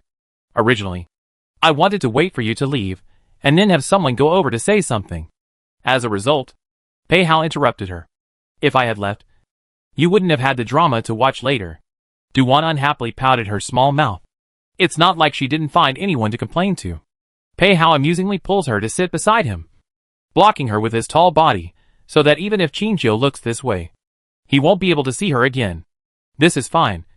Right? Besides, aren't you dressed as a teenager? Worry about nothing. When I'm stupid, the person I saw just now came in and directly called me County Princess. Duan has never had to treat the people of this world as fools. Chapter 135. This County Princess counts with her fingers. Pei Hao said. Why don't we go somewhere else to see the scenery? There's really nothing to see at the poetical meeting of the readers. It's just a lively look. Duan's heart was moved, but she still wanted to take a look. She poured herself some fruit wine while looking at the venue. The fruit wine at Moonwatch Tower is still as good as last time. In the lobby, upstairs and downstairs, there were thousands of people. There were only about 200 people, both men and women, who officially participated in the poetry competition, and most of them came to watch the fun. However, the quality of these people was quite good. No one was loud. Everyone kept quiet, and if they wanted to speak, they did so in a small voice. Overall, the scene was quite quiet, and those who participated in the poetry contest were composing poems on the spot, with mid-autumn as the theme. It took one instant stick of time.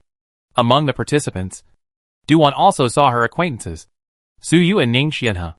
To her surprise, she saw Qin Yu among the audience seating on the first floor, and her position was quite forward. Duan couldn't help but ask curiously, why is she here? Her? Pei Hao pondered over that position. It should be Xie Zhang who brought her in. You're with me all day. Where did you learn that? Du-Wan was a little curious. Pei Hao hooked his lips in disbelief. Xie Zhang and her meet often. And it's always an accident of one kind or another. So, the two of them have been getting quite close lately. And there are quite a few private rumors. Why didn't I hear that? Du-Wan stared wide-eyed. Ning Qin's ability to gossip doesn't work anymore. I actually didn't hear it. Pei Hao didn't have the good sense. Those days you went back to the clan. Dare I say this is missing the big show of the year? From time to time. Du-Wan looked at Qin Yu on the first floor. On the contrary. She didn't see Xie Zhang? Du-Wan's eyes turned around. Sat upright again. And said in a serious manner, "This county princess counts with her fingers. Something is going to happen." Pei Hao looked at her with a sidelong glance. As if he was looking at a retard. Du-Wan coldly hummed like a condescending voice. "My realm is not something that mortals like you can comprehend. Your little head is not normal again." Pei Hao gravely lifted his white finger, the tip of which pointed at the door of her head. Du-Wan was stunned at first, and came back to her senses, and slapped his hand away in anger. Just as she was about to curse in anger, as if confirming her words, there was a sudden commotion on the first floor. It was the characters at the center of the accident. Qin Yu and Murong Jiaojiu. The cause seemed to be that Qin Yu unintentionally bumped into Murong Jiaojiu for a moment. And the bump was quite severe, causing Murong Jiaojiu to fall onto a bystander's table, breaking something on the table. Qin Yu froze for a moment, and quickly defended. Murong Jiaojiu's maid accused Qin Yu, saying that she deliberately pushed her young lady. Qin Yu said no, saying that she hadn't pushed anyone at all.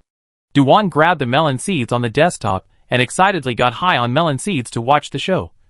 "Io, what's the point of the poetry meeting? This is the main show." Pei Hao was speechless. Little girl's mouth. Has it ever been enlightened? Actually, really, as she said, make a scene. Or in this kind of occasion. Qin Yu was considered an unfamiliar face and isolated amongst the crowd. However, soon Shenlu stood out and spoke for Qin Yu. And two more dudes stood out. Both famous dudes in the capital. "This is embarrassing." Du-Wan spat out her melon skin and commented, "I'm telling you, on this kind of occasion, Shenlu and the others don't speak with enough weight. And at the critical moment another man with heavy weight will definitely appear to save the beauty heroically." Huh? Pei Hao rationally knew that she was talking nonsense. But at the bottom of his heart, damn it, he actually believed it a little. Du-Wan whispered excitedly, "I'll pinch my fingers again. This man who comes to heroically save the beauty. His surname is Xie." Ha ha! A burst of laughter suddenly came from behind the two men. They both turned around. And it was actually Mu Xian and Hussein. Mu Xian let out a laugh, attracting quite a few gazes. He hurriedly stifled his laughter, sat down next to Du-Wan, and grabbed a handful of melon seeds to get high as well. "Sheriff, pinch your fingers again. When will Xie Zhang appear?" "Soon. Soon." Du-Wan met her confidant in general. This kind of gossip topic is boring to talk about with Pei Hao. It's still more interesting to talk about it with Mu Xian. So, the two of them came together and muttered. The more they talked, the more excited they became. The next development, just as Du-Wan guessed. Murong family underlings to Qin Yu catch up. Xie Zhang critical moment like a hero appeared. A hand to save Qin Yu. Protected behind. He righteously prevented this farce. At the same time, Xie Zhang opened his mouth to speak.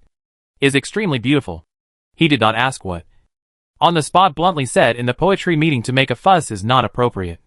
Should be moved to the outside to solve. Do not affect the normal conduct of the poetry meeting. Xie Zhang's approach won the favorable comments of almost all the bystanders. Then, the quarrelsome people left. The venue was quiet again. Du-Wan's stone movements slowed down. It's not a vain trip anymore. Deeply shared the same feeling. Mu Xian concurred. Du-Wan nodded smilingly. Murong Jiaojiu turned out to have a crush on Xie Zhang. Ouch. This non-barking dog is quite powerful. There is no theater to watch. And staying here for a short period of time is still a bit exciting. When the pot of fruit wine was finished, Du-Wan was bored and couldn't sit still. Just as Pei Hao said, the poetry festival is just a lively event. It is quite boring. She asked Mu Xian why she didn't see him earlier. Mu Xian said earlier. He had something to do and didn't arrive. Just arrived not long ago. Pei Hao pressed Du-Wan's head and said without any trace, "Isn't it boring? How about taking you for a stroll around the garden scenery of Moonwatch Tower?" "Yes, It's quite beautiful here. Du-Wan didn't refuse this time. It's just that when she stood up, before she took a few steps she looked up and bumped into Qin-Jio's gaze that was looking straight over. All of a sudden, it was quiet. Du-Wan was embarrassed to death in her heart. But on the surface, she pretended to be calm and raised a big smile at Qin-Jio, then waved her little hand at her as a greeting. Immediately, she followed Pei Hao and headed out. Mu Xian didn't follow her, but it was Hu San and the others who were duty-bound and secretly followed her. However, Qin-Jio recognized Du-Wan. Growing up together, how could she not recognize her? Qin-Jio had originally stood up to go find Du-Wan, but unexpectedly, when she saw Pei Hao, she immediately stopped thinking. It turned out that she had rejected her and was playing with her own fiancé. No wonder. Huh? Qin-Jio was suddenly a bit frustrated. Trying to find a little sister to play with is so difficult. After going out, when Pei Hao saw the little girl's abject appearance, he couldn't help but think again of her attitude not long ago when she took on the head of the Yin sect. Thinking farther back, when she encountered the ambush, her unexpected performance. He caught the bowl of the little girl's hand with one hand. Be generous. Be frank. You were there for a reason. It's not like you did it on purpose. Right? Oh. What am I being vain about? It's true. It's not like you're on bad terms with her. You're a dead ringer. Yes. Du-Wan almost forgot about this. Qin-Jio and the original owner were rivals. The kind that fought often. Chapter 136. No more strange than you are strange. Du-Wan whirled her head up and carried her small hands behind her back. Looking to the left, looking to the right. The small hand holding the folding fan behind her back also shakes and knocks. This small appearance magically overlapped with the capital's playboy. Pei Hao's eyelids jumped. Suddenly, he saw Du-Wan sneak thievishly to a corridor, hiding next to a wooden pillar and looking ahead. Wow, wow, wow, wow. Big beauty, nah. Du-Wan's large, dark, soulful eyes overflowed with amazement. Pei Hao suspiciously walked behind her and followed her gaze forward, and indeed saw an extremely beautiful woman coming towards him with lotus-like steps. He felt a bit familiar, but didn't remember for a moment. Every step the beauty took was extremely moving. Du-Wan came to the capital to see so long, seen a few noble women, but there is really no one comparable to this woman. Even noble consort Xie in the palace was slightly worse. Xie Guifei's beauty still belongs to the earth, and this beauty is like from the sky. Do not eat earthly fire. Do not dye the dust of the world. Du-Wan tugged at Pei Hao and asked in a low voice. Pei Shi, do you know who this beauty is? No. Pei Hao flatly looked at it again. How does this beauty compare to the one from Qin Feng residence? Du-Wan remembered the depiction of the female counterpart Huang Ren in the book. Pei Hao looked like he was violently reminded. Oh, come to think of it, this woman is Huang Dazai's stepdaughter, the one from King Fengju. Crap. Du-Wan was so surprised that her small mouth slightly opened. Pei Hao coughed clearly. Pay attention to your image. Don't make your mouth dirty. Ouch. You're not bad. You even know how to make a dirty mouth. Du-Wan smiled back. A pat on his shoulder to show her relief. But you're not honest, oh. The last time I asked you, you still refused to say. And said you forgot? Hee. Pei Hao. Want to beat her to death again. Okay. Du-Wan has seen this time. What is depicted in the book is really true. The girl who is beautiful like this, but unfortunately is a sickly one. It is really the sky jealous of the red face. Du-Wan did not hide, and stood out openly. Suddenly, blast sound. The folding fan in the hands of open. Learn the elegant style of the scholar. Slow and easy to shake. Shake. And also a toss of the head. Sideburns hanging down the green silk thrown back. One hand pressed the corridor pillar. One hand shook the fan. Du-Wan moved her lips in a small voice. How is it? How is it? My current appearance? Is it extraordinarily suave and elegant? Handsome or not? Originally, I wanted to ask if it was handsome. When I was about to ask, I realized that people in this world don't know what handsome is. As a result, only got 2 words of evaluation. Pei Hao said coolly. Artifice. Blind all you. Du-Wan was so angry that she didn't pretend to be handsome. Her fan closed and poked him in the chest. With such a cheap mouth, you deserve to be without a wife for the rest of your life. This guy has been mixed up until the grand finale. But he has not married a wife. Isn't that a lifetime without a wife?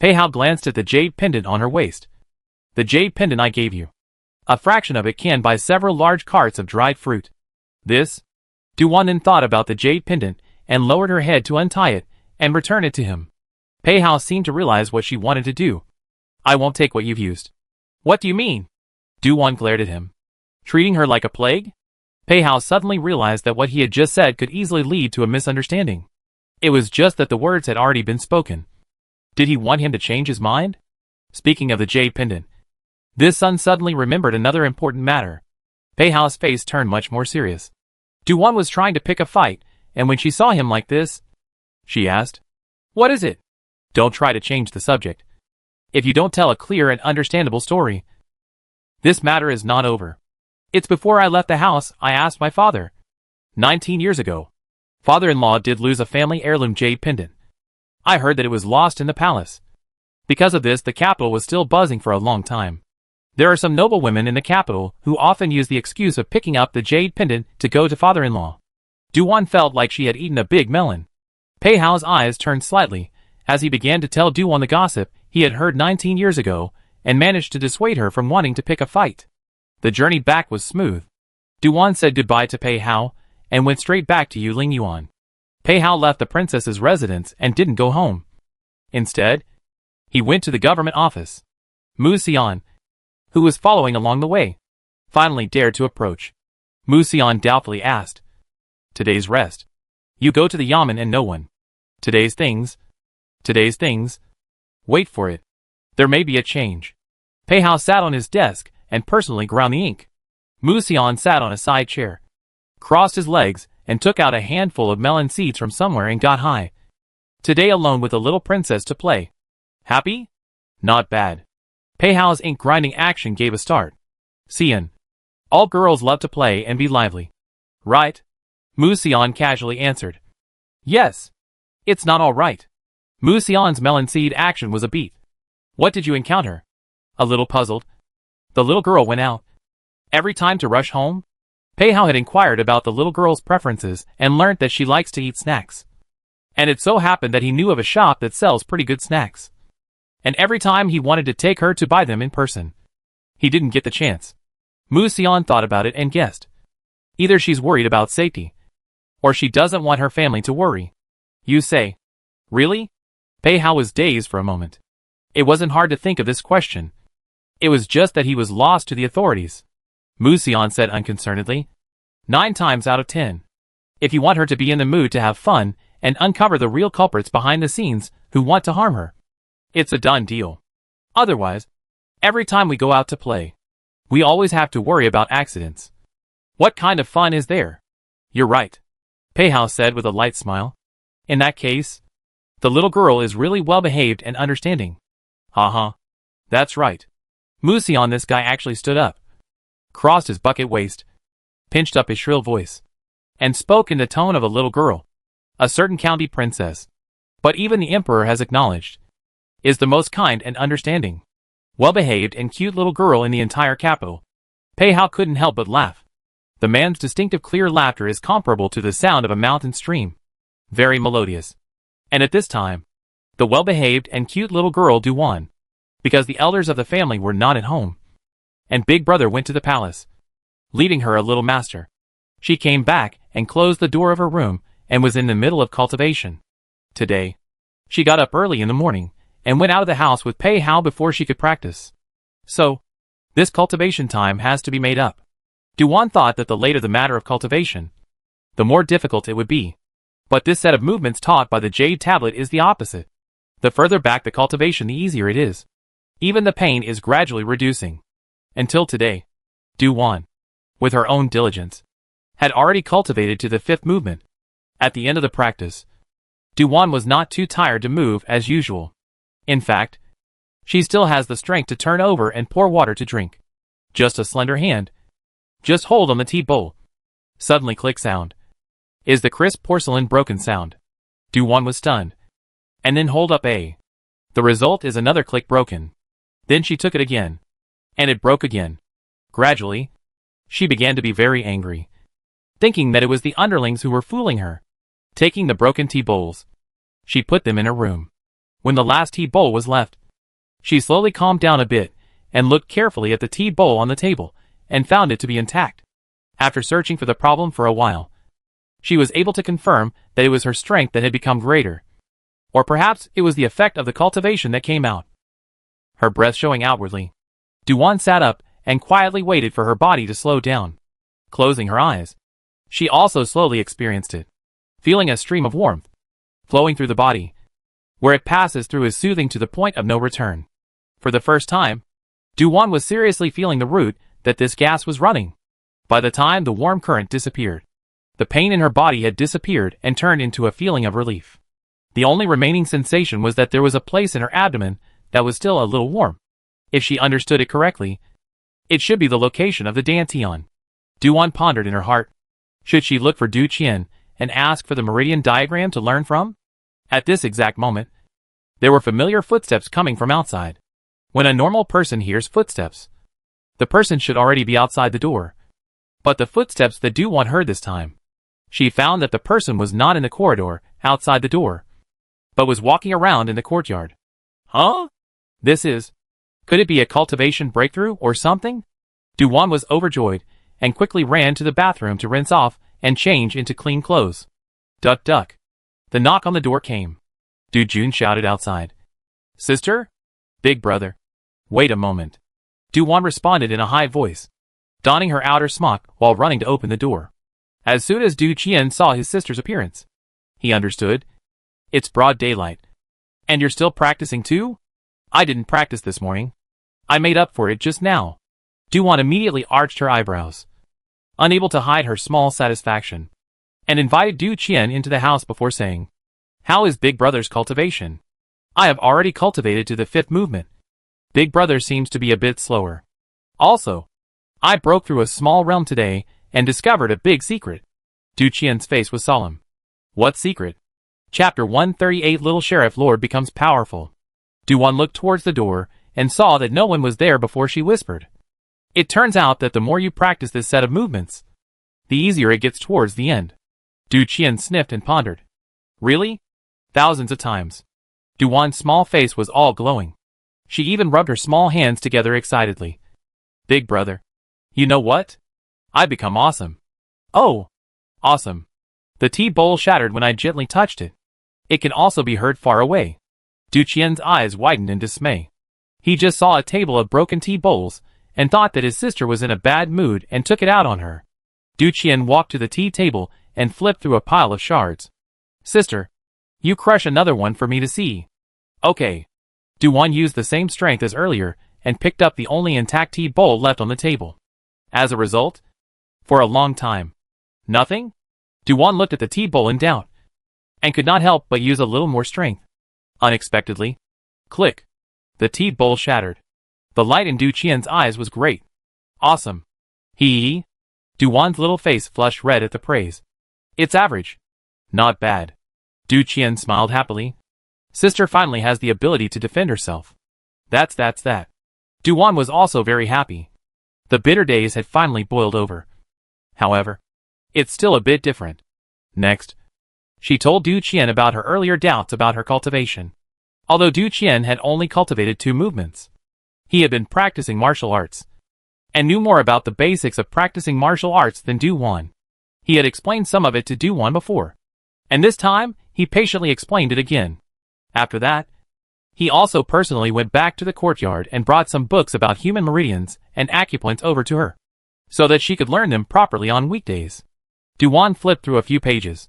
The description on it was very detailed, and there were also matching pictures. Du-won was happy. Thank you, big brother. This is useful. No need to be polite. Du Qian rubbed his sister's head. I let you get sidetracked with your cultivation. I forgot to ask you. I heard that Pei Hao picked you up and took you out early this morning. As soon as Du-won thought of the main event, her smile was gone. Big brother, someone gave Yinsek 200,000 in gold to buy only one of my lives. Do you think it's strange? Du Qian sniffed with a cold look in his eyes. It is indeed quite strange. After a moment of contemplation, Du Qian spoke flatly. This person is either rich, or has not thought about paying the final payment, or is desperate. In this case, the target was small. Du1 hit him and said, "It's just not happy that people got lucky and came across the treasure? It's really possible."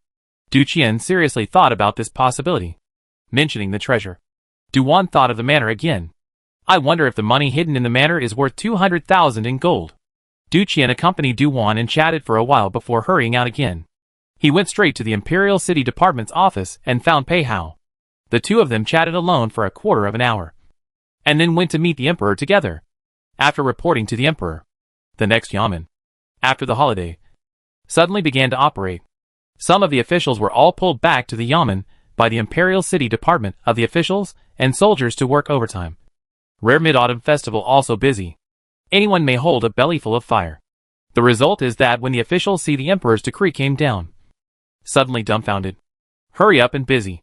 The previously caught Yanmen criminals, all dispatched. According to the size of the offense, the place of dispatch is also different. With the imperial decree in front of them, Pei Hao and Du Qian are keeping a close eye on them. This matter was done extremely fast. Outside the city, the young man who was still hiding in the Moonwatch Tower quickly received the news. The youth picked up a cup of the Moonwatch Tower's unique fruit wine and drank it all in one go. This time the decision-making, really wrong. It was a fluke that he was able to escape this time. The youth had palpitations in his heart, and the subsequent problem still had his headache. When he went back to Yin sect headquarters, he still didn't know what the situation was. As for the people who were sent out, the youth will think of another way. Amu hurriedly came in. "Second Master, there is an urgent matter. Bring it over." The youth took the letter sent by Amu and opened it. It was sent by someone from the Imperial City Department. The handwriting was not Pei Hao's. Pei Hao was a prudent man, and would not leave his own ink writing at will. The youth didn't risk to see Pei Hao again this time. He only had a letter delivered, and then gave the letter to Amu for her to do it. In the end, the youth thought of Xie Shang's reminder, and reluctantly said, "Let All Lu make another trip." "Yes, but All Lu's safety. There is no hindrance. Pei Hao is still very moral." Amu was silent. Where did Second Master see that Pei Hao was moral? Which of their people was not captured by Pei Hao's men? When the youth saw her like this, he knew what she was thinking. Yin sect can't fight with the government, nor can they fight with the court, arresting the people of Yin sect. From the participation of the Forbidden Guards, it can be seen that Pei Hao is standing behind the Emperor. The government will not kill them all. Thank God. Do you still want to rely on the righteousness of the Jianghu? Want to fight with the government on it? Really do so. 80% will be held on the name of rebellion. In fact, the youth is also afraid of one thing.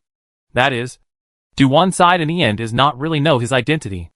At the time when Amu retreated, the youth suddenly spoke coldly. "Amu, don't do anything superfluous. When we chose to stain our hands with blood in the first place, we should have thought that death would be sooner or later. Either you kill or be killed. Now they are only sentenced to be dispatched. At least they are still alive. If you make any more superfluous moves and anger the officials, you will instead harm them. Second Master, Amu won't fool around." Amu's heart was shaken. This matter, she had not thought of. The youth indifferently said, "You'd better." "Yes." Amu hurriedly listened to the command to go and do the job. That afternoon, a man came to the Imperial City Department's court.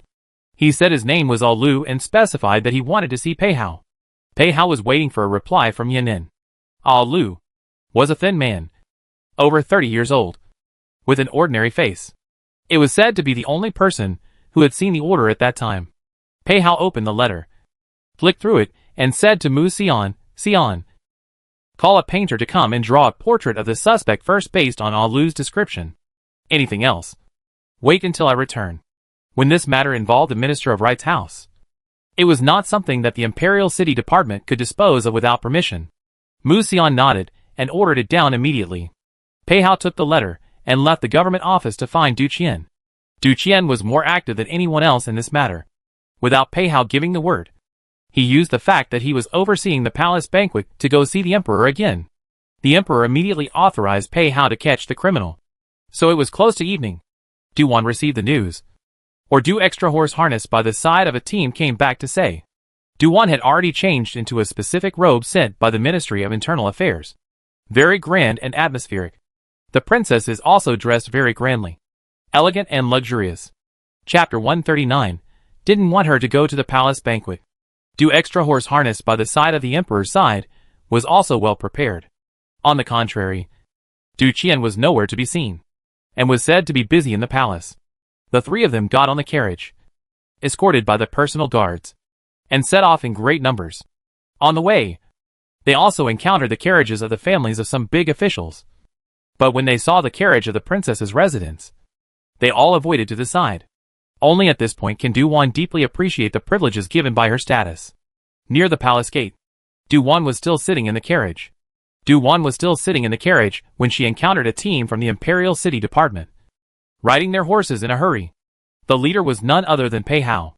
When she poked her little head out to look, Pei Hao suddenly turned back and stopped his horse, letting Mu Xian lead the people one step ahead as he turned around and came to her carriage. Today's little girl has been carefully dressed up. With the usual plain look, there is a big difference. Painted with exquisite peach blossom makeup, smiling with a curved brow, clarified big eyes black and agile, as if it contains countless fine starlight, clean and pure to the point of not staining the dust. Pei Hao doesn't know how other people will feel when they see such a little girl, but he can't move away from just one glance. When he thought of the many powerful and noble sons and daughters at the annual Mid-Autumn Palace banquet, each of them had a noble status. Such a little girl. He didn't quite want others to see. County Lord. Pei Hao rides on the carriage and cupped his fists in salute. Du Wan blinked and asked, "Where are you going?"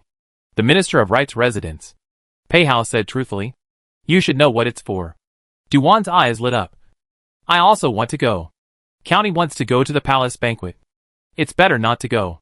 Pei Hao seemed a bit hesitant. "I just want to go." Du Wan was interested in the banquet, but compared to going to catch the real culprit, it was still more important to catch people. So she quickly lifted the curtain and slipped out of the carriage. A flashy and cumbersome outfit did not affect her walking speed. "County Lord, how are you?" Ning Qin and Lucci followed her into the palace today and were both shocked to see the county princess like this.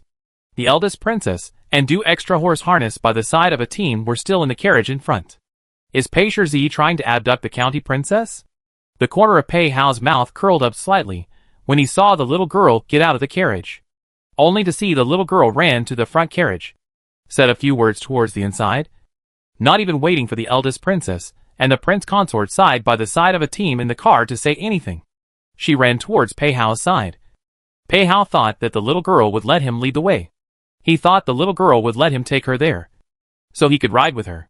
As a result, the little girl was climbing onto the carriage again. "Driver, follow Pei Shi." "Yes, County Princess." The coachman was just an underling and immediately followed orders. Ningqin and Lucci hurriedly followed.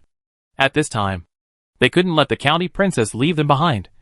If anything happened then, they would have to suffer. The eldest princess lifted the curtains of the carriage and probed towards Du Wan's carriage. "Hey! This little leather monkey child." The eldest princess looked at her daughter's departing carriage and could only stare.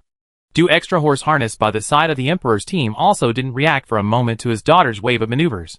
"Sister Shuji, there's no need to worry, as she's followed by Chengming. When she's had enough fun, she'll come back on her own. If her royal uncle asks about it later." "What should I say?" "Just say it." Du extra horse harness by the emperor's side laughed lightly. The emperor is probably still waiting to hear his daughter's gossip. He did not forget the recent court.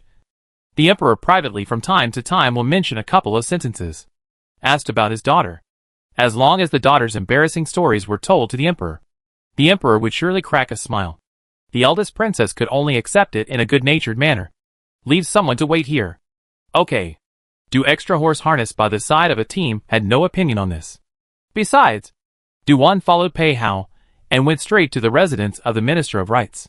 The Minister of Ceremony is a big member of the court, qualified to participate in the Mid-Autumn Palace banquet.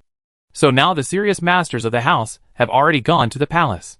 The remaining commoner sons and daughters, who could go out to play, were rarely in the mansion. As a result, there are very few masters left in the mansion today. The ones kneeling on the ground were all underlings. The housekeeper recruited a group of underlings, and all went to the front yard. When Du Wan came, Mu Xian had already surrounded the Shangshu mansion, and had also gathered all the people in the mansion together. Mu Xian was having one by one stand out for a man to identify. Most of the people in the mansion had already recognized them, but they still hadn't identified any suspects. Du-Wan came over to Pei Hao's side. That man. Who is he? Called Ah Lu. He is the person sent from Yin inside. Said he has seen the person who placed the order. Pei Hao explained to her in a low voice. Du-Wan surveyed the people around her, knitting her eyebrows lightly. Do you think the news will be leaked? It shouldn't. The people who know about this matter are limited and are all credible. Pei Hao naturally anticipated this, which is why he grasped the case. He received the information on the same day and came to arrest people on the same day. If this wasn't the residence of the Minister of Rights, which had to be approved by the Emperor, there wouldn't have been a delay of more than an hour. However, the first time he received the message, he had already arranged for his close associates to guard the outside of the minister's residence. Who enters and who leaves? He has a list. Of course those who entered the palace. Pei Hao couldn't stop them. Pei Hao said, "This Shitzi dared to guarantee that this side will not be leaked. How do you dare to be so sure? Because this matter is handled by me. Unless someone on the Emperor's side leaks it." Du-Wan was not sure now. The Emperor's side was a sieve. Pei Hao added, "Even if someone knows our movements, they won't guess who to catch." That's good. Du-Wan was still looking forward to it. For this real culprit behind the scene, which was like a poisonous snake. She was very scrupulous. Du-Wan did not stand in the front yard and watch Ah Lu identify the suspect. But instead, she was observing the subordinates kneeling around. And some women and children who were dressed obviously better than the subordinates. According to this situation, it should be the aunts and the children of the concubines of the Shangshu house. Just now, Du-Wan looked at the suspect's portrait. It was a man. So Mu Xian was now the first to ask Ah Lu to identify the male servants. Du-Wan saw that the people who had identified them all knelt on the other side. Each of them knelt with trepidation, not daring to raise their heads. Pei Hao noticed the little girl, who had been observing the surroundings. And from time to time, she even furrowed her little brows, not knowing what she was thinking about. Until Mu Xian sighed, finished recognizing the last manservant, did not find out the suspect. Pei Hao rushed to the housekeeper of the Shangshu residence and snapped, "All the people in your residence. Are they all here? Back to my lord." There are some subordinates who followed into the palace to serve their masters. The butler knelt to the side and replied. It wasn't that he wanted to keep his head down, but people came over with the imperial decree. Pei Hao told an official beside him, "Take out the roster filed by the government and name them one by one." The official hurriedly did as he was told, turning over a roster from the things he had brought. As long as there is a deed of sale, it will be recorded. It is not difficult to make a roster. The official opened the roster and stood out. Beginning the roll call, Wang Dinyo. A manservant stood out in fear, and after an official checked that it was himself, he told to stand on the other side. Chapter 140. The body is still fresh. Then, the official called out another person's name. After checking the identity, they stood to the side again. This was repeated until the last person. The ones whose names were called, and no one answered, were listed again. Pei Hao took this list, and then asked his close friend to fetch another one, which was the name of the subordinate of the Shangshu house, who had entered the palace. And the result was that after comparing it, there was still one manservant who had not yet arrived. Housekeeper. This person called Feng Dahu? He is not here? The housekeeper looked around in panic. Pei Hao questioned in a deep voice. Where is he? I don't know. I really don't know. He was seen during the day. Why isn't he here now? Could he have followed into the palace? Impossible. With his identity, it is impossible to be qualified to go to the palace with the masters. He is a who pours night incense in the house. The housekeeper had a bad feeling where this vermin had gone. Pei Hao's cold eyes swept over the people present. Who knows where this Feng Dahu is? All of a sudden, the whole room was silent. Pei Hao pointed to the housekeeper again. Bring him up to this official. Two officials stepped forward and escorted the butler up. Pei Hao stretched out his hand towards an official. Bring the portrait. He hadn't let anyone directly show it to this group of people, just because he was afraid that it would reveal something. At this moment, the absence of people was clear that there was a problem. Du-Wan, in front of people, would still hold the county lord's stance, quietly moving her footsteps, slipping to Pei Hao's side. This one that you say is absent. It won't be what we're looking for. Right? Hard to say. Let the housekeeper recognize it first. Pei Hao directly handed the portrait to the housekeeper. Who is this person? Can you recognize him? The butler panicked for a moment when he saw the portrait, and his fingers, which were pointing at the portrait, were still shaking. Duh. My lord. This person looks a bit like Feng Dahu. Really? It's true. Really. If your lordship doesn't believe me, you can ask the others. Pei Hao really asked people to ask. And after asking around, they all said it was Feng Dahu. Duan didn't expect that catching someone has to be a twist. It can't be that it's already been silenced first. Pei Hao's hand holding the portrait. The movement was a beat. There is this possibility, yo. Mu Xian heard this, and immediately looked at Pei Hao. Pei Hao immediately ordered, the people who went out of the house this afternoon. This official has a count in his heart. And there is not a person called Feng Dahu. Therefore, this person must still be in the Shangshu mansion. Even if the person is dead, the body is still in the mansion. Separate 2 teams of people and go search. Search more carefully. Right. Search quickly. Maybe the body is still fresh. Duan had experience in this matter. No. Just seen similar, from TV and novels? Duan again rushed a group of searching officials and soldiers and instructed in a loud voice. When searching, focus on the dry wells and the bottom of the lake ponds. Some big families love to throw dead people into wells. And they also like to tie people to rocks and sink them to the bottom of lakes. By the way, if time is short and it's too late to kill someone and hide the body, you can also search under the bed, big wooden boxes, and big water tanks and big bathtubs. These are easy places to hide the body. Duan didn't know. When she mentioned the big bathtub, one of the male servants among the kneeling ground shivered very badly. Pei Hao listened to the little girl's words with surprise. Who on earth said these underhanded things to her? A family that pampered her so much should not have said these. Pei Hao turned to think of the little girl's side.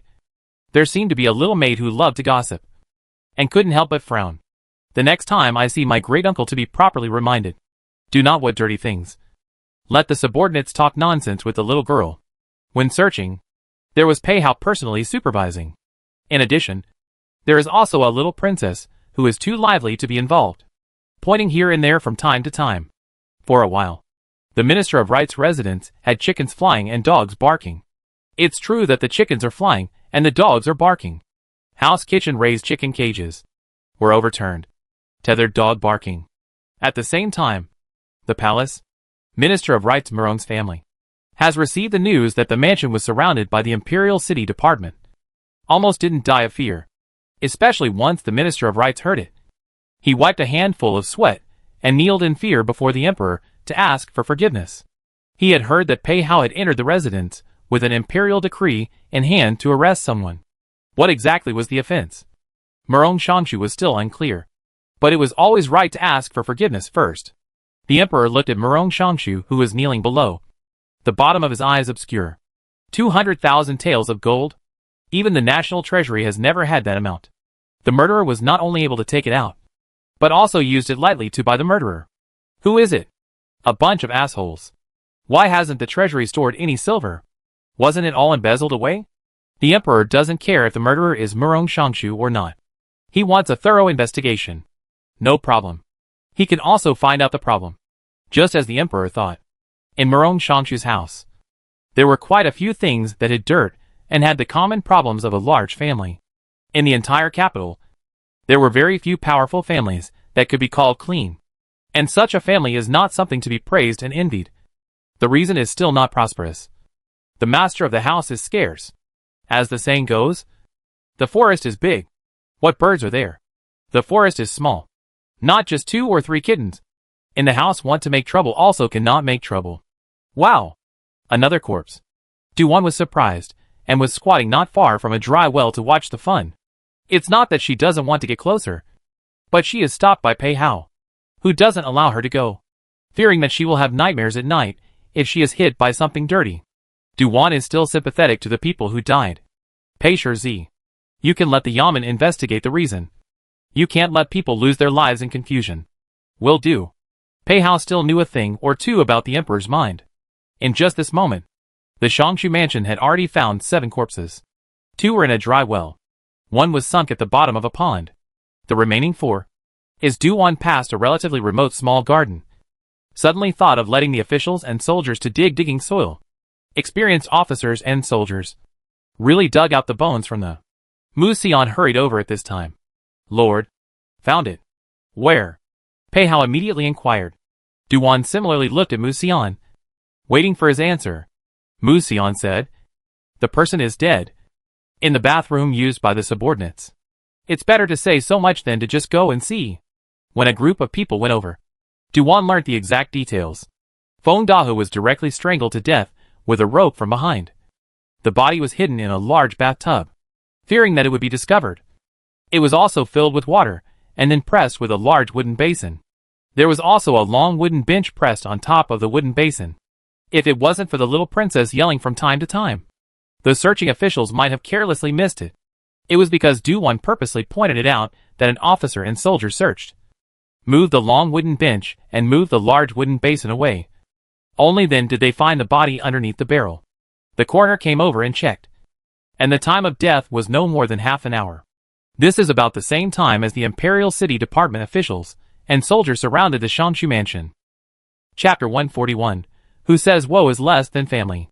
Duan eyes to know the truth. Also did not expect an accident. Cannot help but depressed look to Pei Hao. Did not you say the news did not leak? It's not necessarily that the news is leaked. It could also be that someone is a thief, and is afraid to silence them first. Pei Hao's mood at this time is not good. He has gone through a lot of trouble. He has spent a lot of effort. And it seems that he can catch someone. But the result is that there is an accident on the doorstep.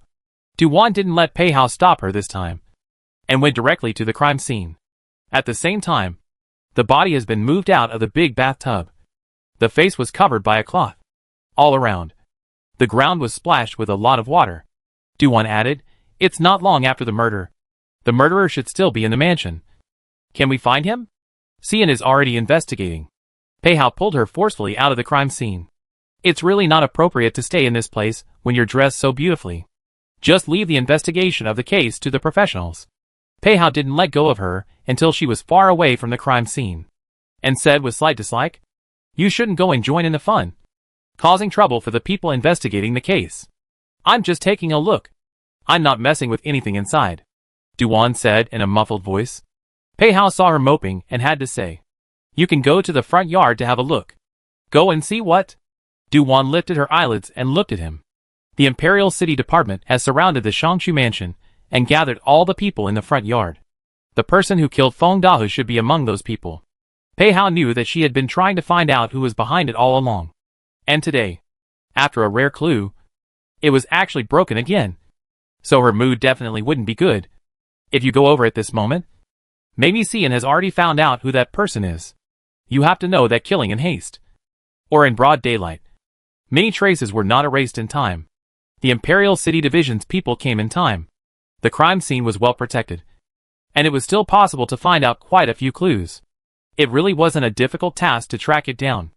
Mu Xian led the people, and in a short while, they uncovered a manservant. The person was pulled out alone and locked up in an empty room. Mu Xian brought 2 of his men to interrogate him on the spot. And this murderous manservant, so scared that his body was shaking. Even his hands and feet were trembling. It looked like it was the first time he had killed someone. Mu Xian asked, did you kill Feng Dahe? No. No. The manservant's voice was trembling as he spoke. Mu Xian said seriously, give up earlier and suffer less. Really, I didn't kill him. I didn't kill anyone. You can't frame me. The manservant was struggling for his life, wanting to die without admitting it. Mu Xian pointed to the scratches on the back of his hand. Then tell me how this came about. When you strangled Feng Dahe, you were scratched by him. Right? There were also people who saw you and Feng Dahe go into the bathroom together. But you were the only one who came out. Shall I bring up the witnesses? Naturally there were no witnesses. Mu Xian was swindling him. When the biased manservant heard this, his heart was paralyzed with fear. Mu Xian gripped the sword at his waist, drew out a piece and pressed it back. The sound that was made was very unusual, but it was particularly intimidating to those who had ghosts in their hearts. As if as long as he didn't give up, he was going to cut him with a sword. The manservant was still very tough-talking, and Muzhen had the door closed. Not long after, a miserable scream came from inside. It was the manservant's. When Duan and Pei Hao came over, Mu Xian had already investigated more or less. Mu Xian recounted, the manservant's name is Qian Shou, and he works as an errand boy in young Master Murong's courtyard. 2 months ago, he went to auspicious gambling house and lost all his silver, and borrowed 50 taels, and without money to repay the debt, he set his sights on Tian Xiang, a second-rate maid who also works in Murong's young master's courtyard. One night Tian Xiang was on duty to keep watch, and was dragged to the corner by Qian Shou to ruin his innocence. Tian Xiang didn't dare to speak out, and after that, she was coerced and blackmailed by Qian Shou from time to time. Today Tian Xiang suddenly came over and said that Feng Dahe knew about them and was waiting for Madame Shangshu to come back from the palace to stab it out. After two people discussed, Qian Shou did not do anything to kill the person. I didn't expect that just after killing the person, the people from the Imperial City Department came and hurriedly hid the body and was brought to the front yard. Mu Xian had already ordered someone to bring Tian Xiang over. Pei Hao senses a loophole in this case. Duan suddenly asked, "Did Qian Shou say why he glanced at Tian Xiang?" This, on the contrary, was not asked. Mu Xian didn't expect the young sheriff's question to be this tricky. So, he turned around and went back into the room where the temporary interrogation was taking place. Not a moment later, he came out again. Mu Xian patted the non-existent dirt in his hand. He said that Feng Dahe likes Tian Xiang, and also said that he feels it's more energetic to rob a woman that someone else likes. From the tone of his demeanor, you can tell that he kind of can't look at Feng Dahe. Duan especially wanted to spit when she heard this. They are all slaves. Who is nobler than Hua? Duan then saw the official soldier leading a woman up. It was a girl with delicate appearance, low brows and eyes, and the person was still calm. After she was brought up, she knelt in front of the crowd. Pei Hao questioned, "Qian Shou confessed that he conspired with you to kill Feng Dahe?" Tian Xiang looked up, timidly, and glanced at Pei Hao. Suddenly, she stood up violently and slammed into the wall next to her. This was an attempt to seek death. Husan's reaction was quick. When Tian Xiang stood up violently, he stepped in front of the wall first, blocked Tian Xiang, and pushed her to the feet of the two officials next to her. Husan droned. "Escort her." "Yes, my lord."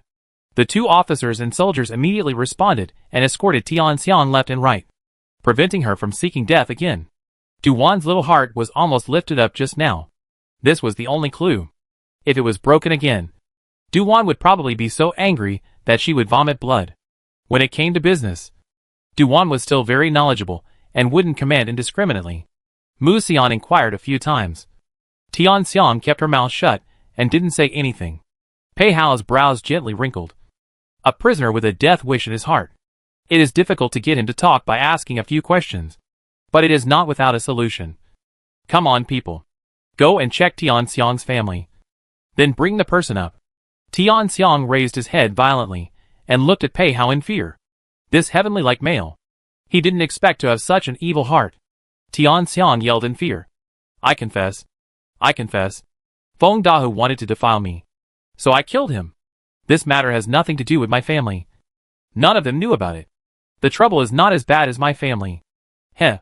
Who told you that woe is not as bad as family?" Pei Hao said mockingly. Duan followed suit and began to say with a rhythm. "Yeah. How could it be that the woe is not as bad as the family? With a murderer's family, can they still end up in a good place? A better end would be to be sold by the main family. A bad one would be directly killed. Nonsense. It won't happen." Tian Xiang hardened her mouth and yelled. But she was obviously panicking. Duan said with a straight face, "Whether it's nonsense or not, you know in your heart." Tian Xiang's face suddenly turned ashen, and her eyes revealed a strong despair. Chapter 142, Even Death Becomes an Extravagance. Not long after, Tian Xiang's parents and brother were brought over by the officials and soldiers. They were just ordinary people, and when they encountered the government officials, they were instinctively timid and apprehensive. When they saw Tian Xiang kneeling, all three of them were terrified, and quickly kneeled down and cowed out in fear. Pei Hao added, "Tell me, why did you kill Feng Dahe?" All said, "It's him. It's him who defiled the slave girl and ruined my innocence. That's why the slave girl hates him to die." He. Qian Shou has already said everything. Isn't he still alive and well? You don't kill him. But you want to kill Feng Dahe? If you don't tell the truth again, don't blame this official for being merciless. The official authority on Pei Hao's body was prevalent, and the deterrent was strong. At this point, Tian Xiang was paralyzed with fear and lay motionless on the ground. I don't know what to be afraid of, or what to repress, and hesitated to give up. After a long time, Tian Xiang only asked tremblingly, "If the slave girl says, will your honor keep the slave girl's family safe? What qualifications do you have to negotiate with this official?" Pei Hao did not accede to Tian Xiang's request. Tian Xiang tightly bit the corner of her lips. Blood was flowing from the corner of her lips. Tian Xiang didn't even know the pain. The slave girl can choose not to say anything. You are dead whether you say it or not. But if you honestly confess, your family will still have a chance of survival. If you insist on not saying anything, they will definitely die. Pei Hao's voice was indifferent, like the snow of the winter solstice. Chilling. At this moment, the world prince was rigorous to the point of being unsympathetic. In the eyes of the higher powers, the cheap lives of a few lackeys were no different from the wild dogs on the side of the road. The most disgusting thing for a powerful person, namely being threatened. If Pei Hao accepted the threat of a lowly servant girl, it would be a joke to spread the word. Pei Hao lightly glanced at Husan. Husan understood. And immediately, with a clang, he pulled out his long knife and put it on Tian Xiang's brother's neck. Tian Xiang's parents humbly knelt down and begged for mercy. Tian's mother was even more frightened and almost collapsed when she saw the line of blood drawn on her son's neck. "You damn girl. Speak quickly. Are you trying to get your brother killed? Sister, help. Brother doesn't want to die." Tian Xiang's brother also pissed himself in fear, and there was more than a suspicious puddle of water stains on the ground. His mother's chastisement made Tian Xiang hexed. "You dead girl. What the hell have you done all? What kind of sins did I create in my life? How did I give birth to a debt collector like you?" Tian's mother cried so hard that she couldn't catch her breath. While crying, she kowtowed to Pei Hao and begged for forgiveness. "Pei Shitzi. Pei sir. Please, please, please spare my daughter. She's been a good girl since she was a child. It's not possible that she would take the initiative to harm others." Suddenly, in a human life lawsuit, the family was really scared. Tian's father kowtowed and followed to beg for mercy. "Sir, please be merciful. My daughter has always been very timid. She must have been framed." Seeing this, Tian Xiang's tears flowed. Up to this point, her parents hadn't given up on her, but she had dragged them down with her. Du Wan, as a bystander, watched everything in front of her with mixed feelings. It wasn't that she was cold-blooded. She just didn't want to be merciful to her enemies. Feng Dahu's death was too coincidental. And 9 times out of 10, Yinmen's next order was involved with Tian Xiang. In addition, Tian Xiang can find excuses to kill people. I am afraid that it is not a good man or woman. Even if her innocence, life, were destroyed by Qian Shou, I can only say that God will not let go of those who do evil. Retribution will not be absent. The difference lies in the morning and evening. Du Wan stared at Tian Xiang and said quietly, "Drag that man down and chop him up." As ordered, Husan personally dragged Tian Xiang's brother away. Don't kill my son. Sheriff, spare his life. My lord, spare his life. I beg the sheriff lord to spare my life. I'll do anything to repay you." Both Father Tian and Mother Tian pounced on their son, crying and begging for mercy while pulling people. The officials and soldiers ripped the 2 old ones apart in 2 or 3 strokes and pushed them to the ground. The live version of the parting of life and death was so miserable that they cried their hearts out and their voices were hoarse. Don't hurt the slave girl's parents. They are innocent," Tian Xiang cried and shouted, wanting to rush up and pull her parents. But she let the officials and soldiers escort her, unable to move. "Sheriff Master, it is the slave girl who has wronged you. Please don't hurt them. Don't." Tian Xiang's cries and begs. Du Wan was indifferent and watched with cold eyes. Husan did not know whether it was intentionally or unintentionally, dragging Tian Xiang's brother's movements. Roughly but kinda slow, almost to the door. He even let that Tian Xiang's brother grab the threshold, crying, "Father and mother, save me. I don't want to die. Sister, quickly save me. When I was a child, my brother loved you the most. Have you forgotten? Sister." This begging and crying was really so miserable. Tian Xiang finally let out a loud cry. "It's all my fault. It's me being greedy. It's me craving for things I shouldn't have. It has nothing to do with my parents. It has nothing to do with my brother, I begged the sheriff to let them go. Heh. You think the sheriff lord is kind? Duwan's gaze was as cold as a knife. Her voice was equally hostile. What you did to the sheriff? Think no one knows? Boom.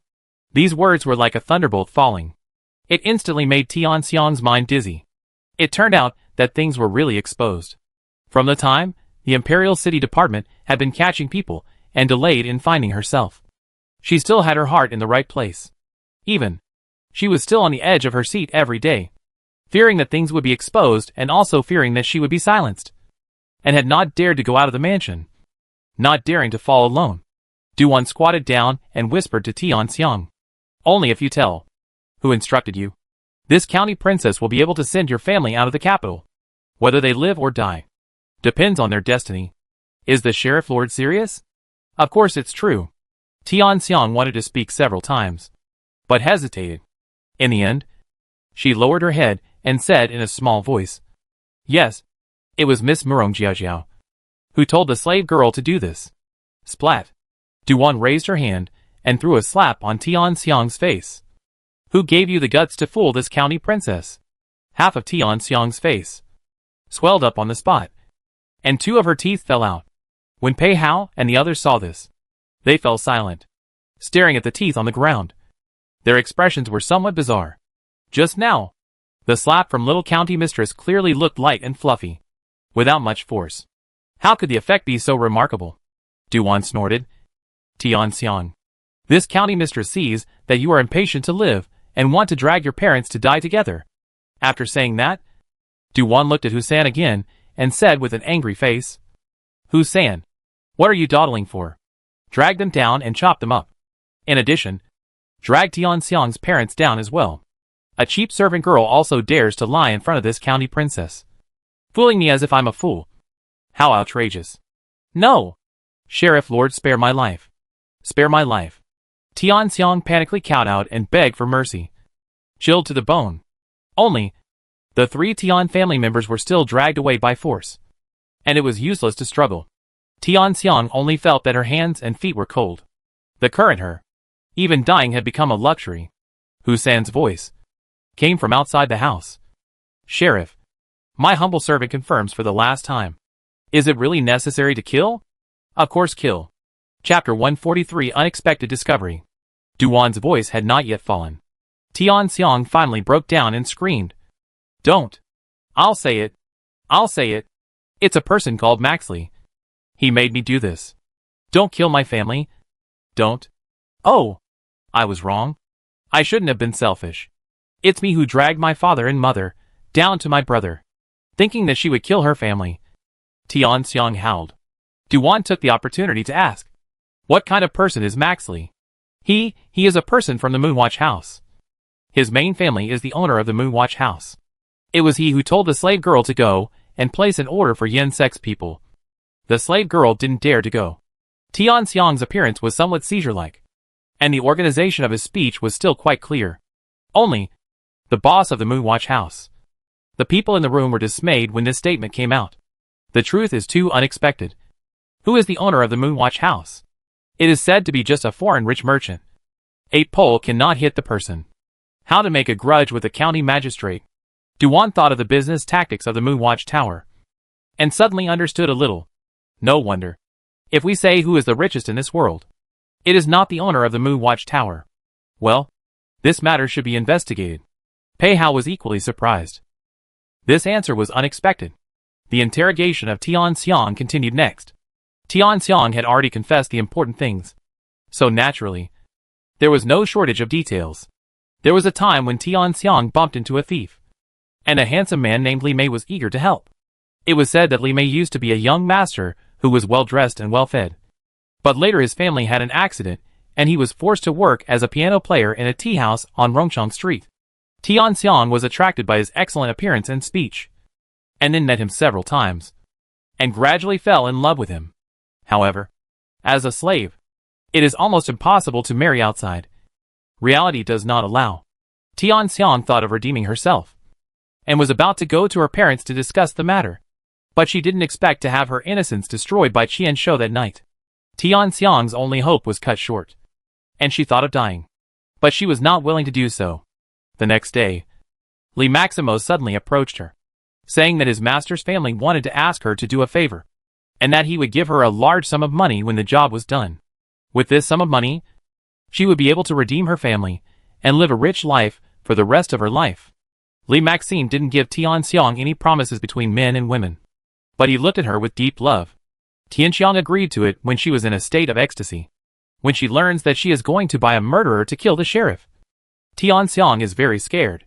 So she plays a little smart and goes to see Feng Dahu, who usually pursues her. However, Feng Dahu is also not a good person. To do things the same night to demand payment, forced Tianxiang to sleep, after sleeping with her to learn that she is not a perfect body. Immediately, and she turned the other cheek, said that she will never marry her this broken shoes. Therefore, Tianxiang knows Feng Dahu, if caught, will not keep her secret, which led to the murder of the matter. When the people present heard this, they all understood.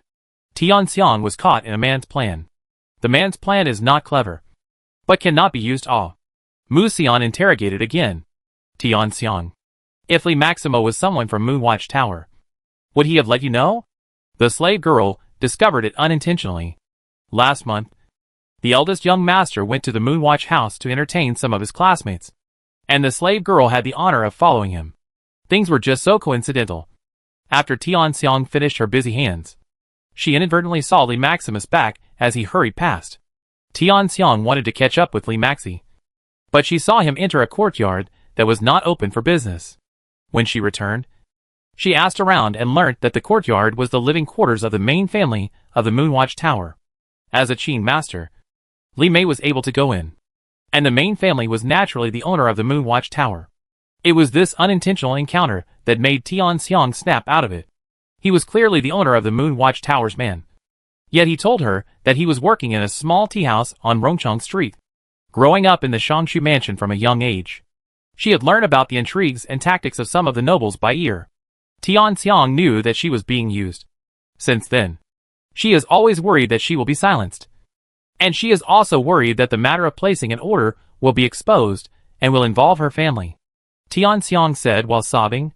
The slave girl didn't dare to go out of the house again, and also tried to stay in the eldest young master's courtyard. That Lee Maximo will ask the slave girl again, and the slave girl will also find excuses to excuse herself. Duan didn't even know if she was unlucky or lucky at this point. I guess the boss of Moonwatch House didn't expect Tianxiang to bump into Max Li. Hee. Duan wanted to laugh maniacally 3 times to express the excitement in her heart. Pei Hao noticed the little girl's excitement, her entire little face glowing, very dazzling and eye-catching. He cut off the little girl from outsiders without a trace, and also covered her with his body. Pei Hao asked again with a pinch of salt. Tianxiang, when did you learn that things had fallen apart? Today, near noon. When Tianxiang said this, Pei Hao's heart sank. Pei Hao questioned, who told you? It's Lee Maximo. He said that things have fallen apart, and said that he would send the slave girl out of the city. Tianxiang was afraid that she would be silenced and didn't dare to go see the other party. At the same time, she thought that as long as Feng Dahu died, no one would be able to find out about her. According to the original plan, Tianxiang was trying to wait for the night before making her move. I was surprised that the Imperial City Department came too quickly, which is what made her encourage Qian Shou to kill people in a hurry. The subsequent events, Duan and the others all knew about it. Mu Xian also found it unbelievable. This time is not right. Indeed, it's not right. The owner of Moonwatch House knows much earlier than us. Pei Hao was so certain that it wasn't their side that leaked the news. Duan listened to the clouds and inquired in a low voice, Pei Shitzi, what's going on? Pei Hao softly explained to her that Alu only went to the Imperial City Department in the afternoon, and the owner of the Moonwatch House knew about it a few hours earlier than we did. At that time, we were talking at the Moonwatch House. Could we have been overheard? Duan whispered out her heart's speculation.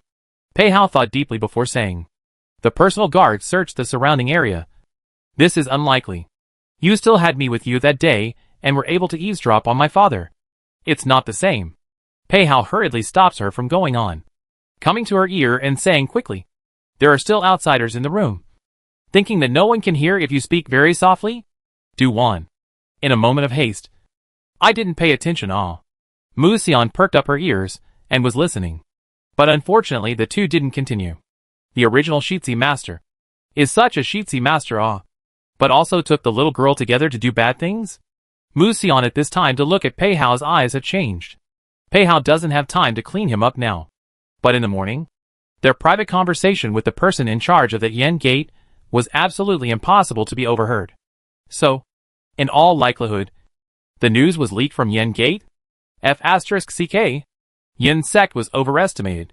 The subsequent problems of the Shangshu mansion were left to Mu Xian to deal with. Pei Hao led Du Wan to leave first and also took away Tian Xiang, the key person in this case. It was Du Wan who saw the three members of the Tian family and remembered what she had promised and instructed Pei Shi, take the three of them away together. Also arrange a new identity and send them out of the city. Chapter 144. Shitsi Master feeling aggrieved with himself. Alright. I'll arrange the rest. Pei Hao understands Du Wan's meaning and whispers a few words to his cronies. The crony hurriedly left with the three Tian family members. The two people went out of the Shangshu mansion. In the carriage waiting outside, there was also Ning Qin and Lu Qi. The one who followed Pei Hao and just now was only Du Wan. The rest of the princess house was stopped. It was said that the government is handling the case, and the idle people have to avoid it.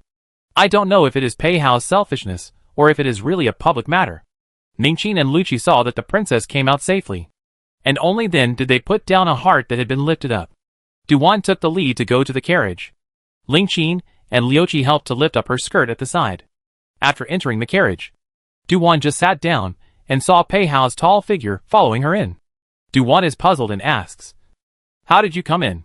Don't you ride a horse?" "Ahem. There are some words I want to talk to you." Pei Hao sat in an elegant and upright posture. Du Wan had been envious to death. I don't know how the world's families raise their children.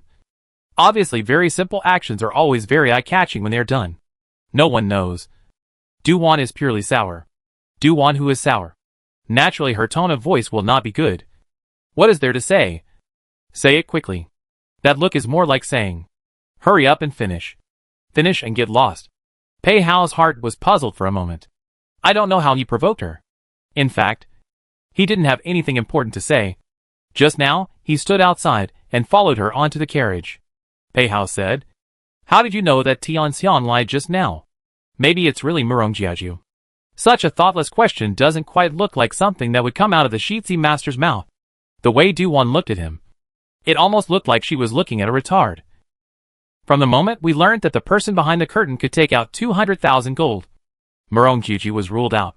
For Tian Xiang to throw dirty water on Murong Jiajiao.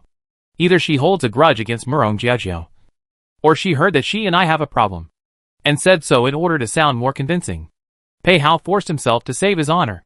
Maybe Murong Jiajiao has this money. Silly. Du Wan didn't have a proper look. A pair of feet wiggling again. I suspect that the person behind the curtain is a madman. Murong Jiajiao is a bit sinister, but not to the extent of a madman.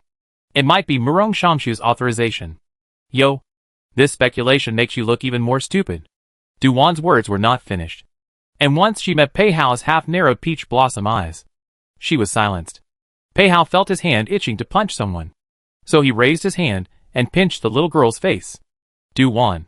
Is this the big villain's attempt at death? No. She's going to duel him. Du Wan glares at him in anger, lifts her foot and kicks at him. This county princess isn't wrong. Since he has the ability to become a minister of the Shangshu, would he not use the little maid in his son's courtyard to do such a great thing of killing his head? Heh. Maybe he's just being stupid. Pei Hao had already been on guard. And when she moved, he followed. A large hand grabbed her ankle at the right time, and through the thin fabric. It was as if he could feel the smooth touch. Before he had time to think more, Du Wan sat in her position and kicked with her other foot following. The strength of this kick was a lot greater than earlier.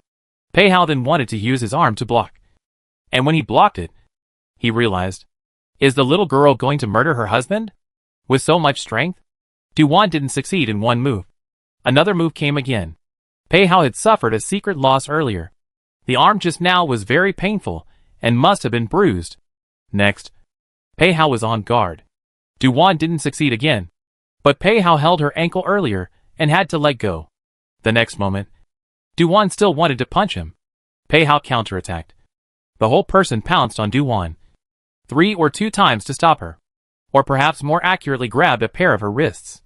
From the back of her whole person confined in front of the chest. This posture led her want to make a demon cant. Pei Hao lightly curled up the corner of his mouth and asked in a tone as if it was normal. Your strength has suddenly become greater? Du Wan was about to counterattack with all her strength, only to hear Pei Hao say again as if in disgust. Stop it. It's still on the carriage. Hurry up and let go of me. Du Wan finally realized that she was being held by him. Men and women are not intimate. Don't you understand? This position. Too intimate. It's not right. She asked him to put it down, and he hugged her tighter instead? Pei Hao pretended to be that righteous and serious. It's not that I don't put you down. It's that I don't dare to. What do you mean? Du Wan questioned with slight anger. The meaning is simple. If I let you go, are you going to do it again? Also, even if you say you won't do it, I don't know if you can believe it or not. In order to avoid what happened just now, this son has decided to condescend himself and hold you until you get off the bus. Compromise you a big lord. Shameless. Du Wan was so angry that her teeth itched, and she wanted to teach him a lesson. But soon she realized that her force value had increased. And she still couldn't fight him. Du Wan turned her back to Pei Hao, and didn't know that the shock on Pei Hao's face at this moment was undisguised. The strength is really big. He almost couldn't stop her. I heard that she is learning martial arts. What exactly is she learning? Pei Hao didn't want to hurt her. Immediately said with a straight face, Wan. Stop it. We still have important things to do. I have to go to the government office in a while to deploy manpower and rush to the Moonwatch Tower. Du Wan's body gave a start. To catch the owner of the Moonwatch house? Yes. And to catch that Lee Maximus. Then I will go too. It's not good. It's a big night. What's not good about it? This is a big matter that concerns my life. Du Wan took this matter very seriously. This poisonous snake staring at her behind her back would always be on her mind as long as she never found it. Du Wan suddenly thought of an important question. Pei Hao, do you know who the owner of Moonwatch House is? The paperwork filed in the official business. The land deed of the Moonwatch House is under the name of a person called Xiao Qi, a big businessman from the south. Very good at doing business. Moonwatch Tower, that piece of land, when it was very desolate, invested a lot of money and manpower. After 5 years to build the present-day scale, Pei Hao had originally been quite appreciative of the owner of Moonwatch House. After all, it wasn't just anyone that had this kind of vigor. Now that this person was involved in the murder of the little girl, Pei Hao's appreciation turned into vigilance. Du Wan asked. The owner of Moonwatch House is called Xiao Qi? Many people in the capital think so. However, I think it might not be. Xiao Qi has never shown his face publicly, nor has he ever admitted that he is the owner of the Moonwatch Mansion. Du Wan thought that there might be someone else behind Xiao Qi. Pei Hao had even earlier suspected this. Going to catch a businessman in the open. Pei Hao wouldn't have much to worry about. When he returned to the Imperial City Department, he could deploy his manpower and set off. Pei Hao's eyes kept falling on the little girl's face. Sure enough, as long as business is mentioned, she will be extra knowledgeable. Chapter 145. Who touched who? During the time Pei Hao deployed his manpower, Du Wan did not enter the palace. Instead, she went back to the princess residence. When she came out of the Jade Spirit Garden again, she was already dressed in a light and simple dress, but also deliberately brought the ringhead sword, leading 300 guards, ready to go to the Imperial City Department and Pei Hao to meet. Ning Qin stood in front of the princess's residence with a confused face. Sheriff? Don't leave your slave girl behind. Don't get involved in this matter. Go back to the mansion and wait. Du Wan is not prepared to bring her maid in order to act swiftly. Ning Qin quickly reminds her. Then, Sheriff Master, wait a moment. The slave girl will go and get you a cloak. Okay. Du Wan did not refuse. This move reminds her of Chun Tao. When she was once rushing early in the morning, Chun Tao also brought her a cloak. Last month, she also let Ning Qin to inquire about it. Said Chun Tao's family is now living quite well. It is said that a large family have got a good job. Chun Tao's child is now being raised by his father and grandmother, and is also growing up fat and white. Du Wan thoughts drifted further and further away. Ning Qin also take the cloak out. This cloak is a female model. Ink-colored. The side is gold embroidered auspicious clouds. There is a flaming red flower on the other side of the river. Du Wan took it and put it on properly. That is, got on the horse. A group of people towards the Imperial City Department. Pei Hao deployed 3,000 men to the Imperial City Department. Each one of them is holding a horse, ready to go. Each person also brought a torch. This is the decision to drive all night. When Duan came over, she saw the scene. At that exact moment, the sound of horses' hooves came again. Duan looked up and unexpectedly saw Du Qian coming in a hurry. Wearing the same brocade robe he wore to the palace banquet.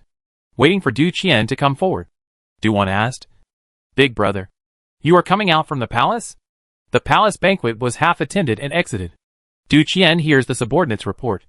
That is, he is somewhat unable to sit still. Duan asked, "Not afraid of someone picking a fight?" "Not afraid. Your big brother won't give anyone a chance to pick a fight either."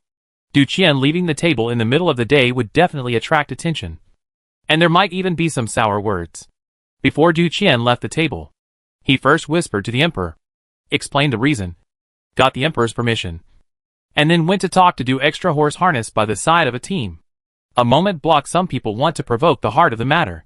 Today's palace banquet Duan did not appear. The back of the rumors are still quite a lot. Du Qian reminded again. During the banquet, the emperor's uncle asked about his sister. This is not strange. I'm so cute. Uncle loves me. Duan shamelessly started to blow up herself. And blew up in a very serious manner. After blowing up and then with a small eye roll. It's been a long time since I've seen Uncle. He must have missed me. So I'll go into the palace to ask for peace in a couple of days. But my big brother is really smart. Act properly. Just this point. Is stronger than the capital 99% of the big children. Du Qian. Praising so bluntly. So worthy of being a sister. He likes it. Du Qian laughed. When Uncle asked about his sister, some people even gloated and waited to see the show. Duan blinks with a sideways glance. Du Qian continued. Mother told the truth and called you a leather monkey. Leather monkey Duan. Hey!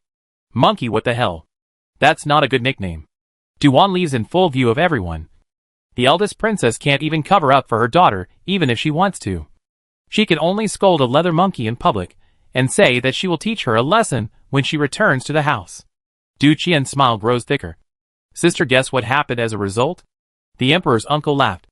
It's not hard to guess. Duan thought of that uncle's future and could only sigh slightly in her heart. Du Qian does not know what is in his sister's mind. Yes. Not only did he not get angry, but he laughed instead. In a good mood. Let some people who are waiting to see a good show. Their hopes are dashed. Huh. Duan skimmed her small mouth. All a group of people who are too idle to care. No need to pay attention. Du Qian will be the situation in the palace. Simply pick some said to Duan listen. Finished and did not continue. Then Du Qian inquired about the matter of the Minister of Rights. Duan naturally did not hide it from him. Murong Shangshu's family is still kneeling in the palace. That's right. They can't even enter the banquet, and can only kneel outside the palace to ask for forgiveness. Du Qian said some of the things in the palace. Even after learning that the Murong family was innocently implicated. They are not worthy of sympathy. 7 corpses buried in one mansion. Impressive. Oh. Yes. It's awesome. It feels almost like living in a graveyard. Duan spat after her. Pei Hao. The siblings are chatting too much like no one else. Right? Pei Hao led the tall horse over and rolled over and leapt onto the horse. After a few moves, his movements were as slick as flowing clouds in water. And he received a black cloak embroidered with gold silk and auspicious cloud patterns from his subordinates. And on the edge of that cloak, there was also a fiery red flower embroidered on the other side of the river. Duan's attention fell on that cloak. A little familiar. Then she looked back at her own cloak. Crap. Is it the same model again? Is it the same model again? Who's touching who? Don't think that people here don't care about clothes. On the contrary. People with a little money love uniqueness. The fabrics and clothes are similar in style. But the small details and embroidered patterns are usually not exactly the same. Last time it was clothes. This time it was a cloak. What is Pei Hao trying to do here? There are any conspiracy and trick. Not directly play out. Make these small action. Huh. Quite strange. Du Qian didn't pay attention at first. When he saw his sister's complexion was different, he finally found something wrong. Pei Shi. What's wrong with your embroiderer? Coincidence. Pei Hao replied calmly. Duan heard this and wanted to roll her eyes. Ghosts would believe it. Du Qian gave Pei Hao a meaningful look and didn't dwell on the issue. Pei Hao's grip on the horse rope loosened slightly. Depart? Yes. The 3,000 officers and soldiers of the Imperial City Department answered in unison and mounted their horses. Duan rode on the horse's back. Steadily, Pei Hao even swept back a glance at Duan. Compared to the previous rustiness, the little girl is now riding the horse very skillfully. Should she have learnt privately? Hu San took the lead and walked ahead to open the way. Pei Hao followed, with Duan and Du Qian following behind. Tonight was the Mid-Autumn Festival, and the streets of the capital were lined with all kinds of lanterns. The lights were bright and beautiful. Seeing such a big show from the Imperial City Department, the people gave way. The procession arrived at the city gates smoothly. Pei Hao stopped his horse and said to the generals guarding the city, "When we go out, immediately close the city gates." The general guarding the city froze. "Pei Shitzi, it's not yet time. It's getting dark. It's better to close it earlier. Also, after closing the city gates, it is forbidden to open them again." This meaning of Pei Hao is to stop people from leaving the city through the back door. The city guard general looked at the Du Qian siblings again. "Ma, another 2 big Buddhas that can't be messed with." Du Qian added, "Listen to Pei Shizhi. If anything happens, Du Qian, will take the blame for you. Remember, when the city gates are closed, no one is allowed to leave the city." Duan added in a threatening manner as if she was not willing to be lonely. Her small hand also made a small movement of wiping her neck, scaring the guarding general with a jolt, and repeatedly promised to close the city gates right away, and would never let a single person out of the city. Chapter 146, specializing in protecting you. Therefore, when Duan and the others left the city gates were closed immediately. Duan looked back and was satisfied. The Imperial City Department had sent out so many people. It was bound to have alarmed some people. After the city gates were closed, it would be difficult for the people inside the city to get out of the city to pass on or make some small moves. Just as Duan and the others thought, the commotion of leaving the city was not small and soon spread. Some people associated it with the siege of the Minister of Right's residence and felt the atmosphere of a storm coming. At the same time, the scouts of some forces were suffering, and they couldn't even pass the news to their masters in time. The reason is that tonight, the palace held a mid-autumn moonlight feast. Officials above the 3rd rank in the capital and their family members entered the palace to attend the mid-autumn banquet. When the banquet was not dispersed, it was difficult for those outside the palace to get the news into the palace. But this difficulty did not include the male lead in the book, the Dingbei Marquis family. All went into the palace. There was a small eunuch who hurried over to hand Xiezhang a note. When Xiezhang saw it, his brows furrowed. There is only one line on it. The Imperial City Division 3,000 officers and soldiers out of the city? Xiezhang could not do anything at this time even if he had some guesses in his mind. Besides, this year's palace banquet is always unusual. The county princess and Pei Hao did not come to participate. Murong Shangshu's family is still kneeling outside. The program prepared by the palace has been performed half. The emperor is still watching the performance. So far has not left the stage. According to the practice of previous years, this time early left the scene. Xiezhang sat in the seat, secretly observing the emperor. On the contrary, Qinlu next to him was a bit unable to sit still, muttering in a low voice. This year, the emperor is so interested. Can't be? Xiezhang heartily agreed, only to hear Qinlu poke the plate on the table with his chopsticks. Du Qian, this guy is too inhuman. Right. A plate with just this much food. It's not even enough to eat. The wine is also small. It's gone in 3 or 2 sips. Only now did Xiezhang notice the food on the table. Each plate was exquisite, but the portion was extremely small. The wine was also only half a pot, with no rare food. All in all, the banquet was organized in a way that was neither faulty, nor could it be faulted. It shouldn't be very big in terms of expenses. It is said that for this year's mid-autumn banquet, the emperor purposely asked Du Qian to run it. Is there any deeper meaning in it? It was not easy to get to the end of the palace banquet. The emperor just stood up and said not to disturb the pleasure of everyone. His old bones cannot stay up. First go to rest, and so on clouds. Listen to a group of ministers with different thoughts, and to stand up in fear to say goodbye to the emperor. Anyone who attends the palace banquet feels that this year is the most difficult one of the Mid-Autumn Festival. When they went out, They had received news that the Imperial City Secretary had hurried out of the city with a group of people. Those who have ghosts in their hearts, or those who have cats and dogs outside the city, are all on edge, and hastily want to send people out of the city to inquire. But they were shocked to find that the city gates were closed early. Want to leave the city? You can. Just take the other 3 gates. Time waits for no one.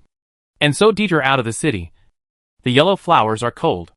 Marquis Dingbei's residence. In a secret room, Xie Zhang's father and son, who had come out of the palace, urgently went to the dark room to deliberate. The Marquis of Dingbei gruffly said, "The people from the Imperial City Department.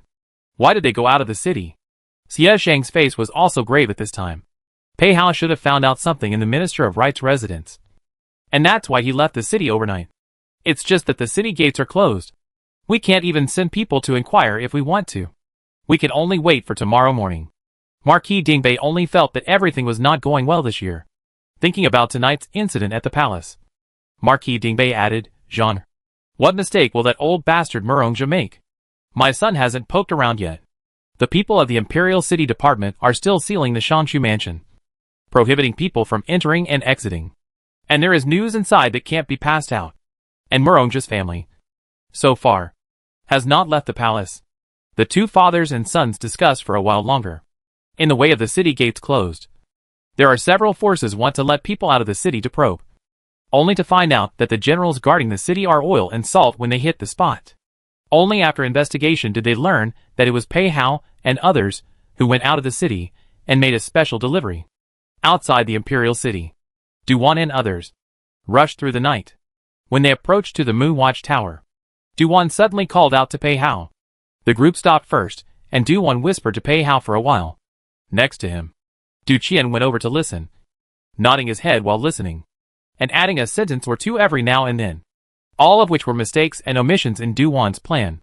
The Moonwatch Tower covered a large area. Relying on their 3,000 or so people, it was impossible to encircle it. They could only stage a surprise attack and play some tricks to scare the snakes. According to Duwan's intention, it was to send a group of soldiers to the Moonwatch house and make a big fuss about searching and catching people. Then, the rest of the officers and soldiers were guarded around the garden of the Moonwatch Tower. The road must be sent to guard, as long as someone escapes. No matter who it is to catch up. There is a catch a. Come to catch a pair. As the saying goes, those who do not have a weak heart and can withstand the investigation will not want to escape overnight.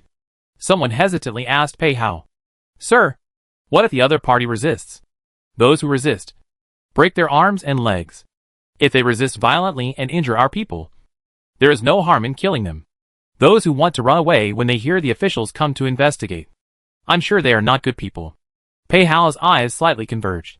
Speaking lightly and carelessly, Duwan silently gave a nod to the big villain. This trip is not to hit the sauce.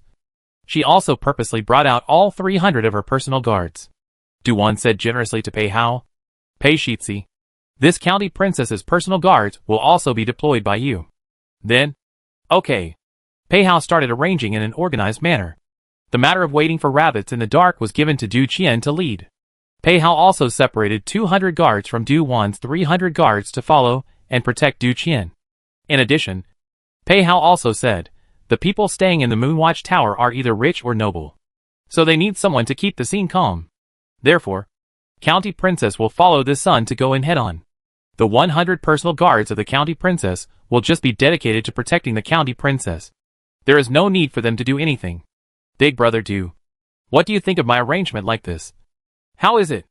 After saying that, he looked at Du Qian solicitously. Du Qian really couldn't refuse. For this operation, it was safer to go searching head-on instead. However, Du Qian still formally asked his sister's opinion. "Sister, do you want to follow Pei Shizhi?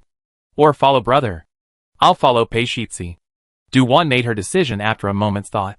Respecting his sister's decision, Du Qian nodded towards Pei Hao. Then, Pei Hao decided to take 1,000 men from the Imperial City Department and directly break into the Moonwatch Tower to search and catch them. The other 2,000 soldiers were divided into 10 groups, together with Du Qian's men, ambushed around the Moonwatch Tower, trying not to let any escapee go. When the time was almost up, Pei Hao led the officers and soldiers of the Imperial City Department in a dignified manner and aggressively broke into the Moonwatch Tower. Yes, barging right in, because tonight was the Mid-Autumn Festival. The business of the Moonwatch Tower was extremely good, so the doors were left open at night, and it was still brightly lit. Duwan and the other law enforcement Imperial City Department crowd went in first.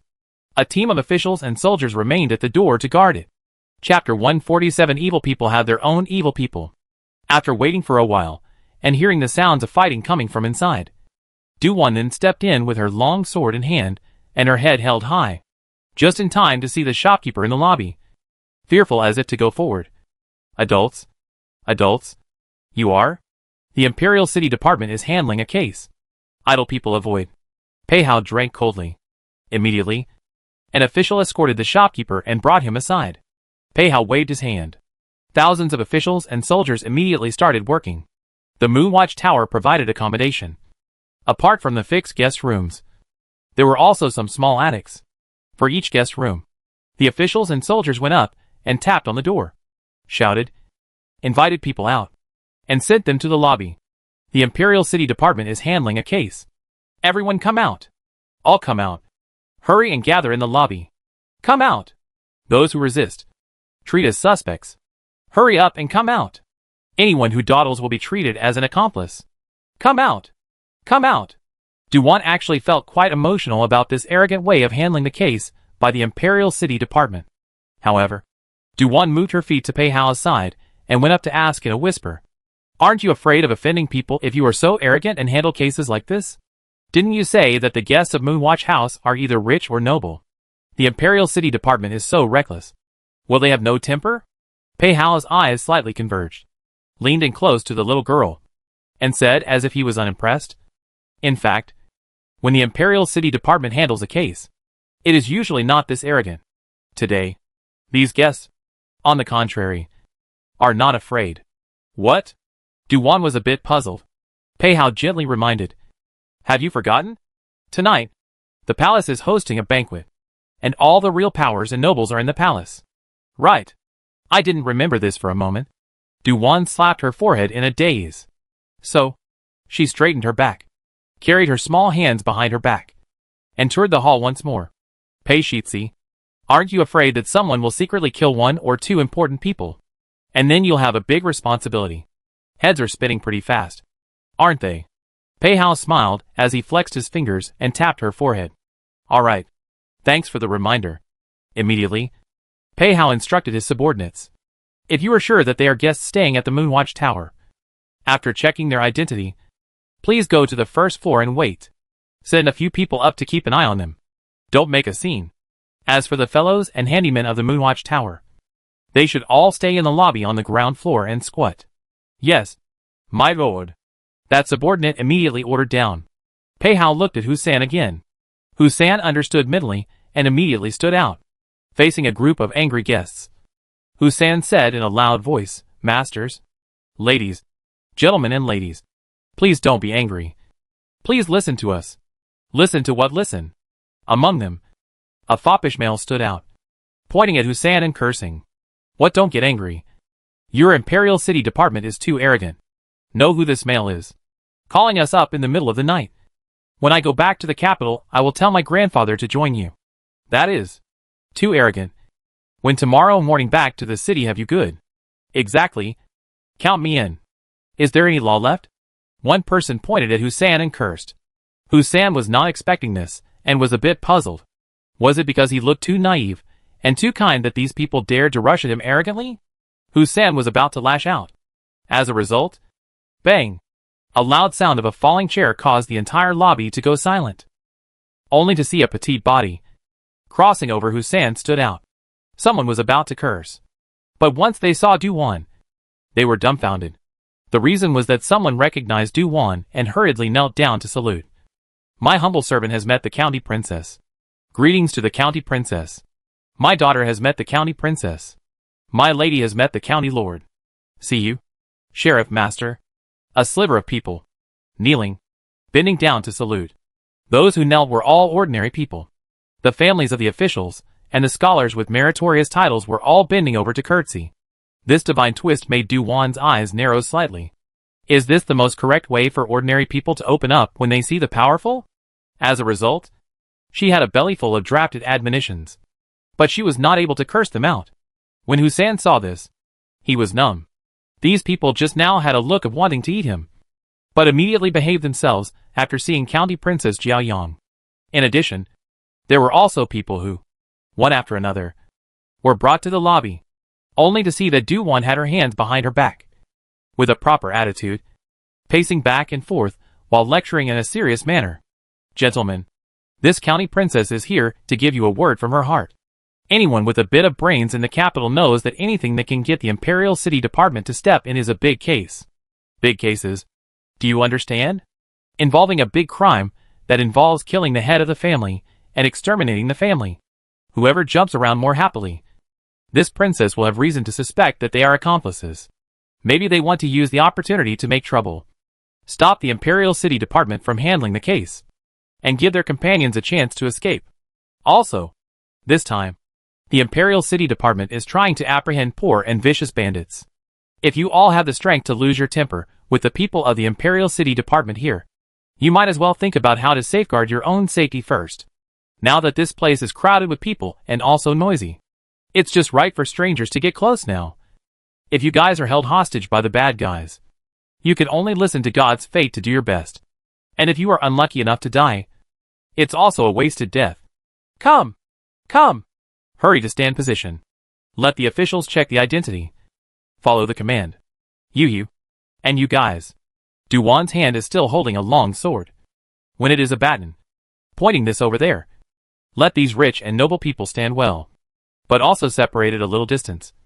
Don't let people with evil intentions to take advantage of the opportunity. And then line up. Easy to check the identity. Everyone is out of temper. Peaceful as hell. Hussein is convinced. Sure enough, evil people have their own evil people to grind. No, the sheriff is not an evil person. Hey, Pei Hao also sighed in admiration at Du-Wan's operation. He thought he needed to step in to calm these people down. As a result, the little girl took care of it as soon as she showed up. At this exact moment, an official soldier came in a hurry. Your Excellency, our people searched a courtyard, and the guards of the Moonwatch Tower stopped us. This official will go take a look. Pei Hao instructed the personal guards of the princess's residence to keep an eye on the county princess. I.e., he led his men to leave in a hurry. Hussein hesitated for a moment, but still followed Pei Hao. When Du-Wan saw Hussein leaving, she realized that Pei Hao had also left. Just as she was about to follow, the captain of the personal guards next to her stood out. Sheriff Master, just now Pei Shirzi left a message saying that you should stay here. But I want to go see Ah. Du-Wan didn't say that last sentence. A group of great lords here in the lobby. Without her as the county princess to keep things under control, there could really be chaos. The officers and soldiers of the Imperial City Department were trained by Pei Hao himself, and were very sharp in their work. Unlike the soldiers Du-Wan had seen in Qian County before, all of them were just mucking around and earning wages, dragging their feet in doing things and escaping faster than anyone else in case of danger. Another group of people were sent to the lobby by the officials. It is some of the students of the state elementary school. All of them have a very bad face. At the same time, the clothes were a bit untidy. They should have been sleeping when the officials and soldiers broke in and dug them out. Du-Wan also saw Ning Xianhe from it. Ning Xianhe stepped into the lobby and found Du-Wan at the first glance. Chapter 148. Having the little sheriff lord hold down the scene. Ning Xianhe immediately walked over and saluted to greet you. County Lord. Xianhe greets you. No need to be polite. Why didn't you attend the palace banquet today? Du-Wan remembers that the Ning family in the capital, the reputation is not so good. But there are still people in the dynasty as a third-grade official. Ning Xianhe smiled cheekily and said, there are many brothers at home. Where is my turn? The sheriff. This. His eyes meaningfully swept around. What is going on? Catch felons. What else? But this catching method Ning Xianhe wanted to speak. Du-Wan babbled. The Imperial City Department is for the sake of everyone's safety. That's why they made this mess. What about this? Ning Xianhe asked curiously. Du-Wan coughed and started to talk nonsense without any responsibility. To put it bluntly, it is also your bad luck. It's not good to go anywhere today. You have to spend the night at the Moonwatch Tower. At that time, I asked Pei Shirzi, do not afraid to offend people by making such a mess? Guess what Pei Shi replied? Ning Qianhe deliberately answered. How? He wasn't the only one. Everyone around him pricked up their ears to listen. Duan walked to the chair next to the table and sat down. Crossed his legs, tapped the tabletop and said. Pei Shi said with a righteousness that as a court official, his duty is to do so. And it's okay if he's not understood. As long as the safety of innocent people can be safeguarded tonight. The district's misunderstanding is nothing. Ning Qianhe gave a thumbs up. Pei Shi is highly righteous. A scholar immediately said with a touched face. Right. Gaojia. Benevolence and righteousness. No wonder it's such a young age. You have the achievements you have today. The late student admires. It was we who misunderstood the world, son. Yes. I'm ashamed just now. A crowd of people followed with emotion and admiration. The personal guards who learnt the truth. A bunch of big fools. So nice to fool. Duan was satisfied with everyone's reaction now. So, the more this time, the more everyone should be more conscious. Not to cause trouble and increase the workload for the Imperial City Department and others. Also, each of you protect yourself. Pay attention to the people around you. And don't let the bad guys have their way. Then, Duan stood up and stared at the crowd. All of them were fine-skinned, dressed in extraordinary clothes, and at a glance, they knew that they came from a good background. Really rich. That's right. You can't stay at the Moonwatch house without money. I've heard that it costs more than 1,000 taels a night to rent a small penthouse at the Moonwatch house. Almost all of the powerful sons of the capital, who are eligible to attend the Mid-Autumn Palace banquet, have gone to the palace. Those who can't go to the palace can only find their own fun. Meeting friends and getting drunk is not a big deal. The lobby was almost too crowded for a while. There were familiar people whispering down. I don't know what happened tonight. And some people are quite curious. Not sleeping in the middle of the night. How did this little ancestor of the princess's house come to the Moonwatch Tower to catch the prisoner? No matter what. With Duan in the lobby. And Ning Qianhe and other students helping to maintain the order of the lobby. Everything is going smoothly. On the contrary, Pei Hao's side didn't know how it was going to be. In the silence of the night, the sound of fighting came faintly. But the distance was a bit far. So if you didn't listen carefully, you would miss it. I'm afraid that only Duan could hear it in the entire lobby. Duan thought for a moment, and then recruited the captain of the personal guards. The 300 elite personal guards given by the emperor himself were very strict in their management. Normally, they would be divided into 3 brigades of 100 men, rotating on duty. Each team of 100 people would also be subdivided into 10 small teams. With 10 people in a small team, the daily patrols and the Jade Spirit Garden were all done in groups of squads. The captain of the personal guards respectfully asked, County Lord, what are your orders? Pei Shi and the others seem to be fighting. You take 5 squads to help them. County Lord, Pei Shi has asked his subordinates to stay behind to protect you. The personal guard captain hesitated. Protecting the County Lord was their duty, and handling the case was the business of the Imperial City Department. Duan boarded up her small face. You are this County Lord's personal guard. Who exactly do you have to listen to? Yes. Subordinate knows. I will bring people now. The head of the personal guards nimbly ordered 5 small captains, and quickly left the lobby. For Duan's personal guards, they suddenly left in a hurry. It made quite a few people nervous. Something must have happened. On the contrary, Ning Qianhe was standing right next to Duan, and hearing Duan's conversation just now. She asked in a low voice, how did County Princess know that Pei Shi and the others were in trouble? Strange. Strange. It's not like anyone came over to report. How did the young County Princess know? Could it be that between unmarried couples, there is still a heart-to-heart? Duan looked at him obliquely. Do you know how cats usually die? How do they die? Ning Qianhe was momentarily unsure. Die of curiosity. Ning Qianhe shut up. Curiosity killed the cat. A fellow student winked at him. So he said something to Duan in a big way, and then walked towards his fellow student. At this time no one dares to make a lot of noise in the lobby. Some acquaintances come together in 2s and 3s to chat in a low voice. They are speculating about what happened tonight. Duan sat in the middle of the lobby looking at such a large group of people. After identifying the identity, there is no suspicion. Well, please go up to the first floor to wait. Those who don't want to go up will stay in the lobby, and will not be forced to do so. For example, Ning Xianhe and the others were eager to help, and did not go up to the first floor. Duan heard the sound of fighting in the garden stop, and still didn't know if Pei Hao had caught the Li Maximo. County Princess. Are we allowed to leave? An old woman came forward to ask. Duan looked at her. Leave to go where? The city gates must be closed now all. I have a manor outside of the city. I would like to go there for the night first. Oh. Fine. Whatever. This princess won't stop you. But if something happens on the way, I won't be responsible. Duan was so easy to talk to, which made people hesitate. Ning Xianhe asked with a smile. Sheriff, are there many bandits? The exact number is unclear. It's more than enough to take out a weak scholar like you. Duan stroked her chin. And in a serious manner, she bullshitted with Ning Xianhe. That's not right. There are probably not many people present who are rivals. This sheriff has heard that it is a group of vicious people. What is the concept of a group? Do you understand? Understand? It means a large group. You didn't understand. Everyone didn't understand. Ning Xianhe really didn't get it this time. Duan pretended to be metaphysical, and said with a smile.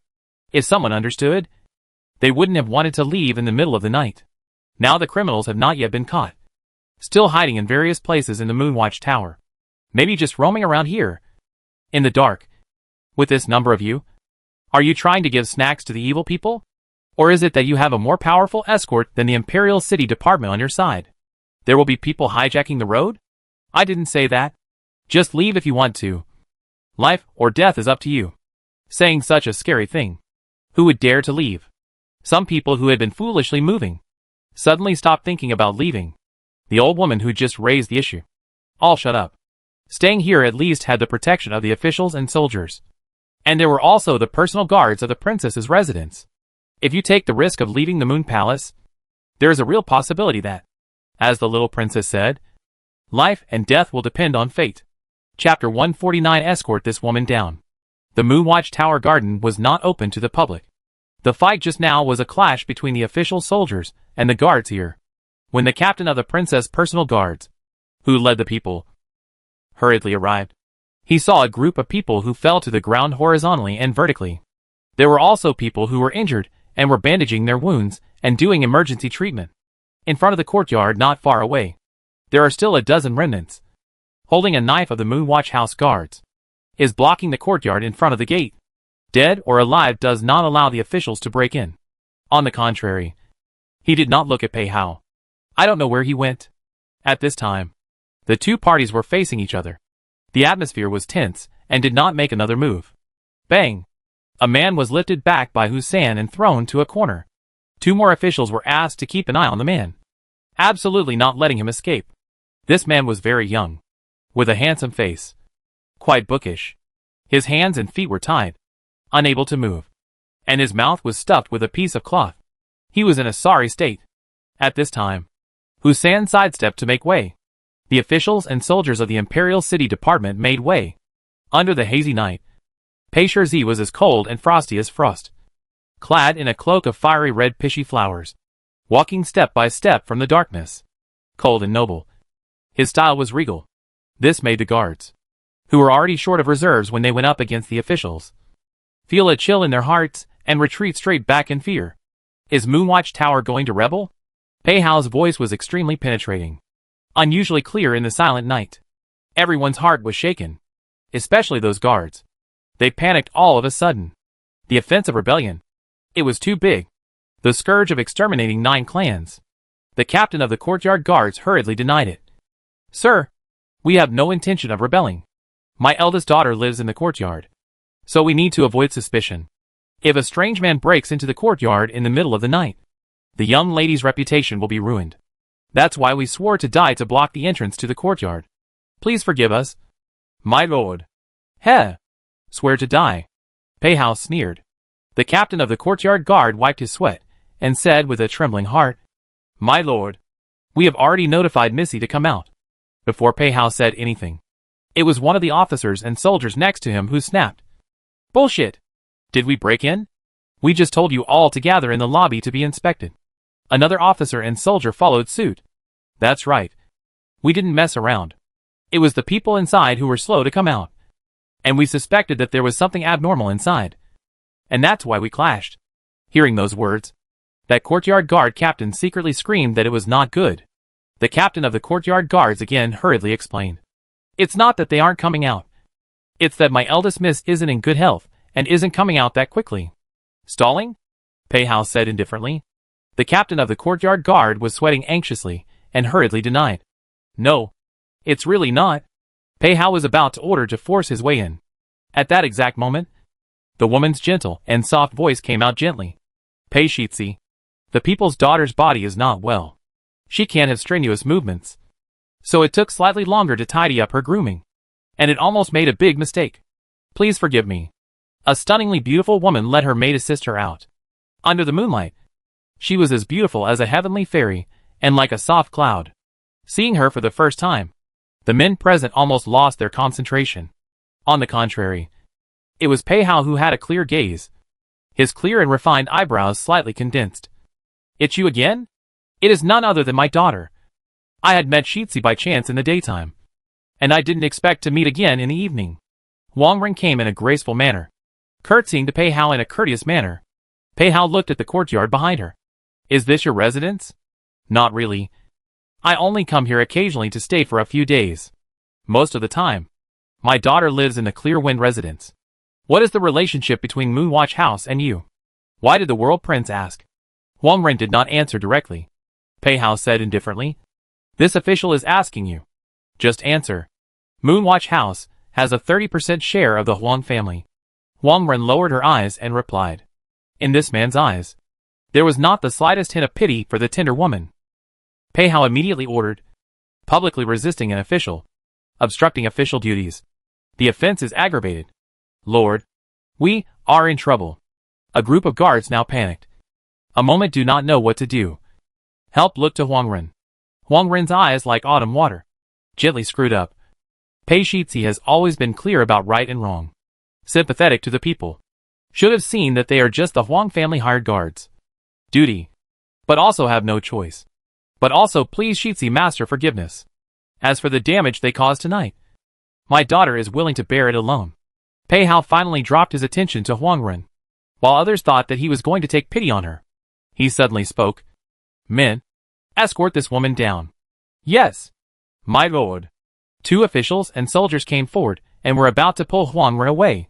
Pei Shitzi. Wang Ren, on the contrary, appeared calm.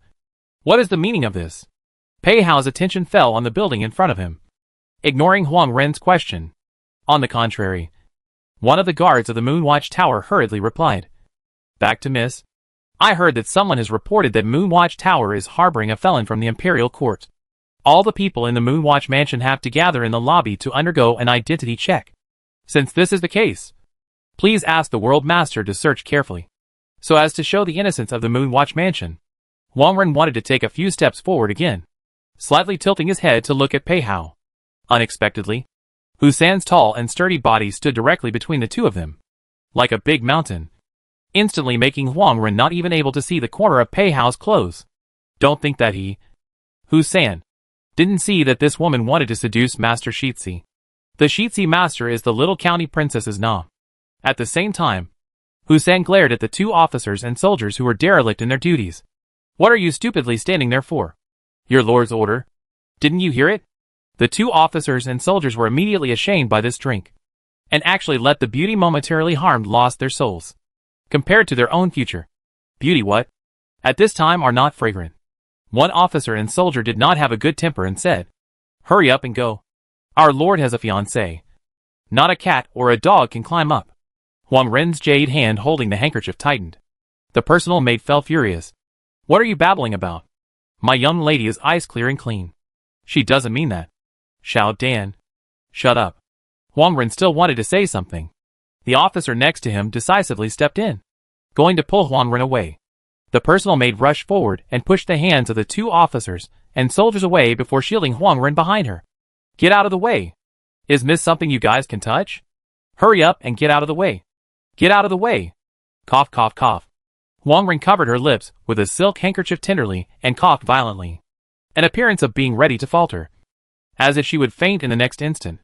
This time the maid didn't stop, and the two officials didn't dare to dip their hands for a moment. Wang's subordinates a burst of hands and feet, Some people take pills. Some people send a cup of warm water. It is not easy to slow down. After a long time, Huang Ren most of the body leaning on the body of the maid. Soft and smile. To everyone trouble. Do not need to bother the two poor masters.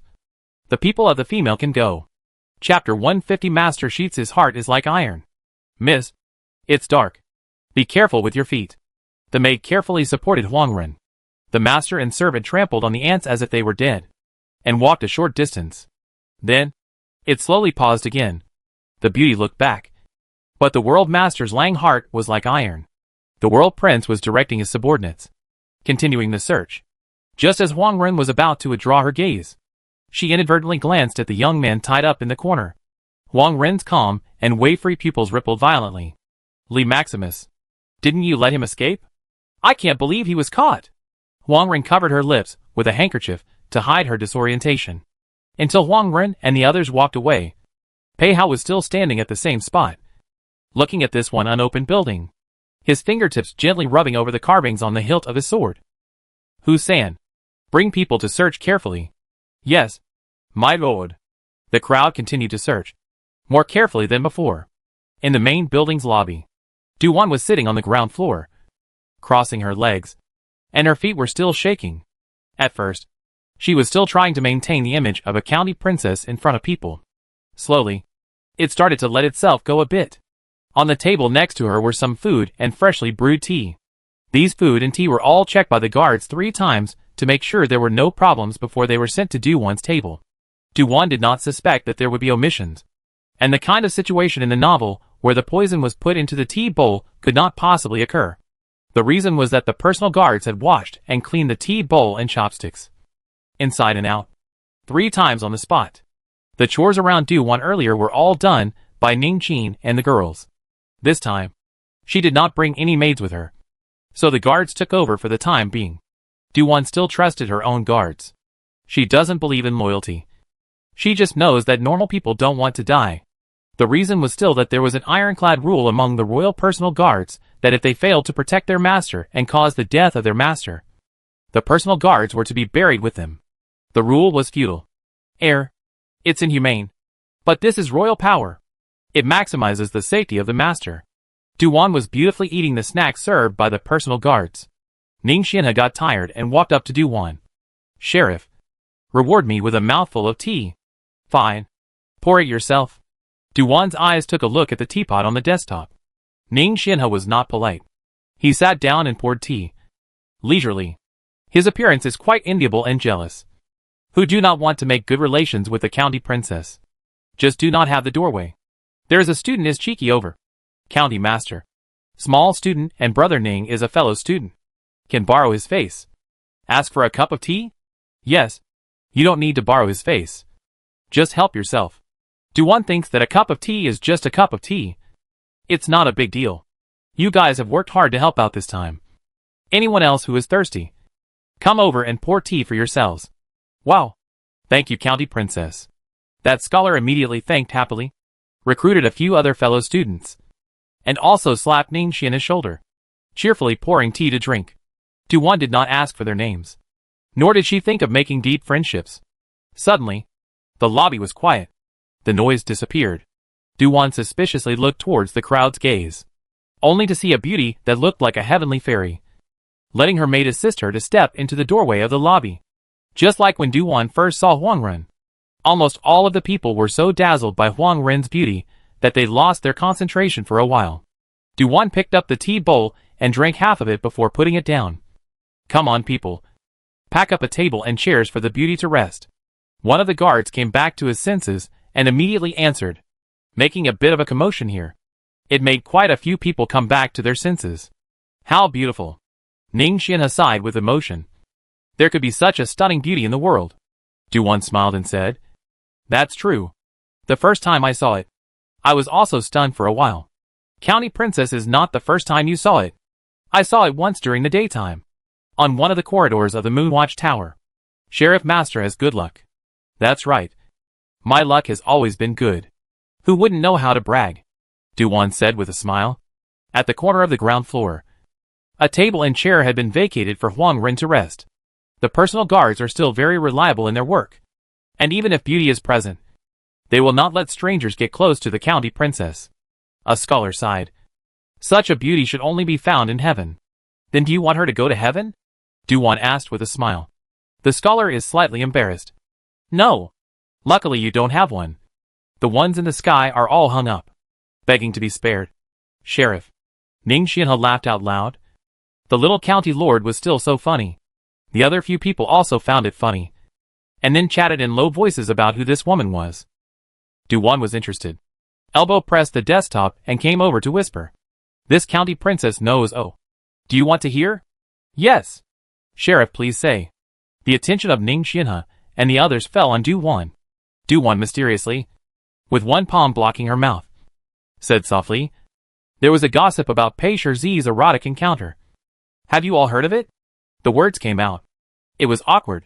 Had the little county princess forgotten that she was still Pei Shizi's fiancée? Ning Xianhe laughed and hurriedly picked up on the gossip. I've heard about it.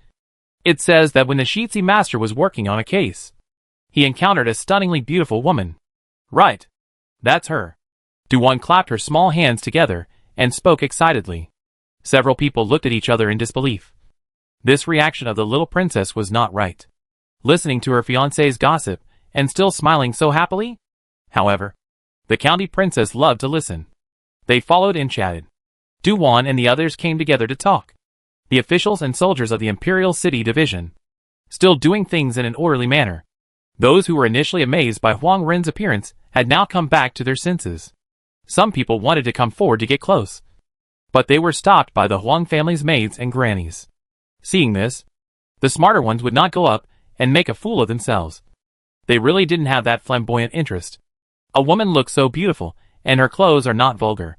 Either she is a person of status, or she has a backer behind her. The few males who went up to get close were also brainless. Ah! What are you doing? Help! A woman suddenly screamed.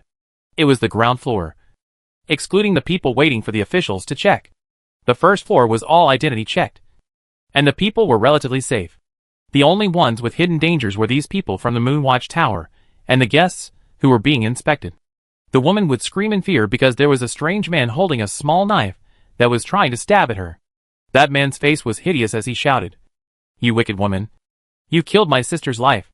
Tonight, I will kill you, and make you pay for your life with your life. After saying this, he lunged at the woman again. The woman was so scared that she screamed and ran for her life. Ah! You've got the wrong person. I don't even know you. I'd recognize you even if you turned into ashes. Nonsense! I've never seen you before. One chased and one fled. The lobby was originally in order, letting them stir up so much. They all dodged. It was going to be a mess again. Du-Wan's attention was attracted by this hustle and bustle. When she stood up, she also pressed the hilt of her sword with one hand. Chapter 151. County Lord in danger again. Du-Wan did not forget her responsibility. It was not the time to look at the hustle and bustle. Stuffing the candied fruit in her hand into her mouth. Come on, people. Arrest the person who is stirring up the order. If he dares to hurt someone, directly cut off his hand. The people around were suddenly quiet. Those who had almost fallen in the dodge just now wanted to applaud for the county princess. Those two men heard this, and their expressions lurched. An official stepped forward to stop them, snatching away the sharp weapon in the man's hand and questioning loudly. Stop! You? What's your name? Where are you from?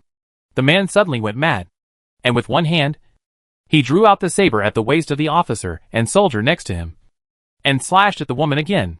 Help! Quickly kill him! That man is crazy!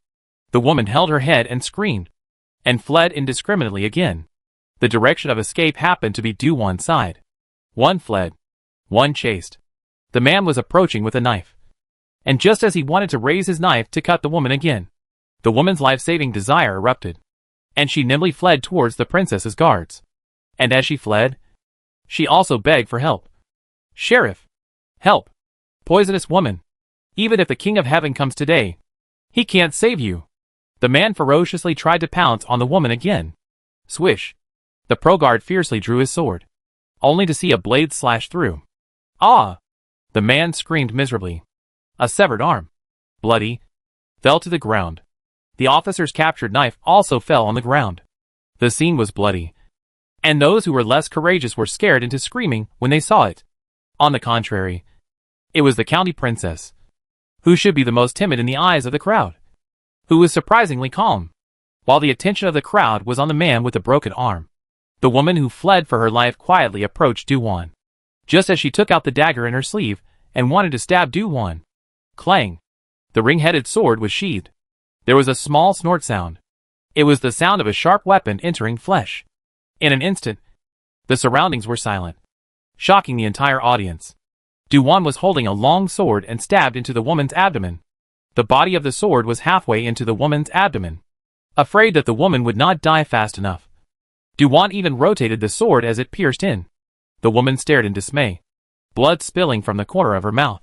She died without resting in peace. Ning Xianhe was startled, swept a glance at the woman's fallen dagger, and shouted, "Quickly come to help! Quickly come to help! This woman tried to assassinate County Lord." "Shut up! What's the point of shouting so loudly?" Du-Wan's ears were about to go deaf. Ning Xianhe was inexplicably a bit aggrieved.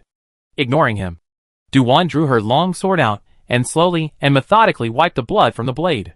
The close personal guard wiped his cold sweat and silently dragged the body away.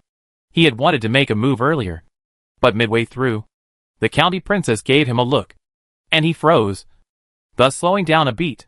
By the time he reacted again, the sheriff lord had already struck. Du-Wan held the long sword dripping with blood and looked at the man with the broken arm. Ning Xianhe questioned, "Sheriff lord, this man is an accomplice?" "Yeah, accomplice. Doing the theater then, just to find a chance to get close to me." Du-Wan beckoned the officials over for interrogation. The man learned that the plot had been foiled, and without waiting for the officials and soldiers to interrogate him, he took poison and killed himself. Ning Xianhe cautiously looked at Du-Wan. During the Mid-Yuan festival, the little girl was cute and lively. That's why he had the guts to come over and talk to her. But now he thinks differently. The little girl isn't a good person. She can actually be so calm after killing someone. Due to this farce, the officers and soldiers guarding the door rushed in. The corner of Du-Wan's mouth playfully lifted. "Ning Xianhe, take your fellow students and go up to the first floor." "Sheriff? The first floor is safer than the ground floor." Du-Wan looked at the first floor. The stairway was guarded by officials and soldiers. On the railing of the first floor, there are quite a few people standing looking towards the ground floor. Being high up, they could drop the lobby into their eyes. Du-Wan didn't go up to the first floor because the ground floor needed her to hold down the fort. Normally, it was safe for her to stay in the lobby in full view of everyone. But she couldn't help that the person who wanted her dead was here. Ning Xianhe was about to say something about staying, when Du-Wan frowned and said, "Hurry up. You don't know martial arts. You're a weakling. Stay here and drag your feet." Ning Xianhe, with such a poisonous mouth, if you weren't a county princess, you would definitely be killed. However, Ning Xianhe still greeted a few fellow students and walked towards the first floor. When they reached the stairway, the officials and soldiers did not make things difficult for them and directly let them go up. Just as Ning Xianhe and the others stepped onto the stairs, they had just reached the midway point. Below, there was a miserable scream. The one who had been crouching on the ground, a fellow in the Moonwatch Tower, suddenly drew out a firewood knife and slashed at a guest in front of him. It was as if it was a signal. Swoosh! A sleeve arrow shot towards Du-Wan. Du-Wan instinctively dodged and narrowly avoided it. The arrow cut through her raised hair. If she had not avoided it in time, the arrow could have pierced her throat. The arrow was shot out from the crowd kneeling over at the Moonwatch Tower. Almost at the same time, a small captain of the personal guards took a big step over and rushed into the crowd with swift movements. And before the crowd could react, he slashed the person who had released the hidden arrow. Du-Wan sneered. "Shit!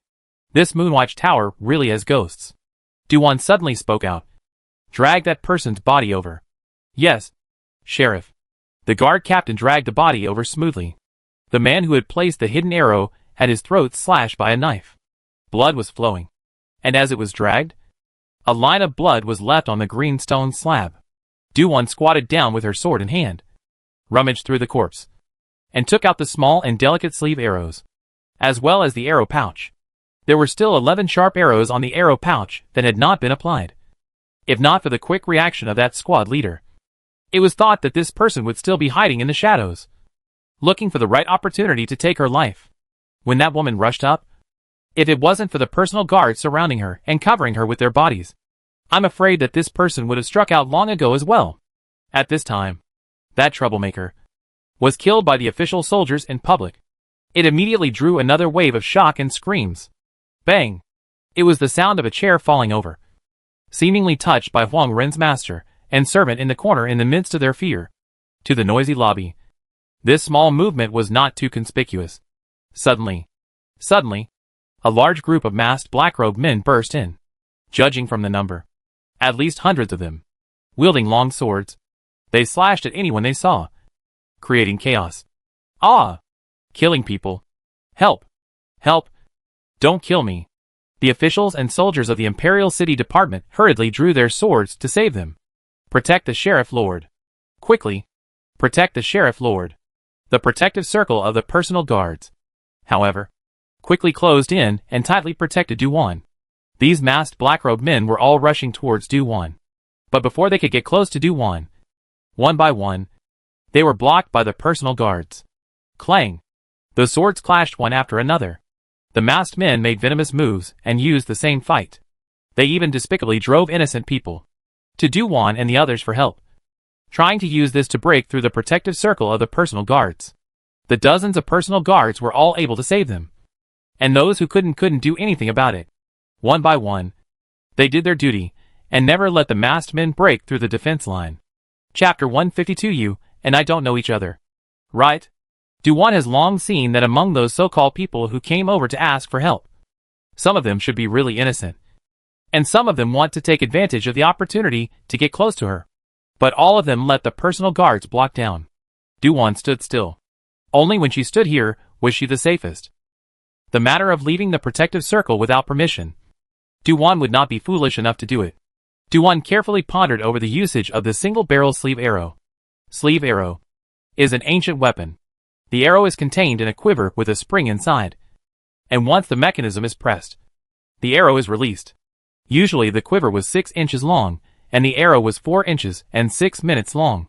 Duwan had seen sleeve arrows in the weapon room of the martial arts training hall, and it was said that they were hidden in the sleeves of the clothes, and then suddenly shot out with the power of the spring, which could make the enemy defenseless. Taking out an arrow from the arrow pouch, Duwan was afraid that the tip of the arrow was coated with poison, so she did not touch it with her hand and carefully loaded it into her quiver. Happening to see one of her personal guards in danger, Duwan immediately raised her hand and pressed the mechanism to send out the arrow. Stab!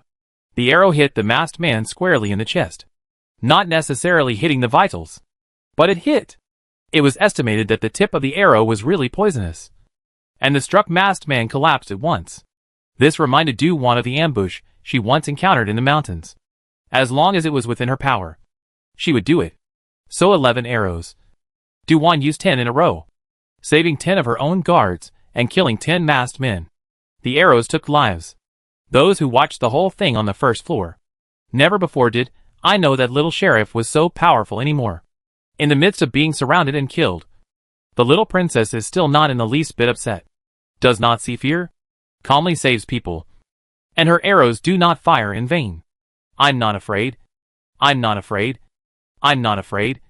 I'm not afraid. I'm not afraid. Ningxian's eyes glistened, wanting to go and help, but realizing that his own abilities were insufficient.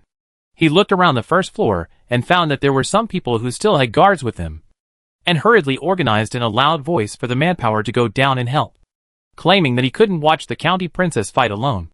Even if she didn't have the ability to fight the masked men to the death, she still had to actively help the officials and soldiers of the Imperial City Department to fend off the thieves who were trying to rush up the stairs. Ningxian had a mouth that was worthy of being a scholar, and spoke with great emotion. At the end of the day, it wasn't about helping the sheriff. It was about his own safety. A group of students to help. Really organized some people down to the stairway to help. By mistake, it really relieved a trace of pressure from the Imperial City Department officials and soldiers, allowing some of them to free up their hands to help Duwan's side. The messy fighting in the lobby. No. Perhaps the fighting was chaotic into a pot of porridge. Cries, screams, and so on were mixed together. The only place not involved is the first floor. Du-Wan discovered after observation that the guests coming out behind were almost all thieves in disguise, and were helping the masked man. Strictly speaking, the number of personal guards and officers and soldiers was not as large as the enemy, but the martial arts skills of the personal guards were clearly a cut above, which was why they had held out until now, and had not fallen behind. Du-Wan loaded the last arrow. She suddenly turned her head to look at Huang Ren, who was feigning fear in the corner of the lobby. Huang Ren happened to look up at Du-Wan. The two people's lines of sight suddenly came across each other. Du-Wan suddenly showed her teeth and smiled brightly. But she raised her hand and pointed her sleeve arrow at Huang Ren. Swoosh! The arrow shot out. It struck Huang Ren directly. No one expected that Du-Wan would shoot Huang Ren. Not even Huang Ren himself had expected it. This arrow was life-threatening. Almost without thinking, Huang Ren pulled over the maid beside him and blocked in front of himself. Thus, the maid was hit by the arrow. Died? Du-Wan smiled again at Huang Ren. Ruthless enough. Huang Ren could see from Du-Wan's attitude that her own deed was defeated. Only, she has always been careful and cautious. How was she defeated? Du-Wan towards the side to protect their own. A personal guard said, "You go to catch that woman." "Yes, sir." The guards immediately went over. However, before the personal guard could rush to Huang Ren, he was blocked by a masked man. "This is interesting," Du-Wan sneered. Du-Wan pointed to another pro-guard and told him to catch Huang Ren. That personal guard rushed to Huang Ren's heels, and was about to raise his sword when he was again stopped by the masked man in time. Du-Wan looked at Huang Ren with cold eyes. This assassination is really related to this woman. Huang Ren seems to be one of Xie Zhang's people.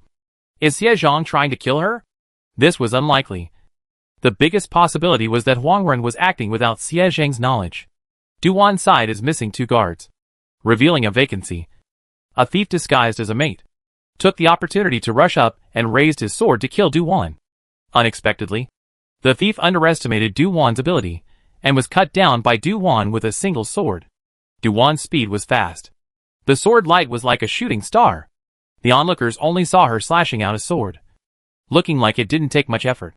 However, the thief's abdomen was instantly slashed, and his intestines flowed out after just a single movement.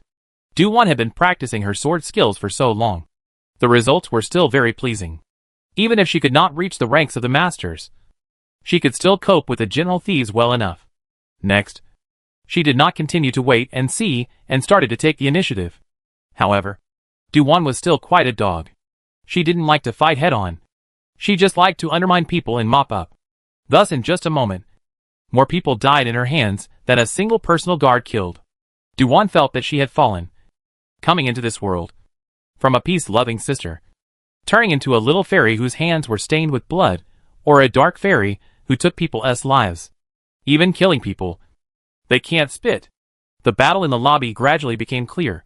A group of thieves were killed and caught, including Huang Ren was also caught and thrown in front of Du-Wan. Du-Wan looked condescendingly at Huang Ren, who was lying on the ground. "Were you the one who wanted to kill this county princess?" Huang Ren learnt that the plot was exposed and stopped disguising herself. Her phoenix eyes stared at Du-Wan with hatred. "Your life is really hard. 3 times you have escaped death. Do we have a grudge?" Du-Wan looked at Huang Ren coldly. Huang Ren covered her chest and said, "You deserve to die." "Oh, then tell me what mistake this princess made that made you want me dead 3 years ago. Your existence is the mistake." Du-Wan's eyebrows wrinkled. "You and I don't know each other." "Right. Where did the hatred come from?" Huang Ren did not answer this question. Du-Wan did not think about her answer either. "Come on. Tell me. Did this county princess kill your father? Or did she kill your mother? Or do you have a sibling who died because of me?" Du-Wan was not angry now, and was bent on seeking an answer. Huang Ren was thrilled to hear this, and was about to say something. Suddenly, fainted. Du-Wan. "Just like that? To faint? Can you say it clearly first?" Du-Wan looked at the collapsed Huang Ren. There are some words that need to be cleared up by her. How can she let her die? Therefore, Du-Wan asked someone to find out the sitting doctor of the Moonwatch Tower. As a result, the sitting doctor was previously involved and suffered serious injuries in a coma. Go and call all the maids and maidservants serving her. Let's see how they handle this situation. Du-Wan can only treat the dead horse as a living horse. Chapter 153. You wait for this county princess. Apart from the maids, who were pulled in by Huang Ren to block the arrows. The people serving around Huang Ren were all fine. Among them, there was also a granny who knew the art of medicine, found the medicine chest, and started to give Huang Ren first aid. At this exact moment, another group of people hurriedly entered outside. It was Pei Hao and the others who arrived. Once they saw the tragic situation in the lobby, they all drew a breath of cold air. The little girl was still standing in the middle, holding the long sword dripping blood. Pei Hao took a big step to Duwan. His eyes traveled over her body and asked eagerly, "Are you hurt?" "It's fine. It's fine," Duwan immediately replied.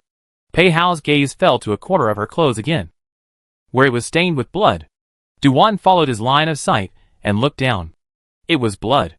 It was spattered when killing someone. Pei Hao took a deep breath before suppressing the churning emotions. Really not hurt? The blood is someone else's. Duwan hurriedly blocked it with her cloak. Speaking of her own battle, Duwan's small face showed her triumph again. This time, this county princess was a great help and finally caught the rightful owner. "Do you know who the person behind the scenes planning to kill me is?" "Who is it?" "Huang Ren." "It's her." The ghostly light under Pei Hao's peach blossom eyes flickered slightly. "How did you learn about it?" "I heard it with my own ears." Duwan was glad that her cultivation had broken through in time. Her hearing was bullishly bad. Huang Ren sat in the corner and gave orders to her beloved, thinking that outsiders could not hear her. Completely unanticipated, Duwan heard it all. So Duwan was a little bit pleased with herself, her little mouth rambling as she confided. After she stepped into the lobby, she sat in the corner. Initially, someone accosted her. I did not pay attention, and then thought of gossip cannot not listen to it. As a result, I found that those who went up to accost the man, there is a person and Huang Ren chatting about the content of the odd. I didn't expect to just want to listen to a gossip. The result is to hear Huang Ren lay out order to kill.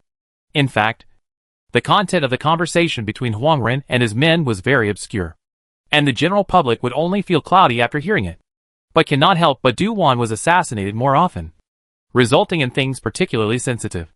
A little wind and grass will be suspicious on. Until Huang Ren pushed down the chair. The masked man immediately rushed out. Duwan will be 9 points sure. This thing is so simple. Just like the TV series. Drop the tea bowl as a secret signal. Later try an arrow. More sure. Pei Hao listened to a moment of silence.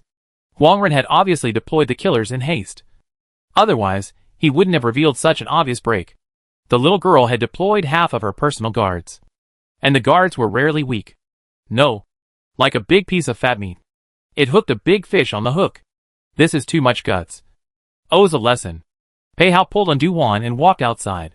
The lobby was crowded with people. Some words were not convenient to say. Not long after, outside the Moonwatch Tower, the full moon was in the sky, and the stars were twinkling. The bright moonlight was like a soft muslin, enveloping the earth. Not far away on the grass, a pair of handsome men and women stood opposite each other. The man's posture was upright. Like an immortal, the woman was petite and slender. Her charm was not vulgar. If they hadn't just experienced a bloodbath, they would really have the flavor of a meeting under the moon. Duwan secretly looked at Pei Hao's furious brows and narrowed her neck. What are you angry about? Could it be that Li Maximus didn't catch it? The person was caught. Pei Hao slowly suppressed his anger. Then why are you still angry? Who told you to transfer half of your personal guards? Didn't you hear the sound of a fight and ask them to help you? Duwan blinked with an innocent face. A look of I'm being kind. You don't know what's good for you. Pei Hao sniffed a sudden cold chill on his body. His aura was a bit scary. Duwan sheepishly touched the tip of her little nose. But she decided on the spur of the moment, and didn't expect to be assassinated. Duwan straightened her back, pretending to be puzzled, and asked, What? Are you not happy? I also have good intentions. Heh. Feeling weak? Who's vain? I'm not vain at all. Duwan's eyes glared round like a cat had its tail stepped on. The little girl was a bare child. Really too bearish. God knows how anxious his heart was when he learnt that a group of masked assassins had appeared in the lobby. Especially learning that she had also transferred half of her personal guards. Pei Hao asked with a dark face. Did you do this on purpose? Deliberately sidetracking the personal guards? Trying to lure snakes out of their holes, and take the risk with your body? No. No. I just want to help you. Still lying? I must tell the eldest princess and... Don't. Duwan was anxious. What do you care? Anyway, I managed to catch the real culprit. Heh. Admitted it? Do-won covered her mouth once. Fuck. Didn't admit it. Right? Pei-hao couldn't bear it and suddenly approached, lifting the little girl up with one hand and letting her lie on his shoulder. Slap. 3 slaps in a row. The little bum was spanked. Do-won is shocked and reaches back to cover the place where she was punched, with a small look of the sky falling. Ma duh. The big villain wanted to die? She announced today that she will be at loggerheads with him. Do-won was about to lose her temper. Pei-hao coolly warned. You won't learn unless you are taught a lesson. You want to resist, don't you? This Shitsi doesn't mind repeating it again to make your memory a little deeper. Me. Do-won was so angry that when she struggled down, she even bit into his shoulder. Then, fleeing far away, she also huffed and puffed as she fled and turned back to let out some harsh words. Pei-hao, you give this county princess a wait. From today onwards, I'm not done with you. Pei-hao looked at the little girl's back. His eyes deepened, gently rubbing the place where he was bitten. It's not over, better. A night passed.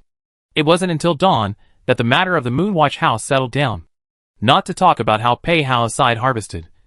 Du Qian and the others who were waiting for rabbits in the surrounding area caught a total of more than 600 people who ran out from the Moonwatch house. All of them young and strong. Only a few of them can tell where they came from. Most of them don't have household registration. That is, black households. These people are unusual at first. Look. Du Qian detained all of them and handed them over to Pei-hao to deal with. Du-won has been avoiding Pei-hao, either going to look for Du Qian or going to find a place to rest on her own. Anyway, she refuses to stay with Pei-hao. The little girl is very vindictive. Pei-hao was busy with other things and didn't care about her for a while. When he had time to look for the little girl, he saw her sleeping in a daze, being carried by Du Qian to the carriage. This carriage was still something from Moonwatch house. Big brother Du. What are you doing here? Pei-hao stepped forward. Du Qian carefully placed his sister in the carriage. The city gates are almost open. I'll send my sister back to the city and leave the rest to you. Moonwatch Tower is privately keeping dead soldiers and training fighters. This matter is not small. You'd better report to the Emperor as soon as possible and send the Forbidden Guards over to take over, to avoid any changes. Okay. Wanwanshi. Sleepy. Sleeping like a little piglet. Heh. The corners of Pei-hao's eyes were tinted with smiles. Is the little girl really tired? Or is she afraid that last night's matter will be known by Big Brother? Chapter 154. Little girl pits the male lead again. Du Qian and the others were preparing to go back in front of the Moonwatch Tower. Brother Du. Help. Ning Qianhe rushed over exaggeratedly and hugged Du Qian. Du Qian had goosebumps all of a sudden and hurriedly kicked Ning Qianhe away. What's going on? What's going on? Let go. What's the point of big men hugging each other in public? Also, why are you here? Huh? Last night, the little princess did not mention it to you. Think you're some kind of character to make my sister mention you? Yeah. I'm not worthy, oh. But that's so unbrotherly of you. I've decided to cut you off for a day when I get back. You know what? Your best friend almost died last night. Ning Qianhe's pretentious appearance had none of the baggage of a man of letters. Du Qian was glad he hadn't eaten, or he would have thrown up. He suspected that this kid had been scared last night, and that's why he had a mental breakdown. Ning Qianhe's meaning was clear. It was to go back to the capital with Du Qian together with his fellow students and have a care on the road. Du Qian didn't refuse. But the vehicle was self-provided. Not long after, Du Qian and the others set off. On the way, Du-won woke up once, knowing that he was still on the road, and went back to sleep. When Du-won woke up again, she was already in Jade's spirit garden, and the sun was rising high outside. Ningqian's several maids learnt that she woke up and immediately got busy. Du-won is still sleepy, listless, stood up, Ningqian waiting to dress, then brush her teeth and wash her face, and then sit in front of the dressing table to comb a beautiful bun. When breakfast was served, Du-won sat down at the dining table. Then she was completely awake. Everything last night was like a dream. As soon as Du-won thought of finally finding the real culprit, she was so excited that she picked up the bowl and drank the mixed congee. Ningqian. Sheriff. What is it? Ningqian hurriedly came over. What's the gossip outside today? This is a big deal. Ningqian and Du-won mixed for a long time. The tone of voice. Did not learn 10% 10. But there are also 7 or 8%. Today outside are discussing the matter of the Moonwatch Tower. I heard that a lot of people died. Ning Qin looked at the county mistress with glowing eyes. She was aware that the county lord had gone there yesterday. The maids beside her, such as drop chess, were also busy while listening with their ears. Duan quickly ate 2 bowls of porridge and then touched her small stomach. It was quite a few people who died. What else did you hear? I also heard that a few rich and noble families in the capital have lost some of their subordinates. In addition, many people were caught and put in the prison. Now the Moonwatch Tower has been seized by the Forbidden Guards. Oh! An expected thing. Nothing useful. I guess some things haven't spread yet. There were so many people in the lobby last night that it was impossible to hide it. Marquis Dingbei's mansion. In the study in the main courtyard. Marquis Dingbei went to the court. But Xie Zhang did not go to the state scholarship today. Early in the morning, he sent people out to listen to the news. As a result, he got a big bad news and didn't give him any room to maneuver. Yesterday night, in order to be prepared for any eventuality, he privately used a flying pigeon to notify the outside of the Huangren. He believed that the Huangren's shrewdness, after receiving the news, will be prepared for early defense. He didn't expect that what he heard today was all bad news. Huangren was caught. Surprisingly, he failed to assassinate the sheriff, and was caught red-handed. It's over. Xie Zhang sat in front of his desk, writing down one character after another, unable to calm his mind. Every time he finished writing a pair of characters, he tore up the previous pair of characters. At this point, the ground was covered with shredded paper. Thinking of the Moonwatch house that he had operated for many years. Overnight, there was nothing left. Apart from Huangren, no one knew that the Moonwatch house was the private property of Xie Zhang, and even the Marquis of Dingbei did not know about it. Today, however, it was seized by the government. Another Xie family secret guard hurriedly came over to report. Master, probed out, Miss Huang is locked up in the Imperial City Department Yamen. Still unconscious. Not enough to make things happen, but more than enough to make things happen. Xie Zhang had always thought that Huangren was a smart woman, like a snow lotus in the mountains. She was pure and elegant, uncontested with the world. Such a woman put him at ease.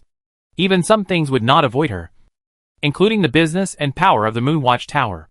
Later, she said that she had nothing to do and could help him take care of it. So Xie Zhang was in the right place to use her. So he agreed. Under her management, the Moonwatch Tower was indeed well organized, and its revenue had been increasing. However, he never knew that she even had hatred with the county princess. Xie Zhang's voice was ghostly cold as he questioned. Didn't you say yesterday that Huangren and the county lord did not know each other? My lord, please forgive me. My subordinate has had people carefully investigate. And it's true that county lord and Miss Huang have never crossed paths. That Xie family's secret guard knelt to the ground, not daring to move. This is a deadly feud. And still no interactions? Who believes that? This is indeed fishy. What Xie Zhang was really angry about was not that his subordinate's investigation was wrong. It was yesterday morning, when Xie Zhang learned from his cousin that someone had bought the murder of Duan, spent 200,000 taels of gold, and gave a deposit. It was then that he remembered that some time ago, Huangren had used a large sum of money.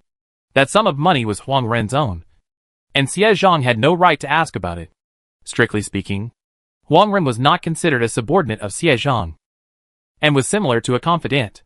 He went to ask Huangren if she had a grudge against the county princess. Huangren denied it, and he foolishly believed it. Unexpectedly, the other party now gave him a head start. The crimes involved in the Moonwatch house are not small. Assassinating the sheriff master, keeping dead soldiers, etc. No matter which one of them is the big crime of having one's family exterminated. Xie Zhang didn't dare to get involved with the Moonwatch house. Have you done a good job in clearing up the subsequent matters? Master, it's basically done. Only the Huang girl's side. On her side, we need to think long and hard. Xie Zhang didn't want to go over to save the people, but instead considered whether to silence them or not. However, it was difficult. Pei Hao would definitely send someone to keep an eye on her, and he might even deliberately reveal his flaws, inviting the king into the jar. The Xie family's secret guard lowered his head and said, I heard that Miss Huang's condition has worsened. Imperial Dr. Zhou said that she won't necessarily wake up this time. Is that so? Xie Zhang thought of Huang Ren having a heart disease, and suddenly had a complicated mood. If we venture out to do something now, we'll instead be giving someone a handle at the door. Let's press on first. My subordinate thinks that even if Miss Huang wakes up, she won't betray her master. Miss Huang is very fond of her master. Xie Zhang was silent. Liked? What would qualify as liking? Even if it was liking, it shouldn't be much. Otherwise, he wouldn't have not considered him in the slightest and badgered him. On the other side, after Du Wan had her breakfast, after asking her family about the situation, Du extra horse harnessed by the side of the emperor's side went to the court. And Du Qian heard that he went out early as well. So he went to the main courtyard to see the princess mother. When she saw her daughter come over alive, her face was rosy. Her little mouth was pink and tender. And her big eyes were watery.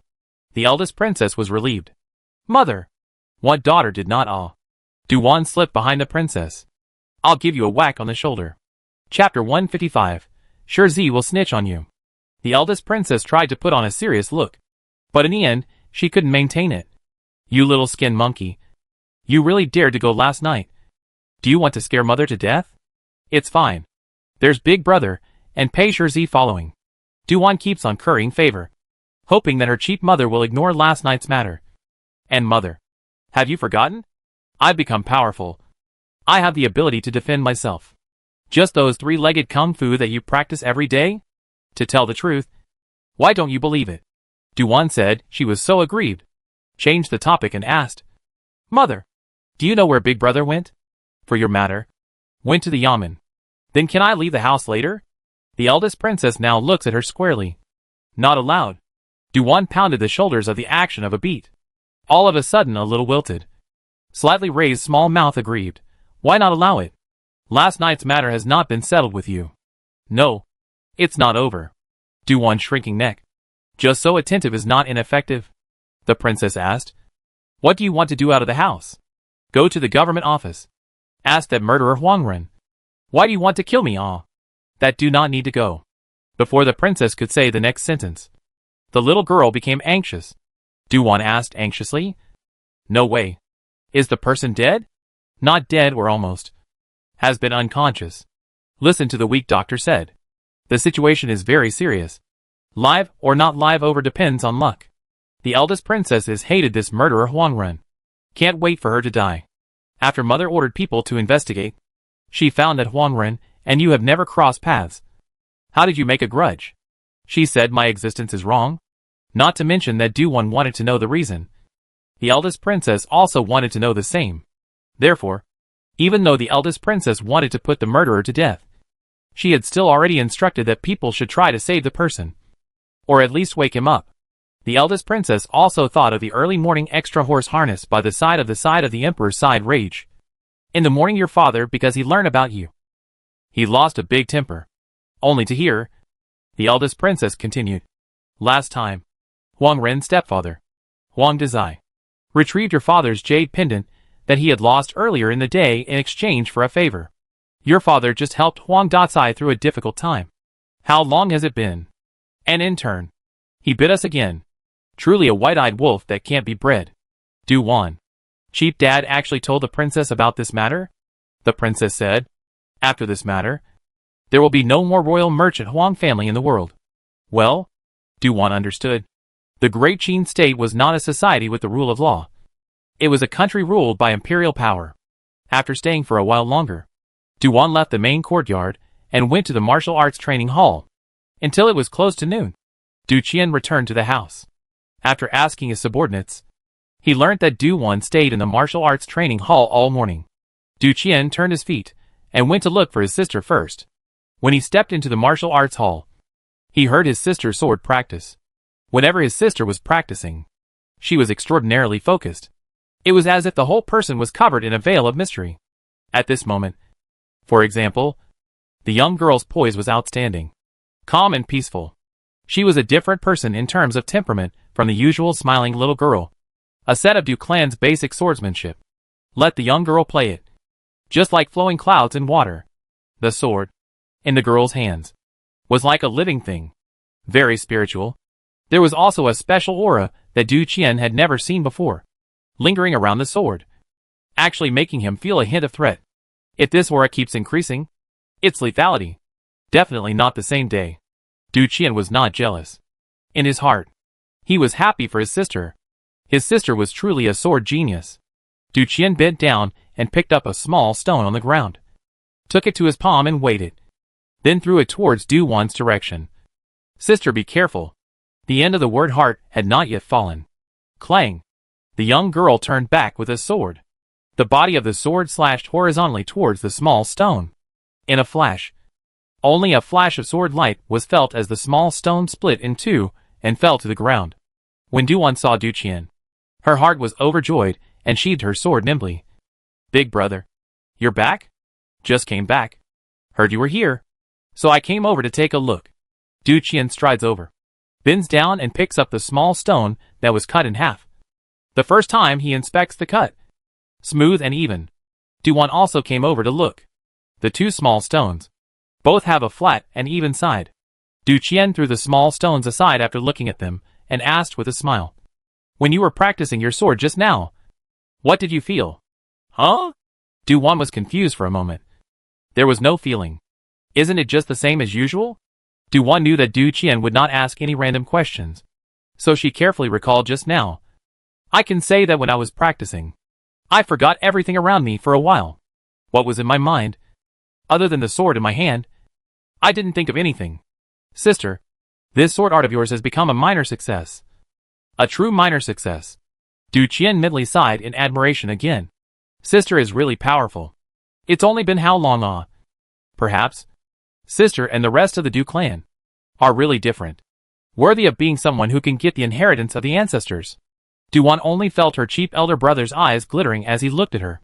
Du Qian pulled his sister to one side to rest, and even personally wet a towel and handed it over. Du Wan took it and asked as she wiped her sweat. Big brother, how are things at the Moonwatch Tower? The Forbidden Guards have taken over, aided by the Imperial City Department. Du Qian saw her listening with a confused face. So he added, the Forbidden Guards are personally managed by the Emperor's uncle. And when it really comes to a big case such as copying a family and exterminating it, it is still the Forbidden Guards that will be mobilized. What about the Imperial City Department? Du Wan asked strangely. Du Qian laughs. The matter of investigating and solving cases originally does not belong to the Imperial City Department to manage. Then how come Pei Hao used to keep investigating my cases? It was authorized by the Emperor's uncle. Because the government offices in Beijing Xiaopu have been unable to find out anything. Du Qian didn't say that it was also his idea at that time. The real culprit behind the scenes, letting the Yamen to track it down, could never be found in a lifetime. After Du Qian's explanation, Du Wan finally understood. The Imperial City Department of the Great Qin State is in charge of the palace guards, part-time spies and monitors, and will also go to the Emperor to do miscellaneous things on a daily basis. Compared to the other institutions of the court, the power of the Imperial City Department is not great. Du Qian patiently said, the reason why the Imperial City Department is scrupulous is because the person in charge is Pei Hao, backed by the Jingui Gongfu. Leaving aside his identity, the fact that he can see the Emperor frequently is also a reason. If he is offended, it's not likely that he will go in front of the Emperor and give that person an eyeful. Has he ever done it? Du Wan asked in a small, tentative voice. Heh. Often dry. Du Wan stroked her pretty chin, imagining the look of the world master snitching while holding a high and cold demeanor. He. It's quite touching. Du Qian next told Du Wan that Li Maximus confessed after a torture. He will go to Count Tianxiang to place an order. It is Huang Ren's authorization. It is Huang Ren's usual tactic to confuse the public and blame others.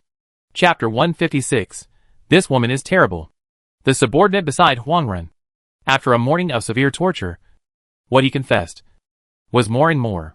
Sister, this woman is too scary. She set her sights on you 3 years ago. Du Qian can't wait to whip Huang Ren into shape. Wang Jiner's case was actually done by her behind the scenes. First she bribed Wang Jiner's maid, and then finally silenced her. There's also the fact that Huang San Girl will always hold a grudge against you. It's also because she bribed the people around Huang San Girl and put on eye candy every day. Du Wan stares wide-eyed and asks. That maid killed third Miss Huang and then committed suicide. So it's also related to her? Right. Using the maid's family as a threat. So that's how it is. Du Wan can now understand. Then the matter of my disappearance. Is it related to her? This matter was not interrogated. According to the investigation, on the third day after you disappeared, Huang Ren's nanny died of an emergency. Du Qian suspects that Huang Ren might not be able to get out of the case of his sister's disappearance. Du Wan asked. Big Brother suspected it too. Didn't he? Your last disappearance was complicated. The clues were wiped clean. If there is Huang Ren's handiwork in this, then there must be a very strong force behind this woman. Du Wan agreed. But no. A very strong one. As in Marquis Dingbei's Xie Zhang? Du Wan didn't know that Xie Zhang was, at this moment, almost spitting blood from anger because of the seizure of the Moonwatch Tower. Huang Ren's self-interest has implicated his industry, which will have a great impact on his future layout. Speaking of which, Xie Zhang had suffered an undeserved disaster. If Du Wan knew about it, she would definitely gloat. But unfortunately, she didn't know. In the book, the male lead Xie Zhang, who holds a lot of money and resources, and has formed a huge force, first lost the iron or mountain, and then a large sum of money from the manor in the countryside due to Du Wan stirring up. Now even the Moonwatch Tower, which has a special strategic significance in the fight for the world in the future, is gone. Moonwatch House is more than just a restaurant. Close to the riverbank, the water traffic is convenient, thus allowing many great transactions. Convenient to act. Moonwatch Tower near some attractions. In fact, at any time can be set up as a secret stronghold, or set up a small military camp. When it comes to attacking the Imperial City, can achieve the effect of surprise. At the same time, the Moonwatch Tower can also be used to secretly transport grain and grass through the waterways. Nowadays, it was a lost cause. One could only say that Du Wan's arrival had discounted Xie Sheng's luck. The road to world hegemony in the future will be much more arduous. At the same time, the Duke of Jin Mansion, Pei Hao returned to his residence from the government office, and after bathing, he went back to his bedroom and slept for more than an hour. After waking up and eating something hastily, he turned to the backyard and went to a secluded courtyard to meet the Duke of Jin, his father, Pei Zhenzong, who had been living out of the house for a long time. Pei Zhenzong, who was plainly dressed, was only 35 years old. The entire person looked very young, as if he was in his 20s. When father and son stood together, their appearance was 4 times similar, and there would be people who would believe it when they said they were 2 brothers. Just such a person was wearing a plain-colored tunic, holding a small hoe and squatting in the small garden to hoe the grass. There were many rare flowers and plants planted in the small garden, some of which even Pei Hao could not name. Pei Hao pulled up his sleeves and squatted down to help. Pei Zhenzong didn't stop him, and even handed the hoe in his hand to his son, patted the mud in his hand, picked up the tea bowl next to him and drank. Hao, I heard that something big happened outside. You didn't return all night yesterday either. Tracking down the real culprit on behalf of the county princess, I found out about the Moonwatch Tower. Father has heard about it, Pei Hao replied while working with a small hoe. I heard about it. Did you find anything? The buildings in front of the gardens of the Moonwatch Tower are all exquisite. The ones in the back are practical and can house 20,000 people on a daily basis. If it is converted into a military camp, the entire Moonwatch Tower can accommodate 100,000 troops. And a large grassy area by the river is all pasture. Later, I went to check the scenic spots near the Moonwatch Tower, and then to the riverbank that was built. Pei Hao saw a big problem in this. If someone wanted to rebel in the future, the area of the Moonwatch Tower would be a very important stronghold, and it would not be a problem to station 1 million troops for a long time. Moreover, the buildings in the neighborhood have been increasing and even reclaimed a lot of good land. Pei Hao associated it with the Xie family. He suspected that the real master behind the Moonwatch Tower was the Xie family. However, he did not get the evidence and would not expose the Xie family's rebellion. Similarly, the investigation of the problem will be reported to the emperor truthfully. When the emperor learned about the situation, he sent a large number of forbidden guards at the first time and seized the Moonwatch Tower. Pei Hao didn't he know if he was doing the right thing? Pei Zhenzong said blandly. Hao, when you have too many scruples, you tend to live a tired life. I don't want my son to end up overthinking and dying young in the future. Father, can you say something nice? Pei Hao's hoeing action was a beat, and quickly continued.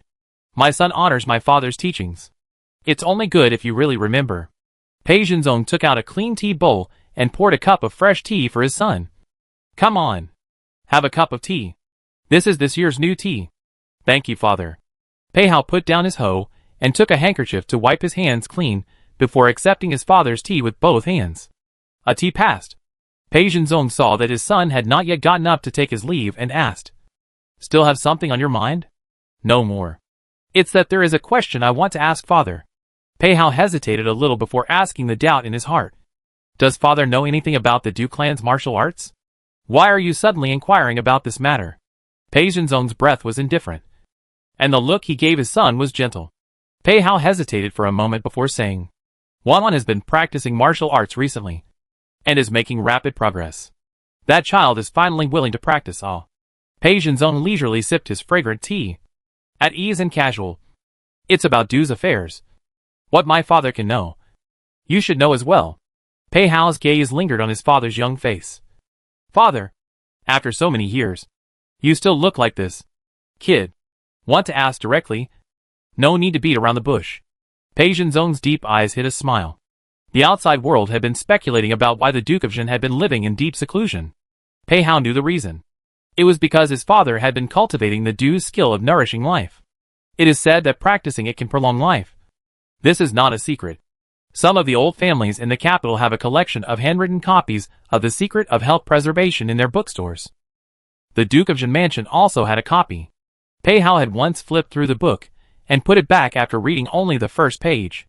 The reason for this is the inscription on the first page: to maintain health, one must first cultivate the body. It is advisable to practice with the body of a child. Clear mind, then fame and fortune. And practice diligently. 10 years do not see results, can be abandoned. At the end, there is a line of small words: talented people, not one in a million. These conditions are so harsh that they can be called monasticism.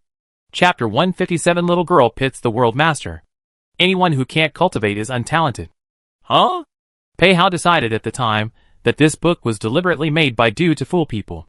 Otherwise, too many centenarians in a family would be too conspicuous. Pei Hao looked at his father and asked seriously, "Father, you've been practicing the nurturing skill, right?" "Right." A very simple word. Directly. Pei Hao's mind drifted. "It's not something Du got out to fool people." Pei Zhenzong laughed. "The health maintenance tips are true. The inscription is a bit of a snub." Pei Hao was momentarily speechless. Suddenly, he felt that the Du clan really had too much little girl style. Pei Hao thought for a second and then questioned, "Father, if it's true, how come the capital hasn't spread the word?" "Oh, that little word hint is also true." Pei Zhenzong knew how his son felt. Back then, like his son, he had also been young and ignorant, and had doubted it for a while. Later on, after seeing the man, Pei Zhenzong said, "Chun Lu's grandfather. Have you seen him?" "Nope. Like his father. He lives in deep seclusion." "Huh? No. He often goes out to hang out. But even if you saw him, you wouldn't think it was him." Pei Hao didn't understand.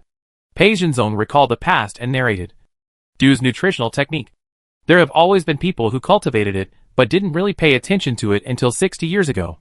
60 years ago, there was a son of a family who was born prematurely, weak and sickly. It was said that he couldn't live past the age of 15. But as a result, the person took a copy of the health preservation skill, and took the dead horse as a living horse, insisted on practicing it for 2 to 3 years, and his body miraculously improved. And later on, it was even more similar to that of a normal person. This person is still alive. It is Chun Lu's own grandfather, now 70 years old, still very young, as good as early 40s.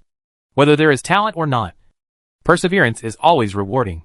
It is said that those who have practiced for 10 years without significant results, and who persist in practicing, rarely get sick. Pei Zhenzong was also practicing the nourishing skill every day, and only in normal times did he live in deep seclusion. No, the effect was obvious. The more he practiced, the more he realized that the skill was not simple. Pei Zhenzong felt that there were some things that it would be better to talk to his son about. "My father only practiced after my marriage.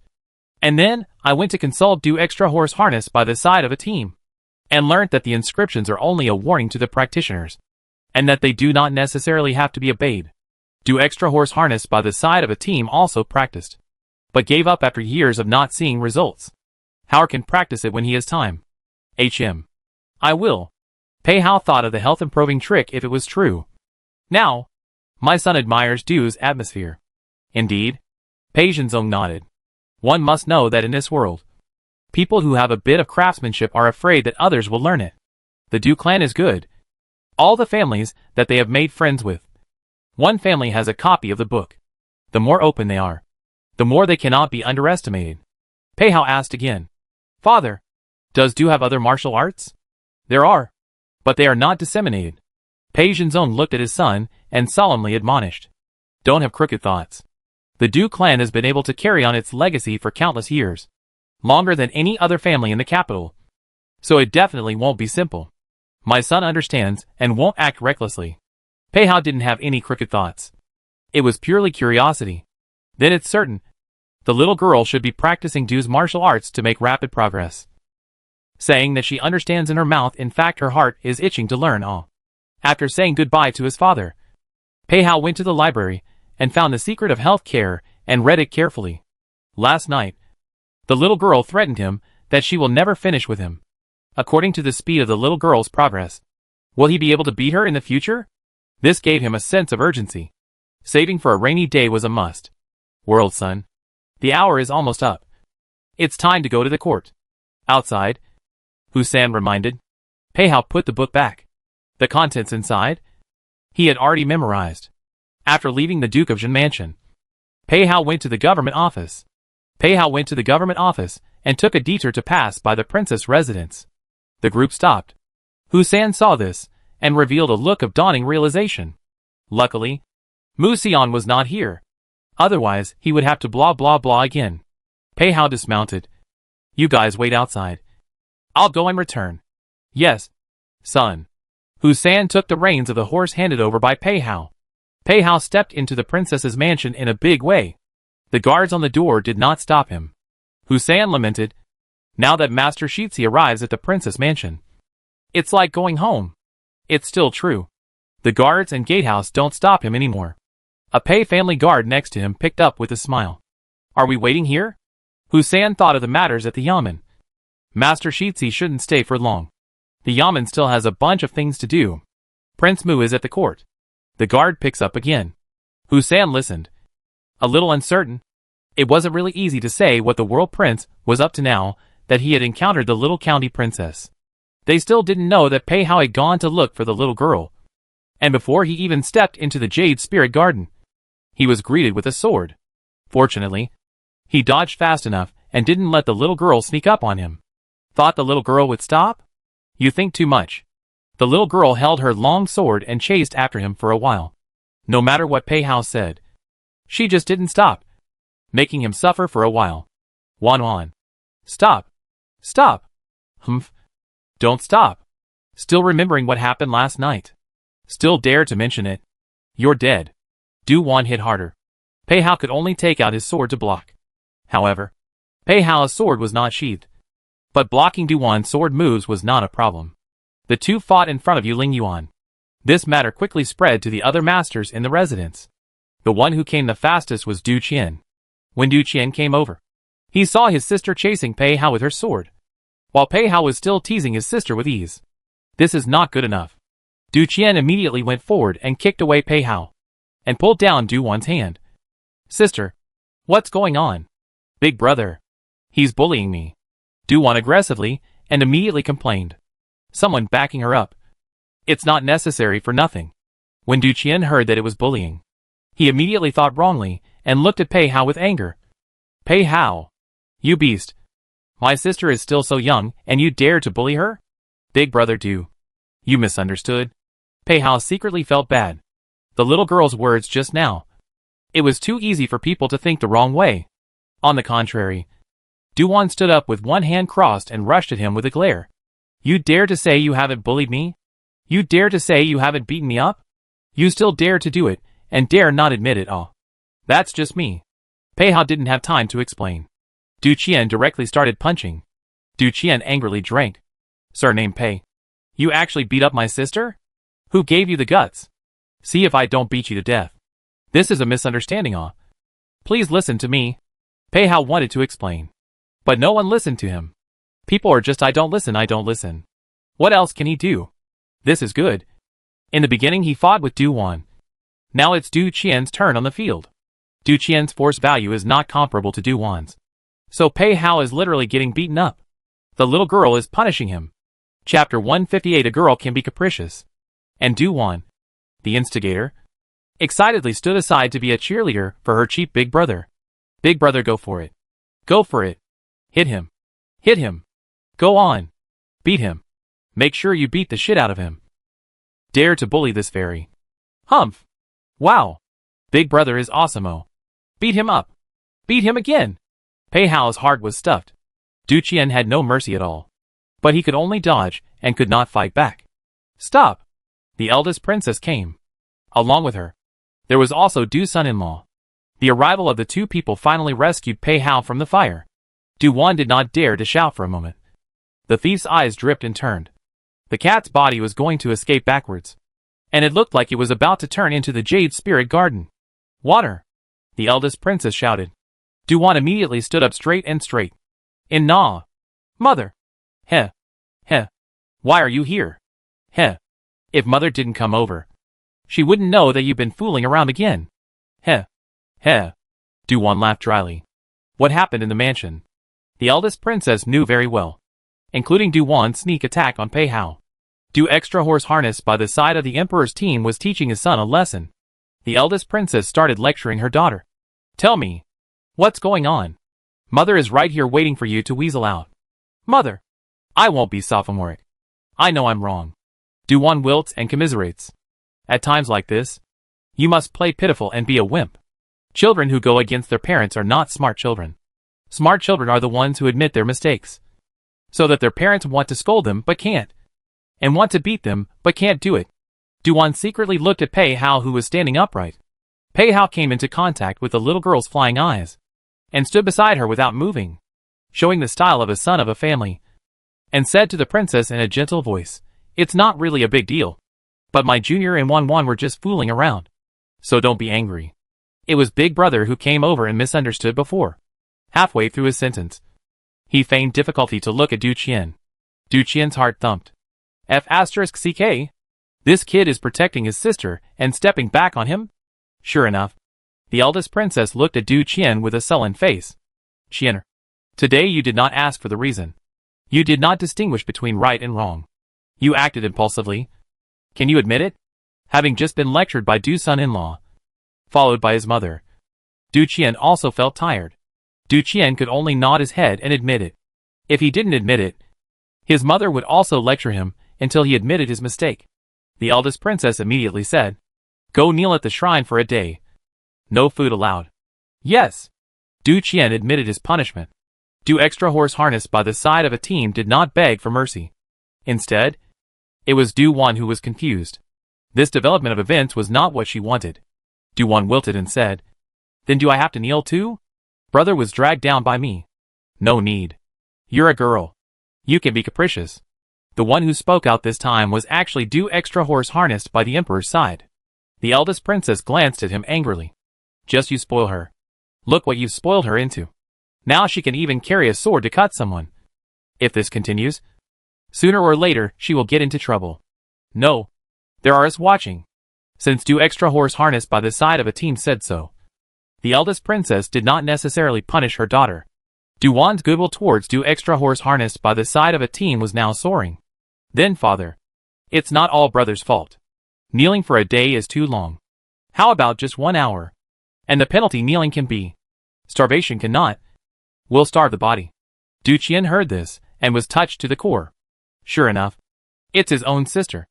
It's good for him. On the contrary, Pei Hao's intuition is a bit bad. Little girl, this is heartbroken Big Brother. Really be punished kneeling for a day. Maybe we'll be angry with him. Pei Hao again want to dig a hole for Du Qian. Cannot be now. Had to stand out to plead. Pei Hao said with a sincere attitude, Please forgive the late generation for being abrupt. The three of us have good feelings, and it's common for us to play around. It is our fault for disturbing you two today. But there is really no need to punish you so heavily. The late generation doesn't want to hurt feelings. Or hope that you guys can be lenient and spare Big Brother Du for a time. Meaning that they are the younger generation's fight. The elders should stay out of it. Right? The meaning of Pei Hao's words was automatically translated by Du Wan. Du Wan wanted to give a thumbs up to Pei Hao. The big villain is bull. Seeing Pei Hao said so, the eldest princess and Du Xian horse harnessed by the side of a team gave him a face. However, Du Qian was still punished. He was punished to go to the ancestral hall to face the wall for 1 hour. The two elders left hand in hand. Du Qian automatically went to the ancestral hall of his own accord, which left Du Wan and Pei Hao. Du Wan snorted coldly at Pei Hao, raised her chin arrogantly, and turned around to go to the ancestral hall to look for her cheap elder brother. Pei Hao pulled her sleeve. Wait. What for? Du Wan didn't give him a good look. We are now enemies. Inexplicably wanting to laugh. What to do? Pei Hao managed to suppress the upturned corners of his mouth. The meaning of incompatible standpoints. Does the little girl understand it or not? Du Wan didn't want to see Pei Hao right now. As long as she saw him. She remembered last night's picture. It was really too shameful. It's really too disgraceful. Can she still see people if it's spread out? Luckily, she still has a cheap big brother who protects her shortcomings, so that Pei Hao doesn't dare to speak out of turn. Just as Du Wan pulled back her sleeves and turned around to leave again, Pei Hao said softly, "Don't you want to see Huang Ren?"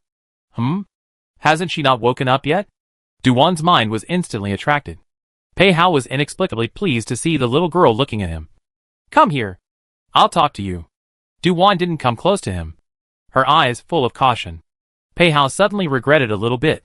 Did he lecture a little too much last night?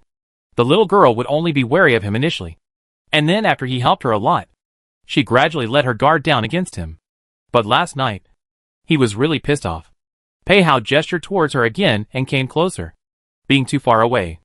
There are some things that are inconvenient to say. Du Wan still didn't come closer. Pei Hao could only add, "About Huang Ren. You don't want to know?" Du Wan contemplated for a while, but still approached towards him and stood half a zhang away from him. "All right. Say it. No one is around at this moment. The underlings have all been sent away far away." Huang Ren woke up early. "Are you going to see her?" Pei Hao tells Du Wan something. Huang Ren woke up before noon and Pei Hao blocked the news. Du Wan was ultimately unable to resist seeing Huang Ren. Or rather, she wanted to know the truth. When Du Qian knelt in the ancestral hall and heard her close friend report that her sister was going out of the house with Pei Hao, she couldn't help but frown. "Do you know where it's to?" "According to the county princess, it's to the yamen." "Oh, I know. Let someone protect the county princess." "Yes."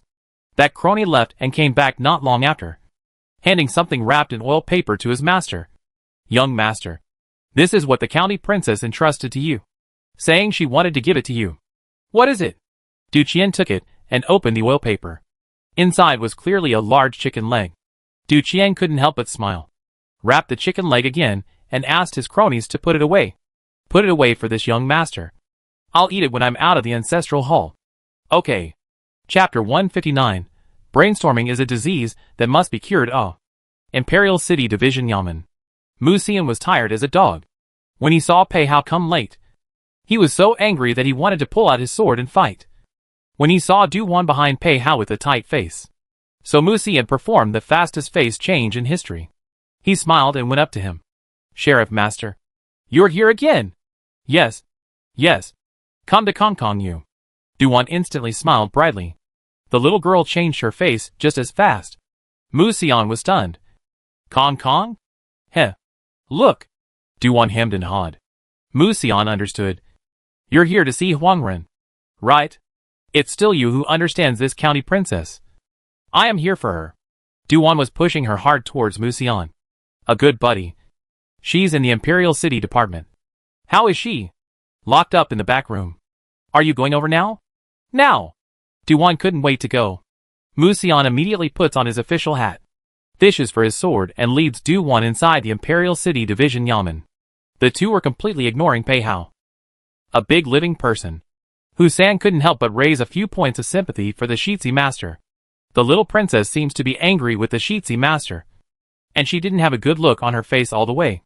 Pei Hao was not in a hurry to follow. He found his subordinates and asked about the affairs of the government office. Then, knowing that Mu Xian had taken care of everything, Pei Hao decided to leave the matter of him hooking the little girl alone for the time being. Du Wan stepped into a room.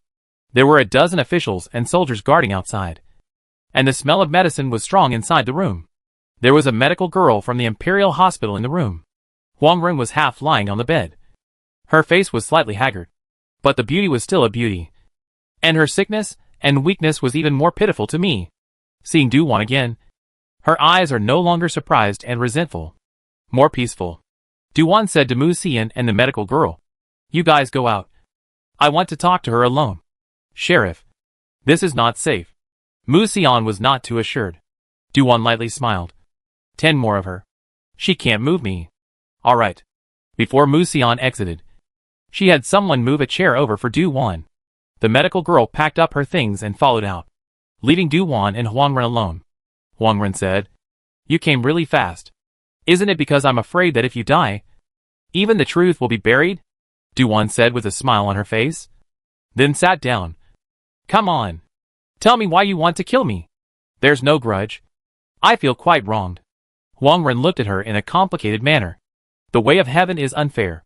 Some people live and have everything. Some people have. Don't bullshit. Get to the point. Du Wan did not want to get to know Huang Ren as a person. She only wanted to know the truth. Huang Ren hooked up her lips wistfully. "Do you really want to know? I'm afraid you'll regret it if you know. You want my life, and you're still afraid I'll regret it? You can't wait for me to regret it in your heart." Huang Ren's expression was slightly stagnant. Obviously there had been no contact with someone like Du Wan. Speaking directly and without mercy. Huang Ren lowered her curved eyes. "The heavens are not open. Why didn't I kill you last night?" In the past, Huang Ren would not have taken the risk. But having seen Du Wan last night, the ghost made her move and spared no expense. Because she had an intuition in the bottom of her heart that this would be her last chance to assassinate Du Wan. If she missed this time, she was afraid that she would not have another chance in this life. Huang Ren had counted 1,000 times, but had not counted that Du Wan also knew martial arts. She had dodged her assassination attempts twice and 3 times. She even exposed herself. But this doesn't matter. Anyway, she knows that her time will come. The only regret was that the person she wanted to kill was still alive and well. Du Wan heard her words and snorted in her heart. "You're wrong. The heavens have precisely opened their eyes to let you fail. To let you lie down while I stand. Perhaps you are right."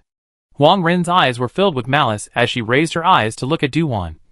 "So what if I tell you? Your father is a hypocrite, pretending to be deeply in love with the princess. But he is still not a scum." "Continue." Du Wan faded. Sure enough, it had nothing to do with the original owner. It was the elders who had invited the trouble. Huang Ren was irritated by Du Wan's reaction. "Aren't you angry? I am scolding your father. Just curse. You curse. I'll listen to me." Du Wan was indifferent. Hee hee. Huang Ren laughed and laughed and laughed, and then dropped her tears. Crying for a while. Laughing for a while. Du Wan looked at her quite like a nervous wreck. Huang Ren maliciously said, 19 years ago, when my mother attended the palace banquet, she was drugged and woke up to find her innocence gone. Guess who did it? That person also left behind a jade pendant. I'm not guessing. You just say it." Du Wan hears these words and associates them with the earlier ones, and already has a guess in her heart. 19 years ago? Huang Ren is 18 this year. She is the illegitimate daughter of Du's son-in-law? Du Wan carefully measured up Huang Ren. Eyebrows, eyes, nose, mouth and so on. Anyway, just from the face, there is no point and cheap father similar. However, the strange actually has a slight resemblance to her. If it's nothing to be like her. The problem is that it's also a little bit similar to Du Qian. This is a big problem. Du Wan saw Huang Ren's look of waiting to see her good show. Suddenly it was a bit funny. It's not like she's the original owner. She has a bit of father-daughter feelings towards Du Qian. But it's not very deep. Therefore, she could look at this matter objectively. However, when Du Wan thought of that gentle and watery princess mother, her heart worried again.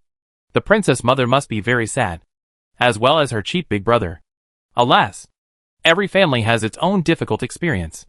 Du Wan heart has a few points of belief. On the surface is still careless as if to say, you do not want to tell me. You are my father straight out of the illegitimate daughterate. The fact is in front of us. It's useless if you don't want to accept it. Hee hee. Have you never met my father? Which bit of you resembles his? Don't you have any idea in your heart? I'm like my mother, Huang Ren said hatefully. Duan was the best at poking people's hearts. No matter how much you resemble your mother, it's useless. If you don't resemble father, who will believe what you say? Just because your mother picked up my father's jade pendant, my father has to take the blame? Then my father would be wronged. The entire capital can know that my father's jade pendant was lost. Not a token of love. You? Huang Ren was so angry that she bit her lip. Strong words. Duan smiled contemptuously. I am speaking on the matter. This is the sinister part of extra horse harnessed by the side of a team. Letting my mother suffer a dark loss, and still have no way to reason with her. What are you thinking? Thinking that your mother is a heavenly fairy, worth my father taking an ancestral jade pendant for? Huang Ren couldn't help but not be angry. It takes a strong heart to talk to Duan. Yet she doesn't have one. Duan sneered, disliking her. Huang Ren took a few deep breaths as if to calm down. Ancestral jade pendant? So, without the eldest princess, he would have married my mother. My mother wouldn't have thrown herself into the river. And I wouldn't have been in bad health at birth because my mother fell into the water and got sick. Brainstorming is a disease. It has to be cured. Duan disagreed with what Huang Ren said. Chapter 160. Who gave you the right to harm people? Huang Ren had some notions that were deeply rooted. It's like you can never wake up a person pretending to be asleep.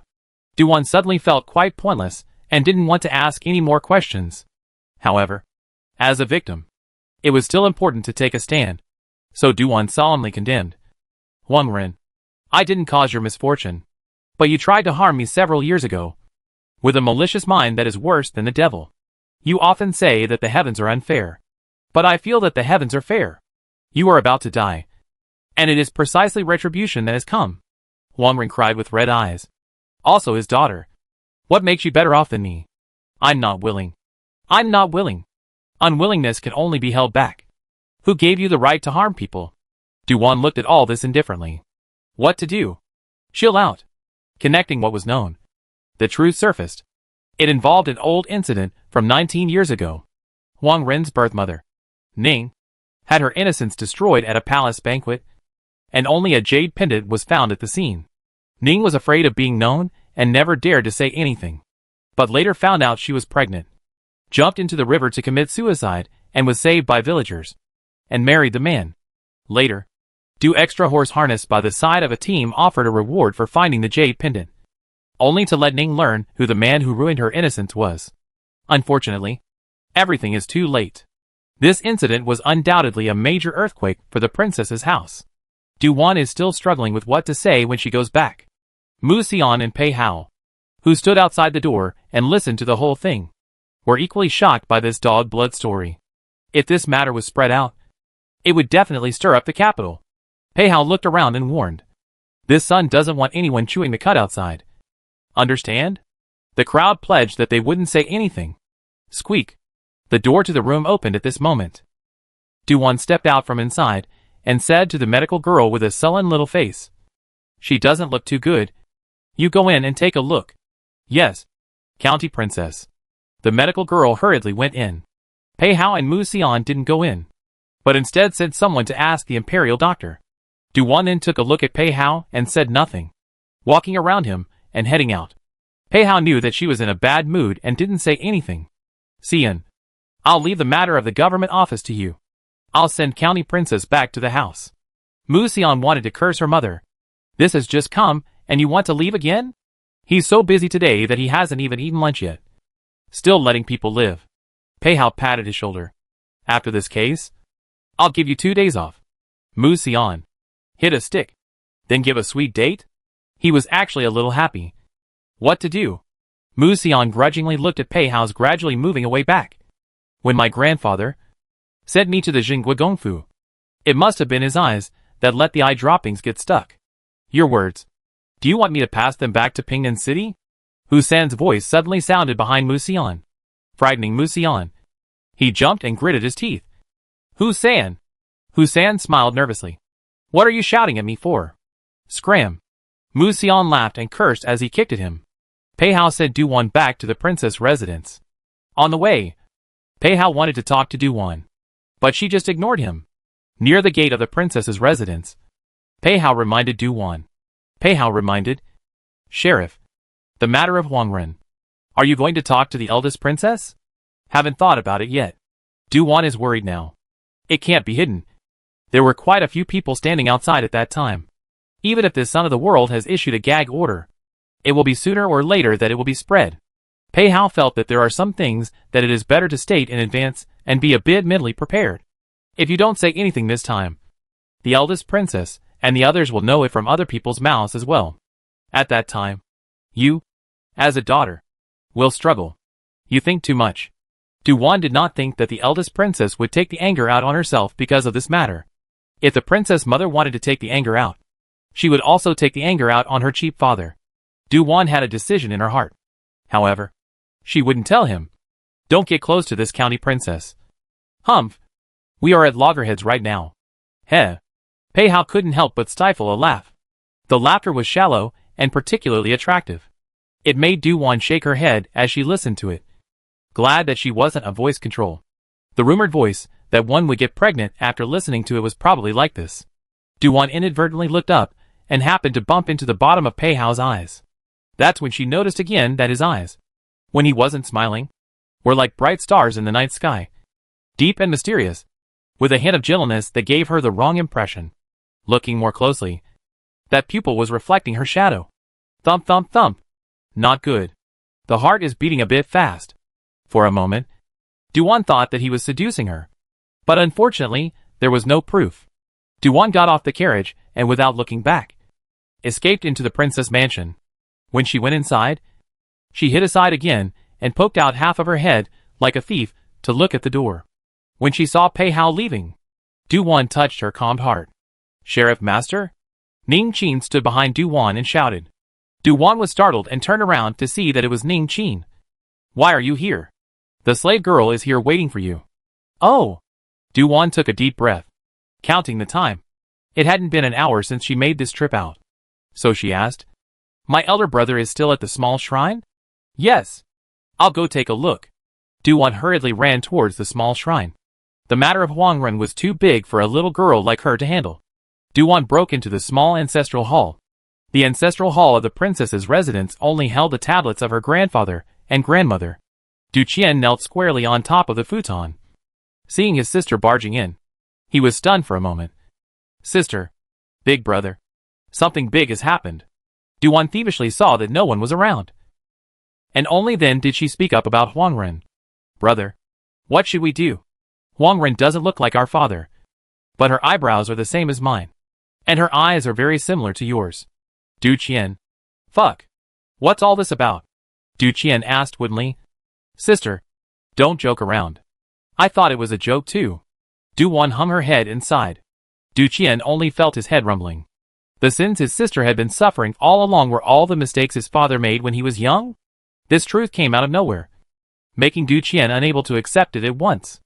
Knowing that he must be having a hard time in his heart, Du-Wan raised his small white hand and patted his shoulder comfortingly. Big brother. This matter. Don't be sad. What we have to worry about now is the princess mother. Du Qian's eyes looked at his sister slyly. Sister, are you angry? You are asking me. Will I be angry with father? Yes. Not angry. Why? Who hasn't been young and foolish? Du-Wan simply pulled a futon next to her and sat next to Du Qian. We also do wrong things. Don't we? Dad is not a saint. What's wrong with making mistakes?